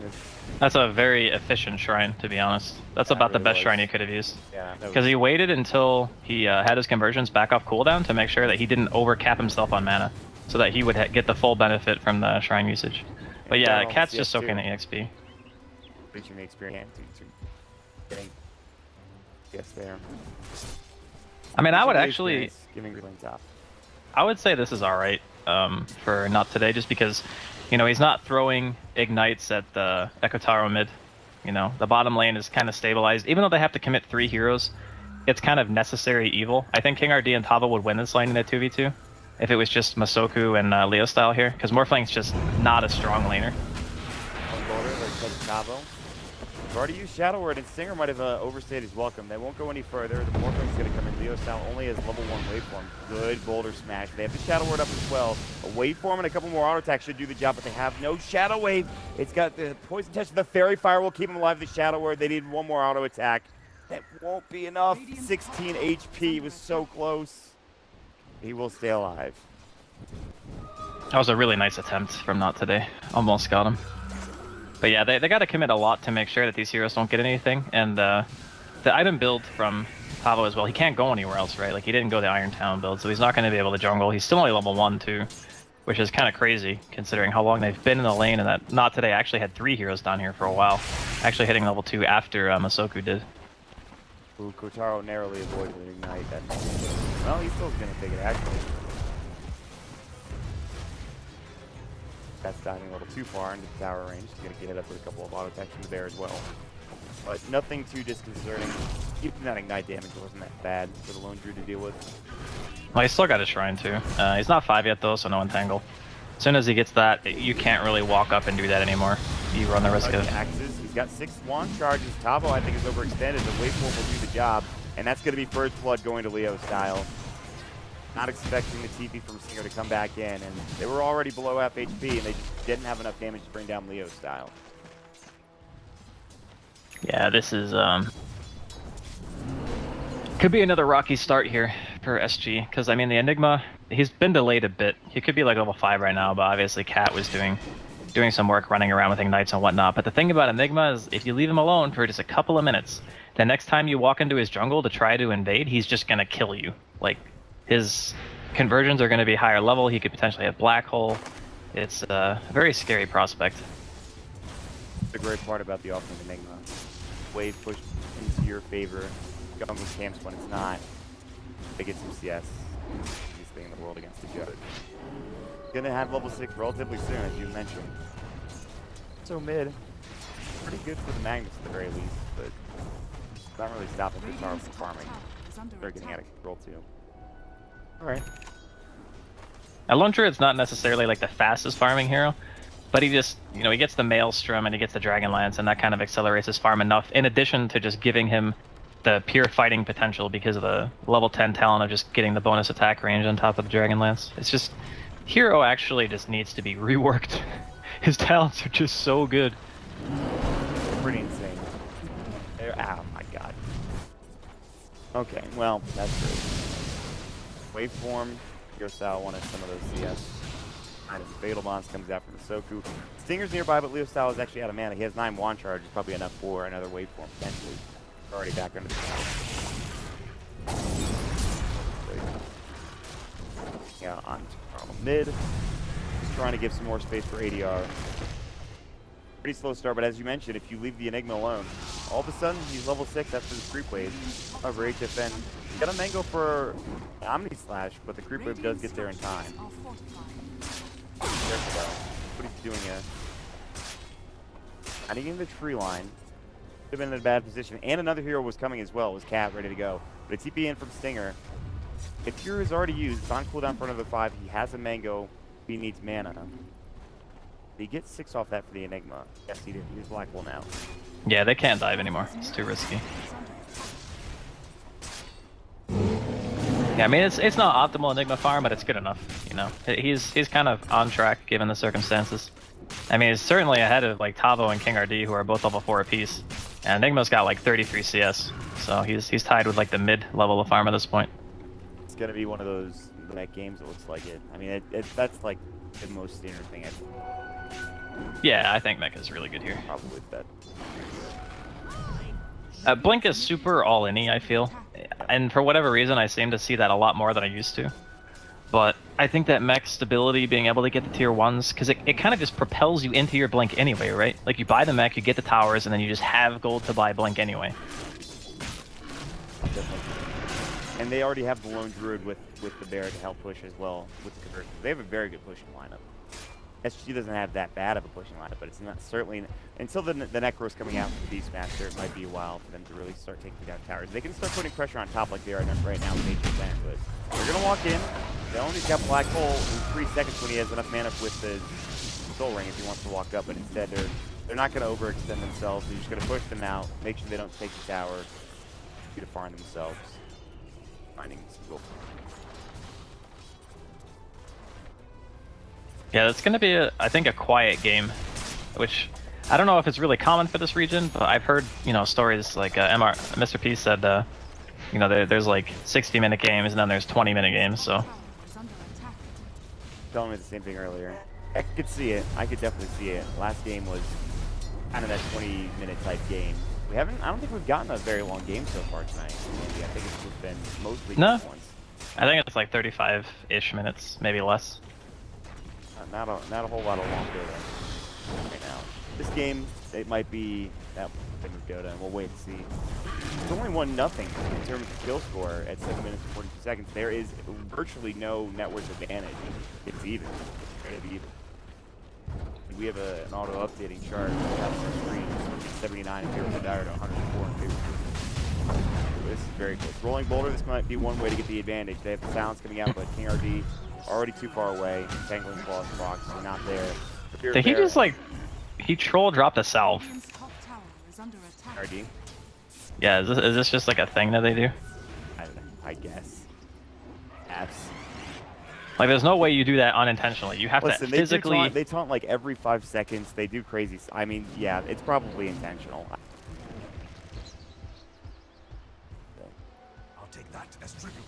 All right. Well, Cat just still trying to go into the Enigma's jungle. Radiant's middle tower. Still, he's level 8 though. He's like getting back on track really quickly on this Enigma. So. He's 11 left. Kevin the Courier. Yeah, he's just about got his full mech. He just needs recipe for it. I was wondering. Be careful up here. KingRD, Cat, and HFN are going to try to put some pressure on this tower. They've made this tower stay alive way longer than it probably should have with this Enigma, and even a couple of rotations from Sting. Dire's bottom I think this tower should be, if there's not this Enigma here, if there's another offlaner, this tower's probably already dead or no. Oh god, yeah. This tower is dead as crap if there's any other offlaner here. Because the thing is, the Enigma makes conversions, right? Conversions stop the Jug from just tower diving you and omni slashing you. So just that alone is already enough to be a little bit of a nuisance. You can pull the creepo off the tower with very low risk because of conversions as well. Whereas a lot of the time the Jug would just phase forward and omni you and you die. So yeah, it's a really strong offlane pick. And he does finally lose the tower, but he spent a lot of time defending it. Some very good work. HFN is going to walk through the jungle over to the Ancient Stack, right around towards mid. Helm of the Dominator is done, by the way. That rotated bottom after the tower is taking drops ward. May have been spotted. Yellow ping from Masoku probably saying, hey, listen, he dropped ward. I wouldn't get it. It's messaging on the side of SG. They're trying to be more aggressive. Mid. Trying to get ahead in terms of towers. They're trying to. Dangling Claws? No. First, no Claws. Taking it. Hit. Man, that's bad RNG. It's okay though, he's got 8 gajillion attack range, doesn't need RNG. Can hit people from what, 865 range? Yeah, that's his range. Ridiculous. I mean, yeah, the Dragon Lance is already online, so they're doing alright. They're definitely doing alright. And you can have Leo style farming down bottom 3-1 too. Anna's gonna find a invised up ADR. That might be the best scan ever, but they still might die here. They're in some trouble. They're getting wrapped on. They're going to find Kotaro. He's going to get blown away. It looks like they have the mech. He's not done yet. The Blade Fury, one more auto attack. Good RP onto 2. Great fight so far for SG. Waveform ADR is low, however, though. Stunned up as well with the Malefice. Should fall. One more auto attack. Good Shadow Wave. Grave is there and ready to go if he needs it. They might not lose anybody here. The Mag is solo. He's going to try to TP out and he'll make it away. HFN, they pop the Shrine as well. They still have Black Hole ready to go, but try to TP in. Boulder Smash connects. Can they get HFN? The TP's taking way too long. The Golem is going to be dropped, but Zone is not in position to go for a black hole. Can they get anything out of this cat? Will they dive it? Will they go for the kill? Shadow Wave comes in. Grave now again on cooldown for 38. The waveform, the auto attack. They will at least get the support Ogre. So many spells were thrown out there, and nothing was really accomplished when it was all said and done. I mean, they're going to get the tower for sure. That's the only reason he rocks. I don't think he was expecting... Yeah, they get the Lone Druid, but they used everything. Oh, am I... Hello? Okay, cool. So yeah, they dropped everything. They didn't really get what they wanted to out of it. They got the Lone Druid, but they lose the tower. They're gonna lose Roshan as well. Like, not today are getting the absolute maximum out of their ability usage. And the only reason they even lost the Lone Druid in the first place is because the Enigma didn't have mana to mech, drop Midnight Pulse, stun, and Black Hole. So it was just unfortunate, you know, he wasn't at 100% when the fight started. If he was, I think they probably would have just killed like 2 or 3 heroes instead and still gotten all this. He's going to get Arcanes now. He's heading to the Secret Shop. And he'll have Greaves shortly thereafter. Leo Style is 700 away from having his Link here. And after that, things get that much more difficult. They have 2 sets of mana boots now as Misoku picks this up. They did use the Golem on the other side, Omni Slash, as well as RP, where you not the longest cooldown, or 2. In fact, most of them are going to be back up soon. RP up in 11, Omni Slash up in 20. And they're going to just keep pressuring. They've already taken down the Tier 1 tower. They're going to focus on getting the Tier 2 now, as the Tier 1 top getting pushed by not today. They continue back, and it looks like they will, as the Enigma's already getting himself in position. Like Dagger, obviously, but the threat is still there with Midnight Pulse on the ground. Healing Ward is going to be enough to counteract this. Not really. I don't think it's going to stop them.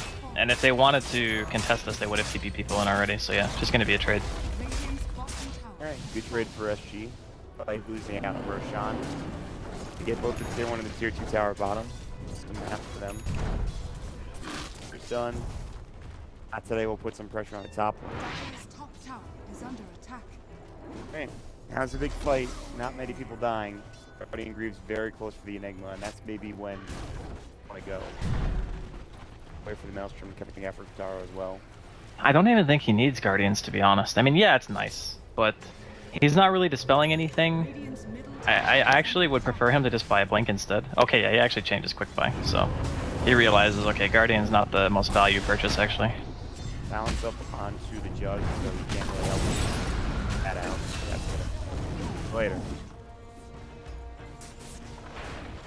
Unfortunate, but not the worst loss in the world. And now, not today. We know what type of pushing prowess they have. They're going to continue to do so with the Eidolon going through Spirit Bear. The Morphle produce nice damage. Yeah, their siege is actually crazy fast. At this stage in the game, like 14 minutes, this is almost like Drow level speed of killing buildings. They're just going to go straight up high ground. They have to force some TPs back now from SG2. The only way they lose this is if they get like 3 or 4 mana repeat. That's the one way they can lose the fight. Still of Ages. Back, they'll lose the bear. Yeah, it's not worth the risk. Alright, man. He's a bit closer than game number 1 was, that's for sure. 2,000 net worth lead for not today, but it's not. That's not that much. What's that Courier doing in the... I don't know. Okay, I was like, please move him. Yeah, this is a stage in the game where, you know, the one legendary RP or whatever can definitely turn the face of the game, excuse me. But there's also something to be said for it's very difficult to pull that off. And you need to kind of try to make Not Today clump up by initiating on another hero. So I guess it's like on the Beastmaster or the Juggernaut to kind of lead the front line, make Not Today react, and then you might be able to find your RP. This is a tense game, but also not a very high kill score game. 3-1. With that HP earlier. Black holes used. A lot of pushing.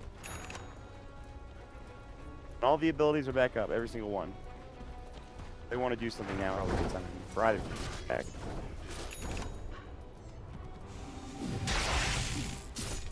Yeah, Maelstrom's done too on Katara, so he's got his damage / wave clearing item. I mean, the mag has Blink. He's almost got Force Staff. I think they're gonna... I don't know if Tavo does the Book 2 into Blink build, or if he does the Book 3 and then Blink, but I think they would actually prefer to have that Blink Dagger sooner rather than later. Like, the same reasoning, it's like, if you have a Book 1 or 2 and a Blink, that's already enough. Like, you don't actually need the Book 3 to kill heroes. The Blink Dagger is super crucial for some reasons. We'll see if he picks it up, as the Enigma just has his flying currently. This should be go time, I would imagine. Like you talked about the Maelstrom. Although, what do they have on Aegis? It'll probably expire. But they're gonna smoke up. Did they see this? Did this Hawk see it? Yeah, the Hawk scouted it. Yeah. Is not backing. Now it's still they didn't oh, so greedy. That was the Blink reveal. They didn't see it on Deca. He should have backed immediately, but he had a half second too long. Yeah. Like you mentioned, it was definitely the Blink that killed him, but still greedy. Like, could have just ran away immediately. Probably just gonna push bottom, take that too. I do like what SG are doing though. They're responding to pressure and putting pressure of their own on different lanes. They're the ones actually controlling the pace in terms of waves that are getting pushed in. Yeah, that's the advantage actually that SG have currently is Not Today are really not spectacular at punishing split push.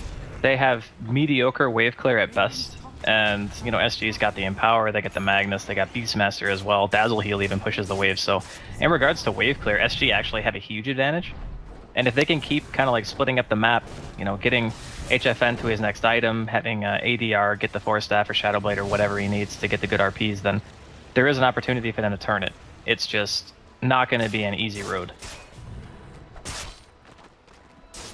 Going to be a lot of farming, I think, for the next little while as Leo Style has picked up Boots of Travel. Hero Blades next. Wrapped on here.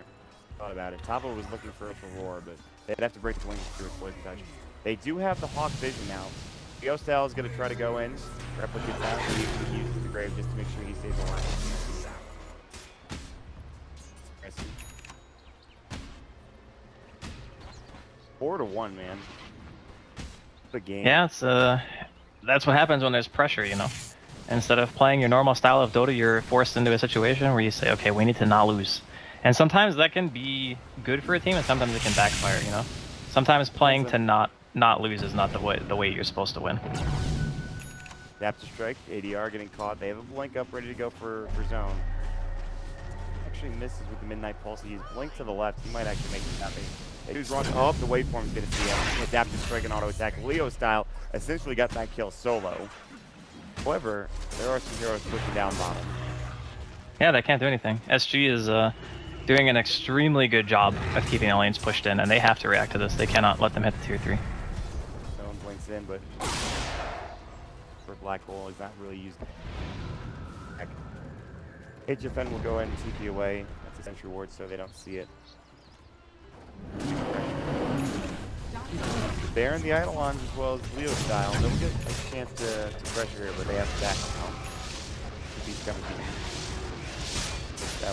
that would lose that bottom. They tried applying some pressure, and this gives them a little bit of breathing room today. It's a lot of tug of war, I feel like. It's a lot of pushing and pulling. Who can keep the lanes pushed out the best? Well, it's the age-old rock paper scissors, you know. Not Today had a team fight advantage, so SG just have the better split push, and split push beats team fight a lot of the time, even when you technically were playing from behind. Even though, you know, saying that, yeah, there's an advantage for Not Today, like 5,000, maybe a little bit less net worth, like 2,000 experience. That's nothing. Like that doesn't matter at all. Really, the only thing that matters is Not Today being able to get to SG's high ground before SG are already pressuring a tier 3 or a tier 2 in this case. That's the biggest issue. It was looking pretty damn solid for Not Today, a couple of these pushes, but I think SG have itemized and done everything they can. Adaptive Strike. Oh, this is Black Hole. He's going to use it onto 2. RP comes in though perfectly. Counter initiation, but another counter initiation. The Golem on top coming through, magnetizes you. They'll drop 1. They'll drop 2. Can they get Tavo as well? The magnetize, the auto attacks from that lone druid, the machine gun user. And now it looks like ADR might be next. Can he get out? The blink in 1 second. They can't quite find him. He's going to get caught with the ML8. And they'll burn to death by Masoku's hand. 4 down. And finally, this time they prove that, well, team fight is better than the split push that you guys have got. They got baited into the fight. That's the problem. Like, Masoku had the perfect golem, and then Stinger had the perfect silence on the Juggernaut. So basically, instead of the Jug being able to go in, he just HFN gets golem stun during his spin ends, then he immediately gets silenced by Earth Spirit, and then he just dies. Can't use his spell. Like that should have been a one fight for SG, but just because of the pure reaction and like understanding of how the fight's supposed to go for Not Today, they just instantly made the perfect move, and then the fight's just over. No, that gives them so much too. It's tier 2 tower, it's Roshan, a bunch of items. They get leads, which you mentioned they really didn't need it. The durable 2,000 gold right now. All right, man. Yeah, it's go time right now for Not Today. The lanes are finally not pushed like into their base, so they can actually walk up middle lane. They can get damage on the tier 3, allows them to kill the shrines. Like that's a big deal nowadays because split push is heavily reliant on being able to move around the map, and with your shrines dead, it's a lot harder to get in positions for flanks or picking somebody off or whatever. You're going to need bots now. So, yeah, it's not an ideal situation to say the least, but they're actually going for kills. Yeah, they want to stop this push before it begins. Glimmer Cape saves them for now, but the Magnum size is there. They really want KingCharlie Grave. Savage Roar stops it. Adaptive Strike is there as well. That's really not even worth it, though, for not No, today. Look at what's happening top right now. Oh, they can't do what they do. They just have to lose that tier 2 tower. They could have gone mid. Okay, this is a bad decision. If they push, they actually need to go back to base. They should have just ran back, but I guess they have Leo style there. Maybe that's enough. Like now there's actually an opening for SG to get a Rax if they realize that the Enigma canceled his TP. And they're not actually going back for it either. Well, they saw him just right yeah, I in mean front of the they tower. should have, but what I mean is like if the Enigma cancels a TP and then I guess he's not showing anymore, but he was showing for a second. I guess now it's a little bit too risky. They're scared because they don't have vision. But that was actually an opening for them to be able to go. Perhaps a mistake from not today. We'll see. See if it affects them really. I mean, they're going to have a Material Blade for Leo style soon. They're actually going to try to fight mid. Silence actually missed. This is going to go. Fire Blast comes out, but I think Cat's probably dead here. This should be an open for them, I feel like. And bots in. The illusions again. HFN just being a nuisance, trying to cut creep waves, and he's doing a good job of it. They even have any creeps here? No, they got to wait for a while. Do they have any creeps? Creep cuts. Rough. Fun not today. Yeah, their mobility is just not very good. That's not today's biggest weakness. Immobile heroes. Like, it sounds weird, but even though, like, the Lone Druid runs at, like, haste turn speed, it's more about their inability to catch the heroes that are split pushing. Even with the travel for Leo style, I think that point still stands. I mean, the E-Blade, you could threaten maybe the Dazzle. Actually, even then, he's got Glimmer. He might not die to that combo either. Here we go. There's some vision up on the high ground, luckily enough for the Dire. Might be able to hold this off with the right plays. They wrap around. Like, that's exactly what they are doing. Oak is about to break with HFN. Be a huge fight. It will go. Jump in. Omni Slash Masoku is dead. That is a huge start to this fight. And style will come out. Blade Tree comes through as well. Imperial Blade, they'll at least get Tavo, but SQM RP comes out. They'll take down 3. It's the Aegis, but they've also lost the Enigma as well. I don't know if SQM can even get out because Taro needs to be careful. Fire Blast comes through. A triple kill for HFN. And again, the wraparound works once more. SG, they hold and they do it well. That was such a... that was a really bad push from Not Today. Like, if you look at the warding, guess whose wards are sitting on that hill? Not today's, right? It's SG's wards. So they have full vision of everything that's going on. There was no sentry dropped. There was no ward dropped. They just walked up to the tier 3 and said, hey, we got an Aegis. We're going to win this fight. Then they get completely caught out of sorts because, you know, obviously SG have full vision, so they can see the high ground. They spot the Dazzle. They get the quick pick. Excuse me, not the Dazzle, the Warlock. And then the fight is already at that point a 4v5, and no golem means that the mag can RP literally whatever he wants. Just so happens that the Enigma casually walks into the RP. He came out perfectly timed. They'll TP away. They won't be able to go in time. That might stay around a little too long. They'll lose his life. Yeah, he's pretty inconsequential at this point. He's a bloodlust bot. But you're right about But yeah, that push. was... You know That what was it so felt like? sloppy. It felt like they were like, oh, we're about to get in the grand finals. Let's just do this. We can do it right here. They just pushed with, I wouldn't say reckless abandon, but they weren't ready. I mean, it's not the first time in this series that we've seen that exact push happen. Like, go push, other team has wards, you don't, you get caught and flanked, and then you lose that push. So crucial. I mean, against a Beastmaster, it's always going to be hard, but there was no excuse in that situation. Like, they should have had vision, they should have had sentries, you know? And they just didn't. And there should have also been like a hero sitting over there, like probably the Morphling, I guess, because the Lone Druid can hit the tower. The Morphling sits there to break the smoke because he's the hardest hero to kill. And when you have vision of the high ground, you just wave forward back into your team if they try to catch you out. And it's just like, you know, whatever, easy peasy. But it was very poorly. That is a refresher mag, and all of a sudden it feels a little bit better for SG. Just a little bit. Yeah, it's looking actually all right. They've done a really good job at splitting up the lanes. You know, King RD is actually like leading the split push charge. The Stazzle's just been all over the place. Died for it a few times. His deaths have always been all right. Like even the one where he died to the smoke, it's like whatever, right? Blink reveal. It's not a huge thing. They get things going here. Luckily for, I guess, maybe them, Roche is a very short respawn. And a half. It was 3 minutes and 50 seconds about 30 seconds ago. Right as it should have about 8 minutes. They also have picked up a Satanic for the Lone Druid. Got some lifesteal on HP now. Yeah, he's itemizing to live through the RP. That's his biggest concern. If he can live through the RP, he should be able to live through the fight, because I don't think he'll be able to get RP and roared. Like, you have to expect some kind of counterplay from your team.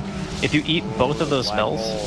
Oh. This could be a huge kill. The Golem comes out as well. They want this. The RP, the Omni Slash. He refreshes. He's still alive. Somehow, can they bring him down? The Adaptive Strike gets the kill, but the double RP. Still, though, it's a 1-for-1 trade right now. Magnetizes up on Cat, and they're going to bring 40R down. Masoku, he might live. No. The Shockwave gets it done. Leo Style finds himself a double kill. All of a sudden, this is breaking out and becoming so bad for SG. They lose 3, and none of them have buyback as well. They're going to buy back in the Enigma as he has to deal with the bottom push. He's going to use the Midnight Pulse. Avo looking to roar him. He's diving at this point. They're just doing whatever they can. This is a dieback on zone. The Shrine, the Greaves comes out as well at the same time. They were so close to getting that kill, and now back to the top. The racks are gone. No buyback coming out for all 3 of those heroes, and it might be more than that. 2 sets potentially. More TPs coming in. Malphite, they found Stinger. He gets the stun on Tatavo. The Magnetize, no, it's not there. It's the Geomagnetic Grip instead. The Silence comes out. Get the Yule Scepter, they'll find Tavo. No TP for 19, and then Malphite. And it looks like they will find this kill, and not only that, but they get 2 sets of racks. Potentially another tier 3 tower. They're just gonna get Megas. Well. I think they might just get Megas here. And yeah, GG is called. Just like that, it gets completely out of control for SG, and not today are moving on to the grand finals. Man, that sucks for SG. They played so good this game for so long, and then one like snafu top. It actually almost worked. That's the crazy thing, because Masoku, he got the Omni Slash on him when the other 3 heroes.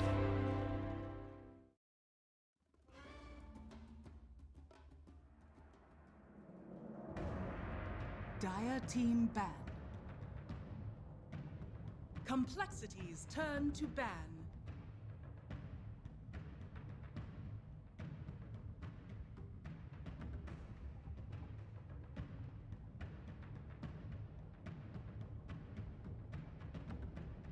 Ten seconds remaining.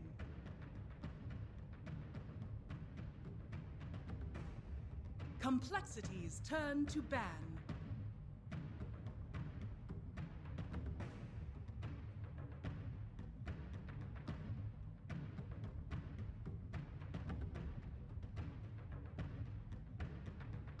Ten seconds remaining.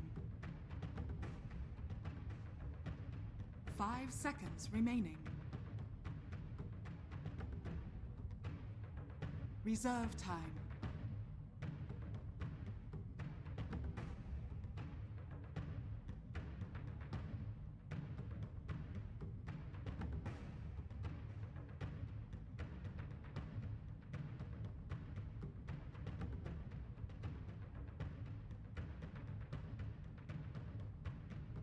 Dire team pick.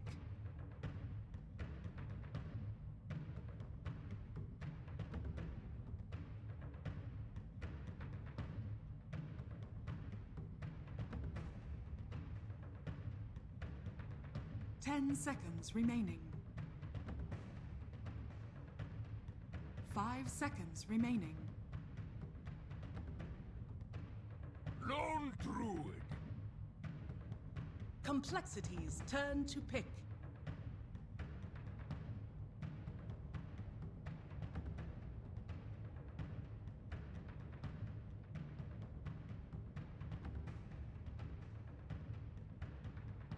10 seconds remaining.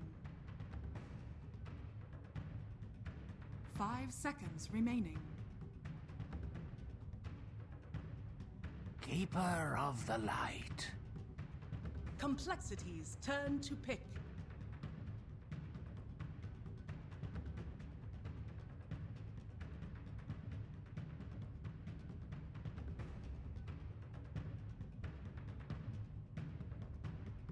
Ten seconds remaining. 5 seconds remaining.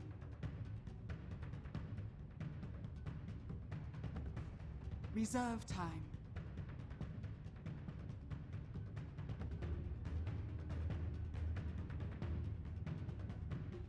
Brewmaster! Dire team pick.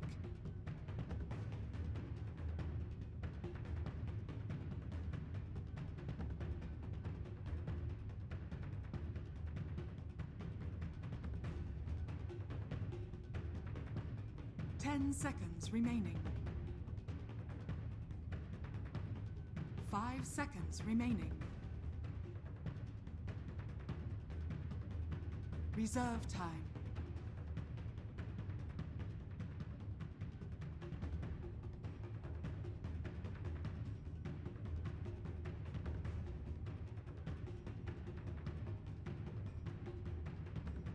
Life Stealer. Complexities turn to ban.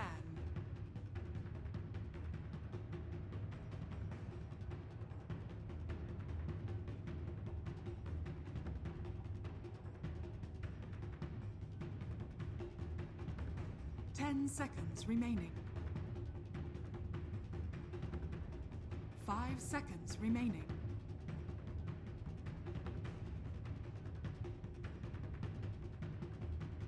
Dire team ban.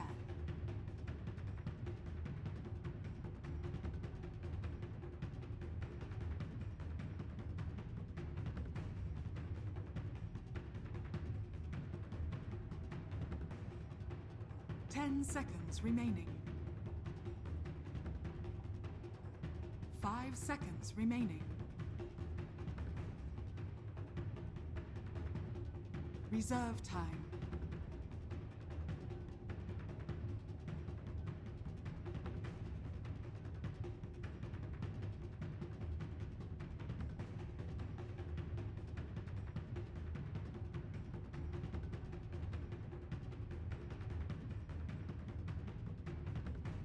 Complexities turn to ban.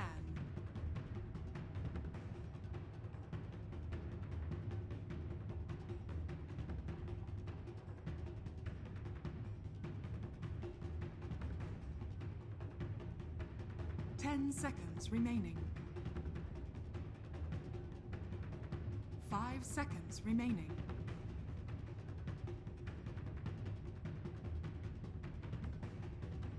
Dire team ban.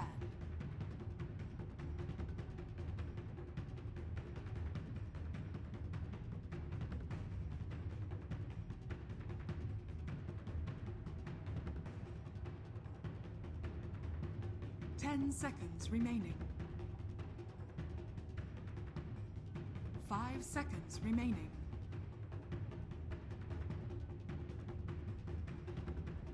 Reserve time.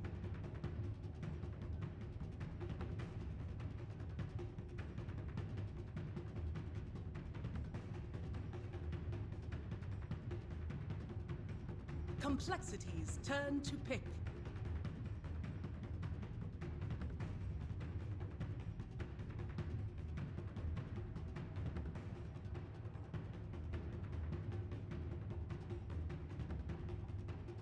Ten seconds remaining. 5 seconds remaining.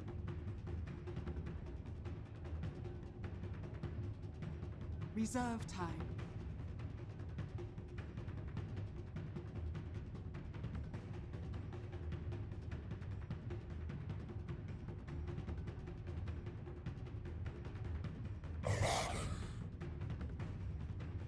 Dire team pick.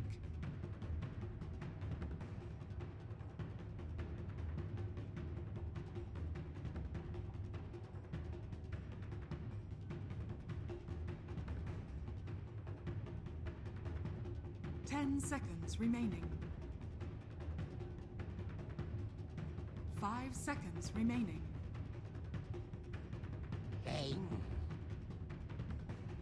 Complexities turn to pick.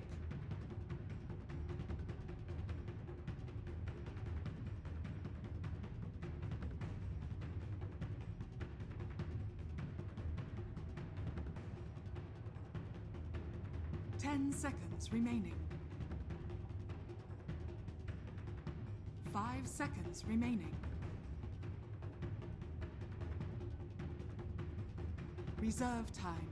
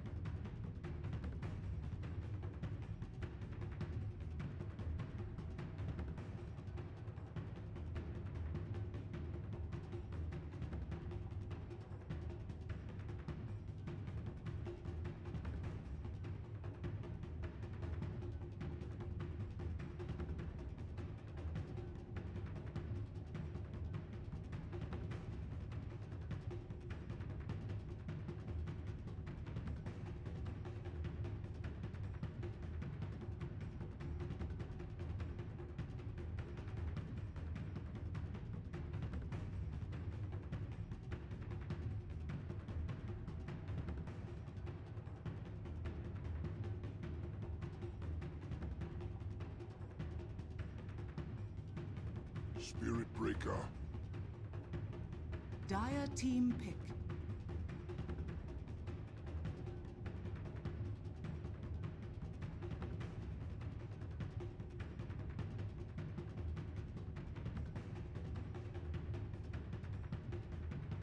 Ten seconds remaining.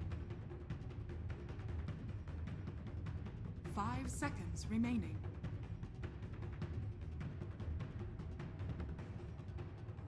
Reserve time.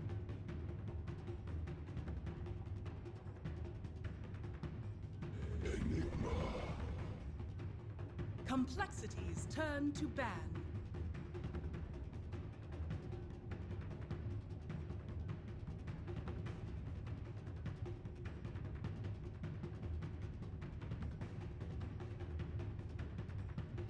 Ten seconds remaining.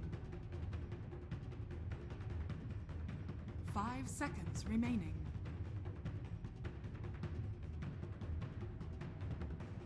Reserve time.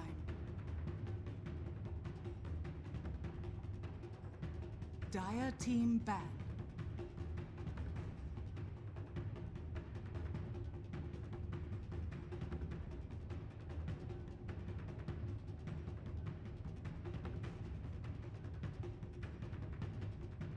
Ten seconds remaining.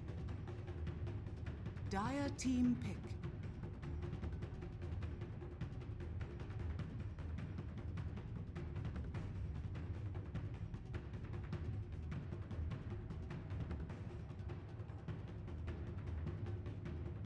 Ten seconds remaining. 5 seconds remaining.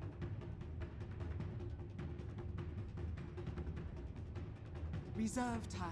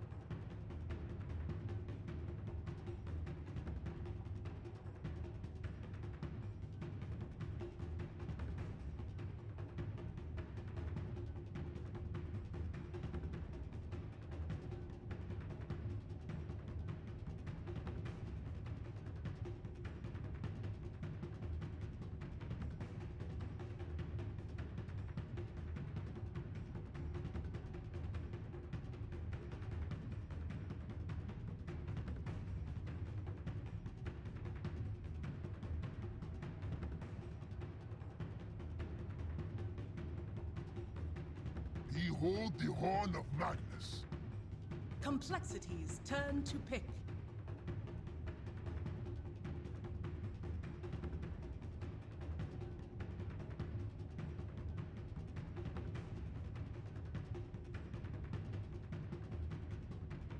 Ten seconds remaining.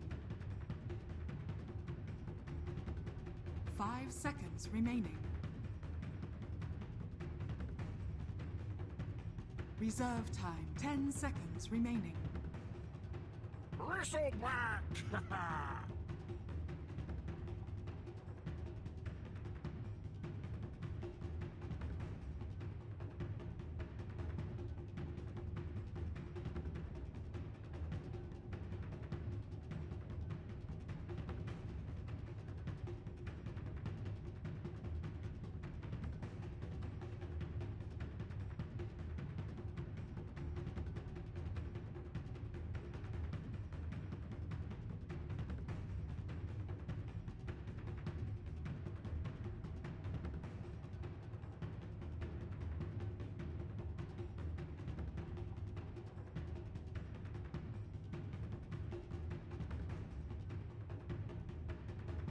10 seconds remaining.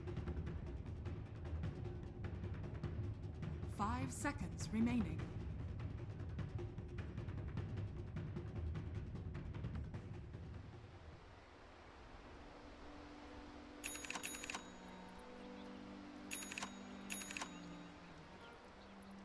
Beat these levels, and farm gets crowded fast.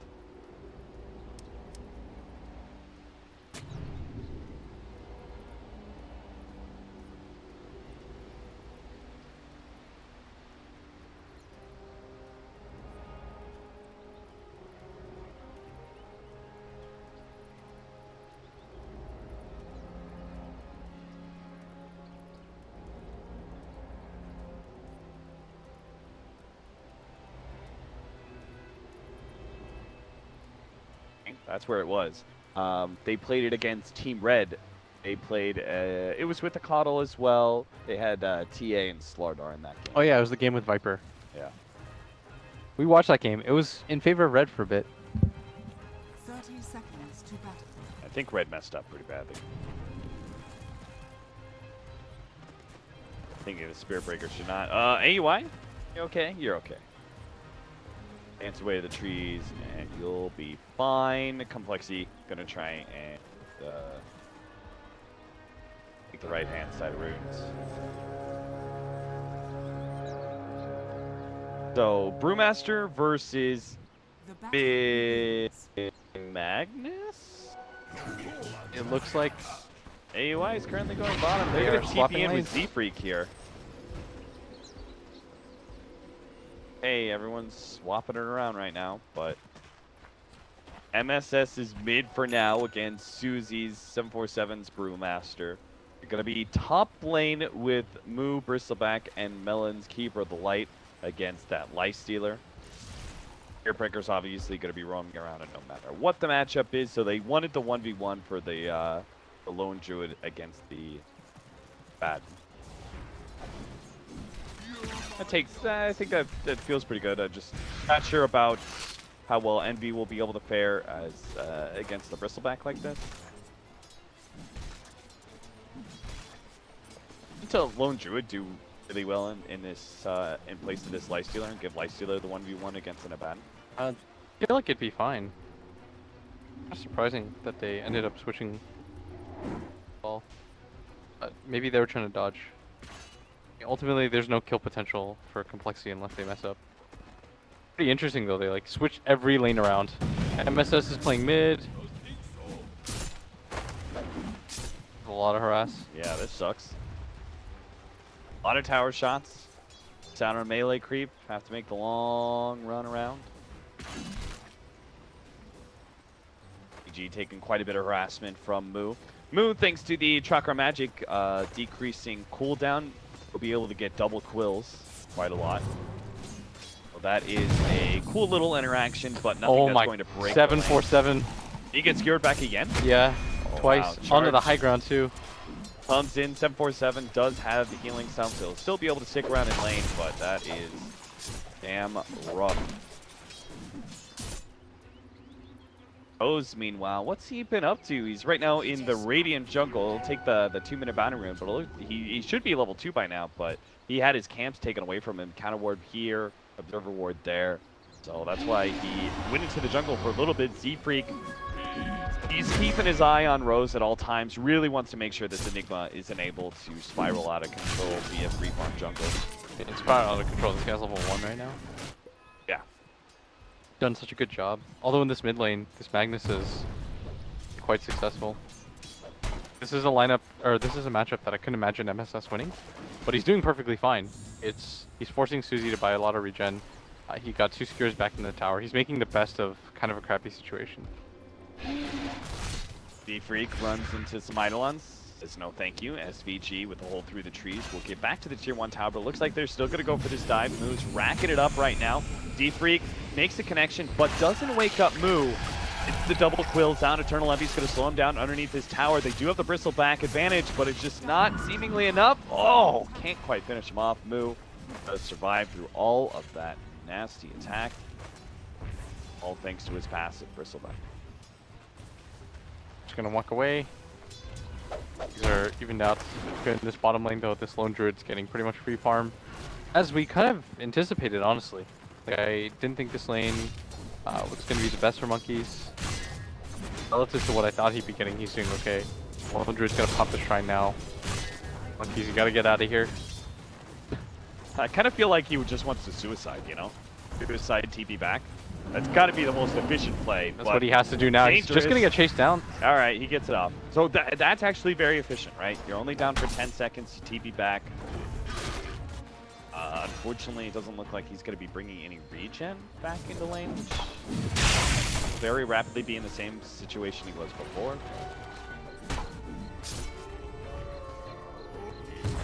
Better than nothing. At least in a position like this. Uh-oh, Moo's in trouble. SVG has the nuke to finish him off. That's going to be your first blood. Yeah. Meanwhile, at top, this Enigma is still getting messed with, but at the end of the day, he's still getting something, whereas Z-Freak is just chasing him around. Doesn't really have anywhere to gank either. This lone druid's not really gankable. This mid lane, it's not a thing because there's always going to be skewer on Magnus. Like, he doesn't really have a game to play right now.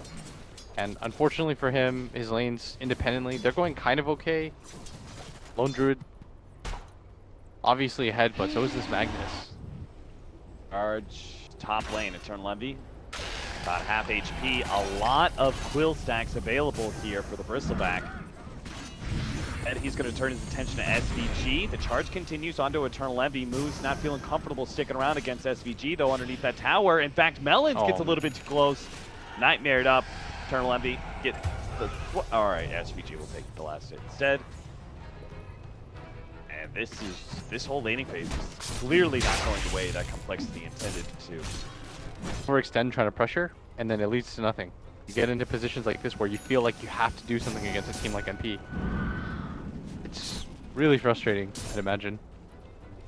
Not that I have watched a team do that from experience. Master picks up the arcane rune, does have his ultimate. Would love to get a kill on MSS, and it looks like they finally will get it. MSS, oh, he tried to get off the RP right as the Spirit Breaker came in. Tries to get the skewer over the cliff, not quite far enough. Can't get the distance away from complexity, so we will indeed fall. The TP in from the Lifestealer may lead him to, oh, he already used his best. He's just gonna have to rage and try and run away, but he's surrounded by too many units. SVG actually managed to get a sleep off, quickly repelled out. Abaddon keeps everyone alive. Eternal Envy does manage to get out. In some ways, it does create a bit of space for AUI to threaten bottom, but complexity, since they're all here with an Abaddon, might as well start chipping away at that tier 1 mid. It's not going to mean a lot though. NP going to come back in full force. This is the right idea right now. Protect your mid tower. Just don't let this go for free. Especially since complexity are devoting so much to this. It doesn't really matter that Moo's getting a little bit of farm. Nobody's in this bottom lane either. So it's always worth it to defend a tower like that, especially if you can do it with minimal effort. Which is precisely what they did. Maybe with the bit of chip damage they've done now, complexity can take that mid tower sometime soon, but in the meantime they're going to have to deny their own safe lane tower. Who currently working on Vanguard. So if they can get that Vanguard, perhaps the full out Crimson Guards, a Abaddon is able to get Vlad and Mech, they would have a really tanky, full-on sustain and aura strategy on their hands for some fights. Right now, not much happening so far, as once again, for complexity anyways, they gotta wait.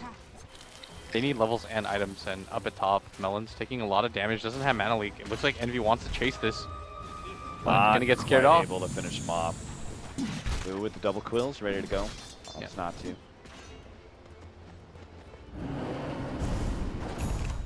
They also have a double aquatic shield, actually. Think about it. Later on. Cute little combination. That is exactly the word for it. Cute, but not good.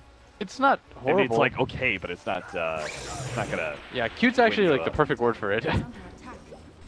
They're gonna make the rotation up at top though, force this lifestealer out, and during this time, I mean, you mess with one core, everybody else on the map is farming from NP. Yeah. You've got Rose just about to get his level 6. He's got 1200 gold on top of that, opting not to go for the soul ring. Feels like he's a little bit too far behind. And I like this distribution of farm. You know, you've got SVG pushing up the bottom, lane. yep. You've got the lone druid taking over the jungle, and then Rose is taking the off lane jungle as well. He's not an easy hero to kill either, this Bane. He's got 800 HP, he can just sleep. Imagine a Spirit Breaker charges him, he can just sleep him and then just TP out. Now Monkey's at bottom, he might just get gone on. Gonna get slept up. The lone druid making the long wraparound here as D-Freak gonna come in, but it's just gonna be a saving grace as the rest of Complexity TPing in. And they need to get something out of this. You can't devote 4 heroes down here without making it at least a push. It looks like it's gonna be full-on retreat for NP. And this is a dedication and a half as 747 in mid might just get RP'd. Brought back into Rose, tries to get off the ultimate, but they get the ensnare, and there is the Malefice to stop him as well. And that is how you make a gank happen. There's 4 heroes right now from Complexity at bottom. You need to get something off of this. You've given up all control that you can possibly have in this top lane as well. So Eternal Envy knows that he's going to get a free lane. Something needs to happen, and as a result, they just have to kind of force it here. Doesn't feel good because now everyone's going to TP down and defend this tower, so you've wasted over 2.5 minutes. Hell, I don't even think like Lightstealer or Lone Druid needs to TP, right? Much like the mid lane situation. Yeah, you just need to stick a few heroes here. Minimal effort. If Complexity do really force it, then you can TP those other cores in and have a fight happen, but otherwise, pretty much daring Complexity to do something. You notice something cool too is that they always stick somebody mid. They rotate who it is, but they've always got somebody mid. Protect this mid tower, make it so that Complexity always have to push out their lanes and they can't make any moves. And that's precisely what you're seeing every time is Envy gets charged at top, but it's like impotent rage. You know, he's just pissed. He's like, I want to do something about this, but I just can't. They're You're still saying bottom. Z-Freak is an angsty teenager right now? He wishes, dude. Not even that much. Yeah, those guys are young. They've got lives ahead of them. They can change. Z-Freak, this is his career. Yeah, you don't always have to listen to Dashboard Confessional. Master is trying to finish up the Blink Dagger. That will finally give Complexity some control in this game, right? When they make these rotations, it will be with some ease of execution, right? You're able to blink and get the slow and pop the ultimate. You can actually connect with your ganks a little bit easier than what Complexity's current setup is. Yeah, because right now they're just walking around the map, slowly chasing after heroes that don't really care, that are way too tanky for them. And as a result, they're allowing NP's lineup to just continue to work. And right now, this is just a product of NP, really good draft, really good play overall. They're making all the right moves. Andy, what are you doing here? Yeah. In a game where Freedom had a lot of success because they were able to pressure in the team fights, and that's what Complexity is going to have to do to get back into this game. So that's where NP was sloppy. You know, when the game was kind of forced at them, where it was like, we're going to take the fight to you at Roche, we're going to make smoke plays, stuff of that nature. That's what really threw off their timings. But when you let them get into a rhythm like this, as now they're coming in full force, defend this mid tower once again. Lead with the sleep. Opportunity for MSS to try and get a skewer back. Doesn't go for it though. Bristleback's not the target he wants. Everyone coming in now for this one. Yeah, they're slowing down SVG pretty heavily. Rose is holding on to Black Hole for now. He sees a good opportunity. Thinks better of it though. Brewmaster is preemptively throwing out the ultimate, so Rose knows the Black Hole was just going to get countered. SVG is going to be the sacrificial lamb here. He will be the one that dies for Complexity diving in deep. Looks like Rose may die as well. The Brewmaster ultimate was able to lock onto him, and they'll be able to pick up that kill. NP are saying this is just space. They aren't actually taking any objectives. We are. They take a tier 2 at bottom lane. Their mid tower is still up. In fact, they're going to sandwich for this too. Might still be able to get a kill here. Slows down Z-Freak. Z-Freak has the charge out though, so he'll be good. Everyone else should be fine as well. So. Yeah. But still, they defend their mid tower. One of the most important towers in the game. It allows them to continue to protect their jungle. Gives them easy access. Take fights as well. Essentially, NP just said, we'll trade 2 supports for a tier 2 tower at bottom lane. They were okay with that. Yeah. I think the ideal was that they only lose their Bane there, and even he was able to create a lot of space. Rose's build is a little bit greedy. Just a bit. Your team's a little bit greedy already. You've got 3 cores, and then you're going to grab a Hanamitis. I applaud you, sir. Go Saber up next for Moo's Bristleback. We are beginning to get to one of the peaks for the Bristleback where he's got his maxed out passive and God, I wish they would change that name to something else but Bristleback. He'll have a lot of tankiness. The best part is, I think with this Keeper of the Light, he always has mana to work with. No sleep onto the Abaddon. Abaddon is actually gonna have to pop his ultimate here, forced out by the Shockwave. They're still gonna be able to get the kill on SVG, it looks like, and won't be able to pursue the Abaddon. See if they're... Ooh, this mana loss is going to hurt MSS quite a bit. He doesn't have the mana to be able to skewer out until he pops the wand. Will be able to get the skewer over the cliff. Moo just wants to be able to focus on this tier 1 tower, but Eternal Envy, he tanks it all up, does manage to get the charge off, needs to be able to get an infest, but there's no creeps anymore. He's just armlet toggling his way through this one. He does have some Eidolons if he wants to go there. Oh, he tried for it, but gets caught by the Quills. Delayed out a little bit. Black Hole catches Susie, does manage to get moved there as well. Z-Freak does manage to get the charge onto Rose. They'll finish him off. They are fighting this one out pretty well with the Aphotic Shields. Melons does get caught. SVG tries to blow him up. MSS there goes to sleep, and Melons does get nuked down. Monkey's unable to save his ally. Maybe he can help Z-Freak though. Z-Freak survives long enough to get the charge, but SVG caught him with the Fiend's Grip on the tail end of things. And there it is. MSS also gets the Abaddon. 4 down from Complexity. They get the tower, but the fight just goes on a bit too long. Yeah, they might lose their mid tower for this as well. That was one of their more successful tries, though. We talked about how they needed team fights. This is how you get back into the game against a team like MP, but it might have just been one of those situations where their cores are just a little bit too far behind, as this Lone Druid has gone completely unchecked in a game like this. Has a full Diffusal Blade in his backpack as well. That's going to be what's going to help him deal with both this Bristleback and this Brewmaster. Being able to like purge off the miss percentage chance. Yeah, and these heroes around. You can kite the Bristleback and also just chase him down, do some mana burn. Right. We do have very good Roche taking potential on the side of Complexity, especially since they do have a double damage on Moo, so that's what they're going to try and do right now. Black Hole's down, Fiend's Grip's down. They feel pretty comfortable that NP will not be able to successfully contest. All comes down to whether or not there's a successful RP. Now, MSS does have the Blink Dagger, and there's a lot of heroes in the pit which are just Savage Roared out. Who's going to try to finish this right now, and if NP are going to be close. He needs to look at it. The RP goes out, but he managed to get the Aegis in time. MSS, a bandaged ship. He knows this fight is no longer theirs to take after the Aegis was grabbed by that Bristleback. NP's just looking for an escape, has an infest once again. It's not going to make it out. Tries to go for the kill on Melons. They can get more. This Brewmaster is trying to chase out both these supports. He gets 2. He's going to be able to chase down SVG, it looks like, and has the Cyclone on the Enigma. No, has to give up on the SVG, so instead just gets the Enigma. Still a big kill. They're still on more here. Gonna run in, but unable to grab any more. And we talked about it. Team fights. This is where you lack too many long cooldown ultimates. There's so much pressure on a hero like this Magnus to be able to do something, and they can't pick up multiple heroes. It does make it a little bit difficult for NP. Yeah, I mean, this is a very high execution kind of lineup. Yeah, I feel like that was like such a high risk scenario. Even if you did hit the RP on multiple people, you've got borrowed time and a Aphotic Shield from the Abaddon. So you could say that two of the people you catch in the RP are not going to be effective, most likely. Yeah. In this early game so far... Oh, they're actually going to fight this one. Nice double clap there from Susie as he gets recalled that in. ulti, though. The sleep on Monkey is going to cause some problems here as they need the extra bit of HP on Susie, but he's just going to die here underneath the invis. Savage Roar wakes him up. Aphotic Shield goes out. Skewer, though, is going to be able to finish him off, and NP are just... it's a grab bag. Whatever heroes they can get around their shrine, they will take those kills. Monkeys and 747 will be the two deaths of Complexity, overextending themselves once again. A little bit too greedy there. I think if you just get out, you take what you came for. You got a lot of key heroes. You got the Aegis. You just get out. But they overstayed their welcome just a little bit too long. NP, their strength is that because so many heroes are farming, at some point you're going to overwhelm people. You're just going to bludgeon them with the fact that you have more net worth.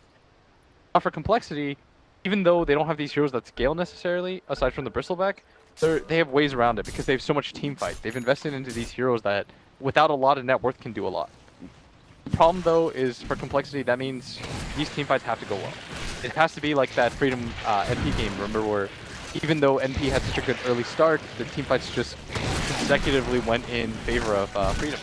And for NP to get little fights like this, like mini skirmishes, working out in their favor without having them pop the Black Hole or the Magnus RP, that's fantastic for them.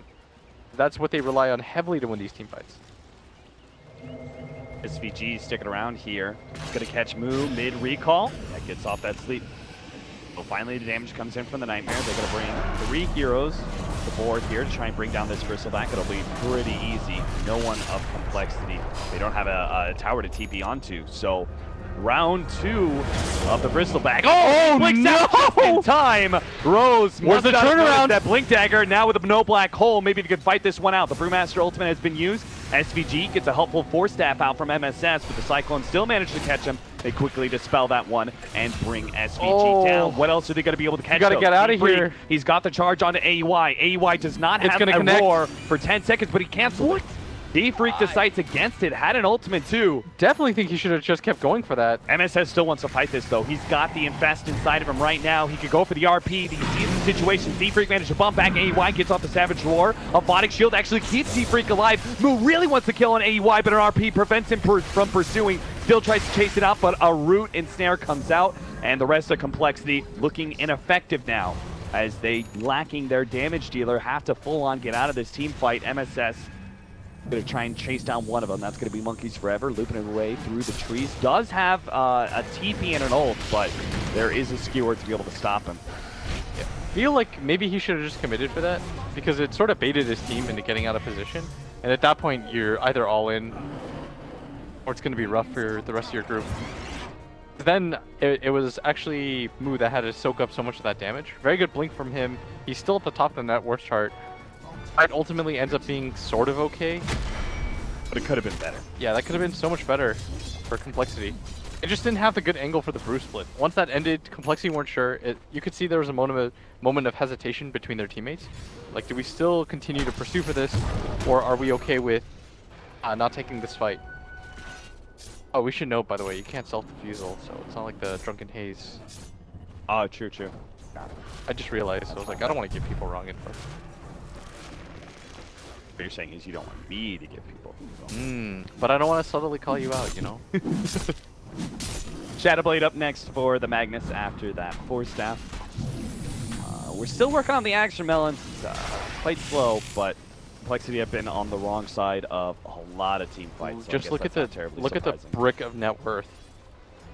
Just you see all green in the bottom chunk, and I mean team fights. You can still win them with this range of net worth, but that opportunity is slowly going to slip out of your hands. Like, you're going to get behind to a point where it becomes a little bit too difficult. Oh no, the charges have just been used, and SVG managed to just actually stay ahead of that attempt blink. Rose is going to die, though, at top. Yeah, good catch still.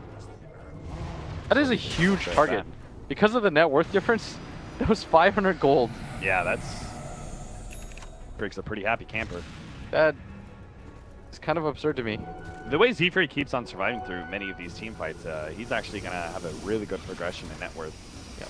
I like the idea of not going for an immediate Midas or something. He realizes, I can't do that. It's a little bit too greedy. And Complexity still pushing the pace. Unfortunately for them, once again, there's that brick of net worth that they have to go through. You do have to get into a team fight to try to close that kind of gap.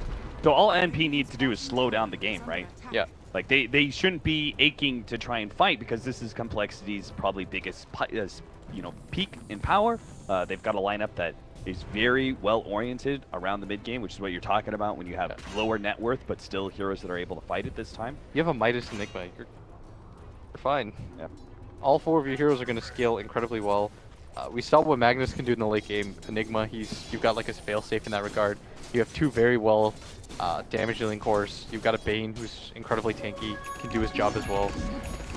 The only hero that you really have to worry about too much is this Bristleback is. It is charged. Here we go. Levy's still going to stick around though. Maybe this isn't the right idea. It does have the ultimate. They And need another this kill. charge is coming up. They need a bash though to stop this 17! TP. Where is it? Oh, Z-Freak, he's going to be feeling that one. That was such a big kill to grab. I mean, it was only 3 hits though. I think odds were not in his favor. He had to get lucky there. And that would have been actually unbelievable if you got bashed there. Would have been too unbelievable, right? 17% 3 times? Yeah. It's got to be close to 50. It was just funny that Envy just like casually walks away with peace. No fear. Yeah, I mean, I can't believe he stuck around. Just, MSS, his alarm bells were going off. He's like, I'm out, I'm out, I'm out, I'm out. He knew he would fight the RNG battle. Yeah. He felt confident. Sometimes, when he went 0-6 on his rolls in the group stage, got to pay off at some point. Yeah, the RNG is eventually going to swing back in your favor. Yes. It's a pendulum, Austin. Like, you sucked as a caster and then you got better. And once I left... Oh, then it's going to swing back the other way now? Yeah. Oh. But I'm back, so... Oh. You just consistently swing. You give me a momentary respite in my decline as a caster. Yeah, everyone will forget you suck ass for this little bit of time. For another 6 months. Yeah. You just come back every 6 months. It's like a rub, yeah. It's a rub. Hey guys, Cap is still good. So, Envy, gonna push out this top lane. He does have to be a little bit careful. I think that that situation at top should alert him to the fact that he's not invincible. Like, the rage isn't gonna be able to always save him. Complexity do deal quite a bit of damage, but of course, I mean, they're trying to scale. 747 has a Midas, gonna go for a Radiance himself. Well, they know about this smoke. Get the charge on it. Z-Freak Z-Freak gets himself close enough to pop the smoke while he's very in smart. with the Shadow Blade. They were trying to set up for the potential next Roshan Yeah. Complexity, and now there's going to be an Aghanims on this Keep of the Light, so helping out the team fights a little bit more. Radiant's top tower is under attack. Radiant's top tower has fallen. Smoke They're time gonna for smoke themselves. Complexity. They gave up that tier 2. I'm sure NP, they know there's the potential rotation across this area, so. This is quite a forced high ground. Now NP will know that there was a smoke attempt. They're going to get out in full force. They don't want to get wrapped around. Try to find a better angle for this. You know that Roshan is up as well, and this is going to be a huge one. Aegis on a hero like Lone Druid, I don't know if you're going to be able to kill him twice.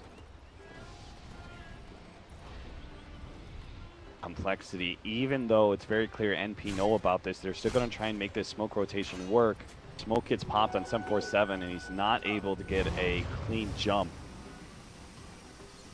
There's nowhere to really start from, as NP are pretty clumped up. They want to take this fight in numbers, as instead they're going to go in Roshan. They want to force this. They need to force fights. This net worth differential is just going to keep climbing. Arcane Rune is just as good as double damage for a Bristleback in a mid-game fight like this, so this is still going to be dangerous for NP. And they're fighting into Ags. They're fighting into daytime Ags for Keeper of the Light. They don't want to give up this Aegis though.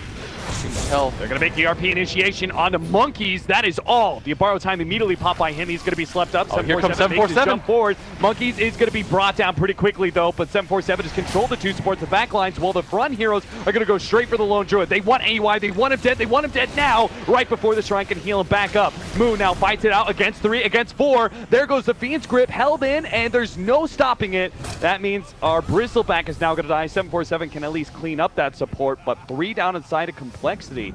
I thought that was going to be a good fight for them, but like there was no black hole used. They popped like a pretty decent Brewmaster ultimate, I felt, and it still did not go their way. That Lifestealer and Magnus do so much damage to this Bristleback. And he's overestimating how tanky he is. Nice They didn't even have to blinding use light pushback. Yeah, they didn't even have to use Black Hole in that engagement at all. I mean, Swindles played this fight very well. He was able to control up the Enigma for He quite still some wants time. to fight it. Like, Rose knows I can't just let this support hero do whatever he wants. Susie takes the opportunity to be able to jump Gonna walk onto in, this it's too Enigma, late. but it is going to be the Aegis up. Eternal Levy's kind of low, but a nice skewer back deeper into the dire side of these two heroes. And Fez jump in. They're hoping MSS will be able to survive. There's no counter vision here, so they actually turn around, pop out, go for Melons. Are going to be able to get the nuke out, but the blinding light is not going to be enough to protect them. They do get the Magnus in the end, but Eternal Levy's just manning up against 747. They need to be able to get the RNG. They actually took it out as he armlet toggled. He dies with the Aegis, and now Complexity are going to try and surround this Lifestealer. Lifestealer tries to make his way back to the high ground, and Complexity will not pursue. All in all, I think they should be very happy with the way that Roshan engagement went, seeing as they had to pretty much give up Aegis. Yeah. It's one of those situations where it's still rough, though. Oh yeah, it's not getting any better for Cole. Yeah, I don't know how this Brewmaster... I mean, he's kind of scaling. He's got a Radiance now, but I don't know how much of this game that changes. It does not feel like 747 is going to be relevant for much longer. Yeah. He's trying to scale, though, into a core, which I agree with, instead of going all into your Brew ultimate or anything like that. Sure. And I don't think Bristleback has a whole lot of longevity either. I think you peak out when you have like your first like big item. Yeah, he's just getting AC, and then you have level 3. They're just dumping spells on him right now, and he's not really able to survive through it. If he gets RP'd every time, ooh. Gem now picked up by MSS. Oh, did he get the gem that Cole? No. Okay. Cole reclaimed their gem that they lost earlier. If they had lost that for good, game gets really rough there. Still, if not, it's still the offlane tower seems to be the last of all.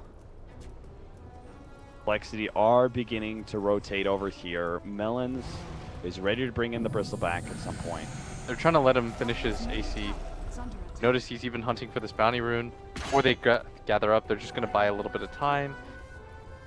Going to push out this top area. He desperately needs this AC, or he thinks it might be, you know, what's going to help him in the next engagement. But if he gets it and it makes no difference, then the game gets really hard for him. Because what is he going to build after that that really changes the face of the game at that point? Right. So he's picked it up now. He doesn't even finish off the creep wave. Immediately goes for that Hyperstone, finish off the AC. But Complexity are actually not in a position to fight at bottom yet. They do have to charge out onto the Lone Druid, just trying to keep some vision. But Lifestealer's shown himself at top, so they know they're a bit separated. Where are they going to go with this? Cole can go bottom, or they can go top. One or the other, but... Envy's going to try to meet up with his teammates halfway through. He realized the mistake. He's like, I can't actually be here. Do you think it was a mistake by Complexity when once Lifestealer showed himself, they didn't immediately run towards the... I mean, it would have been too slow. You're relying at that point on Envy to just stay, which I think is kind of unreliable. Because then you're just chasing NP heroes around the map, which is what they were doing in what got them in trouble in the first place. Right. One of the big advantages of Fire Shrine, right? Close proximity. Yeah. This jungle area. Especially when you push out the lanes this aggressive. But AUI is doing a ton of damage to this bottom lane. The rest of his team is now going to group up. They have a Spirit Breaker charge on the Lifestealer. Yeah, they ping like crazy. They know that he can't get there either. And Complexity are still at top. They've got to get back to defend this. Now NP going to be knocking on your door in just 1 second. Instead, they're going to circle around, get back. All NP have to do now is, now that they force the heroes back away from the top lane, just cut through to mid, take that tier 2. They deal so much damage to towers. Tower hitting is not an issue for this lineup at all. Not. Complexity though, they've got to force heroes around the map. They've got to hope for situations where NP might split up and farm. But I think NP realizes, well, that's the only way that they can really lose. So they're going to take control of things together. Envy splits up a little bit, no problem though.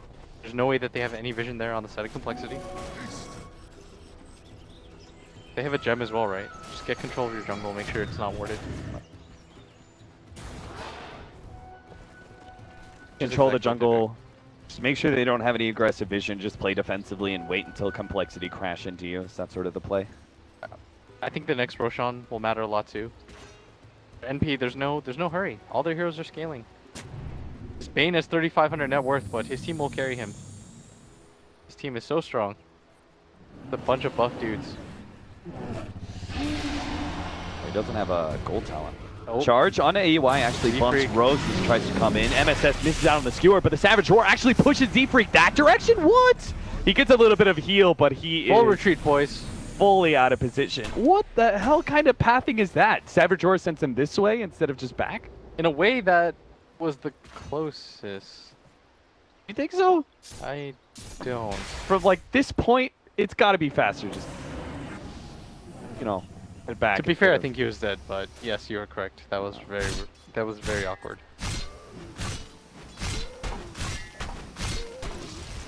All right, well, I don't know. Complexity aren't going to get too much stronger than this. They've got the level 3 Agsabad. That is another significant team fight upgrade for them quite soon. Move's going to try and take this outer tower and rely on a recall back when necessary. He's got to be careful of AUI, though. AUI is actually going to be really dangerous for this Bristleback when he split pushes. If he gets the Silver Edge, breaks it, pulls the bear in.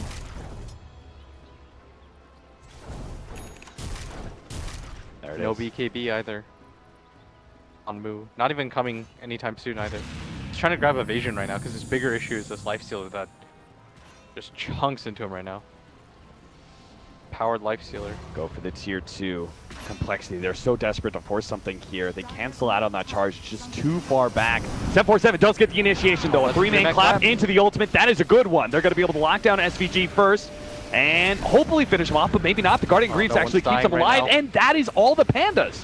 Eternal Envy just cleared down the Pandas. Now they get the RP on the How Moo. fast can Moo die? He's turned around, but they're managed to skewer him back into the tier 3 tower. They do have a lot of heals for him, so it's not going to be so easy. Monkeys, though, is going to be slept up. SVG gets off the Fiend Script. The wards are just too much. He gets too many quills out.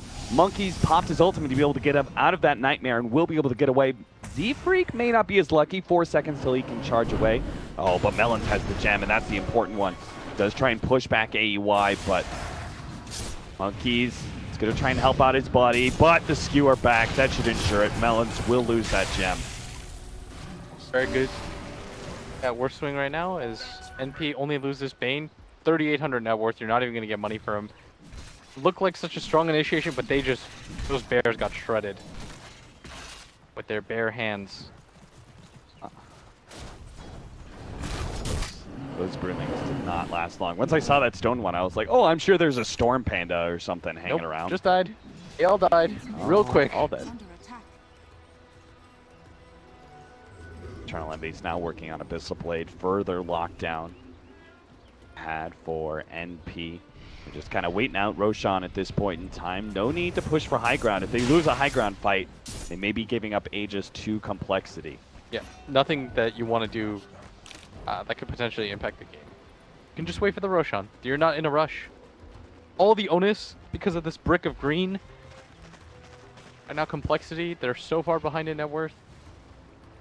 It's almost entirely up to them to force these fights, because if it's a passive farming game, NP love that. They're just like, our heroes are much better at scaling.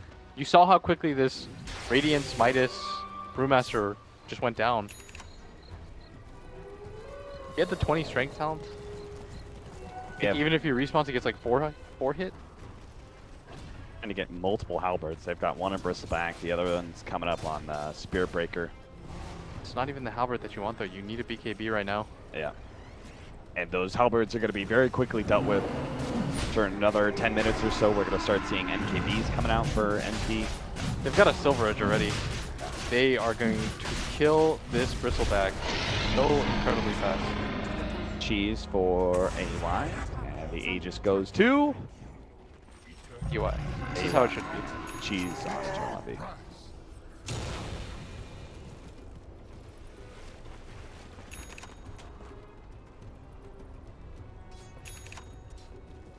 It's bottom lane, they've got to deal with it. They might just want to head down mid as well, though. Oh, Envy's gonna make his way down, get travels delivered, deal with this bottom lane himself. May not even bothering to head over.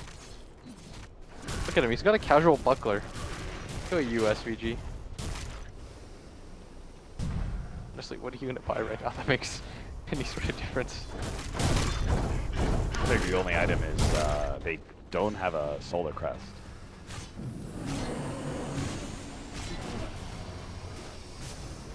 Matters too much. Charge up. Z-Freak's job is now split pushing. This is his life now. I think it's always a bad sign when that's your job as a Spirit Breaker. Oh, charge back and they manage to get the Fiend Script onto 747. They're going to try and finish him up and use that ult from MSS to be able to control up. And Moo going to be skewered back a little bit more. Easily dropped. NP, they're now just going to pick up whatever they can. Melons and Monkeys both having a hard time being able to get away. Monkeys pops his ultimate. Charge coming through on the other side of things. All right, it looks like all those supporting crew are actually going to be able to get out, but it's still a problem with Moo down for 60 seconds. NP are going to start hitting the base. They should Backdoor feel very protection, comfortable still a hitting this problem. base too. They don't have RP, but they still have BKB Black Hole.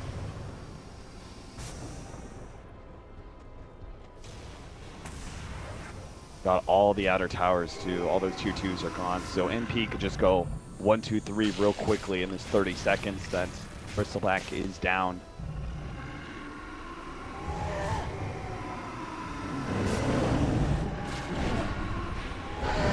Blinding Light. Try and slow them down as best as possible. Z-Freak, Glimmer Cape will be able to walk away. AUI just deals so much damage though, and he's not being hit by these Blinding Lights. Jump forward by 747. Nice Savage Roar stopping that ultimate. Susie will hold on to it now until the Black Hole comes in. Catches Susie. That's going to be a dieback with the Brewmaster. No, he managed to get off the ultimate. Nice charge in. The ultimate comes out for the Spirit Breaker, stopping the Black Hole, allowing Susie to be able to get off his ultimate, and maybe they can finally win a fight with Bristleback out. They're going to try and chase down some of these heroes. MSS in the background managed to get himself away, but Eternal Envy, he's going to be locked down. Does have the cheese, though. He can turn and fight it. They can just get the control on it, but the cheese goes down, and now Eternal Envy should be able to easily clean up this fight. Actually backs himself away. A little bit scared, though. Slows down Moo, gets the open wounds on him. Monkey seems to be able to get off the Aphotic Shield, though. Stops the Fiend's grip. Susie's down for 90 seconds. All these buybacks coming out. And MP, they know they can just run over this game at this point in time. 3 heroes are up on the side of Complexity, and they're going to try and fight this one out. AUI almost losing his Aegis here. Off the charge of Z-Freak. Moo comes in fast, and that's the burst damage needed. 70 seconds down. A skewer back onto Monkeys as well. With 2 of these big cores down for a minute apiece, I don't see how Complexity could possibly fight this one out. Z-Freak's just going to try and make himself a best impersonation of a bowling ball before they are forced to GG out this game 1. And this is definitely going to be a game as NP is getting flat out. They're just rolling over Complexity right now. Since the laning phase, we talked about how even when there was like 1 or 2 bright moments in team fights, Cole would just overextend a little bit too much, and NP just bludgeoned them with the fact that they were farming all over the map. Like, they had people constantly farming at all times. Yeah. They were just running Complexity around the map ragged. Complexity weren't able to get enough on the map either when they did win fights. They had that fight mid where it looked kind of successful, and then NP immediately got 2 kills back.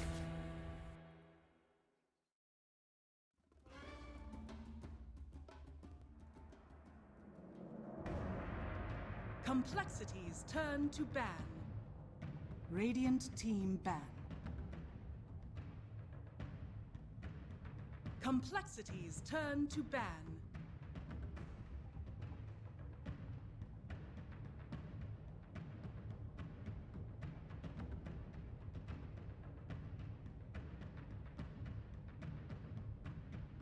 Ten seconds remaining.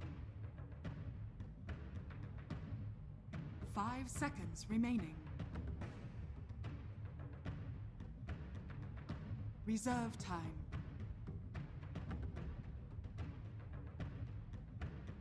Radiant team ban.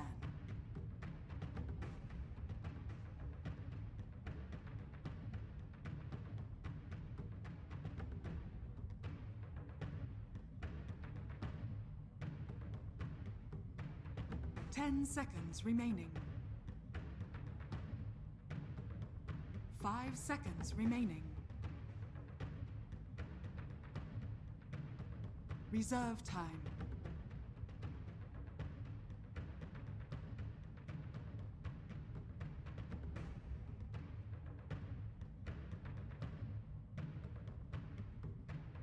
Keeper of the light. Radiant team pick.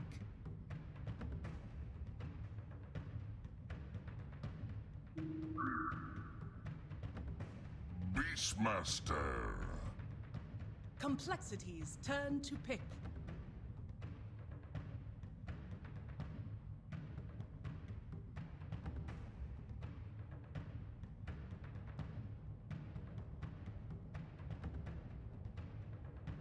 Ten seconds remaining. 5 seconds remaining. Behold the horn of Magnus. Radiant team ban.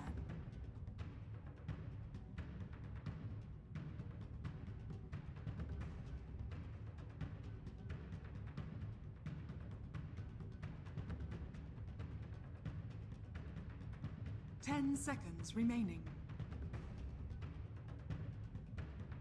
5 seconds remaining.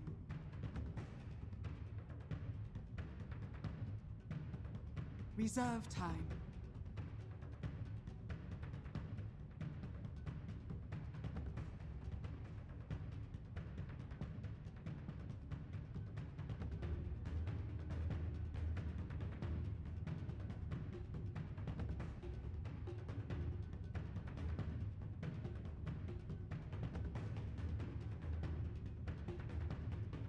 Complexity's turn to ban.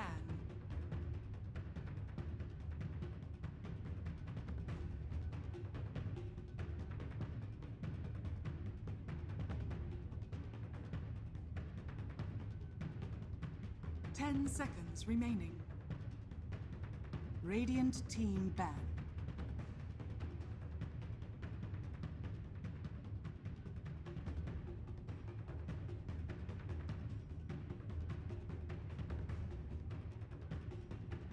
Complexity's turn to ban.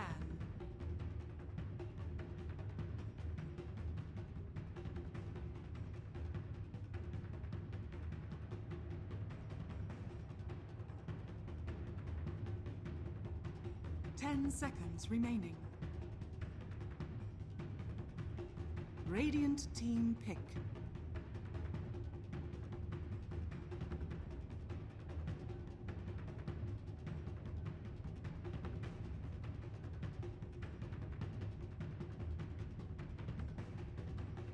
Ten seconds remaining. 5 seconds remaining.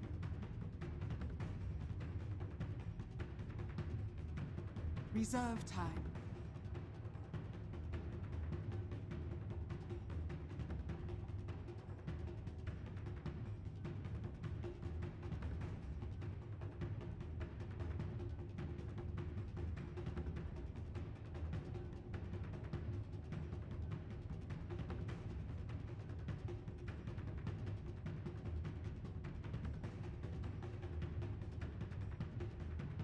Imba Spirit. Complexity's turn to pick.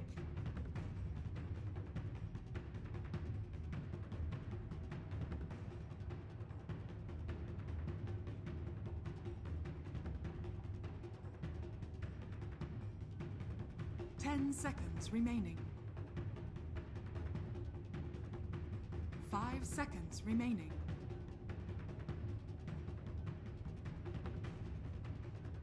Reserve time.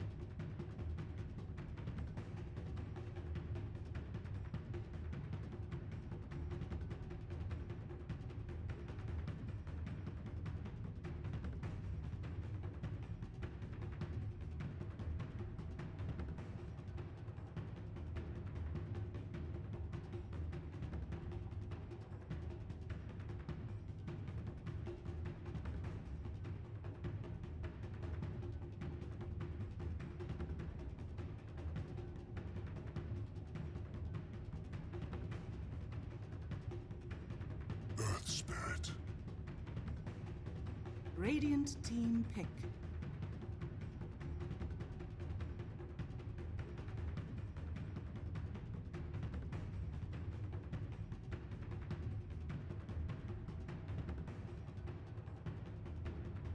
Ten seconds remaining. 5 seconds remaining. Reserve time.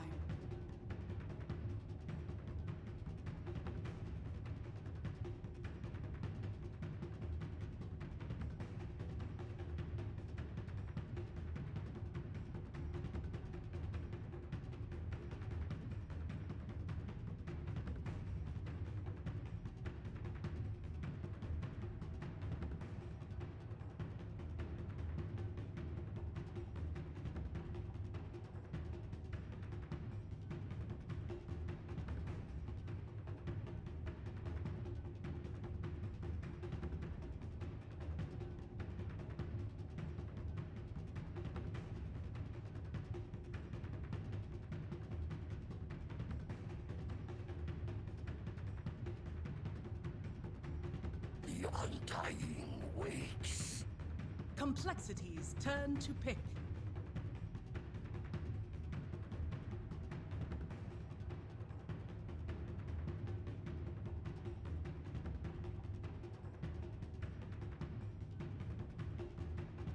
Ten seconds remaining. 5 seconds remaining. Reserve time.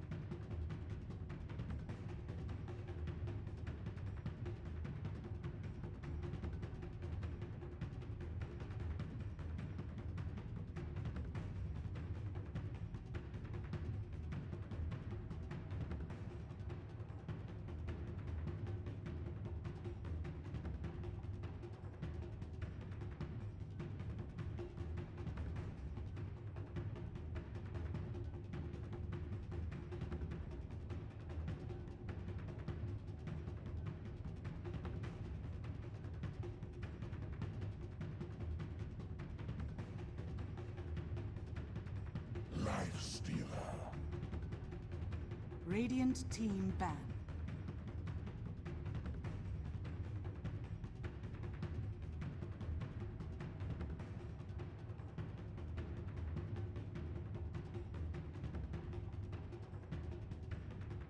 Ten seconds remaining. 5 seconds remaining.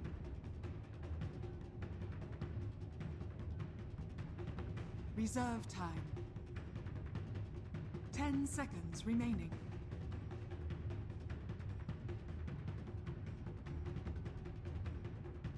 Complexities turn to ban.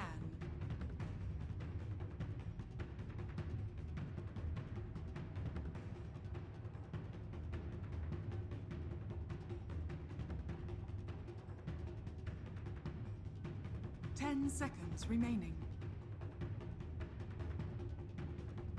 5 seconds remaining. Reserve time.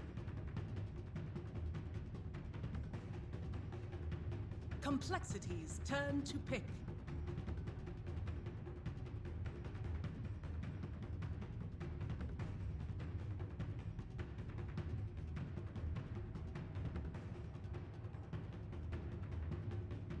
Ten seconds remaining. 5 seconds remaining. Reserve time.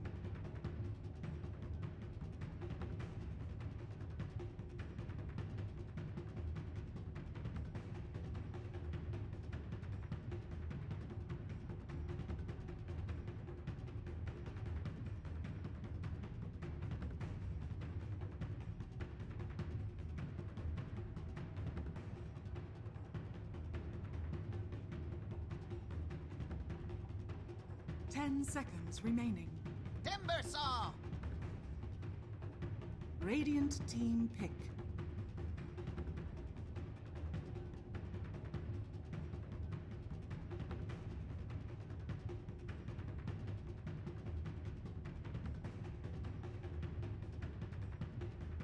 Ten seconds remaining.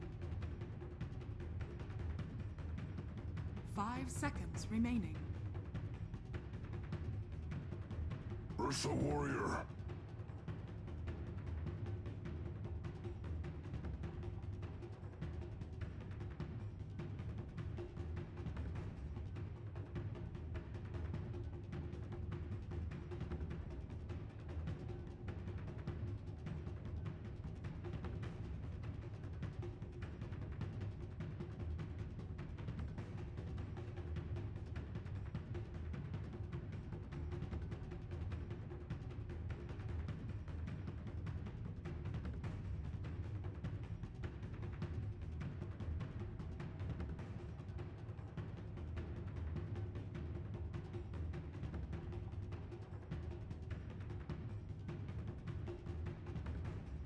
Ten seconds remaining. 5 seconds remaining.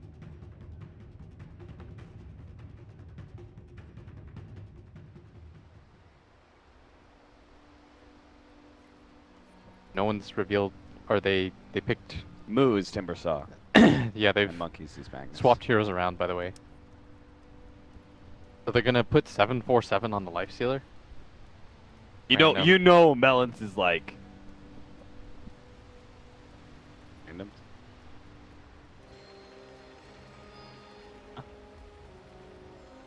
I think he means he just picked the wrong hero. Yeah.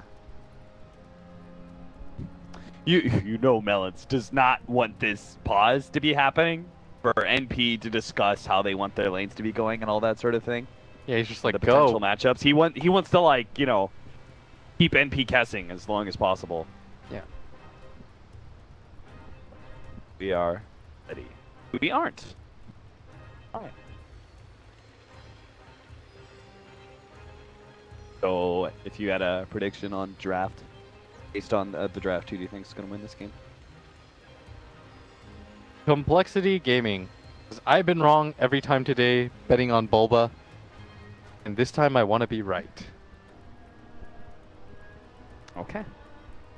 I kind of win-win no There's a matter what lesson here. for you, audience. Never bet on Bulba. That's not true. Always bet on Bulba. Always bet on Bulba. He's going to come back better and stronger than ever tomorrow. Here's the thing, though. If I'm wrong here, I'll be 0 for 3, which is impressive in itself. If I'm right here, then that's right. I'm the best. Yeah. Going 0 for 3, if you think about it, is kind of impressive. You had a 50-50 shot every time. That means you can just bet against me, guys, and you're good. So we still haven't set up how we want to do our lanes. So you think Lifestealer? Like Lifestealer. Okay, let's do it like this. has Let's to be put Timber mid. Monkeys bottom, Yeah, for sure. Lifestealer mid, and let's put Moo in the safe lane. We won't be happy about it, No. but that is how we'll do it. Why do you want the Lifestealer mid as opposed to Timbersaw mid and Lifestealer against Beastmaster? Well, because if I don't actually know. I mean, well, I will give you a reason then. Mhm. Lifestealer is very easily kited around by Beastmaster. It's tough for him to deal with the boars, and Well, yeah, he's going to have a little bit Timber of does not care. Timber does not care. Timber does not care. Yeah, Timber is just like, It is going to be a "Alright." Lifestealer mid. Hurrah! Or damn Huzzah. it, huzzah! Huzzah! I could have said hooray or huzzah, but I yeah. said hurrah. God, I suck at life. You might even put Magnus and Coddle up at top. And do the old school... No, don't do that. Spam. Yeah, just don't do that. I'm pretty sure you do that against the Ursa lane, if you're doing it anywhere, right? Hmm. Because that is the lane that you do not want to approach ever. No, it's the death lane. And Wisp Ursa, very dangerous to be able to deal with. So I we'll see. think they should aggro though. I don't know if this Timbersaw really needs any sort of help. 30 seconds to battle. If you notice, by the way, it was actually the Timber that gave all of his tangos the mid laner. Oh, yeah, because you got double set of regen. Yeah, they need regen on both their supports if they're going to battle like this. Ah, that's smart. Do you think there is any call for Melons to be up top lane, maybe pick up level 2 or 3? You know, like it just to kind of ensures that Timbersaw gets his level 3 without, without actually getting too low or dying and anything, and to make sure that Melons will be able to go down to that bottom lane with at least level 2 where he can have Mana Leak and Illuminate Blast? Maybe. But it's just a curious decision not to go for the dual lane if you're going to put Monkeys down here, because he doesn't have a Culling Blade or anything like that. So does that mean he's planning on fighting this lane? Does he feel like he can fight this lane?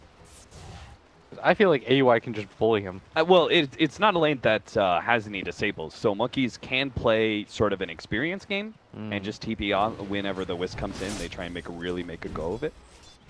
Envy leveled Chains first, which I don't know if is a thing, because I feel like they need shield.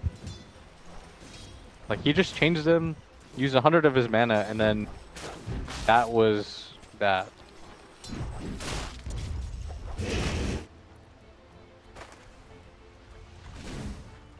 Ooh. They're trying to pull the hard camp. MSS on the case. Gonna stop that one. So it's gonna be able to get some obligatory whirling death. MSS. Jesus, they're just pushing Susie back as far as they possibly can. Yep. They're hitting on him. Now the Undying is going to come here, spend some time messing with this Earth Spirit, who is level 2, by the way. But this mid lane is going to push. How did he get his level 2? Pull. Oh, yeah. As I tweeted, Yeah. unnatural. Unnatural. Unnatural. Oh. Didn't get it that time. Unfortunate. Keith. Some trouble right now. Does not have Skewer yet.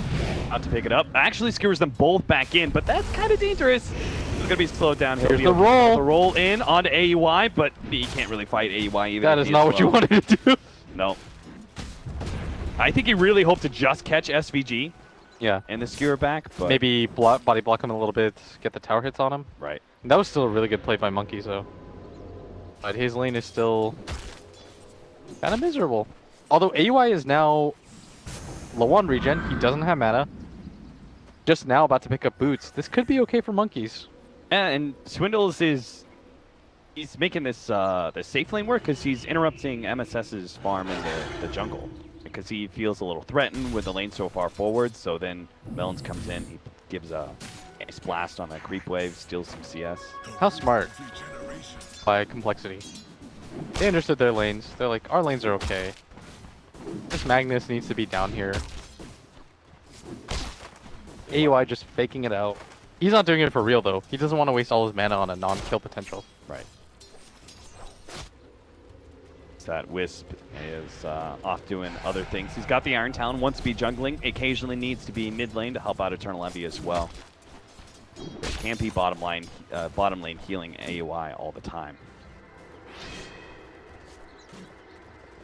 This Timbersaw though is getting absolute free farm. This is what we talked about. This is why they like it from Moose so often. From Z Freak could do a lot here. Rose is never going to be too low, but he's going to roll in, try and get this kill. Rose does manage to finish up the creep wave here. Z Freak is going to be able to get the kick. It's going to be close, but the tether away is there just in time. So He had a bottle. Yeah, that's true. He was okay. But it is just important that they disrupt this. You don't want this Wisp to just have another free game like he did. I know it ended up going in Freedom's favor, but never a good idea. Cheeky little pull here with the boar. MSS trying to do whatever he can to make sure he gets a creep wave in his favor, but Melons does manage to kill it. So. Envy won the right click battle. Oh, right click over. Yeah, they were just spamming it. Lifestealer's kind of doing okay-ish, despite how this lane started out for him, and the help that Envy had provided to him. It's like SVG doesn't really have too much of a place in this game. He did his early mid harassment, but for now, not going to be too much of a threat of Monkeys.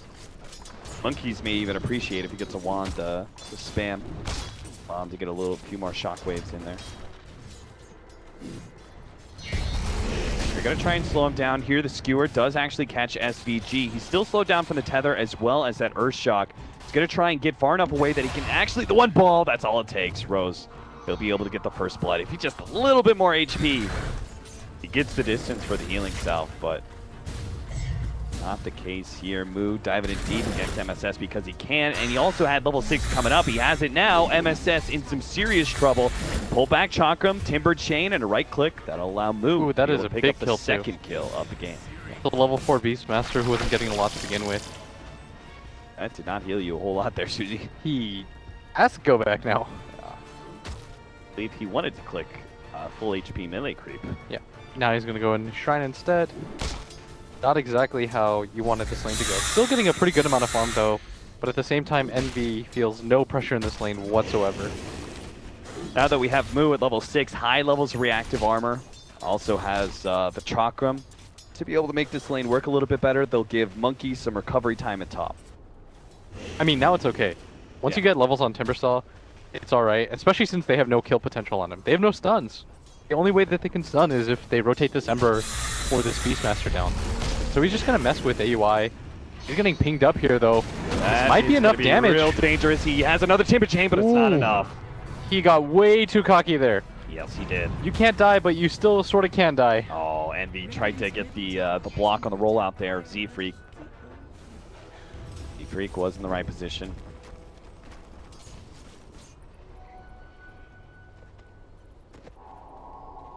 That was such a big kill. You get this free farming Timber Song and you just feed away to an Ursa like that. Does not feel good. He nabs a kill, gives a kill to a core. He just felt like, oh, I can just keep tanking hits, but realized half a second too late. Wait a second, I only have one level of Timber Chain. I'm not going to be able to get out of here very fast at all. Yeah. The speed in which you go, not too quick. A short range Timber Chain that he did at first was... That was the greedy part. Yeah. When he just did it to farm and harass. He does have 4 levels now. And this is how he envisioned the lane going, just being able to bully him out using his level 6 ability. Just keep chakraming him over and over again. Well, Kiev gets the skewer back into the tower, but he will die. Tombstone's laid out. Just tries to get whatever damage he can. So successful rotation there from Rose and SVG up to the top lane. While the supports of Complexity struggle to find a way in. E-Freak really not found any opportunities to ever go on Eternal Envy. I don't think any of the other lanes are feeling particularly good for ganks either. Yeah, in this bottom lane, AUI has been bullied out a little bit. Now I'm going to come in with the Centaur Stomp. To be quite enough as a brief bit of lag here. Yeah. So some server issues here, but... What a spooky time to lag. Earth Spirit is coming in. He is so far though. Yeah. I think Moo got the truck him out before he got stunned. Slows down AUI just a little bit. I'll make sure he doesn't take too many strikes. In fact, if anything, AUI could be a little bit more in trouble. He pops the ultimate there. There's a rotation coming in too from this Earth Spirit. I think they might now just want to dive for this. They definitely just dive. Oh, the miss Everything roll. is missing. Z-Freak, that's got to be rough. He hits that, it's definitely kill, and Moo's... oh, they can still maybe go for this? Maybe, yeah, they're going to try and bring the Wisp in and actually fight this one out, but they do have the Ember Spear coming around the other side. Moo may not have the mana to be able to get out of here. He does have one Timber Chain, but not the trees up to be able to get out of here. Oh, a dive forward from Eternal Envy, looks for more. Z-Freak is quite low. He's going to jump forward for that kill, claims it underneath the tier 1 tower. Going to clean up this wave as well. Very successful rotation from Envy, and 5-1. They thought it was just going to be a quick kill onto this Ursa without an ultimate, but Wisp had other ideas. That is a level 6 Wisp, by the way, now. They weren't able to slow him, and the thing is, it just feels like none of these teams are able to punish NP's greedy laning phase. They have this Wisp jungling, but SVG is soaking up so much of this attention, just playing on dying by himself. Is Bounty Hunter and Riki, are those heroes just not good enough in this meta to be run in these, I think they're a little bit too situations? Their team fight potential just isn't there. Up at top, Another MSS. attempt. They are going to be able to get the cake, allowing the Chakram to get a good amount of damage. They also have the recall in, but there's a relocate with the Ember Spirit. That's going to be nasty. Zeus going to try and finish up MSS, and they'll be able to get that one kill. Eternal Envy looks for what he can. He's going to go for Moo. Moo taking a lot of this magic damage. They're trying to deal with the Tombstone as well. Melons has to give up his life just to be able to kill it, but Susie has no way out of here unless he gets infested. They're going to chase this creep. The creep. Yeah, they know creep will die. It's even the one in front. Oh, Susie.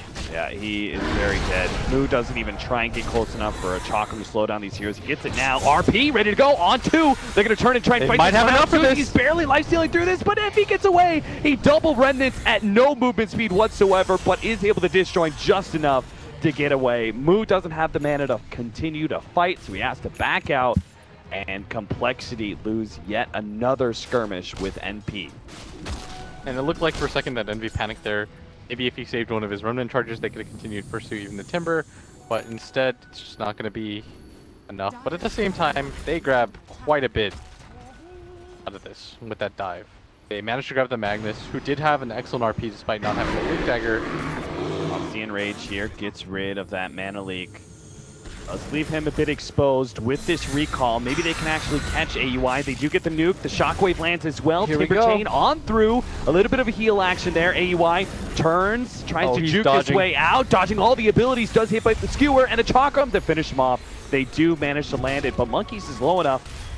Ah, there's no way. SVG, you can't really get this kill, can you? Doesn't have another nuke. Oh, Monkeys barely gets out. Moon might not be so lucky, though. He's got a Timber Chain coming up. Gets a little bit of distance away from these heroes.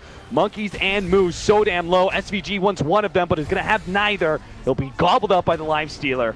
The Ghoul finds his meal, and 9-4 now. Finally, Complexity get a decent game. Decent little fight there. Radiant's middle tower is under attack. I am worried about Beastmaster, though. He is trying to come back into this game.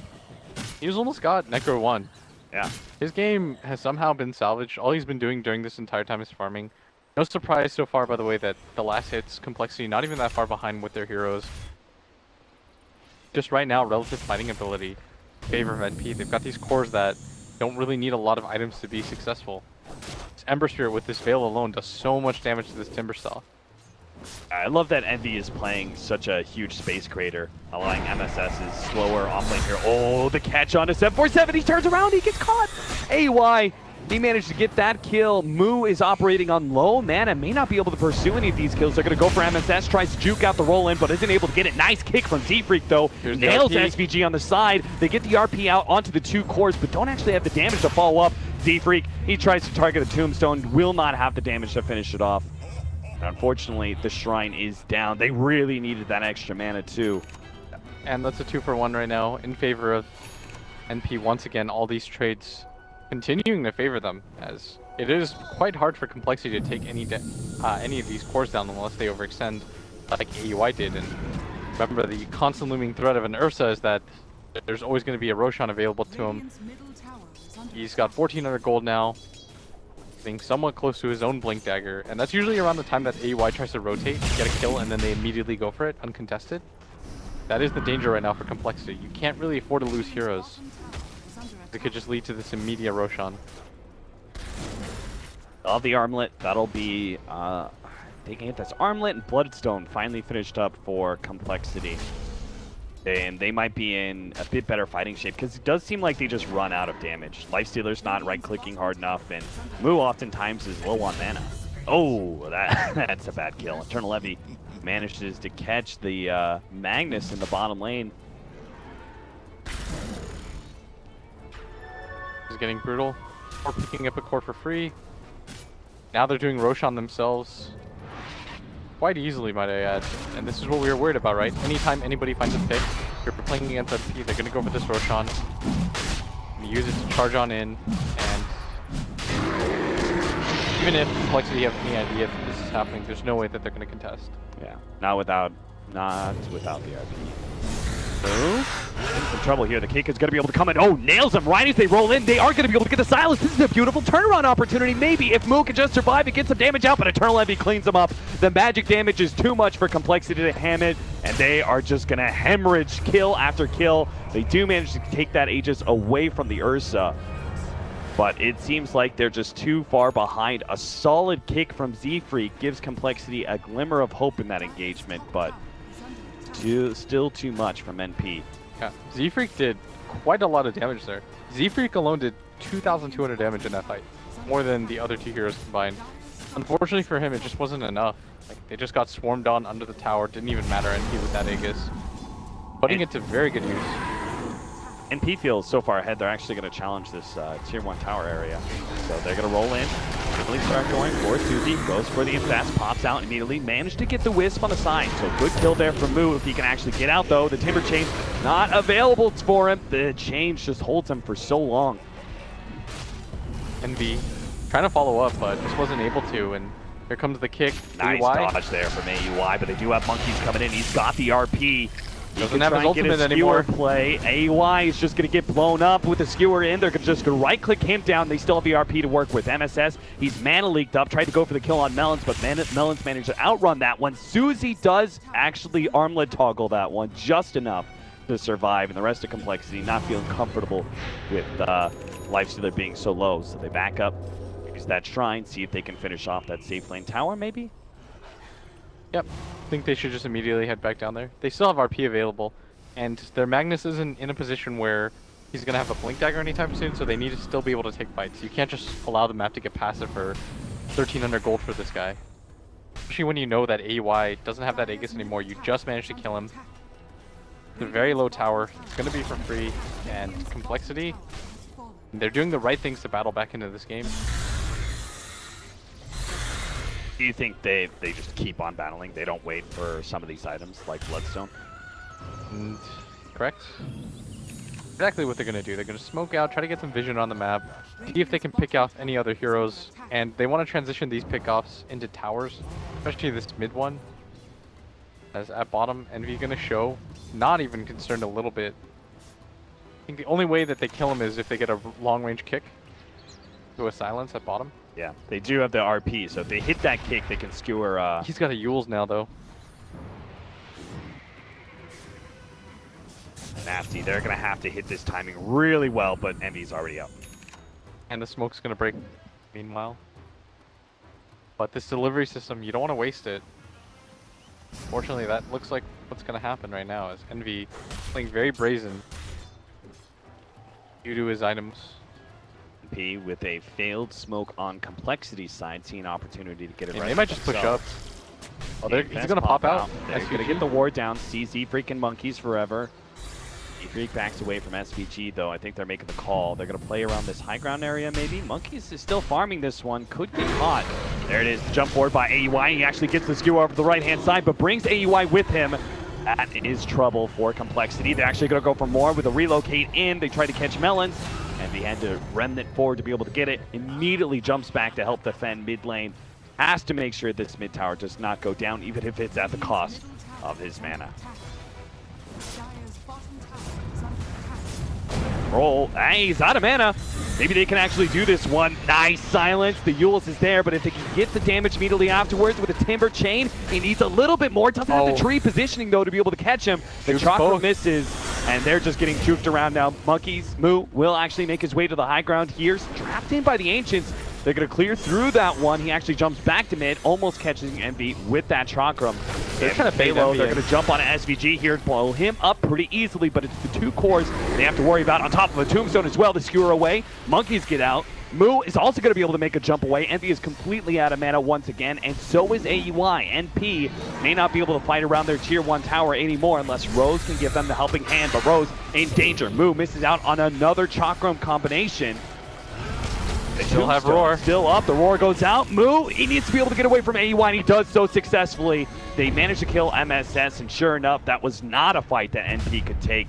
The long-range kick catching AUI. He was just about to blink himself away. No, not like this! The blinding light push over the cliff. That wasn't the play. The Remnant in big time. Eternal Envy hits a Remnant, blows up Melon, and goes to the other Remnant on the side. That was a sick little play there from Envy. He gets the backline, managed to get the Earth Spirit as well. AUI still going to jump in on the Lifestealer. He has to turn and fight. There's no other options at this point in time, but Moo, he can't really help him out, but try and chase away the Wisp. Another Blink Dagger up in a second. Susie has so many stacks on him. Moo actually still trying to go for this kill onto Rose. Almost gets him with the Chakram pullback, but it's not there. And Envy, who cleans up Melons again, is going to be able to help his allies bring down Moo. That's the Bloodstone down. Complexity. They won the start of that tier 1 fight, but they did not win the end. I want to know the scenario where AUI, after brilliant silence by this Earth Spirit, just blind guesses down there. What would have happened if they were able to kill him, then they would have stayed grouped together. That fight is completely different. But instead, they had to split up. They took a weird angle. Envy just clinically took them apart. Yeah, surgical precision, and oh man, that's gotta haunt you. That one team fight. That was their team fight. That was where it all comes back into their favor. It's a spell that, oh, it was so unnecessary. Yeah. He couldn't fight anyways. It was 4v1. Not to rub it in, but Swindles is not going to feel good about that. No, certainly not.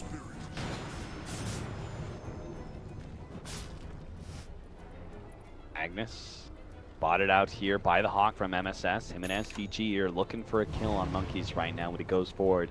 to farm this top lane push. Monkeys knows to play back though. When a boar's pushing out a lane, very likely it's the Beastmaster hiding somewhere nearby. So he's going to wait patiently until it comes into the tier 2 tower area. Even then, may only be farming it at a distance with Shockwave. Right now, Monkeys roll in onto Rose. They're going to try and quickly take this kill. They'll have it too. Rose farming by himself in the mid lane. Kind of interesting. Looks like he wanted to finish off his Rod of Atos. No Glimmer Cape, no armor items, Rod of Atos. Yeah, trying to lock down that Timber Saw. They are having quite a bit of trouble dealing with him so far. But little does he know, Moo's immediate next item is going to be the Yule Scepter, so he can't get locked down. And they're going to make their way up at top. MSS going to show himself. Trying to chase him disable down. For him. The Blinding Light pushes him away. Not that it would have mattered in that instance. Yeah.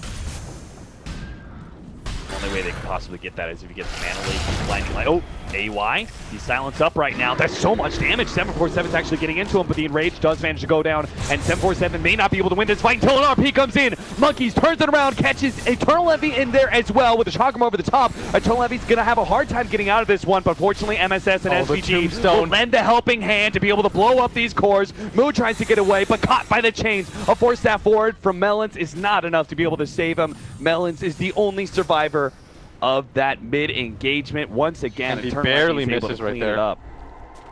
Beyond godlike at 22 minutes. This guy going absolutely insane. He knows on them his right Ember now. Spirit, that's for sure. Yeah, he's just one man wrecking, crewing it up. He wants to chase too.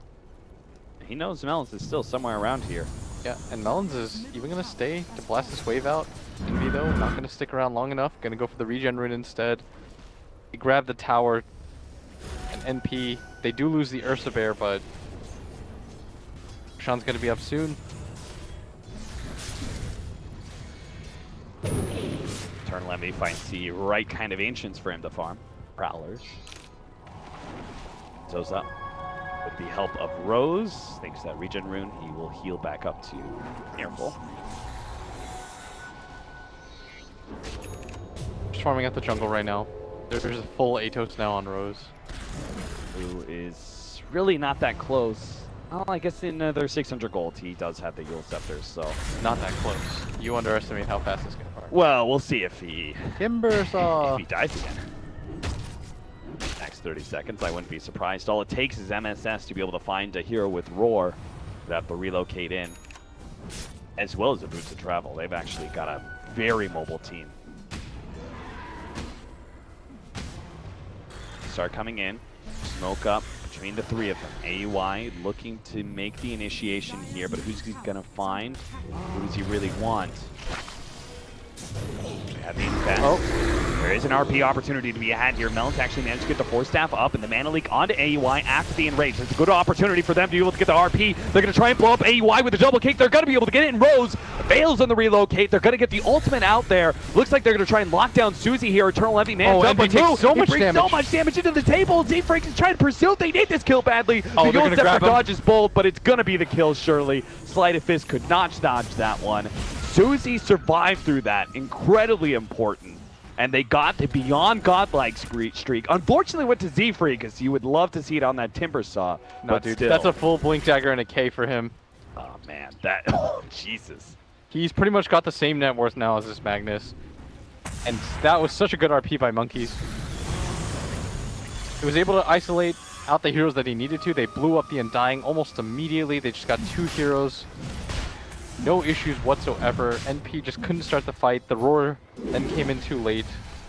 It was also, I think, the quick reaction of Melons, the fact that he instantly Force Staffed as he got jumped. He sensed that danger. He's just like, I need to get out of there. He reset the fight. He even got the Mana Leak off. The fact he gets the Mana Leak off after Enrage is so critical to some of these engagements. Yes. But NP will not let Roshan go down quietly. They're going to try and jump in on this one. But MSS with a fresh Blink Dagger onto Z-Freak is going to be found first. Oh, it pays off almost immediately. And Melons get away from AUI. Gets over the cliff. AUI, another Enrage down, cannot be near anybody of Complexity at this point in time. It's just the Tombstone that is preventing Complexity from being able to fight inside and this that Force pit. Staff, it's just paid off. Time and time again for Melons. This Blink Dagger freshly picked up. I mean, yes, it would have been nice to see the money go onto a core, but it instantly pays off for him as now. They're in perfect position. He's nice little life stealer bomb ready for him. They want to take a fight before they go for the Roshan immediately, and This Earth dagger, he could confidently have a walk up good here. jump here. MSS blink away. He gets out. SVG is not going to be pursued though. And Envy gonna try to make something happen here. Gonna go on to move. Doesn't have that Yule Scepter quite yet. Gonna back Took the himself clip, away. But the AUI jumps on Melons this time around. And now they're gonna Not make the able to pursuit. get out.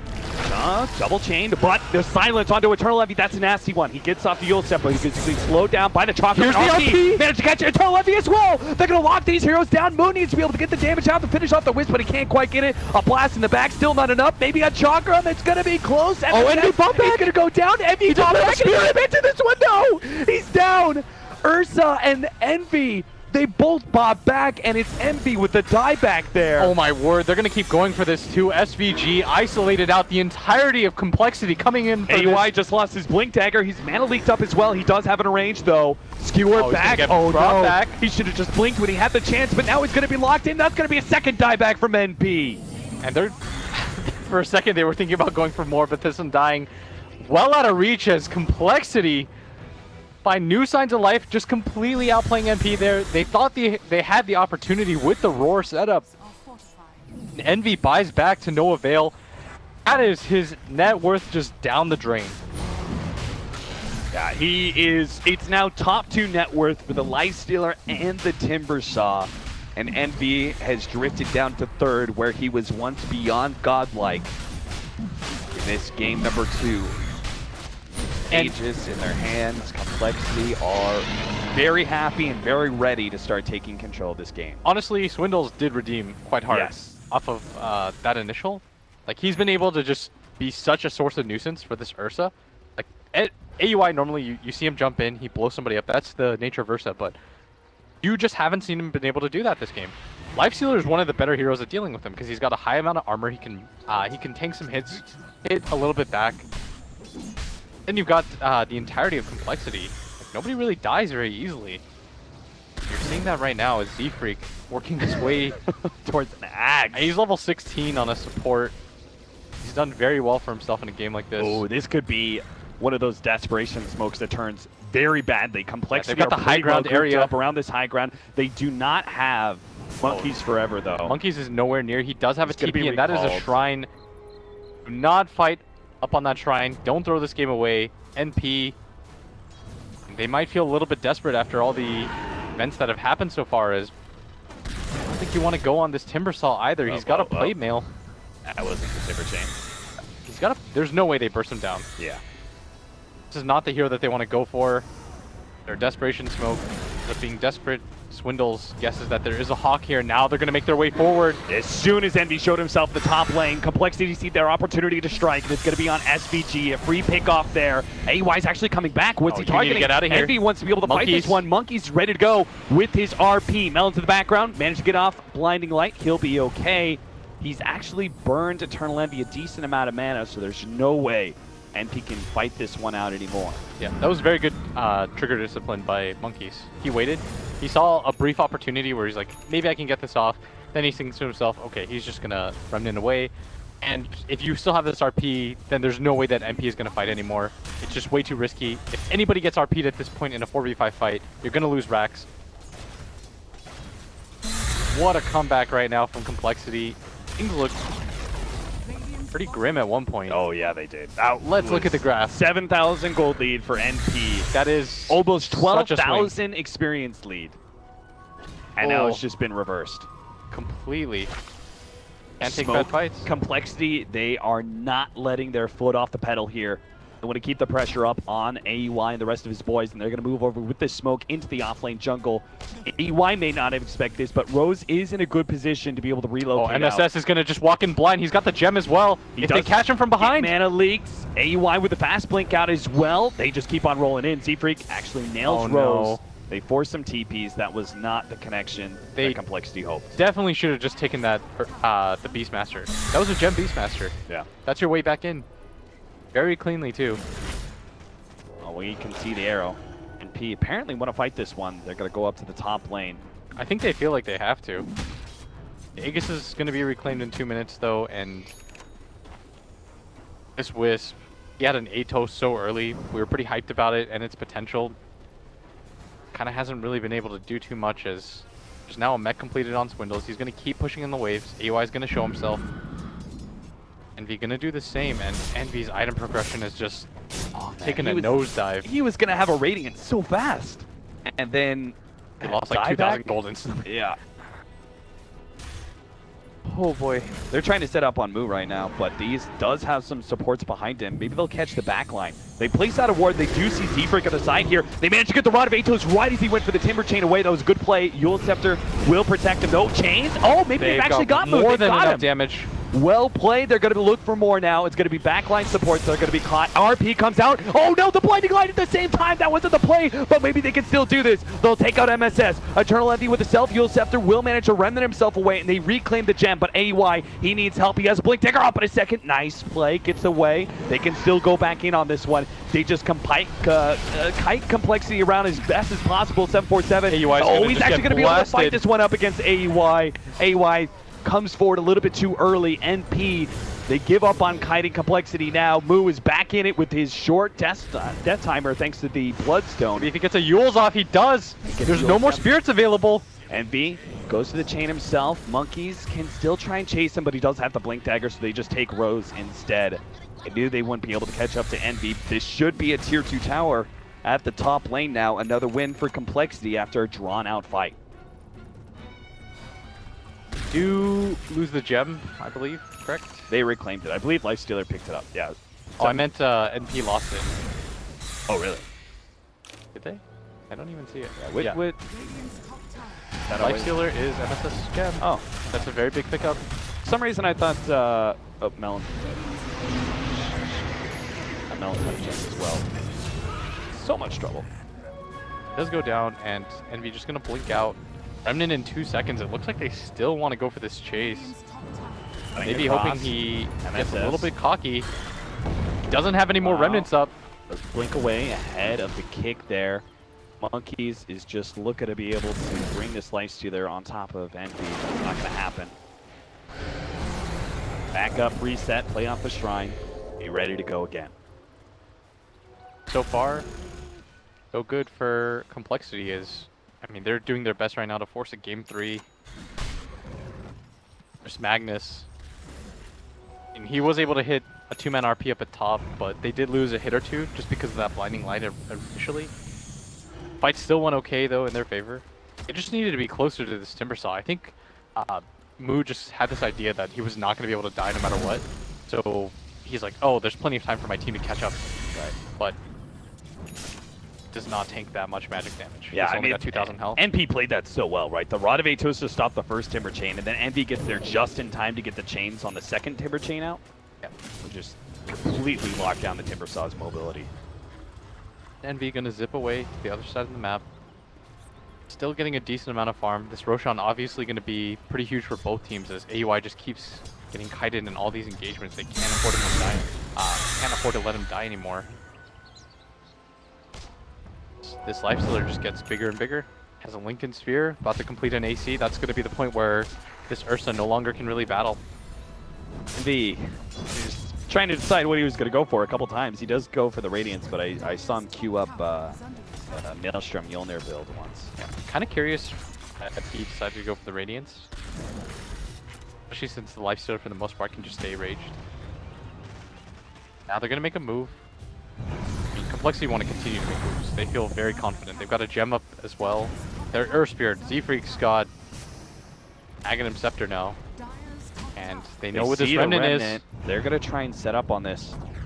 Want to bait it out. But they did have a ward right here, so I'm pretty sure Envy's not going to be jumping to that anytime soon. So he actually creates a new remnant, TP's out. And now he's going to go for the Octarine. They're playing back a little bit, trying to reset this game by farming. And AUI actually going to get spotted out here.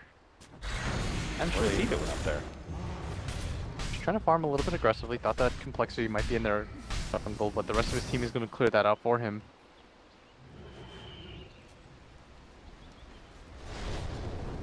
Two and a half minutes to Roshan. Both these teams I mean, you said it was in the Freedom game. Can't really have an Ursa strategy without repeatedly taking Roshan, making that Aegis. And Complexity, they have a pretty good team for doing it too. They're going to have the AC and Deso on the Lifestealer. It just feels really bad when you play Ursa without a BKB or without an Aegis. You want to be able to tank a lot of the initial spells and help your team out, but you just get bursted in one go without either. And the Enrage doesn't really help you out there. He is going to work on the BKB now. In fact, he almost has it. If he can have it for the next Roshan fight going to occur, it'd be a significant upgrade.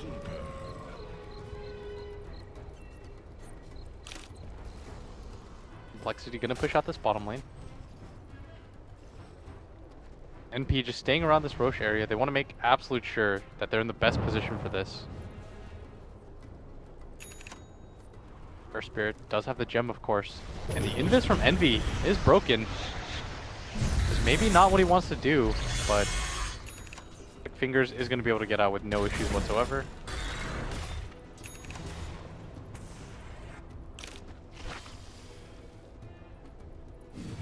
He gets respawning in just 1 minute. They're going to go for a smoke. Try to make a play. I think they wrap around the long way.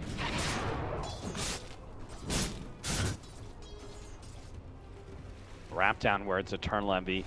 Did just TP down there. He's got a Remnant now. It's really the hero that you go for here, though.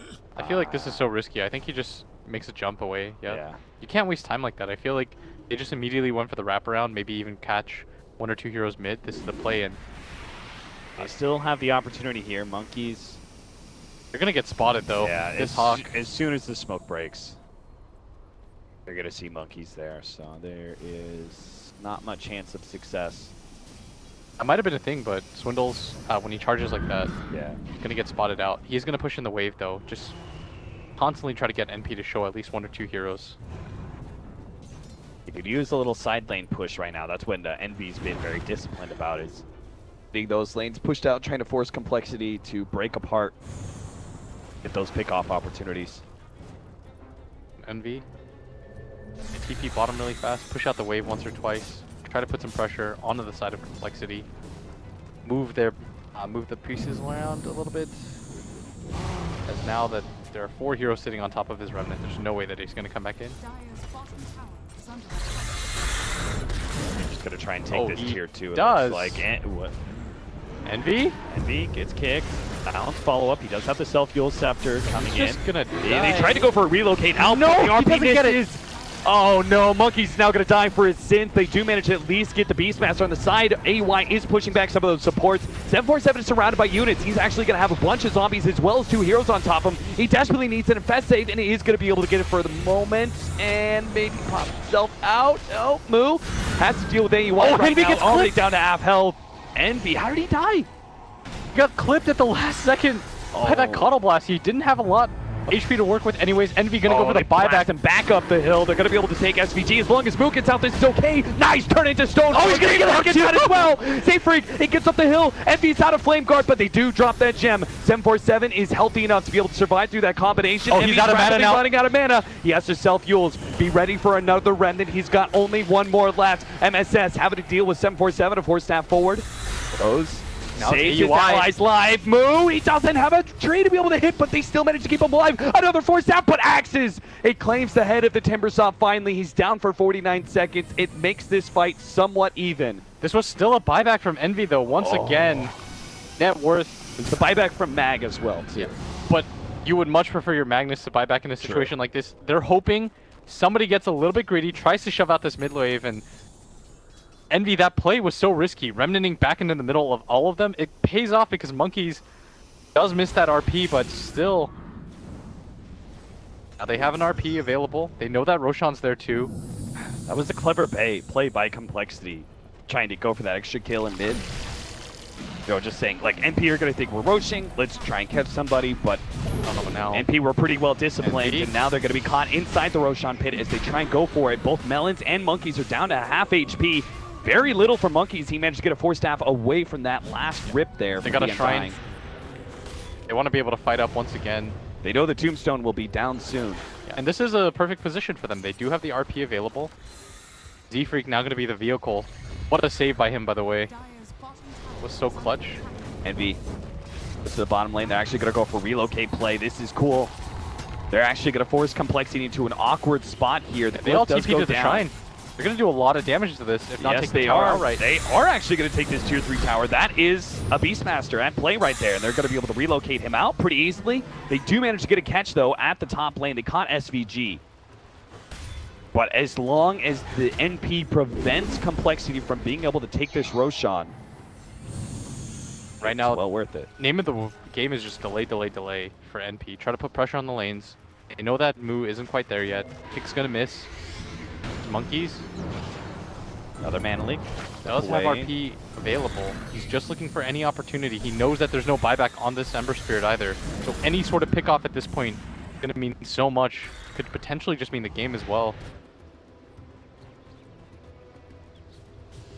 AY on his 9-second charge BKB, so he's still very strong for these team fights, but gonna go for another TP out bottom lane.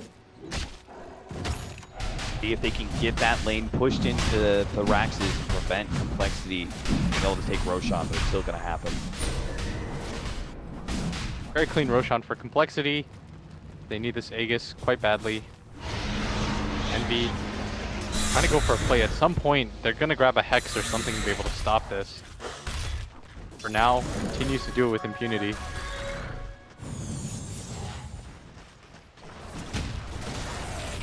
But this is such a fat life stealer now. Boo's just going to continue to push out this bottom wave quite deep. Grab his Shivas. Even meet with the rest of his team. Envy. Had that Ogre Frost Mage on the Shrine. He was going to try and get a couple of pot shots on that Shrine as well. has fallen. Just trying to be a little bit cute there. AY is pretty far down here, but I guess only RP that he's worried about. You can always BKB TP out. He's going to Enrage TP out instead. Yeah, doesn't even need to pop the BKB. Pretty big win for him there. Moo going to continue to push out this bottom wave. Once again, the Life Stealer bomb inside Monkeys, as it has been for the majority of this game.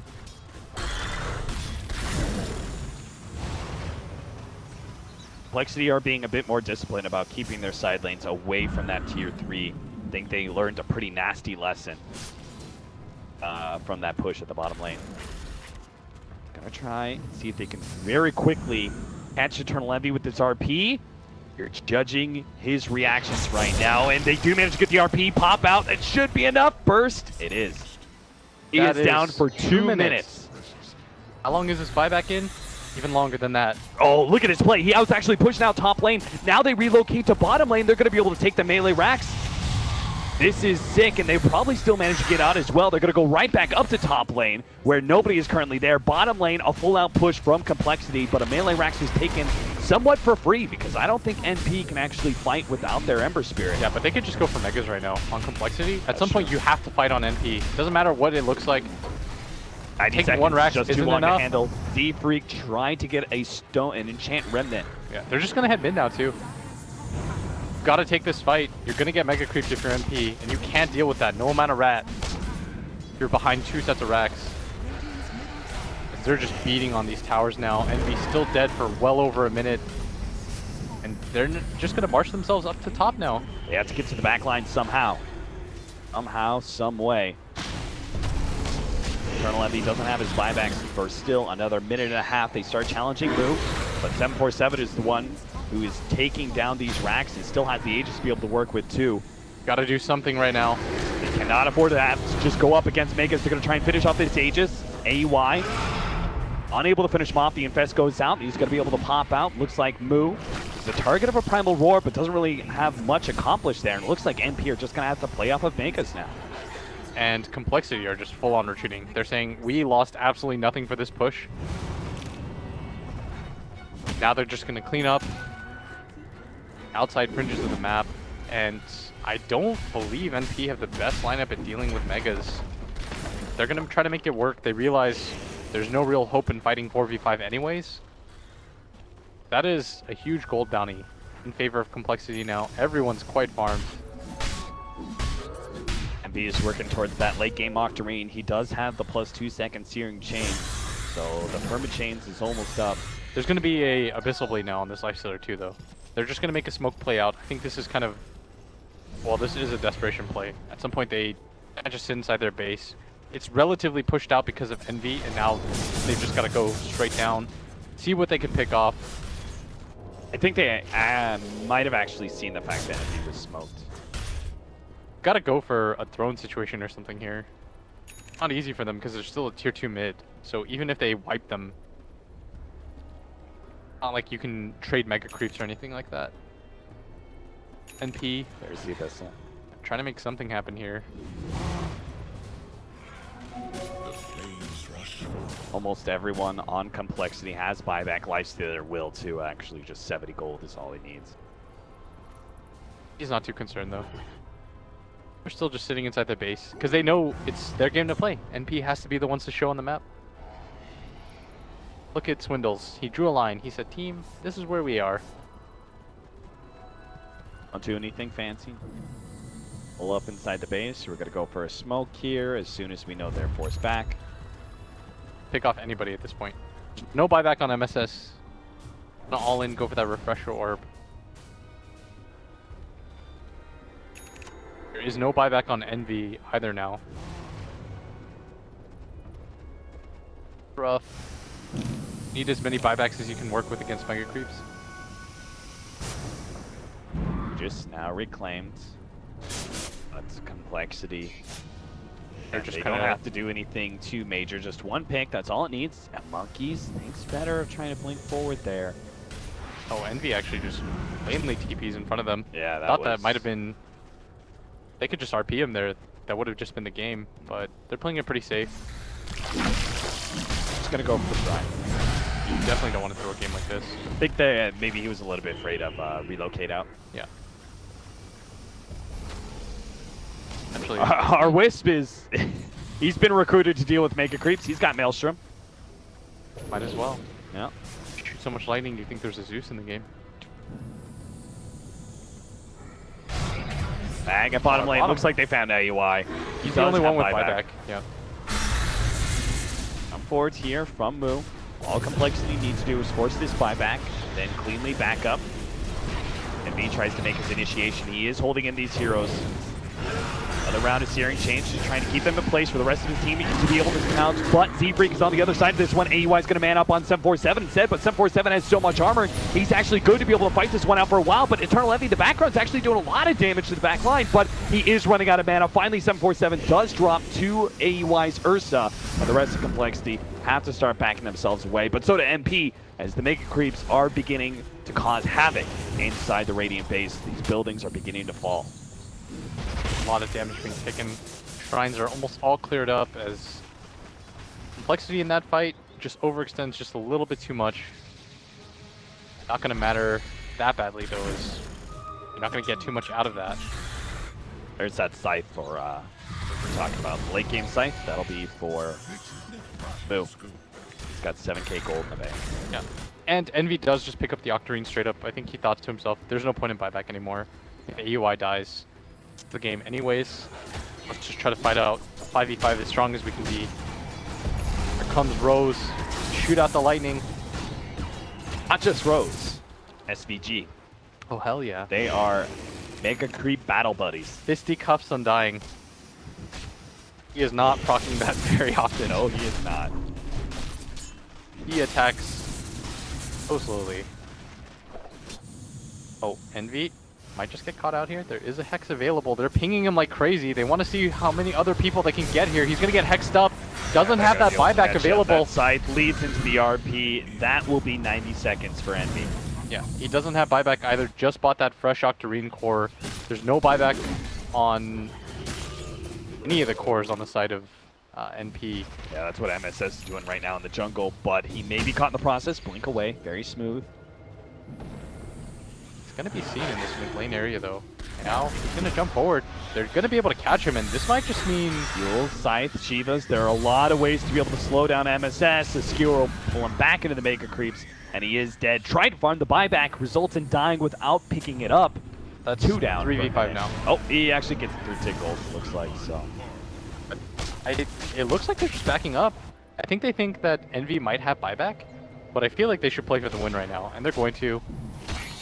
Gonna filter in. There's 50 seconds on the deck. At least force the buyback if he has one, which of course we know that he doesn't. Yeah. Probably thinking that he should. He's like, does he have buyback?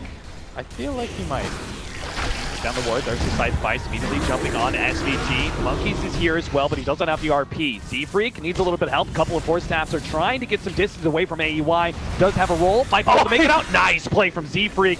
The shots are still falling out. He will actually die from that one. Rose is going to be unlucky though. 747 slows him down as well as MSS managed to chomp on them. That'll be a total wipe, and it'll be Complexity taking game number 2 against Team NP. Yeah, now it's going to be game 3, forced out NP in a game where they felt so much in control. That was a 22-minute beyond godlike by Envy, but those buyback deaths, those diebacks, they hurt him so much, but we are going to...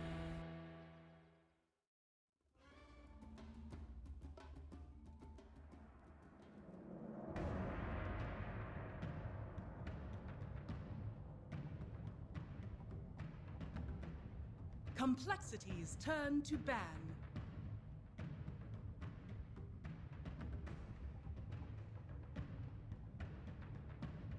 Radiant team ban.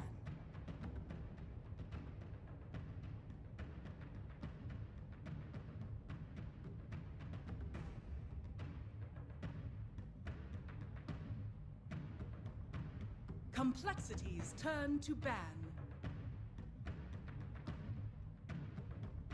Radiant team ban.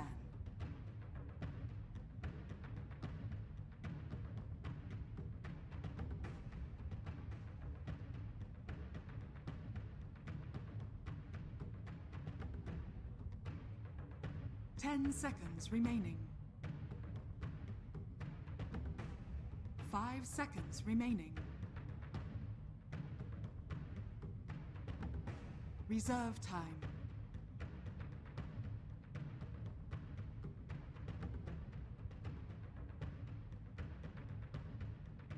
Complexity's turn to pick. Keeper of the light. Radiant team pick.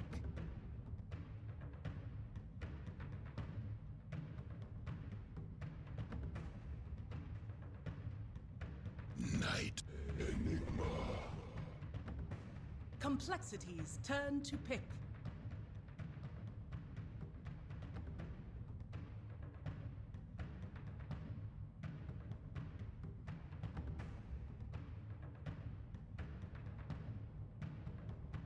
Ten seconds remaining.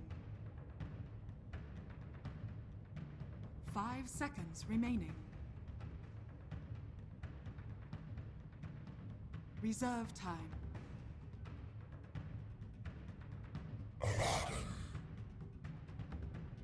Radiant team ban.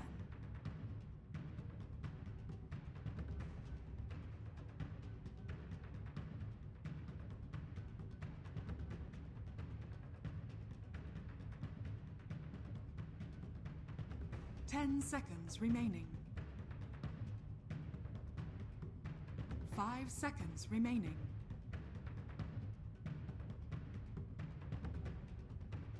Reserve time.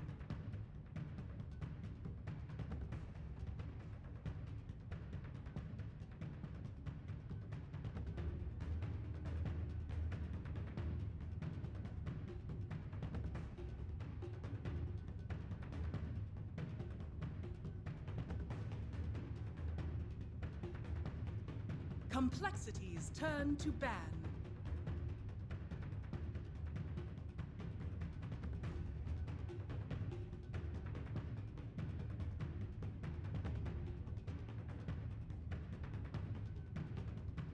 Ten seconds remaining. 5 seconds remaining.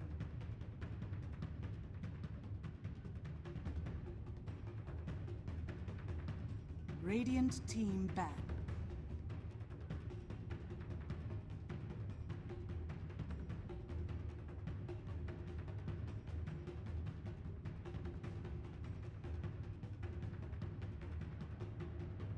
Ten seconds remaining.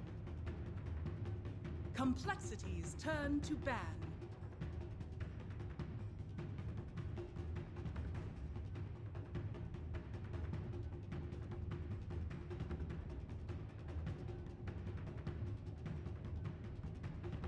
10 seconds remaining. 5 seconds remaining.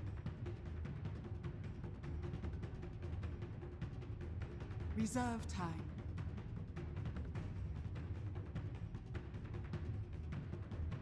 Earth Spirit. Complexities turn to pick.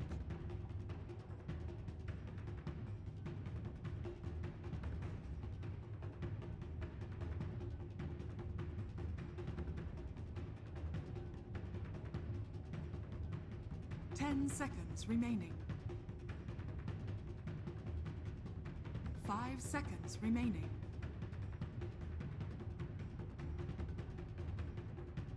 Reserve time.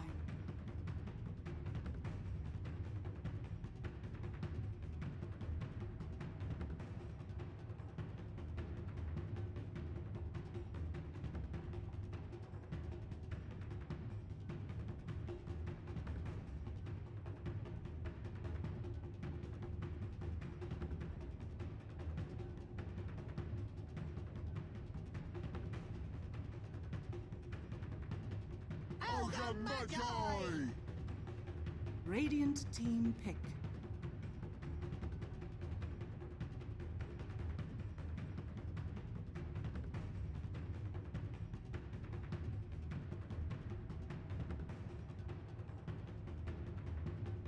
Ten seconds remaining.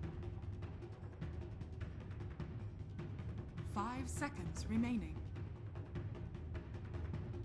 Weaver. Complexities turn to pick.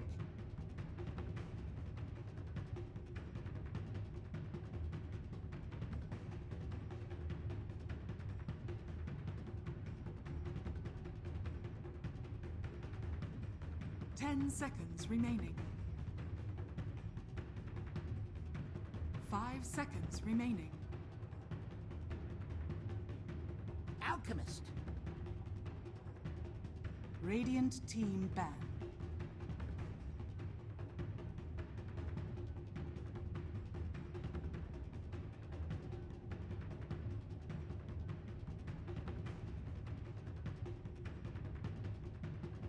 Ten seconds remaining.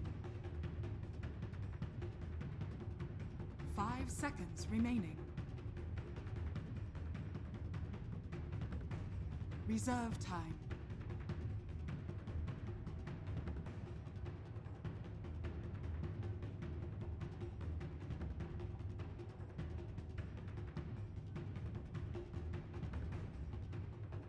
Complexities turn to ban.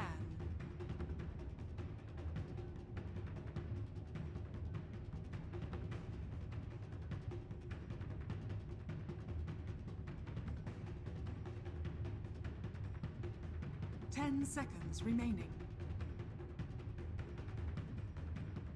5 seconds remaining.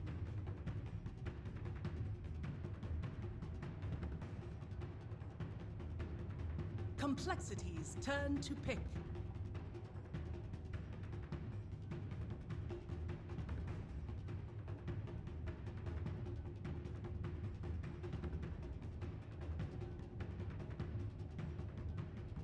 Ten seconds remaining.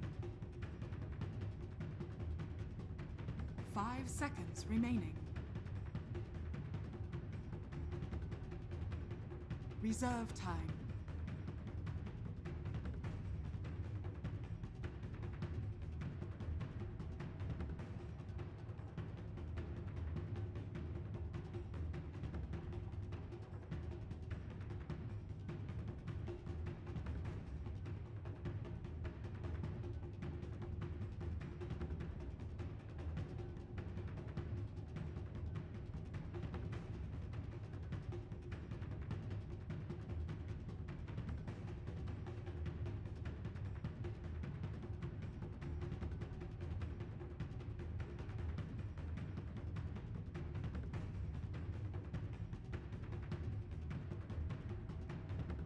Vengeful spirits.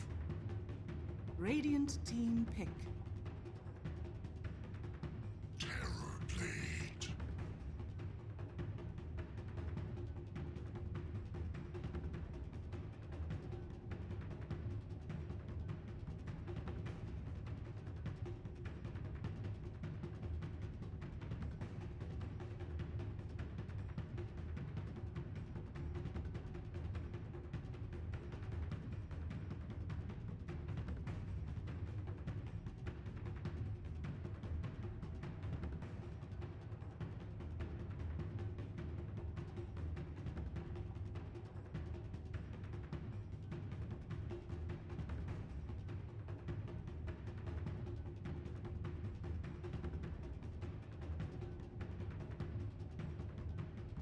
10 seconds remaining.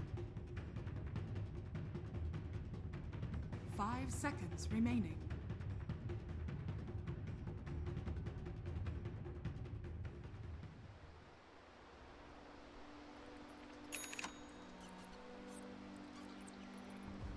For them to win, they've got to stop the tilt a little bit, slow the game down for themselves.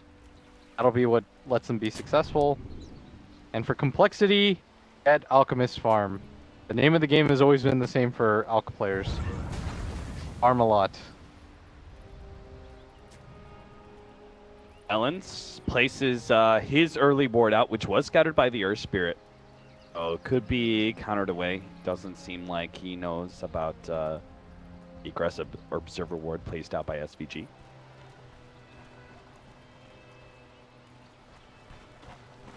Z-Freak on the Og. Love Your this street hero. name for the hero. Really do. Oh, he's straight up just grabbed a poor man's shield. Yeah. Woo. Something else. 30 seconds to battle. This guy's so tough. He's kind of chubby, but he's got like a lot of strength.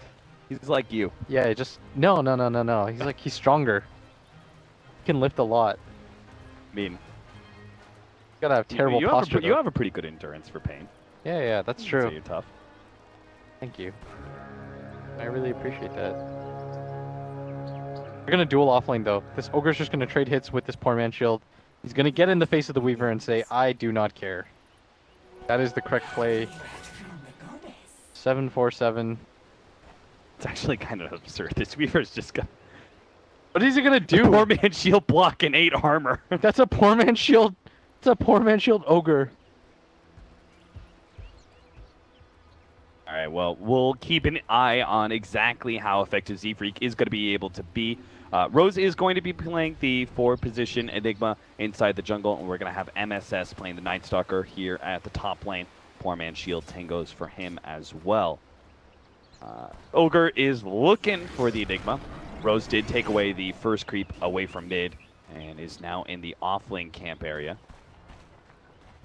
Not really caring if he's going to be spotted. Z-Freak makes his break towards Rose, just like he did with the Spirit Breaker, trying to follow this hero around as much as possible, but Rose has already picked up his level 2 and is keeping his distance from the Ogre. Yeah. And at bottom, I think Monkey's just nuked his own creep to try to ruin AUI's CS thing. It just backfired so bad. I just lost HP. He's still got the creep. Yeah. That's You so sure it sad. wasn't a Mana League? Or misclick? Oh no, I hope so. A At roll bottom. in. Monkeys is going to be able to Aphotic Shield off the slow, but he They're still gonna has the chase bugs him. on him, and that is the problem with Weaver versus Abaddon. Oh! Nice deny! That was sick. What a boss. Well played. Eats the mango, gets the deny. First Blood is still out there on the table for someone to claim. Yeah. And they need to do something. They're not really harassing this Terrorblade mid. Creeps are way too in his favor. This Enigma's just going to continue to farm. So Z-Freak's going to follow him around the map with the poor man shield. It's He not like doesn't those care. idle hunts are going to do anything. Oh no. Z-Freak, is this really what you want to do? Doing it. Is he though? Doesn't feel good. Doing it by, you know, making Demon's life kind of miserable. The cost of his own. Hey, Oh. Dire Courier, nice play. Where did it die? SVG picked up a haste rune, wrapped around it, and managed to snipe out that 747's Courier, so. SVG is just such a player. Every game he plays these heroes, you don't think he can do anything with. You remember his Undying? And he just creates that a sucks. situation. That blast landed. If MSS didn't get clipped by that, I definitely think he could have manned up a lot, but oh, Moo. So close to being able to get off the stun. That was a kill. It was indeed. That was rough. He just found the angle for that too. Very good TP out by MSS, who's had a wonderful series. He's played very well all today. MSS does seem to be the rock for NP. He is. And at bottom, Monkey's not going to die this time as SVG off the mark a little bit, but Gives him the miscoil on the way out just for that extra bit of damage before he shrines up the full HP and full mana.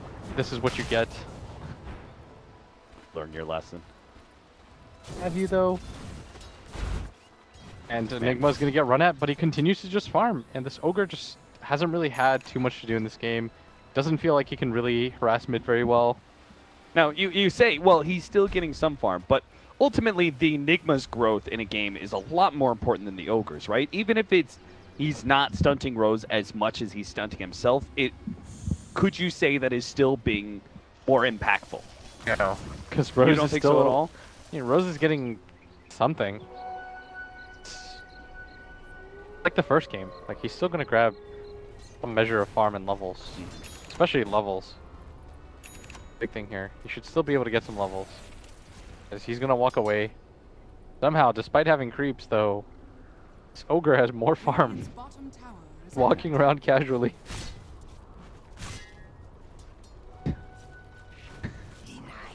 How does that happen? Yeah, I guess it's working. It's one way to live your life. To just keep throwing yourself. Just don't live for yourself. Live for inflicting pain on others. Yeah, exactly. That's the majority of most people's fun in Dota. Monkeys is in trouble. He has to get rid of these bugs. And he has to deny himself. He's the best in the world at here. denying himself. Oh, no. AUI gets it this time around. Meanwhile, top lane, Moo is also in some serious trouble. He's going to be run down by MSS and SVG. A big blast is going to come in, but I don't think that's going to deter MSS. He knows another nuke and a couple more right clicks should be able to secure this. Oh, no, it got stuck! No way! Oh, what? Dire Creeps, MVP. I hear Grant just popping off right now. He is hype. That is not how that was meant to go. We were just like, oh, that was a sick rotation. SVG instead completely wasted his time. MSS goes down as well. They're going to make the rotation towards mid, swapping out the jungle. Still, this Terrorblade getting absolute farm, and MSS going to try to wrap around these two supports. I don't think Envy wants to quite dive this, though. Yeah, he just got a little bit touch and go there on Z-Freak, backs himself away, hunts for the Alchemist inside the jungle. Alchemist does have his level 6 though. Alchemist just, he's slowly doing alch things, farming up. MSS gonna try to deny this pretty big rune though, as 747 gonna walk across the map. They might even decide to put some pressure onto this top lane.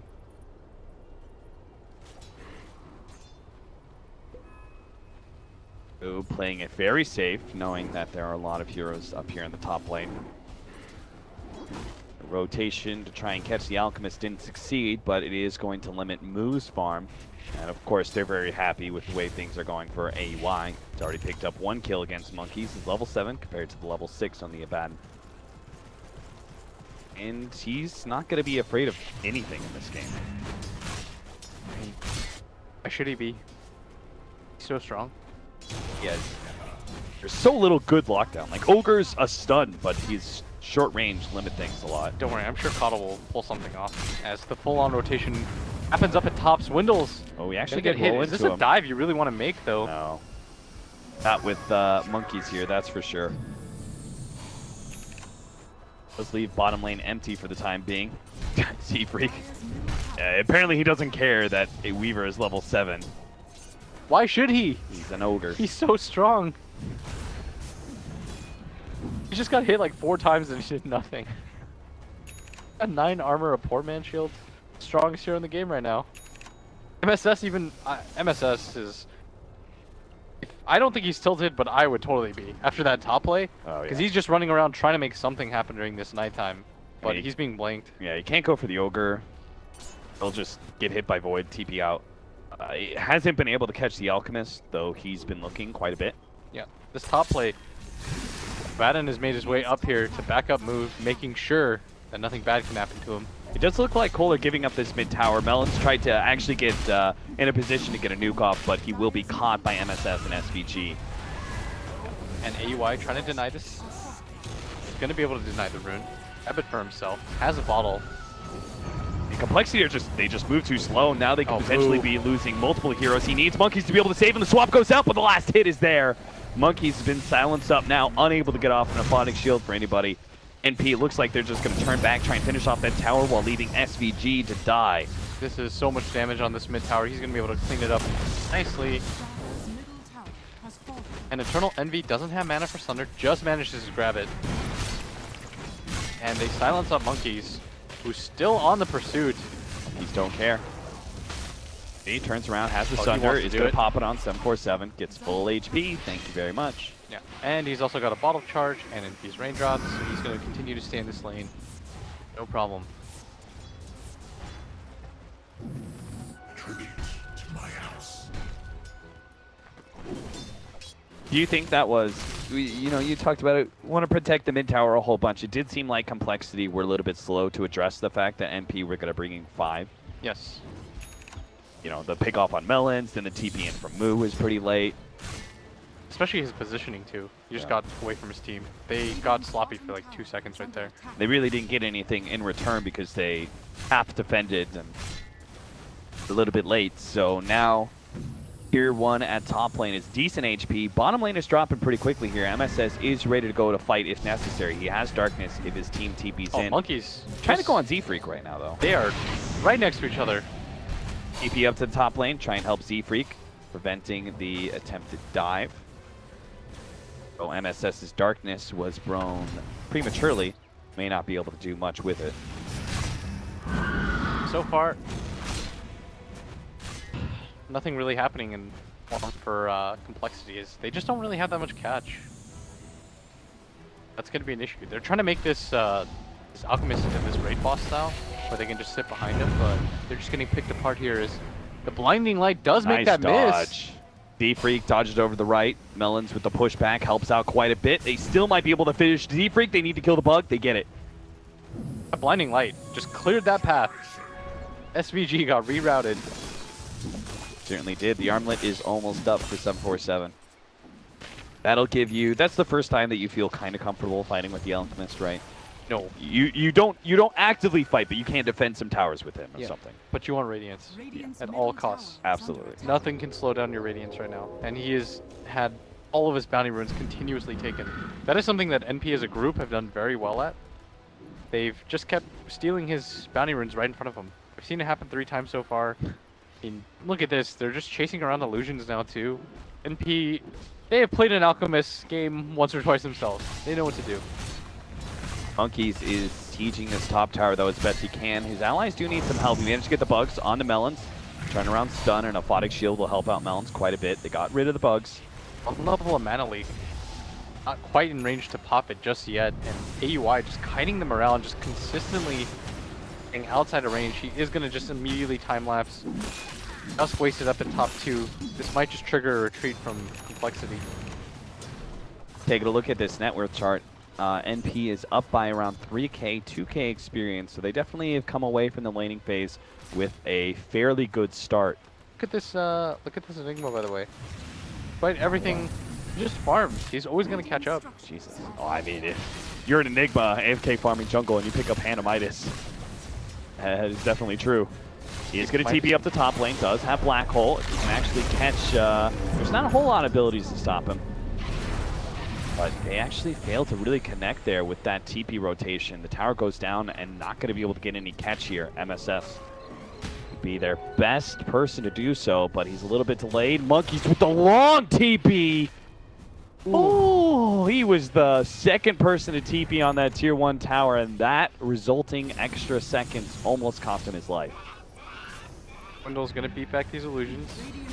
They don't even die in single blast anymore, although it is only level 2. And meanwhile at bottom, 747, just going to grab this tower for free and amble his way towards his Radiance.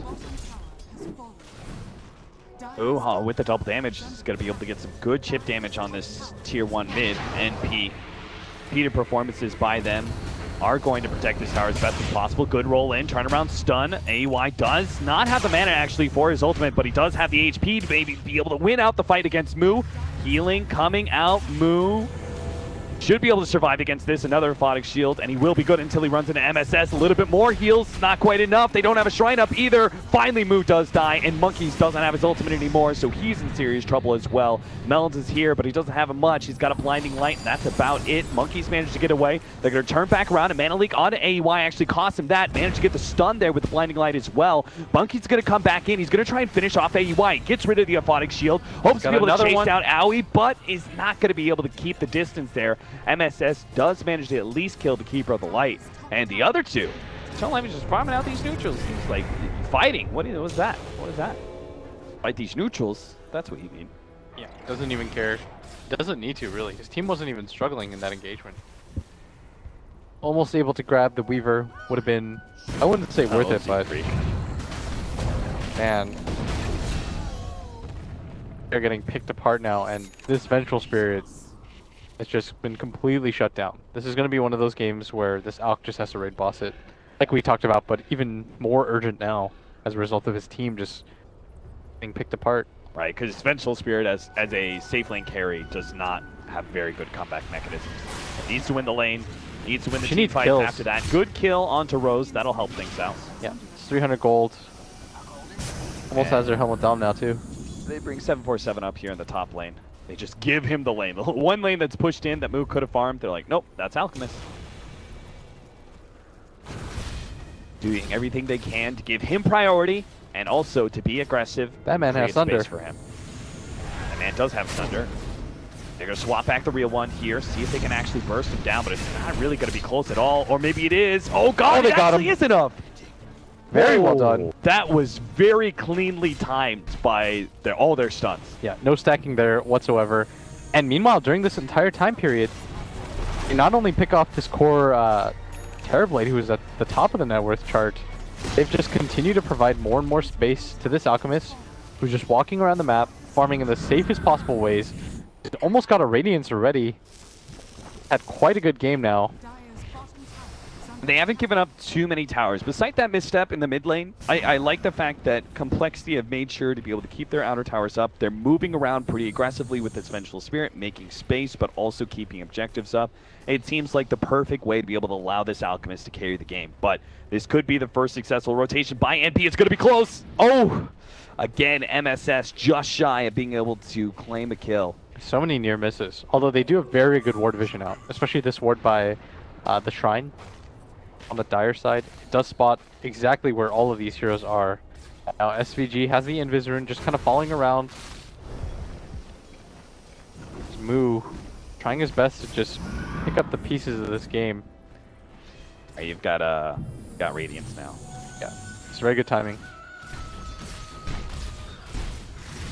Sea Freak, wait, you got to take that bounty rune away from. Oof, greedy. Away from Alchemist. He needs that. Doesn't he know that? Makes him rich. 10k farm at 16 minutes is just not enough. No. But it's okay. And they're going to grab a tower behind this. They're actually, with the double damage, they're going to go for Roshan. I don't think Complexity are going to be too sad about giving up Roshan here for a tier 2 and just more space in general. It's an okay trade. Like, Metamorphosis is used as well, so it means NP can immediately transition this into a push. Yeah, they're even going to ping this bottom tower down a little bit. They should start getting out soon. Yeah, they're sticking around a bit too long, I think. A stun's going to fly out, just pop the shield on himself. Blinding Light to follow, and that tower actually took quite a bit of damage, 900. Alk has the Radiance delivered to himself, feels quite strong. That damage really could have a lasting effect. That irreparable damage could be taken advantage of later on by the Alchemist when he starts getting his solution split pushing out. May be able to chip down that tier 3 later on into this game. You can see Melons going for a similar build to last game. This time going to start out with the Glimmer Cape first, and I'm sure Mech and Force Staff will be following. Just in a game like this, trying to survive. Make it hard for his Alk to die. I'd like it if somebody got a Solar Crest eventually for him too. But obviously this Ogre who walked around for quite a while in no position to make that happen. Now, I feel pretty comfortable with the way the Complexity are playing this right now, but it's not like NP, they're falling behind. They are keeping their 3 cores up to date, well above anybody else on the side of Complexity outside of the Alchemist. When do you think... Well, hold on. Rose is going to die. That is another free death. When is NP's time to start worrying a little bit, to really start putting the pressure on Complexity to start taking these objectives? I think you don't have to try to force things. They should feel somewhat comfortable still. Like, they have pretty good cores to deal with this Alchemist. This Enigma, his Midnight Pulse is going to do work in this game. Oh, for sure. Just can't afford to die like this. They've got really good single target damage, right? Which is important against an Alchemist. They are trying to set up something here. Onto Alchemist, they do get the silence out. The Chemical Rage, not quite there, but there is going to be a Shrine ready to be activated with Monkeys here. They're going to be able to make this turnaround. Can Susie be able to survive through this one? 747 is actually taking a lot of damage from the Terrorblade, but gets back to the shrine and keeps himself alive. NP, I mean, that was just a bad fight to begin with. Going into an Alchemist next to a Shrine with an Abaddon there. Yeah, and they want to keep going for this. Swindles might even find the angle. Well. He's going to Glimmer himself. Even get the mana leak off. This should be more than enough damage. No Sunder available for Eternal Envy to be able to save himself. Great kill. Yeah. And AUI going to get stunned up as well. He does have that ultimate, but not if he gets multicasted. He does have the Aegis to be able to work off as well, but a time-lapse save will keep that Aegis alive. And Complexity, with the Terrorblade down, feel comfortable pushing into this Tier 2 tower. One of the last remaining outer towers for Team NP. Yeah, very well done by Swindles there, by the way. Just found the angle on that. Makes it happen. Are they going to go to bottom? Oh, they are. Okay, that was an awkward smoke, but... They're just like, run. Yeah. I mean, this chip damage does come into play now. They might be able to finish off this Tier 3. They've got 14 seconds to be able to work with while the Terrorblade's gone. Silence onto Monkeys Forever is going to be able to prevent it. 747 now, taking a lot of damage here. Black Hole goes out, a little bit more heals. Nice swap to stop that one. And a good armlet toggle with the Aphotic Shield on top of him. AY's running out of mana and fast. He gets back to the Shrine, but Complexity are going to call it there, it looks like. They may have killed the Enigma and given might just keep going if once they have 40-second window. Yeah, I think they're going to pop the Alculti and go. They should feel pretty comfortable about this. Without the Black Hole, that is the major threat that they hold right now. No Midnight Pulse either, and back-to-back games, they put so much on just one hero to make all these initiations for them, as 747 will not go quietly into the night as AUI taking a lot of damage, does have that Aegis, has to back out and reset, and that's a Tier 3 tower pushed. Shrines are available. Oh, NP, they thought they were going to be the ones taking map control with this Night Stalker pick, but it turns out to be Complexity, thanks to a series of good pickoffs and well-chosen team fights. Managed to win those fights, take objectives. Now, the first of the 2 shrines is gone. If they can take away that Roshan shrine as well for the Radiant side, I don't know what NP do. They're getting overwhelmed right now in these team fights. Like, despite the fact that their net worth is okay, in every single game, it's the same story because they don't have enough team fights. They over-rely on this Enigma to make something happen. So when he's not in a position to hit multiple man black holes, that's where they really struggle. And they were so close to killing that Alk. Maybe if they kill that Alk, things are completely different right there. It's like 200 HP or something like that. They're going to make the go on bottom. AUI still has the Aegis, so not even remotely worried about this. Yeah, they're definitely not really believing they're going to be able to kill that Weaver, but they can force him off the creep wave. If they're fast about this at bottom too, nobody from NP is really quite in position to defend for this. They're pinging it out right now, but nobody even holding the front line. As Alk's just going to march his way up here. Wow. They are going to have a fight to deal with before this melee Rax actually falls. SVG takes a lot of damage as he rolls into 747. Everyone going to get clipped by that as they pop the Shrine now. In 1 second, he's going to pop his Chemical Rage again. Just going to town now. Continuing to beat on it. They're just, again, raid bossing. They need some combination here. They managed to get off the... slow it down. 747 is going to be swapped back. They need a little bit more, though. They get the Aphotic Shield, and the Armlet Toggle once again moves in deep thanks to that swap. He may have saved the Alchemist's life, but at a cost to his own. Complexity now going to have to back up to this high ground. A good blast finished off the Night Stalker. Now they've got that's to a Metamorphosis used as well. Yeah, they could just wait. This is the big defensive ability right now for them that allows this Terrorblade to farm. And I think the correct play right now is wait. When this Vengeful Spirit respawns in 28 seconds, you can just recall people over. Yeah. And you just make the assault happen once again. I think that is the correct play here. Let 747 push out top a little bit, recall him. then recall the bench. Yeah, you should feel good right now if you're Complexity. Like, all their heroes are very strong. Metamorphosis is about to go down. Without that, they just can't fight, even with the black hole. Because there's always the threat of the swap just instantly stopping it. And indeed, they're going to recall in this Alchemist, and they're just going to go for it again. This is very smart play, very disciplined. Blink In dagger 6 seconds. up though for Rose. That is a big pick. This is an all eyes on him kind of situation. Like, he needs to have such a big black hole here, as Mood going to get brought in as well now. But Complexity, all they really have to do is just let 747 sit on the front lines once again. As if they black hole people other than 747, I'm not sure if they still win this fight. They need the Midnight Pulse on this tanky guy. Rose, he's also having the Radiance Burn to deal with right now. He gets a little bit too close to this Alchemist. There it is, the opportunity. Midnight Pulse, and the ultimate goes down, but it doesn't catch 747. It's just Monkeys, and it stopped immediately. Rose is dead. 2 down on the side of MP, They and can't fight this Complexity anymore. swarm in now. They were so disciplined with 747, but now that they've struck on 2, they'll push in with the full 5-man and go for go 2 mid. lanes. That was so well done by NP. They went for the black hole, and they silenced Moo in the background, and it just wasn't enough. Gets canceled, and now this is going to be 2 sets of racks. There's no buyback on either of these heroes. I mean, they could conceivably just go for Megas at 24 minutes. Wow. And that could just be the game. Complexity marching their way forcefully forward into the grand finals here. Reflection slowing him down, but there will not be a pursuit by NP here. Yeah. Cole, I think, want to be able to take this Roshan Shrine on the Radiant side before Rosh is up, which is actually quite soon. Even with everything that they have, they just can't kill this Alk. That's the problem right now. He's so strong. He's got double the net worth of everyone now. They'll have Octarine soon, too. Yeah, just ugly ducklinged it up.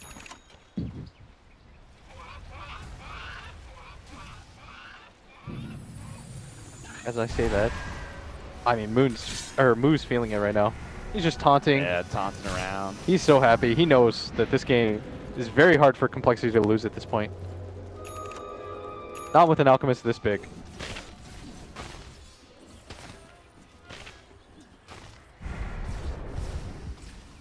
There's a little scouting. They see Roshan is up now thanks to Helmet Dominator creep.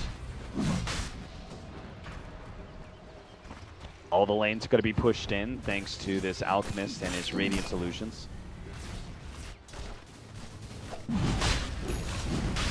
MP are not going to contest here. Don't really have the setup for it without the black hole in 60 seconds. And now this Alk, who was pretty much impossible to kill in the first place, grabs an Aegis for himself, has the Octarine now for this next fight. I mean, if they go high ground immediately, there's no black hole. Yeah. There is a Metamorphosis, which they didn't, you know, they ended up waiting out last time very smartly. That is how you play against Terrorblades, is you just wait out the meta and you just go for it. That's your timing window here, as they're just going to Bloodlust him, keep shielding him whenever he takes any sort of stuns. NP, they're going to need consecutive fights that go well for them here, but it all begins here. Black hole. 15 seconds left. SVG gonna get a good kickback on 747, surrounded by Terrorblade. Oh, Illusion, he doesn't care. But he doesn't really care. The regen is just too much. He gets off the BKB. Eternal Envy still has a Sunder to be able to work around with. He will take down the first slice of the Alchemist. Alchemist does have Chemical Rage coming up when he comes Oh, there's back. a black hole now too. 30 seconds. They have the black hole ready to go. He blinks forward, but doesn't get it. The force staff forward does save 747, and Complexity. Reset. Just wait. They can wait out the Metamorphosis. I think they should. I think by not waiting out the meta, you're playing contradictory to what you just did at bottom. It makes no sense. They should just chill. That's exactly what they're going to do. This is a very controlled style.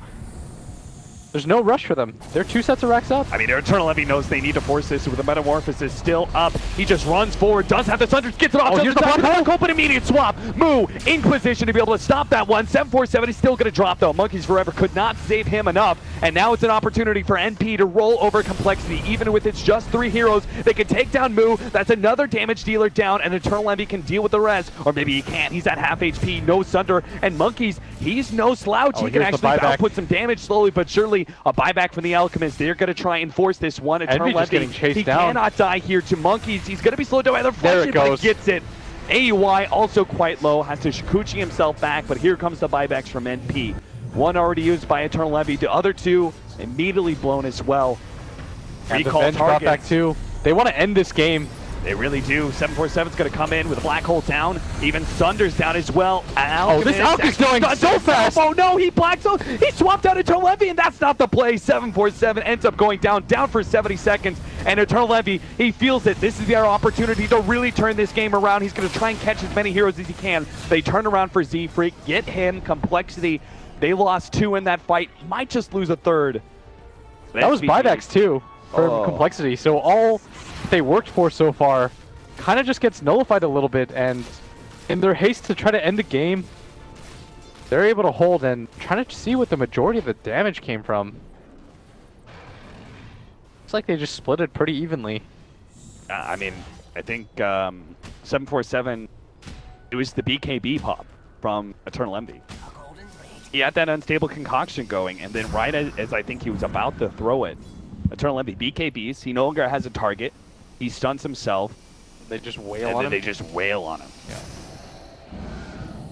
Man, that you cannot afford for that to happen. You're just gonna allow NP to slowly crawl themselves back into this game like that, and they still have quite a big lead. But just look at how slowed down this Venge has been. And there's only one side. Working towards the Manta. The supports, on the other hand, though, I don't think they bought back. So Melon's just bought a full-out pipe. Aghanims is purchased by Monkeys as well. So at least there is still growth on that side of the table. Yeah, it might feel still pretty confident. Like this. He has a plate mail now, and this Alchemist was kind of susceptible to a lot of the physical damage, but gonna go for the AC now, make himself quite a bit stronger off of this. I think there's no way you force another fight. I think you just gotta wait for Roshan. You could be throwing away the game if you force it again. They do know that Envy doesn't have buyback though. True. Envy doesn't have buyback, and I thought somebody else forced it too on the side of NP. Oh, it was Rose. He used it as well. As did the Night Stalker. I think they actually just triple buybacked. Yeah, they did. Eternal Envy led the way, and then MSS and Rose had to follow up. Yeah. So, decent hold. Now you've got an Ags on this Night Stalker too. Melon's gonna get caught here, potentially. They have a gem. They don't have counter vision. And So he's just gonna hammer his way through. Uh-oh. Well, there goes that Glimmer Cape. Gets a 4-staff down the cliff, where Super AUI dead will now. give him a special thank you. Okay, this is not how you do it, Cole. They are now panicking a little bit sloppier than they like to be. You can just wait it out. 747, he can still get this Ags. It's going to be really strong. Don't have to rush this game. I think they just got too overexcited after being up 2 sets of racks. Right. They thought this game was a formality, but everything is earned. MP are certainly not going to give up on this one either. They do not want to have the long day tomorrow. They want to have the luxury of sitting back and watching the teams in the losers bracket fight it out to get into the grand finals. They're not willing to drop just yet, even if it is going to be a long climb in this game 3 to get back in it. They're currently sitting at about a 12,000 gold deficit to Complexity. 4,000 experience lead though. That for is not bad. NP after that team fight. Yeah. I think if Cole doesn't make that play at top, and the game is essentially over, but now there is some light at the end of the tunnel. They know they can kill this out quite quickly. And their heroes are starting to farm out the map like crazy now.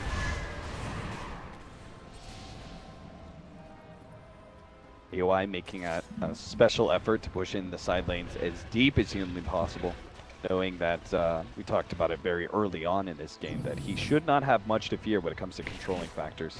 No, not at all. And so it is up to him to play very aggressively. Like, he's got to risk that at least a little bit. And almost an AC completed now on this Alk. Closer 300 extra HP as well. Trying to just make himself as tanky as possible. Like you said, they're just going to wait for this next Roshan before they make any sort of uncertain play. Need 2 shrines left now for them in this game.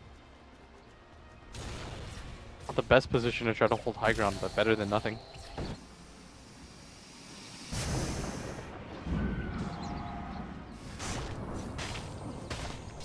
MSS has the Ags and the Gem, so at least there won't be any aggressive vision down from Complexity.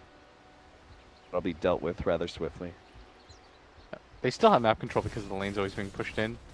So I think the nature of this game goes for them just waiting for the Roshan, like you said.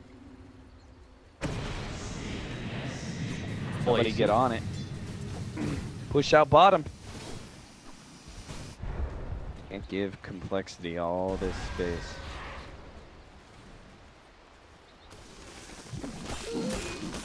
There's CAC for 747 now.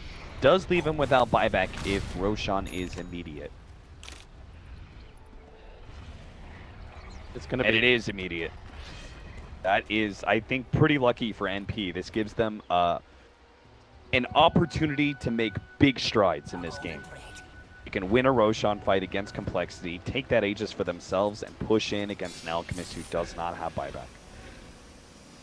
I say that, but he just picked up 1,200 gold in the space of like a minute, so He farms so quickly. he's gonna have that buyback real quick.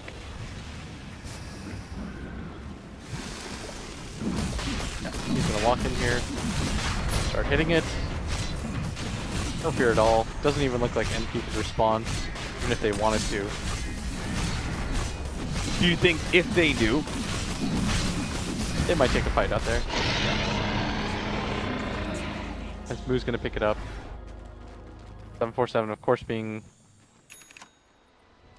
slotted out already. Gonna push in top himself.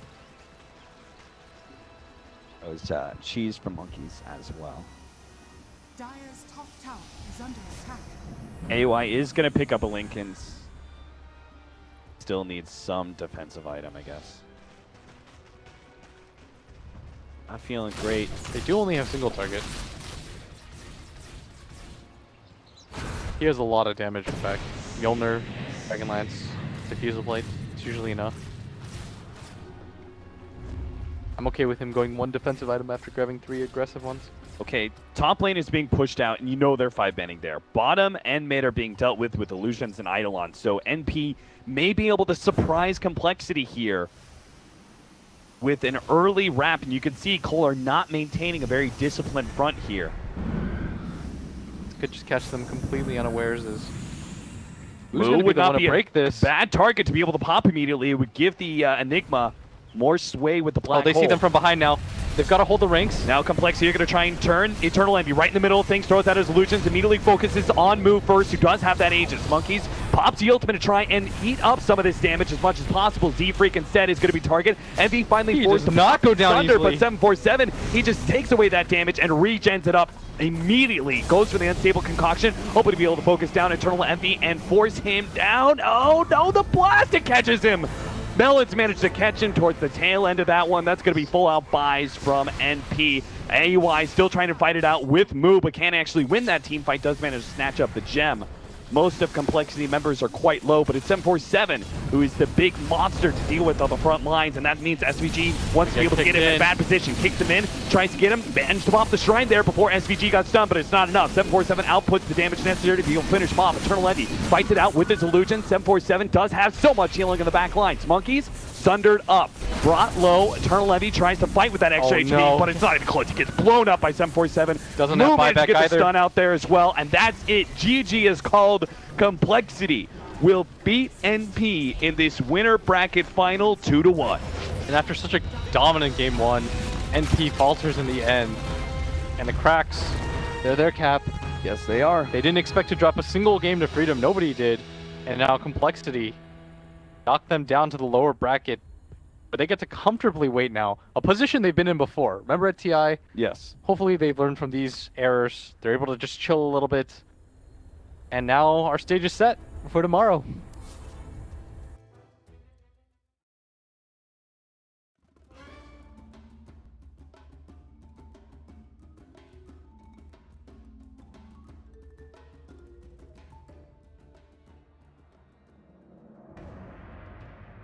Dire team ban.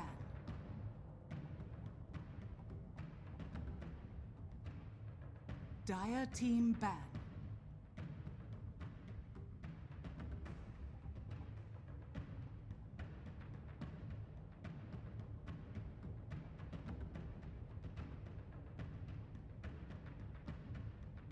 Ten seconds remaining.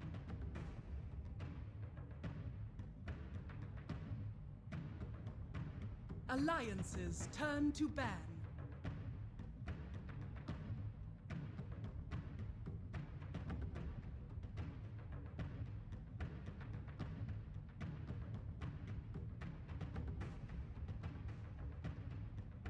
Dire team pick.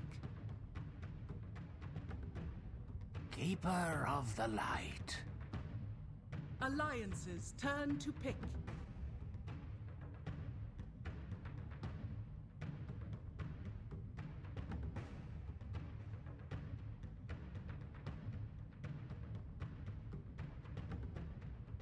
Ten seconds remaining. 5 seconds remaining. Juggernaut. Dire team pick.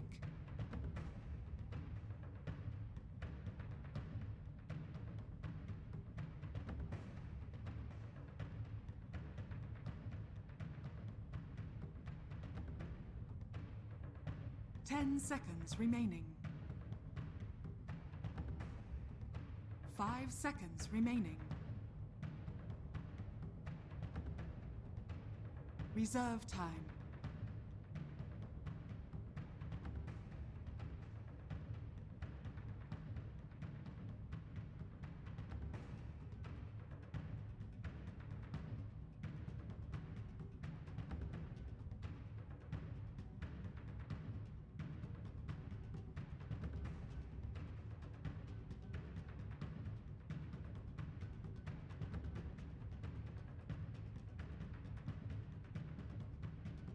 Beastmaster.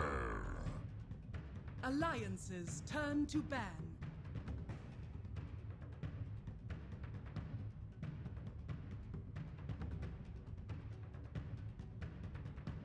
Dire team ban.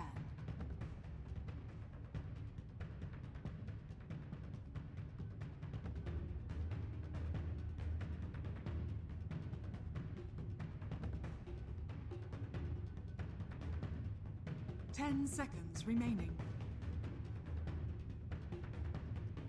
5 seconds remaining.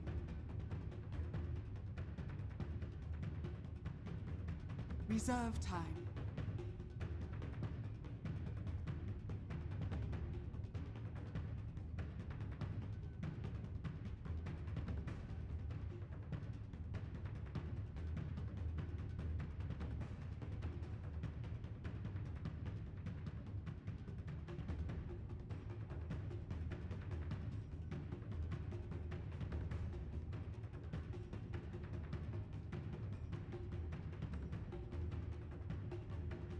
Reserve time.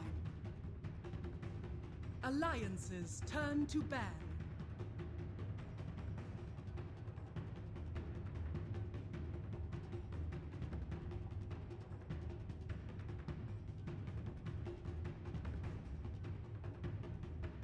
Ten seconds remaining. 5 seconds remaining.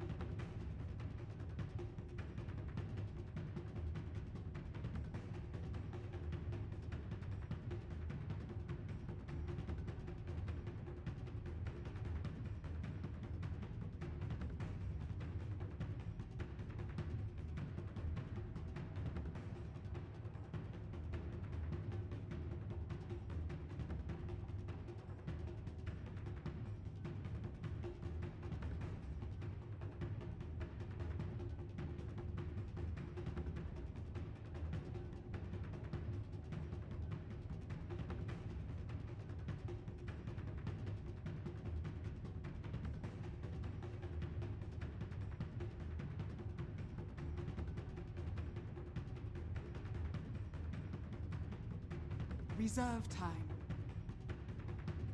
Dire team ban.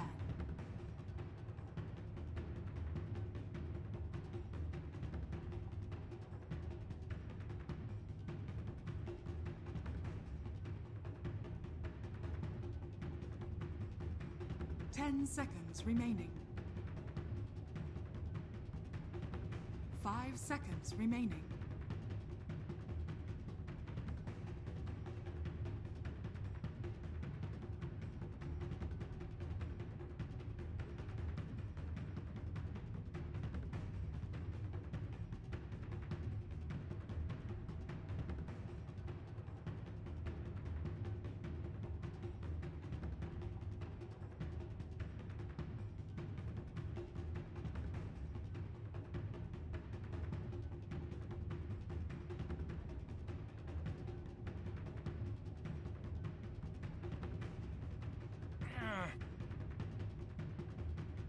Alliances turn to pick.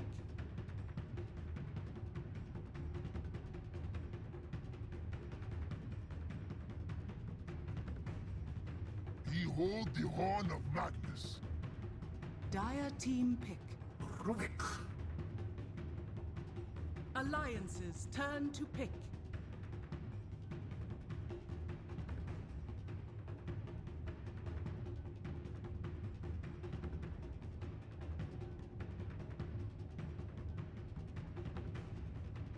Ten seconds remaining. 5 seconds remaining.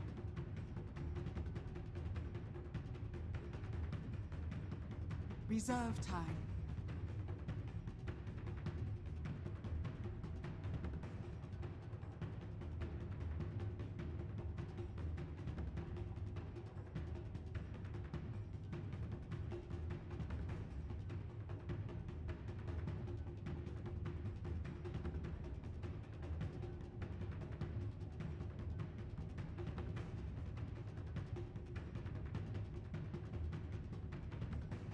Crystal Maiden. Dire team pick.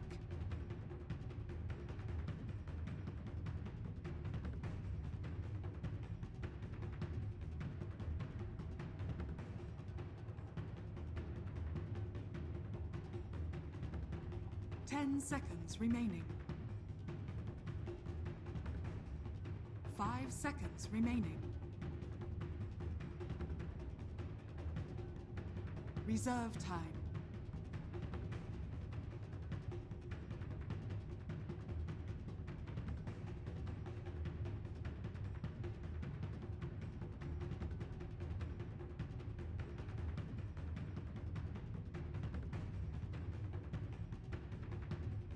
Slog.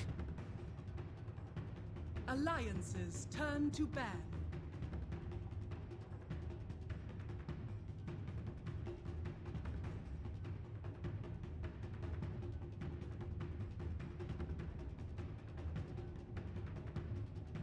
Ten seconds remaining. 5 seconds remaining. Reserve time.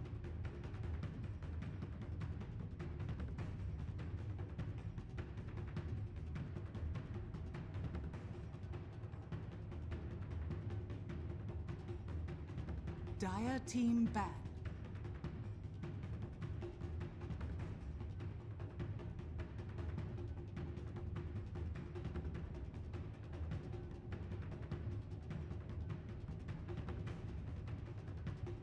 Ten seconds remaining. 5 seconds remaining.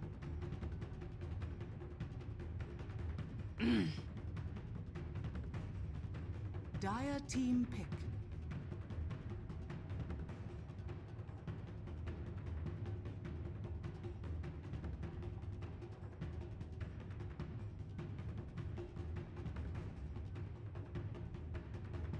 Ten seconds remaining.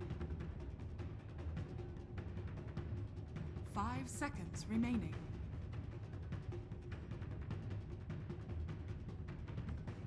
Reserve time. 10. Queen of Pain. Alliances turn to pick.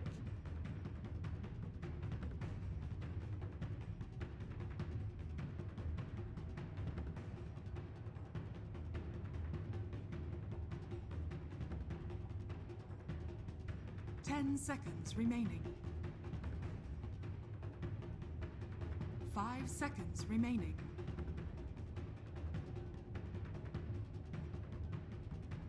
Reserve time.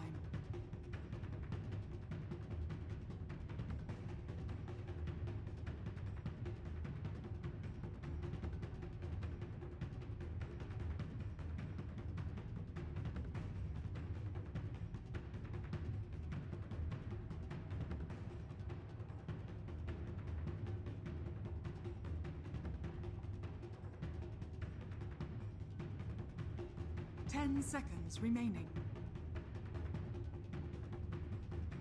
5 seconds remaining. Alchemist.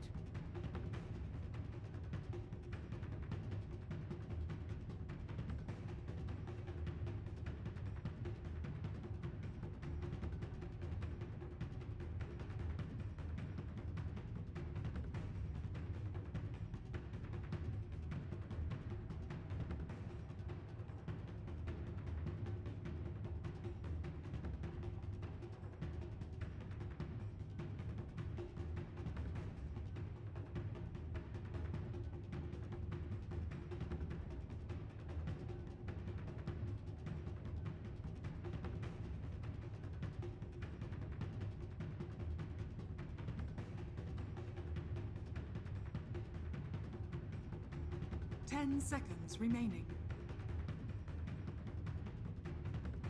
5 seconds remaining.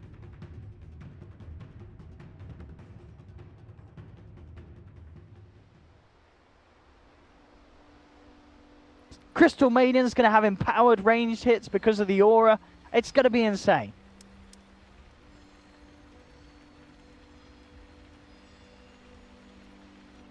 Only a little bit, Andy. They're very quiet, but there's a pause. Go and run. Go and run again.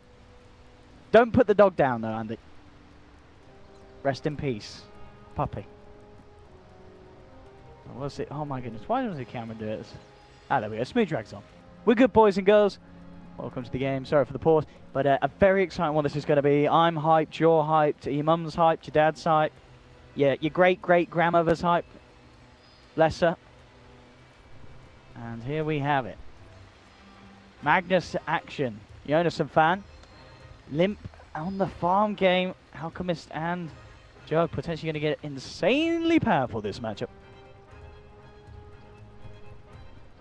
No dogs were harmed in the making of this cast. Fantastic, fantastic. Wow. We didn't miss anything, Andy. All right. We're going to pause. TeamSpeak apparently causing issues. Yeah, this should be a very interesting one because paper I like what Alliance are doing. I think their draft is really strong. But, you know, Bears, they have a tendency to make like these really skirmishy kind of lineups work well for them. It's kind of their wheelhouse still. So even though they have different heroes, it's the same kind of play. I mean, would you say you favor a certain draft then here? I think like on paper again, Alliance. I feel I do like what they're doing a bit more because I think it's really stable. Whereas Bears kind of have to meet a couple of criteria. You know, Slark needs to make sure that he has a good lane. Queen has to do well. And then you have to stop the Alchemist from becoming this monster that you just can't kill. You know, the single target burst damage on the side of Bears, it's okay, not great. And if Limp gets to a point where he has enough like effective HP to just live through that burst, and again, he's going to have a healing ward too. Yeah, I mean, yeah, if he gets a good time, as you said on Armlet Radiance, they can't just remove him. They have to even fight around him. I don't know, you're right. Unless they really kind of push him down at the start, he's going to be an issue.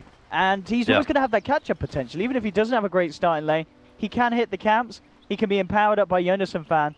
And he's certainly got options to come back from a bad start in the middle lane.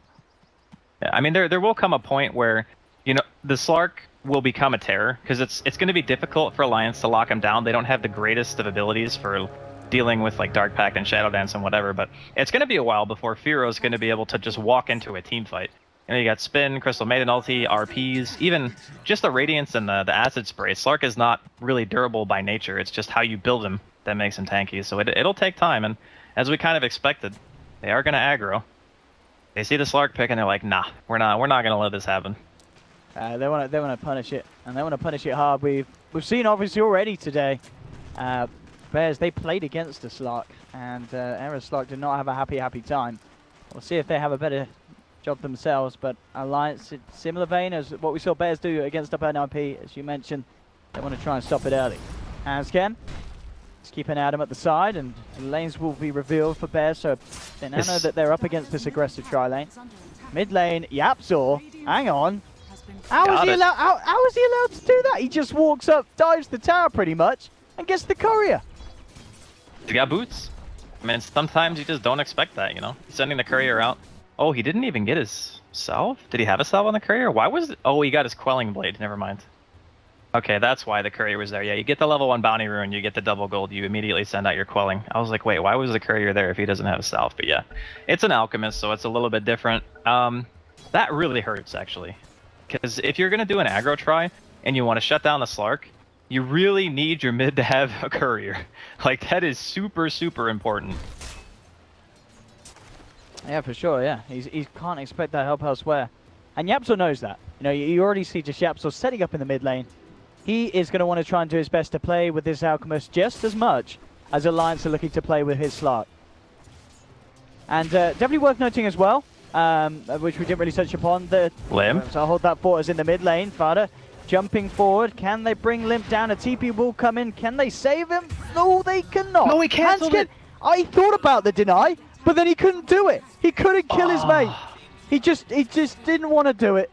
But that's given the first blood to Bears, and he just needed to man up and punch his friend in the face. That really hurts. Like, getting the courier killed, getting first blooded. I mean, I guess the courier is going to be up in about a minute, so at the end of the day, he'll still be able to get his bottle and his boots. And that's the thing you want to do as Bears. You want to pressure the mid. It's way too hard to fight Alliance's tri-lane. Like, Crystal Maiden, Ogre, Jug, good luck. You'd have to send like all 5 of your heroes there to actually beat that lane with what they have right now. So pressure elsewhere, try to win your other 1v1s. You know, Forev, he's doing alright. He's 8-2 in the bottom lane, just slightly ahead of CS of Jonas and Fan.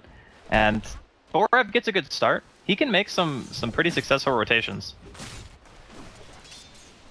Absolutely. And yeah, before that kicked off in the mid lane, just saying, you know, the switch around of roles, of course, from Bears, putting Fada back in the mid lane this game and having Fear on the Slark. And I can make sense because we've seen in the past, you know, Fada, he's a very, very proficient quad player.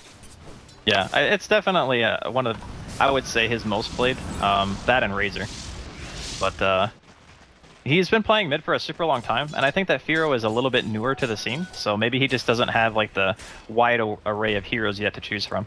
For sure. And we've seen how good Firo is at playing these farming cores, you know, picking the Invoker and getting insane net worth, and perhaps that just suits him better to have that switch around, have him on this Slark, whereas you're relying on Fada to get involved in the plays and make the moves around the map. Bottom lane, Jonas and Fan being chased down here. They've got the telekinesis from Yapzor. Do they actually have the damage to bring him down? He's pretty tanky on this Magnus with the poor man's shield, and he will be able to walk it off and keep himself alive as he sails back up. Yeah, but Yapzor is doing a really good job of pressuring lanes, just giving mid a little bit of an edge, well, a lot of an edge actually, killing him and killing the courier. You can't ask for a Rubik to do more than that. Like, he could never go back to that lane, and already he's done his job. So he just walks bottom, pressures Jonas on Fan a little bit, give Forev the ability to get to that level 6. The tricky part is the Slark, he's actually not suffering as much as you would think. Like, Aloda's only ahead 8 CS. It's not really gigantic. And yeah, sure, EGM's pulling, he's getting the large camp or whatever, but Adam is still soaking EXP as well. So all things considered, Alliance need to do very, very well in their lanes. And I would say right now, Bears are actually doing a pretty good job of mitigating their losses. Up here on Adam, looking towards EGM and Loader. They do have to be careful, you know, this CM out of position, Firo can certainly try and take the pick of him. But this mid lane, because Limp did back up and he is prioritizing just farming safely, he's really staying away from this mid lane. I think he is scared of Yapzor's movements and rotations. And that, of course, is going to give Fada this absolutely free lane at the start for the first few waves. Yeah, he's just making sure that he's only showing when the creep wave is hitting his tower. That's what a lot of mids do if they know they're not really going to get any help. Like, you just say, alright, the CM and the Ogre aren't rotating for me. I need to play as safe as humanly possible, and with Acid Spray and Bounty Runes, I can still pretty effectively farm the woods. On the bottom lane, Yapzor to come back down. Again, just keeping tabs on Jonas and Fan. Of course, with this warning as well. Keeping this bottom lane very, very safe for Yapzor and for Ev. I know any movement that comes in from Alliance and Jonas and Fan, he is actually going to be pressured to back away from the lane because of this Rubik's presence. Yeah. Alliance have actually started to control top a lot better now. Like, Firo has been completely starved for the last couple of waves. He's like locking the lane in place. EGM isn't going for the greed pull anymore. I think that's the only reason he actually got a wave or two. Because when you end up pulling the creeps, what happens is like Adam goes to the side, he gets experience from the camp as well, and then if you mess it up, then Firo ends up getting creeps as well. So it's now it's getting a lot harder for him. And Loader coming across to get what he can here from the pull the Bears have made. But it is level 6 now. Has that TP, so if Alliance do go for any aggressive play, especially on this top lane we've got to watch out for, the reaction could certainly be there from the Quap. As Fada could look to try and turn it. Yeah, he's got Sonic Wave now. Quick blink away there from Limp. So once again, Rune will actually be on the bottom lane. It is an Invis rune, so even more perfect if Fada does want to set up a gank now with the Invis and with that Sonic Wave. Yeah, they can kill Jonas and Fan actually, I think. He's actually quite tanky. He's got a raindrop as well. 1000 HP and a raindrop, that's actually pretty tough.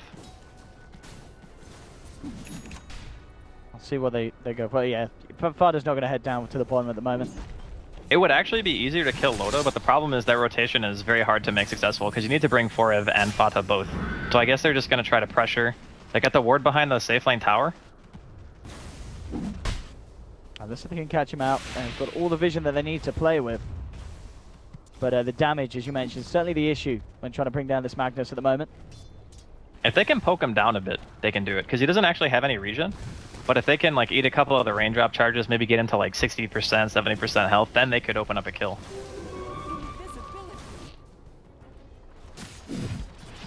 Alright, here we go. This is the rotation that we were waiting for. And it really isn't a surefire kill. And they may have to dive quite a bit. It's going to be interesting to see if Alliance have the time to react. And they are already reacting. Look at this, EGM and Hansken. Heading down. There's the opening. Mass TP's coming through. They'll blow the Sonic Wave, but the RP comes out in time. They may kill Jonas and Fan, but in response, can Alliance find something? They'll look towards Frev. Omni Slash to make sure he doesn't TP out. Yapzor trying for the TP. Is the damage there to bring him down? It is. Alliance, they were ready for that. And they react perfectly. Died in base. Yapzor died in his own well. That's the feels bad TP right there. But yeah, really good reaction there from Alliance. They knew. And again, it takes a really long time, right, to make those kind of ganks happen, because you're sitting there for such a long time. The queen goes missing. It's like, okay, well, where could he possibly have gone? He's not going to go try to kill the jug. He can just spin and run away, so very, very nice reaction. Now Logan's in a perfect position down bottom to continue the farm. The good news for Bears, of course, meaning that Vero does get a bit of space now at top. We can look to continue to try and catch up, but he certainly needs to do that. So we can see overall the laning stage, the Limp back into the jungle. The farm is certainly better on Alliance coming out of the lane. Yeah, you would expect that though. Like, Slark pretty much never has a good time in lane. I think I've seen like one Slark game throughout the entire qualifiers where he didn't just get trashed in the laning phase. That's just the weakness of the hero. But, you know, they have a lot to compensate for it. You know, Forev again and Fata both had really strong laning phases. Roar's back off cooldown. Loda's kind of low here. Loda? He'll try and Blade Fury and run. That isn't indeed going to work against the Primal Roar. Can he actually outlive the damage? Well, with the telekinesis dragging him back, I think the answer is going to be a no. He tries to run, but he's taken down. And indeed, as you said, maybe just not expecting Roar to be back and available again, hanging around on very low health. And Bears, they're going for the easy punish. Yeah, Beastmaster's a hero that for a really long time was considered crazy strong. Then he got a bunch of nerfs, and then everyone's like, okay, he's not so good anymore. But realistically speaking, Necrobook got buffed and when Beastmaster got nerfed anyway. So when you get to that item, you have like a BKB disable, you can still like solo kill cores. Hero is crazy good still. Loader straight back to the lane. Hansken this time will be in the neighborhood to back him up if needed, and so is EGM. Two supports ready to join forces with him. Limp in the middle lane. Armlet, 1200 gold towards the relic. So we continue to have good progress. We'll switch over to the net worth, and indeed, as we can see, Limp certainly in a place that he'll be happy with. 10 minutes in, and 2k ahead of Fada's Quap. This is exactly how you want the difference to be when you're playing an Alchemist. Yeah, also important to note that they're stacking Ancients, and Jonas and Fan maxed in power. He was 2-4-0, didn't even have a point in his skewer when he was playing the safe lane up against Forev. So they understand their priorities very well. It's get this Alchemist huge as fast as humanly possible. It's certainly working. He's well, they both have managed to take him down once, but that was in the very, very early laning stage in that first blood that we saw. But since then, they've just been able to keep Limp in a place alliance where Bears have been unable to get to him. Now down on the bottom, you're not going to see Bears as the 2, but they had to be careful for Evan Yapzor. Alliance really ready for a fight, and they'll look to Yapzor, but Yapzor with the Stolen Blade Fury will make sure that there's no chance of Alliance getting the catch onto him. And at the same time, they're counter-pressuring top as well. This tower is already like below half HP. So they're going to have to make a decision, like if they want to push into the tier 1 in the offlane themselves. They only have a level 1 healing ward at the moment, but they do have RP. I don't know if they're actually going to be able to do much. Like Adam should actually have time to TP if he wants. Yeah, he's just going to TP bottom. Actually, Bears should have a chance of holding this. But as you mentioned, Alliance, if they do get the opportunity to fight, Jonas and Fan would love to hit that RP and allow Loader to get in. The Empowered Jug can certainly rip through a fair few RP targets to find that jump. Sparta is going to be going for the Orchid first this game on the Queen of Pain. Limp continues to find all the space he wants. 3,000 gold. That Relic and Radiance is going to be an incredibly impressive timing this game at this rate. Yeah, I mean, it's about how they're putting a lot of priority on him. Like, the Ancient stack, I guess, is only 2 times, so it's not really a huge deal, but it's too hard to directly pressure the Alchemist. So what they're trying to do is they're trying to pressure the other lanes, you know, get tier 1 towers down if they can, which they've already been successful in taking the mid-tier 1. And then just get ganks where you can, pick and push, you know, play their game. That's kind of what Bears have been doing throughout the entire qualifiers anyway, and I don't see any reason to change what has been working for them. Bottom lane this time around, Bears will be able to take a tier 1 for themselves. Quite looks a bit with Forev pressuring down with the boars. There's a smoke up from Bears as well. Yapzor and Fada moving around. Loader's there, but he has the healing ward out. Not the easiest of targets to go for, and indeed Bears, they'll just drop the ward. And they'll be careful about how they engage. They're not going to jump on the Juggernaut. They know that there's backup behind him. They'll still hang around on this high ground. Alliance will force Sparta to blink away. And Bears, well, they do want to do something here. Adam will recall in an extra. They have 4 members down here. Firo's being left on his own up top to continue to farm from the space that he's been given. And okay, Adam to TP out to mid. Really wanting to make sure that Alliance don't get any early tier 1s. Top lane though, rolling from Jonas and Fan. Gets the RP off in time. Firo did get the Dark Pack and the Shadow Dance off, but there we have the concoction. It connects before he gets the chance to cast the Dark Pact again. And Alliance take down the big kill. Get that Slark, keep him in position. Limp now picks up the Relic. He's only a few hundred gold away from the Radiance. And he is going to be absolutely loving that he just got himself involved in a kill on the position 1 of Bears. Dear God, that was such a nice RP. I thought for a second he was going to miss just because the angle that he came in at. And, you know, Firo saw him coming because of night vision. So he saw and just got the Dark Pact off. Unfortunately, it wasn't enough to keep him alive. And they get the tier 2 in the meantime, so they're not just going to take that one on the chin. Plus, Forev has his blink, so if they want to, they can smoke up. He's actually forgoing the Necro. He had it on quick buy a while ago, but now he's just going to go straight for the Medallion. I'm guessing that means they want to go for a much earlier Roshan to try to take it away from Alliance. Because that's one of those things where, if the Alk has a ton of farm, and they have a healing ward, they can easily take Rosh, and that push can't stop. Like, you will just lose all of your buildings. So, if they can stop that from happening, or pick him off enough, buy them the time they need for Firo to become relevant here. Yeah, and I'm looking at Jonas and Fan as well. He's very close to his own Blink Dagger. And that is going to be terrifying for Bears. And I really feel, I mean, you said it earlier at the beginning of this game, if Limp gets this farm, how do Bears at this stage kill him? And I think we're at that point where it's just going to be so hard for them to take down an Alchemist with Armlet Radiance done at the 14-minute mark with the heroes that they've got. Even with the Queen of Pain, the burst isn't quite going to be there. Maybe when she has the Orchid, which Sparta does now have complete, they have a chance. But Limp is pretty massive for this point of the game. He's sailing ahead of everyone else. He's also building like straight into Manta after the Radiance is done, so that Orchid is going to have a very limited lifetime where it actually affects the Alchemist. I mean, sure, you can still get other kills, but the Alchemist is going to be the one where you're just looking at him and saying, where is our damage? And it's one of those games where Alliance are just trying to outpace Bears. They're trying to get a lineup that's just going to hit its stride that much faster, be able to take all the other 2 towers, you know, potentially just go Rax or get Roshan, what have you, and just ensure that Bears are smothered. They will have really good vision, which is a way back into the game, because when you have vision all the time, there's always the potential to catch out Alliance, like split pushing somewhere or not being together. You get a pick, you know, you get your map control back. But it is not going to be an easy road if it keeps at this rate. I mean, surely as well, I mean, it's obviously nice that Fada still gets this 15-minute Orchid, but I mean, do you pick a co-op expecting to only be involved in 2 kills at the 15-minute mark, or would you have liked to see a bit more action from Queen of Pain? Well, I thought when, you know, Fora finished up the Blink Dagger that they might for something a little bit more aggressive, like buy a smoke, because they have the Beastmaster Hawk too, right? I guess it's hard to use against Alchemist, because Radiance plus Acid Spray, sometimes you just randomly get them killed, but Solar Crest now completed on Forev as well. This is an item that's actually, you know, we talked about the Roche potential, but it's also really good for bursting heroes, because you get that minus, the minus armor, right? It's 12 armor when you Solar Crest somebody that you lose. And Alchemist is not known for having a tremendous amount of base armor in the first place, so that is a good way to supplement the kind of damage that Bears need to burst him. Yeah, for sure. If they can lay that down as well as the Orchid, especially before he gets that Manta Star, then that certainly is the answer to killing him, I guess. Shadowblade on Firo he's as killable. well. He's killable right now. In this window. On bottom lane, Fada, he's just going to enjoy getting a bit of damage onto the tier 3 here. Alliance will start to TP back. But Fada was able to push that lane all the way around, and there's a smoke up from Bears.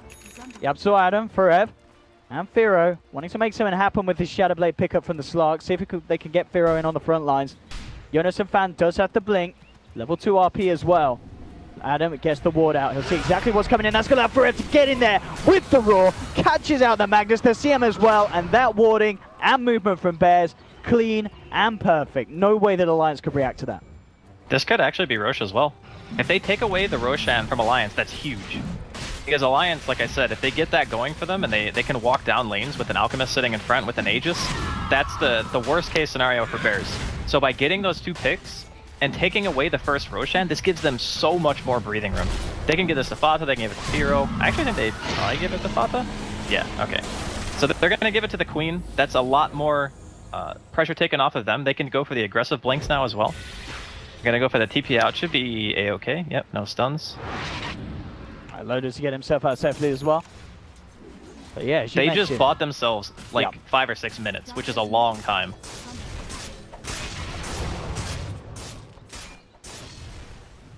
I mean, I wonder, can we expect Alliance themselves to smoke up Jonas and Fan, because he's had this blink pickup, but he's just been unable to find an opportunity to use it. Yeah, it's not the easiest. Like, finding RPs against a team that just has full vision, regardless of whether it's day or night. Oh, middle lane, Loda. He's got the Omni Slash, but the Shadow Dance is there from Firo, and they'll take down the Jug. Bears, finding 1. They want to try and chase down for more. It doesn't look like they will. They'll play it safe, but nonetheless, a big kill. And Loda, just, again, was pushing out that middle lane a little bit too far away from the rest of his team. And Bears were there to quickly bring him down. And now looking towards the top lane. Limp to TP across. Fada's there. We are going to have Adam, is he recalling someone in by the looks of it? Yes, he is. He's bringing in Forev. They're going to go for it with the Roar, with the Orchid. They should have enough damage to bring him down. The Illuminate flies through, and Bears, they also get the Courier. That's his Manta.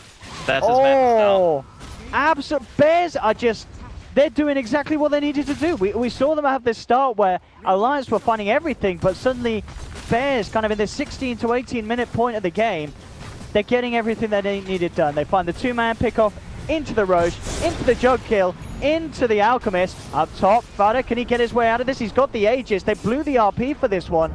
They're bringing back in Forev. Bears, and they turn this. Instant stun, good multicast as well onto Fada, but he still gets the chance to blink out. The Solar Crest on him, meaning minimal damage can come through. Orchid onto the CM. Fada thinking about the Sonic Wave. He's going to hold on to it. The healing ward's out.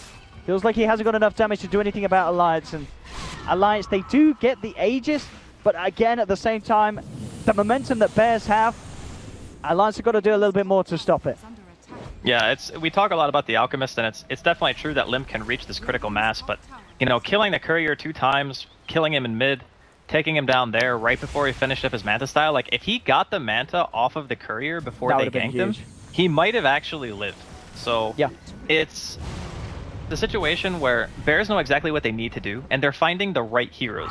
Like finding the Alchemist, finding the Magnus so there's no team fight for the Roche, and they can just take it for free. Like sure, they gave away the Aegis, not really for anything special, but the fact of the matter is, Alliance didn't get it, and that's the most important thing.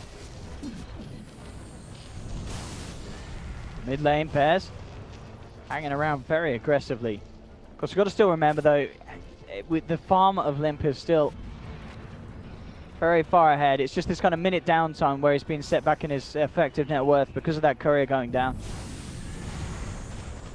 But they can certainly deal with the pressure. You know, having an Alchemist, a Jug, a Magnus empowered up, lanes being pushed in is something that they're happy with. This is just more farm effectively for Alliance.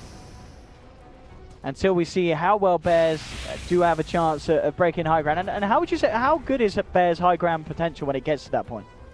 I mean, they really only have one hero that can safely hit the tower, and that's Queen. It's not ideal, but they do have Beastmaster. They have a Solar Crest, so they can like buff up that frontline hero to make sure that you're not just gonna, you know, slowly get whittled down. And plus, they're eventually gonna have an Aghanims on 343. So when that happens, they will have the sustain, they'll have the vision, and they have amazing pickoff potential, as we've already witnessed. So I think it can definitely be a high ground siege. EGM? You're right. Going in, they do have the sentry down the lines. They see exactly his plans. Firo looking for Jonas and Fan in the sidelines. He still has the blink. Is he going to want to try and go for this one? Doesn't look like he does. Doesn't try for the blink RP. Maybe a little bit too worried about what was waiting behind him. And indeed, Japzor and Adam were there. At the same time, though, Ferev continuing to farm. I mean, this build as well, very, very interesting for Ferev. No Necro. He's going absolutely for the team build, really, isn't it? With the Vlads, the Solar Crest, and now looking to the AC straight up. I like it a lot. It's great against Alchemists. Like this is like the anti-Alchemist item build. You get the Vlads and the AC to counter the acid spray damage because you know that your team might not be like the greatest high ground siege, like we just discussed. And the Solar Crest just melts the Alch because you don't actually build any flat armor items for a while. Like sure, armor comes from Armlet, but you kind of want like an AC or a Shivas yourself on the Alchemist if there's a Solar Crest on the other side. Smoker from Alliance. But it actually has an Invis rune here. This could come in very handy if it dispels the smoke. Yapzor with the vision, jumps forward, telekinesis on TGM, bring him down to the low ground, loaded to charge forward, drops the healing ward. You did see Jonas and Fan trying to make an RP play, but Fodder walks straight up and silences him, making sure there'll be no RP at the start. Bears starting to back away, very aware that that blink RP is a huge threat. No one to go down there as smoke from Alliance, just they couldn't get the jump, even with that high ground advantage. The Wolf was there. Bears came too close for Alliance to be able to keep themselves hidden under the smoke as it got taken out. Alliance will move forward again. They just need to secure the D. They did get the D, okay. But the sentry's still there on the low ground, actually. It's undercover. It's just out of range, actually. It's the other side. They tried to get rid of that sentry, but the sentry remains there. So Bears will be able to reclaim vision at that point next time they come around again. And the completed Hex now on Fata as well. So he's got this is like that super old school Queen build, but very, very effective. This man certainly knows how to farm. I mean, 23 minutes having this on the Queen of Pain is pretty impressive. Yeah, it's almost like he played mid professionally for a very long time. It certainly is. Yeah, he's had a really standout performance. I think it shows a lot of patience from him to not just go for like these YOLO kills when you have a 15-minute Orchid. You know, it's really tempting when you're playing Queen. It's like, oh man, I can kill this guy, but it's really about making sure that you find the right target and you don't get too impatient, because Queen is a great split pusher. You have so much mana regen from this item build that you can kind of sit there and you're looking at Alliance's team and you say, realistically, the only way I die is if I get Blink RP'd. And if I get Blink RP'd, Forev and Firo are both going to be split pushing all the time. So that's kind of the issue that Alliance are running into now, where it's like, yeah, we got this big Alchemist, but we didn't really hit our timing. You know, 25, 30 minutes. That's when your Alch's supposed to be hitting like tier 3s. That's like the ideal situation. I mean, just to give you a feel, really, of how much Fada's achieved, he's pretty much got the same CS as the Alchemist. That's how much he's been farming. Right. He just doesn't have Greevil's Greed, which is you know, right, which is why you see kind of the 4K difference, yeah. Yeah. But no, I it's definitely a lot of agree. fun. He's played well. The other thing too is, we talked about like this aggro try and how important it was to shut down Firo, but he's actually surpassed Loda's net worth after the laning phase broke down, because they weren't really prioritizing Loda to get all the farm, because they had this idea of like the healing ward Alchemist being able to deathball push and, you know, we'll just end the game. But since that hasn't really quite worked out as well as they wanted it to, the longer the game gets stretched out, the less and less that Alchemist farm is really going to matter. Because when you have a Beastmaster, a Slark, and a Queen with this much farm, he's not really going to reach that unkillable stage. Zero coming close. Sentries are being laid down. Alliance being very good with this division. I mean, very good. There's sentries everywhere, Andy. It's very, very hard for Firo to get in close and personal with this Shadow Blade when Alliance are together. Loader a little out on his own. Should be fine. As yeah, the rest of the side of Alliance move across to join him. And Firo again. Keeping eyes on them. Knows that he's safe, no detection out here. Jonas and Fan. Interesting builds as well. So Jonas and Fan going for the Lotus Assault. Gets in that armor, and also something to help deal with the fact that Fada has been jumping on him with the Orchid. And also getting a relatively early Lotus is absolutely ideal, I guess, when you see your Queen of Pain has such an early Hex. And ooh, now JK doesn't want to use the RP for Adam. Cuddle's way too fast to go for that kind of RP. You need to hit him like in the middle. He's 460 movement speed. Cast time that it takes for him to channel that, he would have missed like 100%. So yeah, it was a good cancel. But yeah, I do enjoy the Lotus Orb choice. They actually need a Solar Crest too, though. That's the thing. Like the way that you want to build these lineups when you have this like Alchemist Siege style thing going on is you just want to make all your items to buff the Alch. You know, you make Solar Crest, you make Lotus Orb, you make these Aura items, whatever, and you throw them on the tower and you let them hit it. Like that's usually how these lineups work, because you just have so many items so fast that when you have a Solar Crest and a Lotus Orb on him, in addition to like his 10k net worth lead, which normally you would have at this stage in the game, it's just insurmountable. You can't kill him. But like I said, you know, Bears got the perfect picks. They got Roshan. They stopped Alliance's momentum in its tracks, and now they're struggling to get it back. Be alright. Peter Silver Edge has the vision on Alliance, and it's going to actually make a bit of a break onto Limp. Jumps in, Hex is there. Again, the damage is immediately not in place. They have a Roar, but with the healing ward, Alliance is still in a perfect position to fight. They think about moving forward to chase down the kills, but they just turn their attention to pushing down the lane. And we are seeing there that it certainly feels like it is getting to the stage where the damage that Bears have is nowhere near enough to deal with a full 5-on-5 when Alliance turn up a group like that. Well, they weren't really in position either. Like, in order for that kill to work, they need like the Orchid on top of the Roar, so that way he takes like the bonus damage afterwards, especially if his math is down. I don't actually know if it was down when he got roared, but that's like the perfect scenario, because then he can't get rid of the Orchid debuff, he's going to take the bonus damage, has a Solar Crest on, and here we go. Roshan here from Alliance. Can they do anything? Firo coming around, the Sentry is down on Alliance, they know that Firo's there, they'll turn towards him, and with the root, they actually bring him down incredibly low. Pause the Shadow Dance. He's on the retreat, Hex up onto the Alchemist, will end up stunning himself. But again, Bears, can they really get in and stuck into this fight? It doesn't look like they can. Alliance will just waltz back towards the pit and say, what are you going to do, Bears? And I think Bears are asking themselves, what are we going to do? They're looking towards Fada saying, what are we going to do? And the answer is nothing. Alliance get away with the Roshan, get the Aegis onto Loader. And I don't know, even with, as you say, the Hex and the Orchid, I mean, maybe that lets them kill one. But this Slark needs more. I'm not too sure about this as well. Firo looking to cure up the Blink Dagger after the Silver Edge. They just haven't got the damage, Andy. And that's not going to help the damage situation. Well, I think he buys the Blink because he wants to get in. He wants to find the Magnus or something like that to stop them, right? So here's what basically happens in a team fight. If they all jump the Alchemist, there's a chance they're going to be clumped. And if they're clumped up, that just leads in for an RP. So they need a hero that does less damage than Queen, who can go in and stop the Magnus from getting that counter initiation. And I think that's why he wants the item. Also helps for split push. I think at this point, Firo's kind of just, he said, all right, I'm not going to be able to be in the fights. So I need to be able to do something else that's still going to help my team. The Blink Dagger will help split push. It will help him get to the backline heroes, which are pretty much the only ones that he can kill. And for the rest of the team, they're just splitting up the map. No, I mean, somehow Baref was allowed to blink out there. They didn't get the damage out. Fada jumps in, silence to the CF, takes one by Jonas and Fan. God. Oh my god, that RP there, Bears get absolutely wrecked. Alliance I really, and I'm struggling to see an out for Bears this game. If Alliance just seemed too big.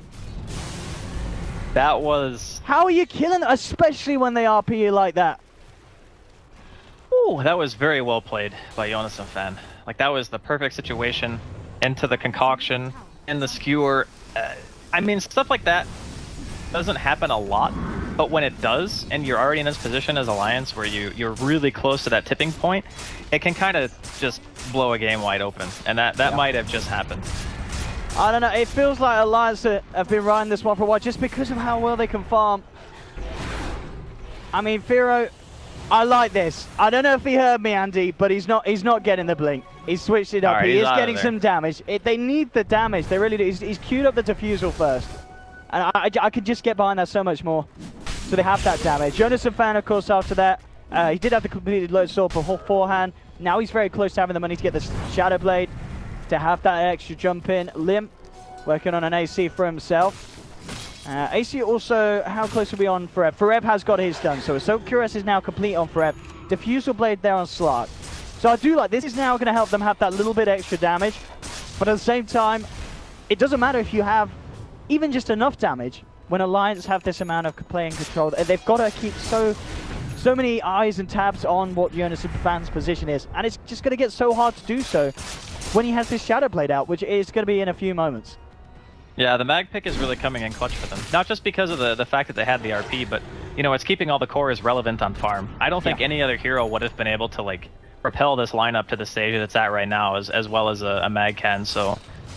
You know, props to the draft again. I like the Alliance's draft from the get-go. We talked about it. Hero going in. That's a freebie. That's a freebie. EGM comes close. Loader will jump in. Alliance want to react. Silenced up. Limp will be low to sword, but does he get the chance to throw off the concoction? Vada still thinking about trying to get involved in this fight. Furo moving forward. Who's he going to find? Looks towards Jonas and Fan, but Jonas and Fan gets the blink off in time. Limp tries for the concoction, but he gets raw by Forev. Forev immediately Omni Slash and Fire Blasted down by Hansken. They'll take down the Beastmaster. Can they get more? Firo already trying to escape his way out. He should be fine. Got no real ways of finding him down there. Hansken does, of course... He did have the gem. Where's the gem? Okay, he's given the gem to Jonas and Fan. Jonas and Fan holding the gem at the moment for Alliance. And in fact... Oh, Andy, that was close. Jonas and Fan still had that RP. Yeah, he nearly had that. He nearly cancelled that TP. I didn't find the case, Firo. Actually now in a good position. These are some easier kills to find, especially Hansken. We're going on the Ogre. Can they actually come in and help him? Well, Firo's scared. With Loader pressing the issue, and now the turn up of the rest of Alliance, he's going to back up. Jump forward from Loader. Doesn't quite get the damage to finish off Adam. We're going to see Forev come back down to this. The fight continuing, both sides hungry for action. Firo sticking in the neighborhood, has to be very careful. RP is still there for Jonas and Fan. Alliance will group at bottom, ready to push down. It looks like Bears, they are going to go for the smoke wraparound. They need to find this Magnus. Jonas and Fan's positioning absolutely crucial here. Has to keep himself away from the first point of initiation. And there's the move forward. Fada has a DD, jumps forward, gets the Hex onto the Magnus. But there's the protection, they'll jump in. Firo trying to get towards it, but the Roar, it's slow to sword. Immediately, Forev just shouts in his own lug holes. He gets stunned up, taken down, and Alliance, they're looking for more. As Firo tries to get himself back out to safety. Can they find him? Yes, they can. They've got the Frostbite. Firo tries to get his way out. He's not going to make it. That's the Slark down as well. And every fight going Alliance's way. It feels like a drafting issue, Andy. The Bears just don't pack the punch. As Alliance just do so much damage. Yeah, there's just too much single target on Bears. Like, that's really the biggest issue that they're running into.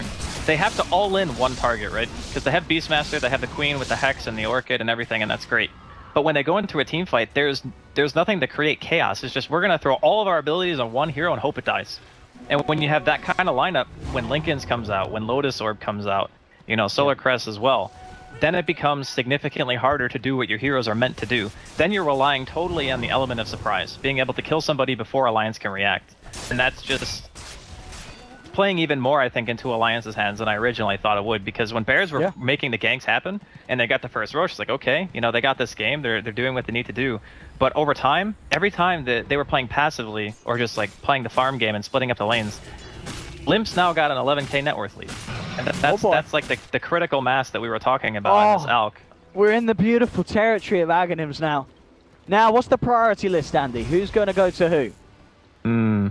I would actually like to see Mag get it first. I would love to see Mag get it first. Because he has the Empower aura, right? I think he's got Loda's there as well. Loda says, give it to me, otherwise you kick, son. He might give it to Loda first. Let's see. Where's it going with? Yeah, he gives it to Loda. Limp's staying on the roster. Stats. Yeah, you don't want to be The stats and the 3 extra bounces are obviously really nice too. Makes him harder to burst. Who's the worst Ags in the team, actually? I mean, Ogre good. Ags isn't even that bad, right? It isn't at all. Hey, JSF. Does he want to go for a bit of solo play? Nah, he's keeping it cool. Lets Yapsel walk it off. Doesn't want to reveal. Power to Loda before he heads down for some more farm. Perev, Adam. I mean, one thing can certainly be said. You see with the warding, Bear's keeping some really good vision up over Alliance's half of the map. As we can see with these 3 wards in optimal positions. Yeah, the thing is that the lineup of Bears will actually scale pretty well. It's just always going to be that threat of RP. Nice 4 step there. Oh, Pardo looking for the turn. Loda needs help, and he needs it now. TP's starting to come through already, and he's going to be fine. There's no way that they can kill this Juggernaut with a jump like that. So the 4 staff away from Omni is like a 50-50, right? Like sometimes it will get you away and sometimes it won't. Very fortunate for Yeah, I think it depends on which way the bounce is going, yeah. Yeah, it's like the timing. But the thing is, the timing is so tight that it's like, it's really hard to do that consistently. But Bears still have some time. Like, if they want to play like the super farm game and try to get, you know, the Slark to a 6 slot, he's still quite a ways away from that. But the later the game goes, the harder it's going to be for them to kill Firo. And Limp, you know, he's not really going to get too much more farmed. Dancing with danger there, the 2 of them. Perev and Yapsel very, very close. You can't hold hands when Magnus is in the game. The hater of friendship. Yeah, this is They're trying to split it up the map, and this is giving space for Firo. As he's starting to climb back up the farm, but as we can see, Fada's still in as I emphasized before, a pretty incredible position for this Queen of Pain, considering she's not been involved in a lot of blood and action. It's, apart from the blood and action of neutrals, you know, Fada pretty much playing PvE.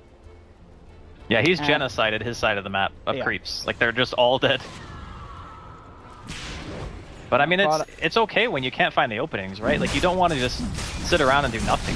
And you know that no one else is really going to hold items as well as you in the Slark. So, as long as you're not just, like, taking farm needlessly from the team, I think it's okay. Alliance, though, they're going to get the 3rd Roshan, so Cheese on deck. Looks like they're just going to give the Aegis to Loda. And man, once he gets Butterfly, oh god.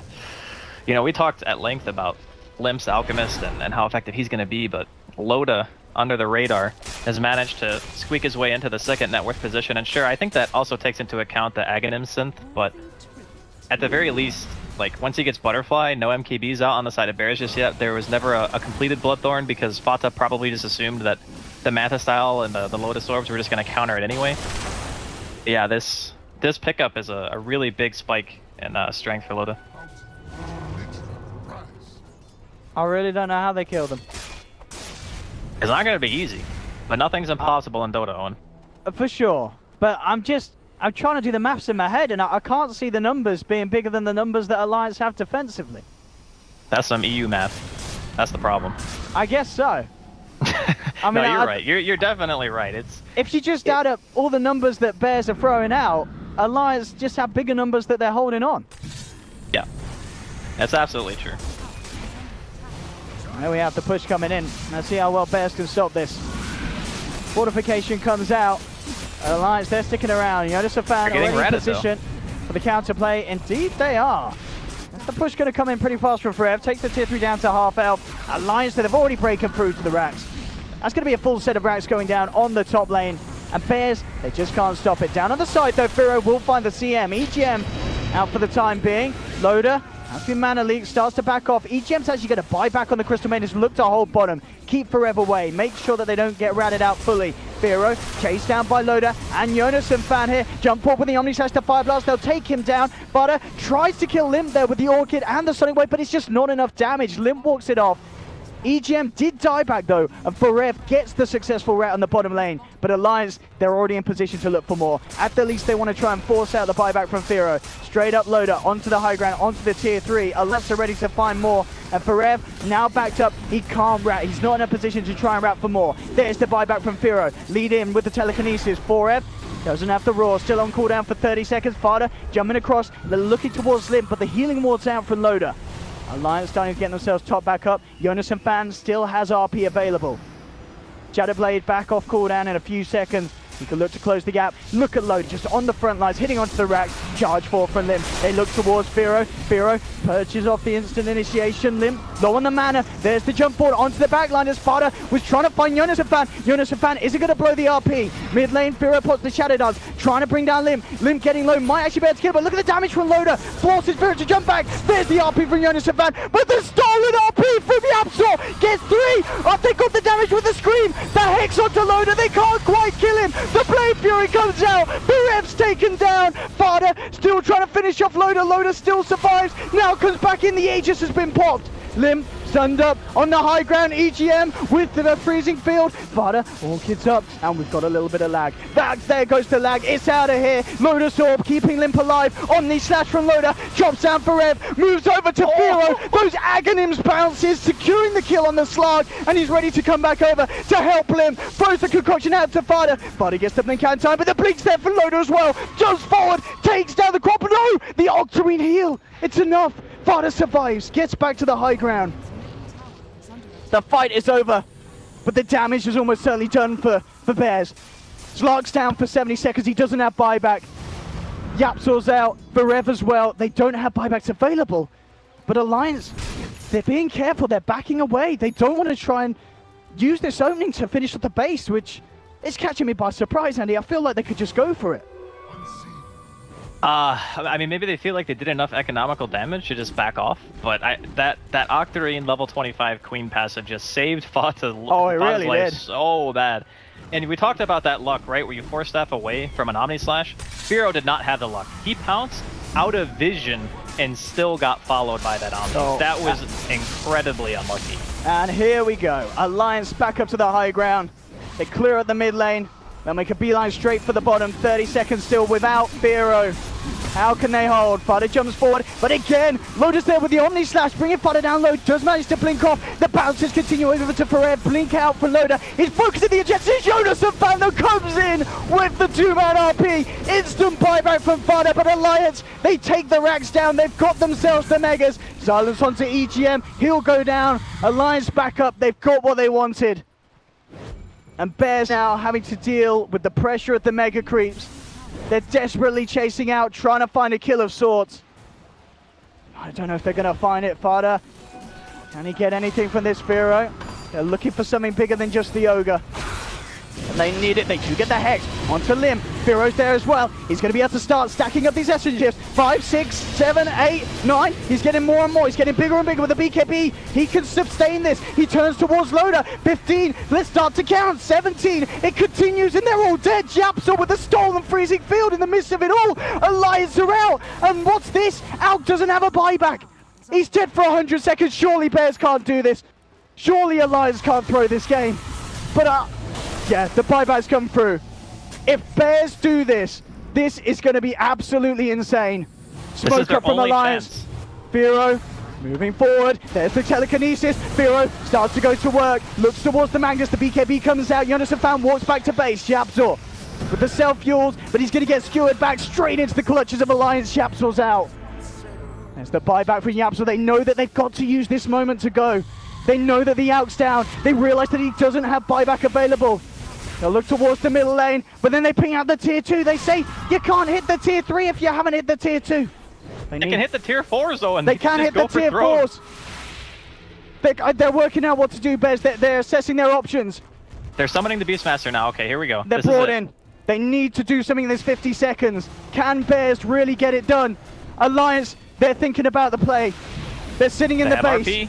They've lost one tier 4. Oh my god, can Bears do this? I can't quite believe what we're seeing here in this game. Alliance, they just need one big play and then they'll be in the clear. They need to get a kill on one of these big cores. but Adam just trying to keep them back. There's the force up. Unison fan picks apart one. The Cottle's down, but the tier 4's gone. The Ancient is exposed. Raw on TGM. The fortification comes out. There's the Omni Slash from Loader. He gets one. Aggressive jump forward from Fada. The RP's there from Unison fan, but Yapsor, he stole the RP! The RP's alliance with the Sonic Wave. Unison fan's out! He's down for 100, but they've lost 3 on Bears. Loader's got the bashes onto Crop. Fada comes out with the Hex, but it's a rampage for Loader. Alliance defend. They're not throwing today. They keep the Ancient alive. GG is called. Bears knew that that was their one chance to try for it against all odds. And it's over. Alliance do it in true Alliance style. They give the opponent a little bit of a chance, but then they hit back hard, and Loader takes the rampage. Jesus, I can't handle another one of those games. What a game. That was so close. I think they just hesitated a little bit too long. If they were running back and forth, they were like pinging the tier 4s on the side of Alliance saying, okay, they can kill our tier 4s, but the tier 2 mid like totally threw them off. They wanted to go for racks. Like Fata was killing the creep wave and he's like, wait a minute, there's a tier 2 mid. If they had gone in like 15 seconds sooner, they might have actually been able to squeak that out. And Yapsor with like the most clutch RP steal of his life didn't manage to squeak it through, but my god, what a game.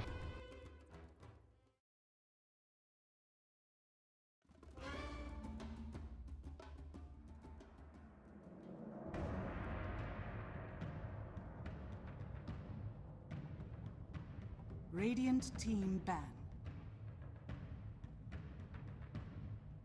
Radiant team ban.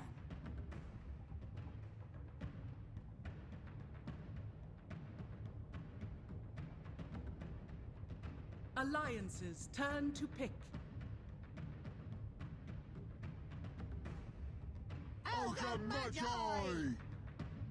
Radiant team pick.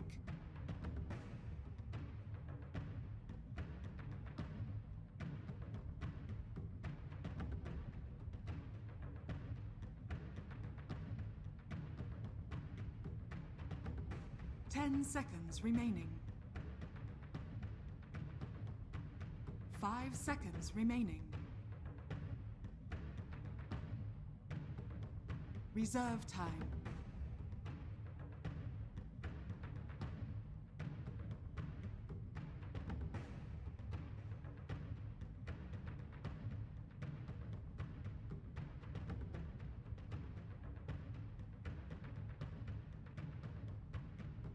Earth Spirit. Radiant team pick.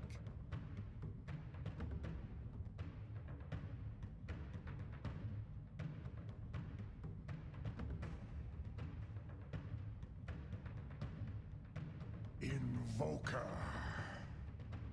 Alliances turn to pick.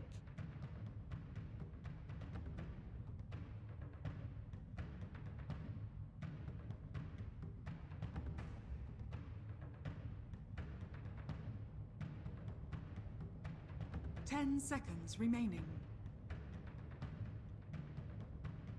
5 seconds remaining. Juggernaut.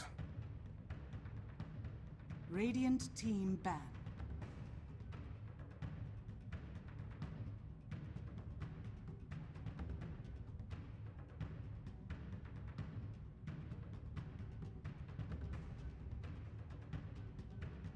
Ten seconds remaining. Alliances turn to ban.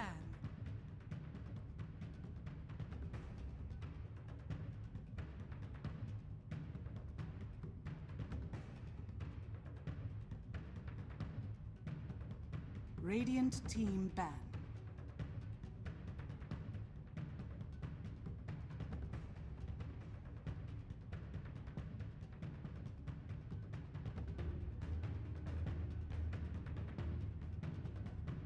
Ten seconds remaining. 5 seconds remaining.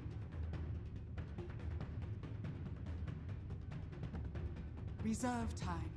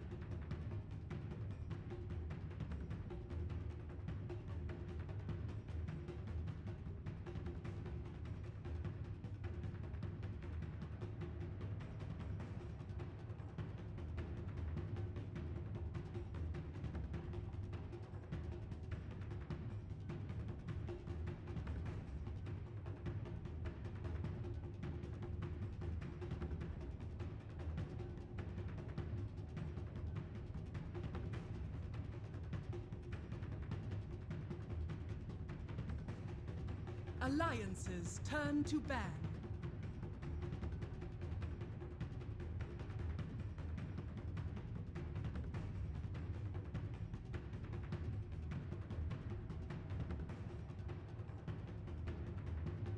Seconds remaining. 5 seconds remaining. Reserve time.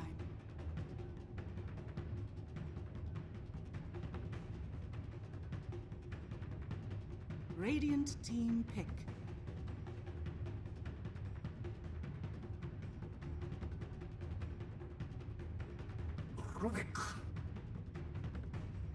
Alliances turn to pick.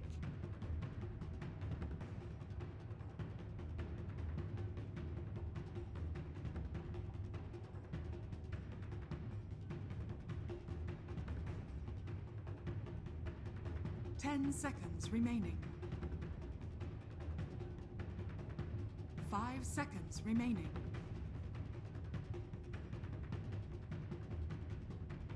Reserve time.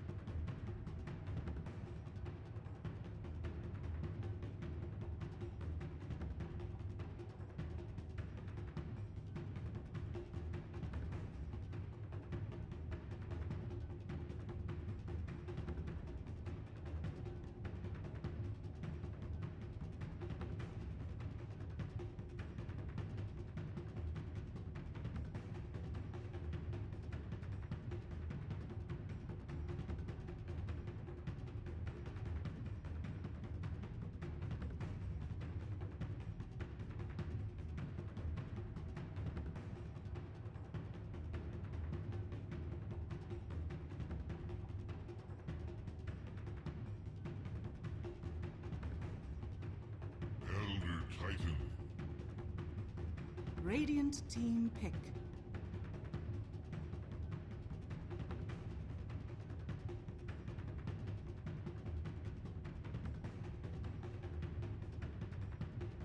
Axe. Alliances turn to pick.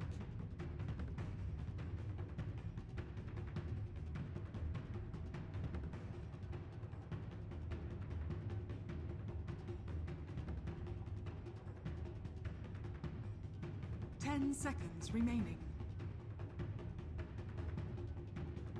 5 seconds remaining. Silencer. Radiant team ban.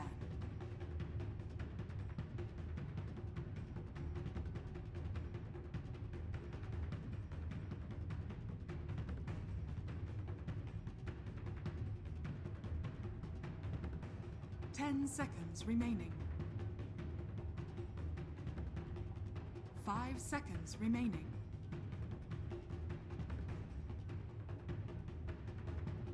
Reserve time.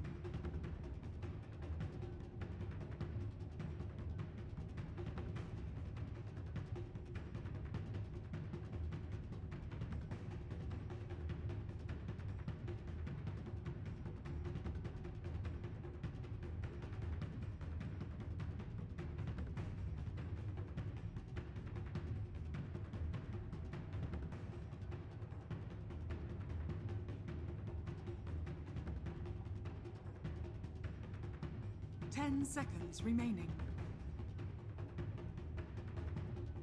5 seconds remaining. Alliances turn to ban.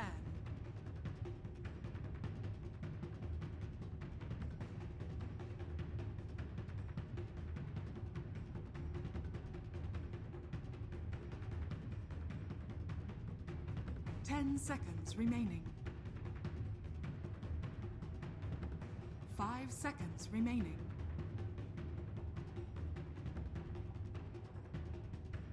Reserve time.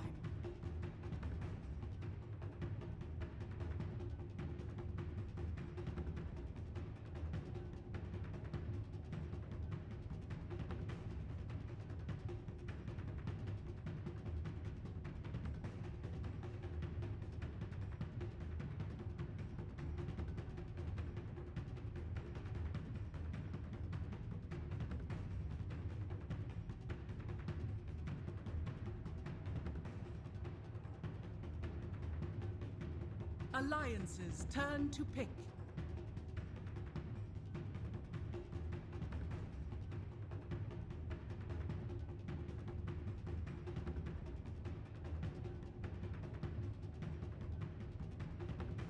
Ten seconds remaining. 5 seconds remaining.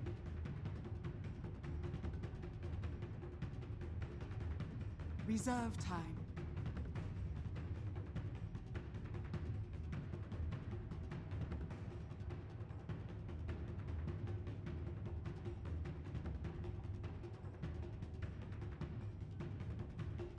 Clockwork.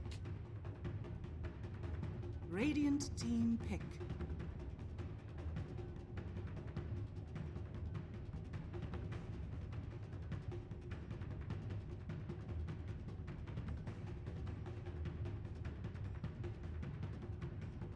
Ten seconds remain. Weaver.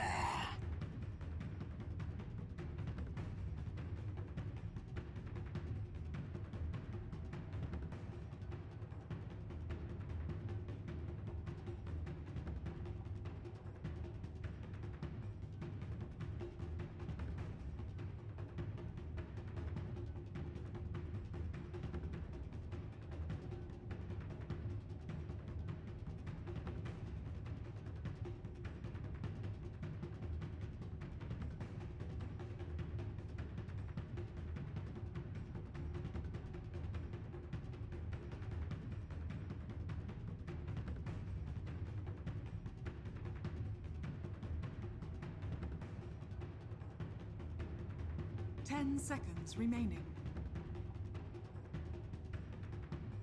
5 seconds remaining.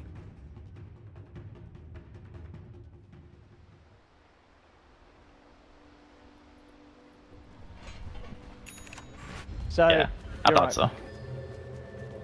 Prepare for. But that doesn't I mean, as you think- said, he's going to be vulnerable in the mid lane. I guess he'll have the backup of Hanskin almost certainly sitting around babysitting him, but it could get messy. Yeah, they can kill the silencer for sure. It just depends on how much they want to commit. Like if Yapsor and 343 both walk to lane, they can kill. Even if the ogre is there, they will kill the silencer. He's very, very easy to take down. But it might end up getting a counter kill though. That's the one thing. Because ogre is just so beastly during the early game. Lanes from Bears. It looks like they will. We saw obviously Alliance last time run it aggressive. I mean, maybe that could that be the plan once again with Loader. They do have Loader and EGM down towards the bottom. Yeah, Jonathan fan top. So Alliance once again, they're going to look to go aggressive in the laning stage and try and tackle the lane head on. I mean, Fada will be on this Weaver, so a little more elusive and catch potential between the two. I mean, do you feel Fada should be okay with this amount of pressure being put on the lane, or is it hard as a Weaver? I mean, it's definitely hard. You're not really a full-fledged range hero. You're only 425 attack range. It's not enough to make you feel super safe, especially with the two melee beefy supports of EGM and Hanskin kind of just walking at you. So I think that he'll definitely be hard pressured, and a Rubik not gonna help. Like there is just nothing that 343 is gonna be able to do against this. And talking about 343. I mean, I guess it's because they've got the Earth Spirit, but we're not seeing Rubik being played by Yapson. I feel like pretty much in the majority of games he has been. But indeed, because they've got the Earth Spirit, they want to have him on that instead. It certainly makes sense. That's a bit of a change-up, but necessary.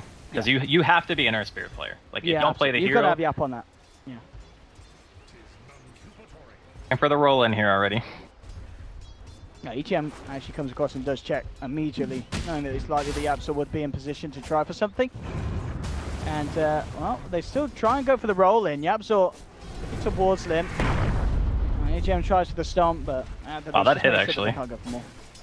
Yeah, I'm surprised I clipped Firo. It's a really, really big range. But Hanskin's actually spending the majority of his time bottom. I guess they want a stronger laning hero to sit down here and pressure the Rubik, whereas the ET, you know, him just being there will be enough to, I think, stop Yapsor from being able to get that kill, because he'll actually have a disable instead of, you know, Hanskin, who only really is going to have the ignite. Well, roll in, Yapsor. Again, looking for EGM, has the stomp. Hanskin will move across, but might be able to close the gap during the time mid lane. Firo with the cold snap. That's harassing them down a little bit. That'll be fine. This 1v1 is pretty interesting. I think that Silencer probably has the edge. Okay. Well, Firo's certainly getting incredibly low, Yapsor. Coming across. But we are seeing Firo is getting heavily harassed down in this lane. And he's out of regen, just on his last tango. Yeah, any hero that has the orb walking capability is usually going to have an advantage in mid, where it's very, you know, the creep aggro is super important to be able to manipulate and, you know, trade or whatever. Limp can ignore it, because you can just walk up and use glaives and you're just going to take a truckload of damage. But again, needs to be careful. Doesn't have a support nearby, and they currently do not have vision of Yapsor. All right, one lane, of course, we're yet to talk about this top lane matchup. Jonas and Fan 6 for 6 against the 14 for 1. Does it surprise you actually that Farev's this far ahead, or is this expected with the Axe Clock matchup? It's expected. Eventually he can just cut creeps. Needs to be careful about that though. That's one way you can die. Jonas and Fan locking him up. The spin's starting to come through though. Yeah, it's good news for Farev that the creeps came across to him, as that will put Jonas and Fan off from proceeding to chase down for more. Mid lane, EGM. He has an invis route. At the same time, Yapsor's still sitting around with Firo, so unlikely that the Eldertime's going to be able to do anything aggressive. But at the same time, if Yapsor makes a move, he may be able to help Limp out. Well, Limp is also pulling ahead in the middle lane by a pretty wide margin. Like, he's doubling up the CS right now, Firo. And you can see how scared he is, too. First blood actually happened in the bottom lane. The Weaver died? What? I mean, that's pretty much how I feel about that. They had the sentry down. I mean, Fana must have just... He looks like he went for an aggressive Shikuchi. They get themselves the kill middle lane. Adam trying to lead in. They get the telekinesis back into the boulder smash. Slow from Yapsor as he rolls in. But the damage isn't quite there. EGM just stomps and they walk it off. EGM actually comes back in. Tanks the tower hit. He's going to fall incredibly low. Smart awareness there. Moves to the side. Makes sure he doesn't take a sudden strike to the skull. And EGM will get himself back with Limp and safely shrine up. That was completely my bad. I was not expecting Fata to die in the bottom lane. Me neither. I mean, to an ogre and a jug. Just been a miscalculation from him as he tried to play around an area that he didn't expect them to have the sentry wall. Well, that is the start that Alliance definitely want. You can take out the hero that you're already going to have a hard enough time killing during the mid game. If you can take him out in the laning phase, it's even better. But yeah, Yapsor going to secure himself the bounty rune. He's going to scout a Handskin here in the woods. Doesn't have the Orb of Venom on the ogre actually, so trading here is pretty difficult for Handskin. He's going to have to walk it off. The other big concern again is middle lane. Like, Firo is getting just destroyed. He's like level 4 right now, Limp's a full level ahead of him, and he's just keeping the creep wave locked to where he is, and Firo can't show. Like, they don't have any vision of mid lane. They only have the wards in the top side of the woods, so they can like potentially scout the rotations, but Alliance aren't spending their time there. They're actually making their way towards bottom. Let's see what they can find out of this.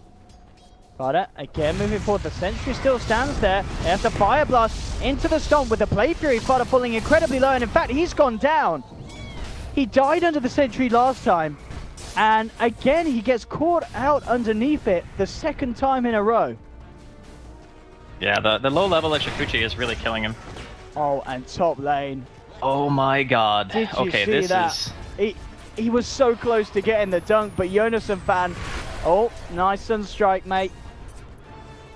JK. Oh boy, this is very unfortunate. I mean, I guess on the bright side, the Axe is still kind of winning his lane, even though he died.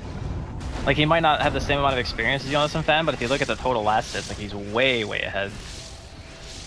Loda could be in trouble here. Oh, he's got the backup. Global Silence to play it safe comes out from Limp, just to keep Loda cool. I'm actually surprised. Oh no, he just hit 6, that's why. I was like, most silencers who go mid don't even actually skill that at level 6. They just wait, you know, they get it like level 9 or something like that. Kind of like similar to Shadow Fiend, because you want like max level glaives, and some people skill Curse, some people skill Last Word, but you know, one of those other skills. But yeah, very nice global to save. In the jungle, yeah, so actually gonna get caught out here by EGM and Hansken. Can they kill him? He's still got the roll, and the body block attempted by EGM, but can't quite get himself in position. So Yapsor will be able to get himself away from the two. Surprised they couldn't get the body block on that roll. Thought he was just gonna die close. There. It looked very close, EGM. Trying to get the right angle. And now we got a level 6 Clockwork. He's actually looking for Firo. He does not have mana to Ghostwalk. Okay, that was that was a biff. Ay, ay, ay. I mean, That's I the understand shame that- TP right there. Well, let him. I mean, this is a man who's renowned for his clockwork. He solo killed the Axe. I'll let that one slide. He was already on a plus. That's just pulling him back down to a level. Dire's top tower is under Maybe his team didn't notice that the hook shot went on cooldown. It's fine. They won't know. Don't ping it. Just let it happen. You know. Just let it happen. You understand fans silently taking the walk of shame back to lane. Mid lane though, smoke up from Bears. They want to try and do something about Limp. I mean, 7 minutes He's got in, an invis though.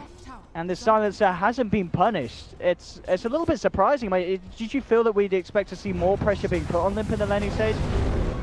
I thought so. I mean, there's the attempt, but they're not prepared for the invis. And Yapzor, he's just going to get taken straight out. He's already rolled in aggressively. Limp is getting smarter by the kill. Steals the intelligence of Yapzor. That was really optimistic. Like, if you're gonna gank onto the tower like that, you need dust. Sentry is not gonna be good enough. Because if one person, if one person TPs, that gank fails if you don't have dust. Wouldn't they have checked for the invis rune as well? I think they knew he had it, but the thing is, Yapzor had a sentry. He just didn't want to place it under the tower. That's why I said like it needed to be a dust and not a sentry, because you can't just place a sentry on a tower when the creeps aren't tanking it, because the sentry will just die and then he'll walk away. So it had dust. I think they probably would have traded at least. Because the cold snap would have kept him in place long enough to be able to get follow-up damage, but because he just went full invis and Yapzor didn't want to commit the sentry, they just end up feeding a kill. Trying for a kill on Yonisafan, but the spirit is there in time to get the stomp. And Yonisafan's going to be fine. I wondered who was going to play around with the idea of going back in, but with the two of them and more coming through, he gets himself out. Fada and Yapzor did TP up for this as well. So leaving load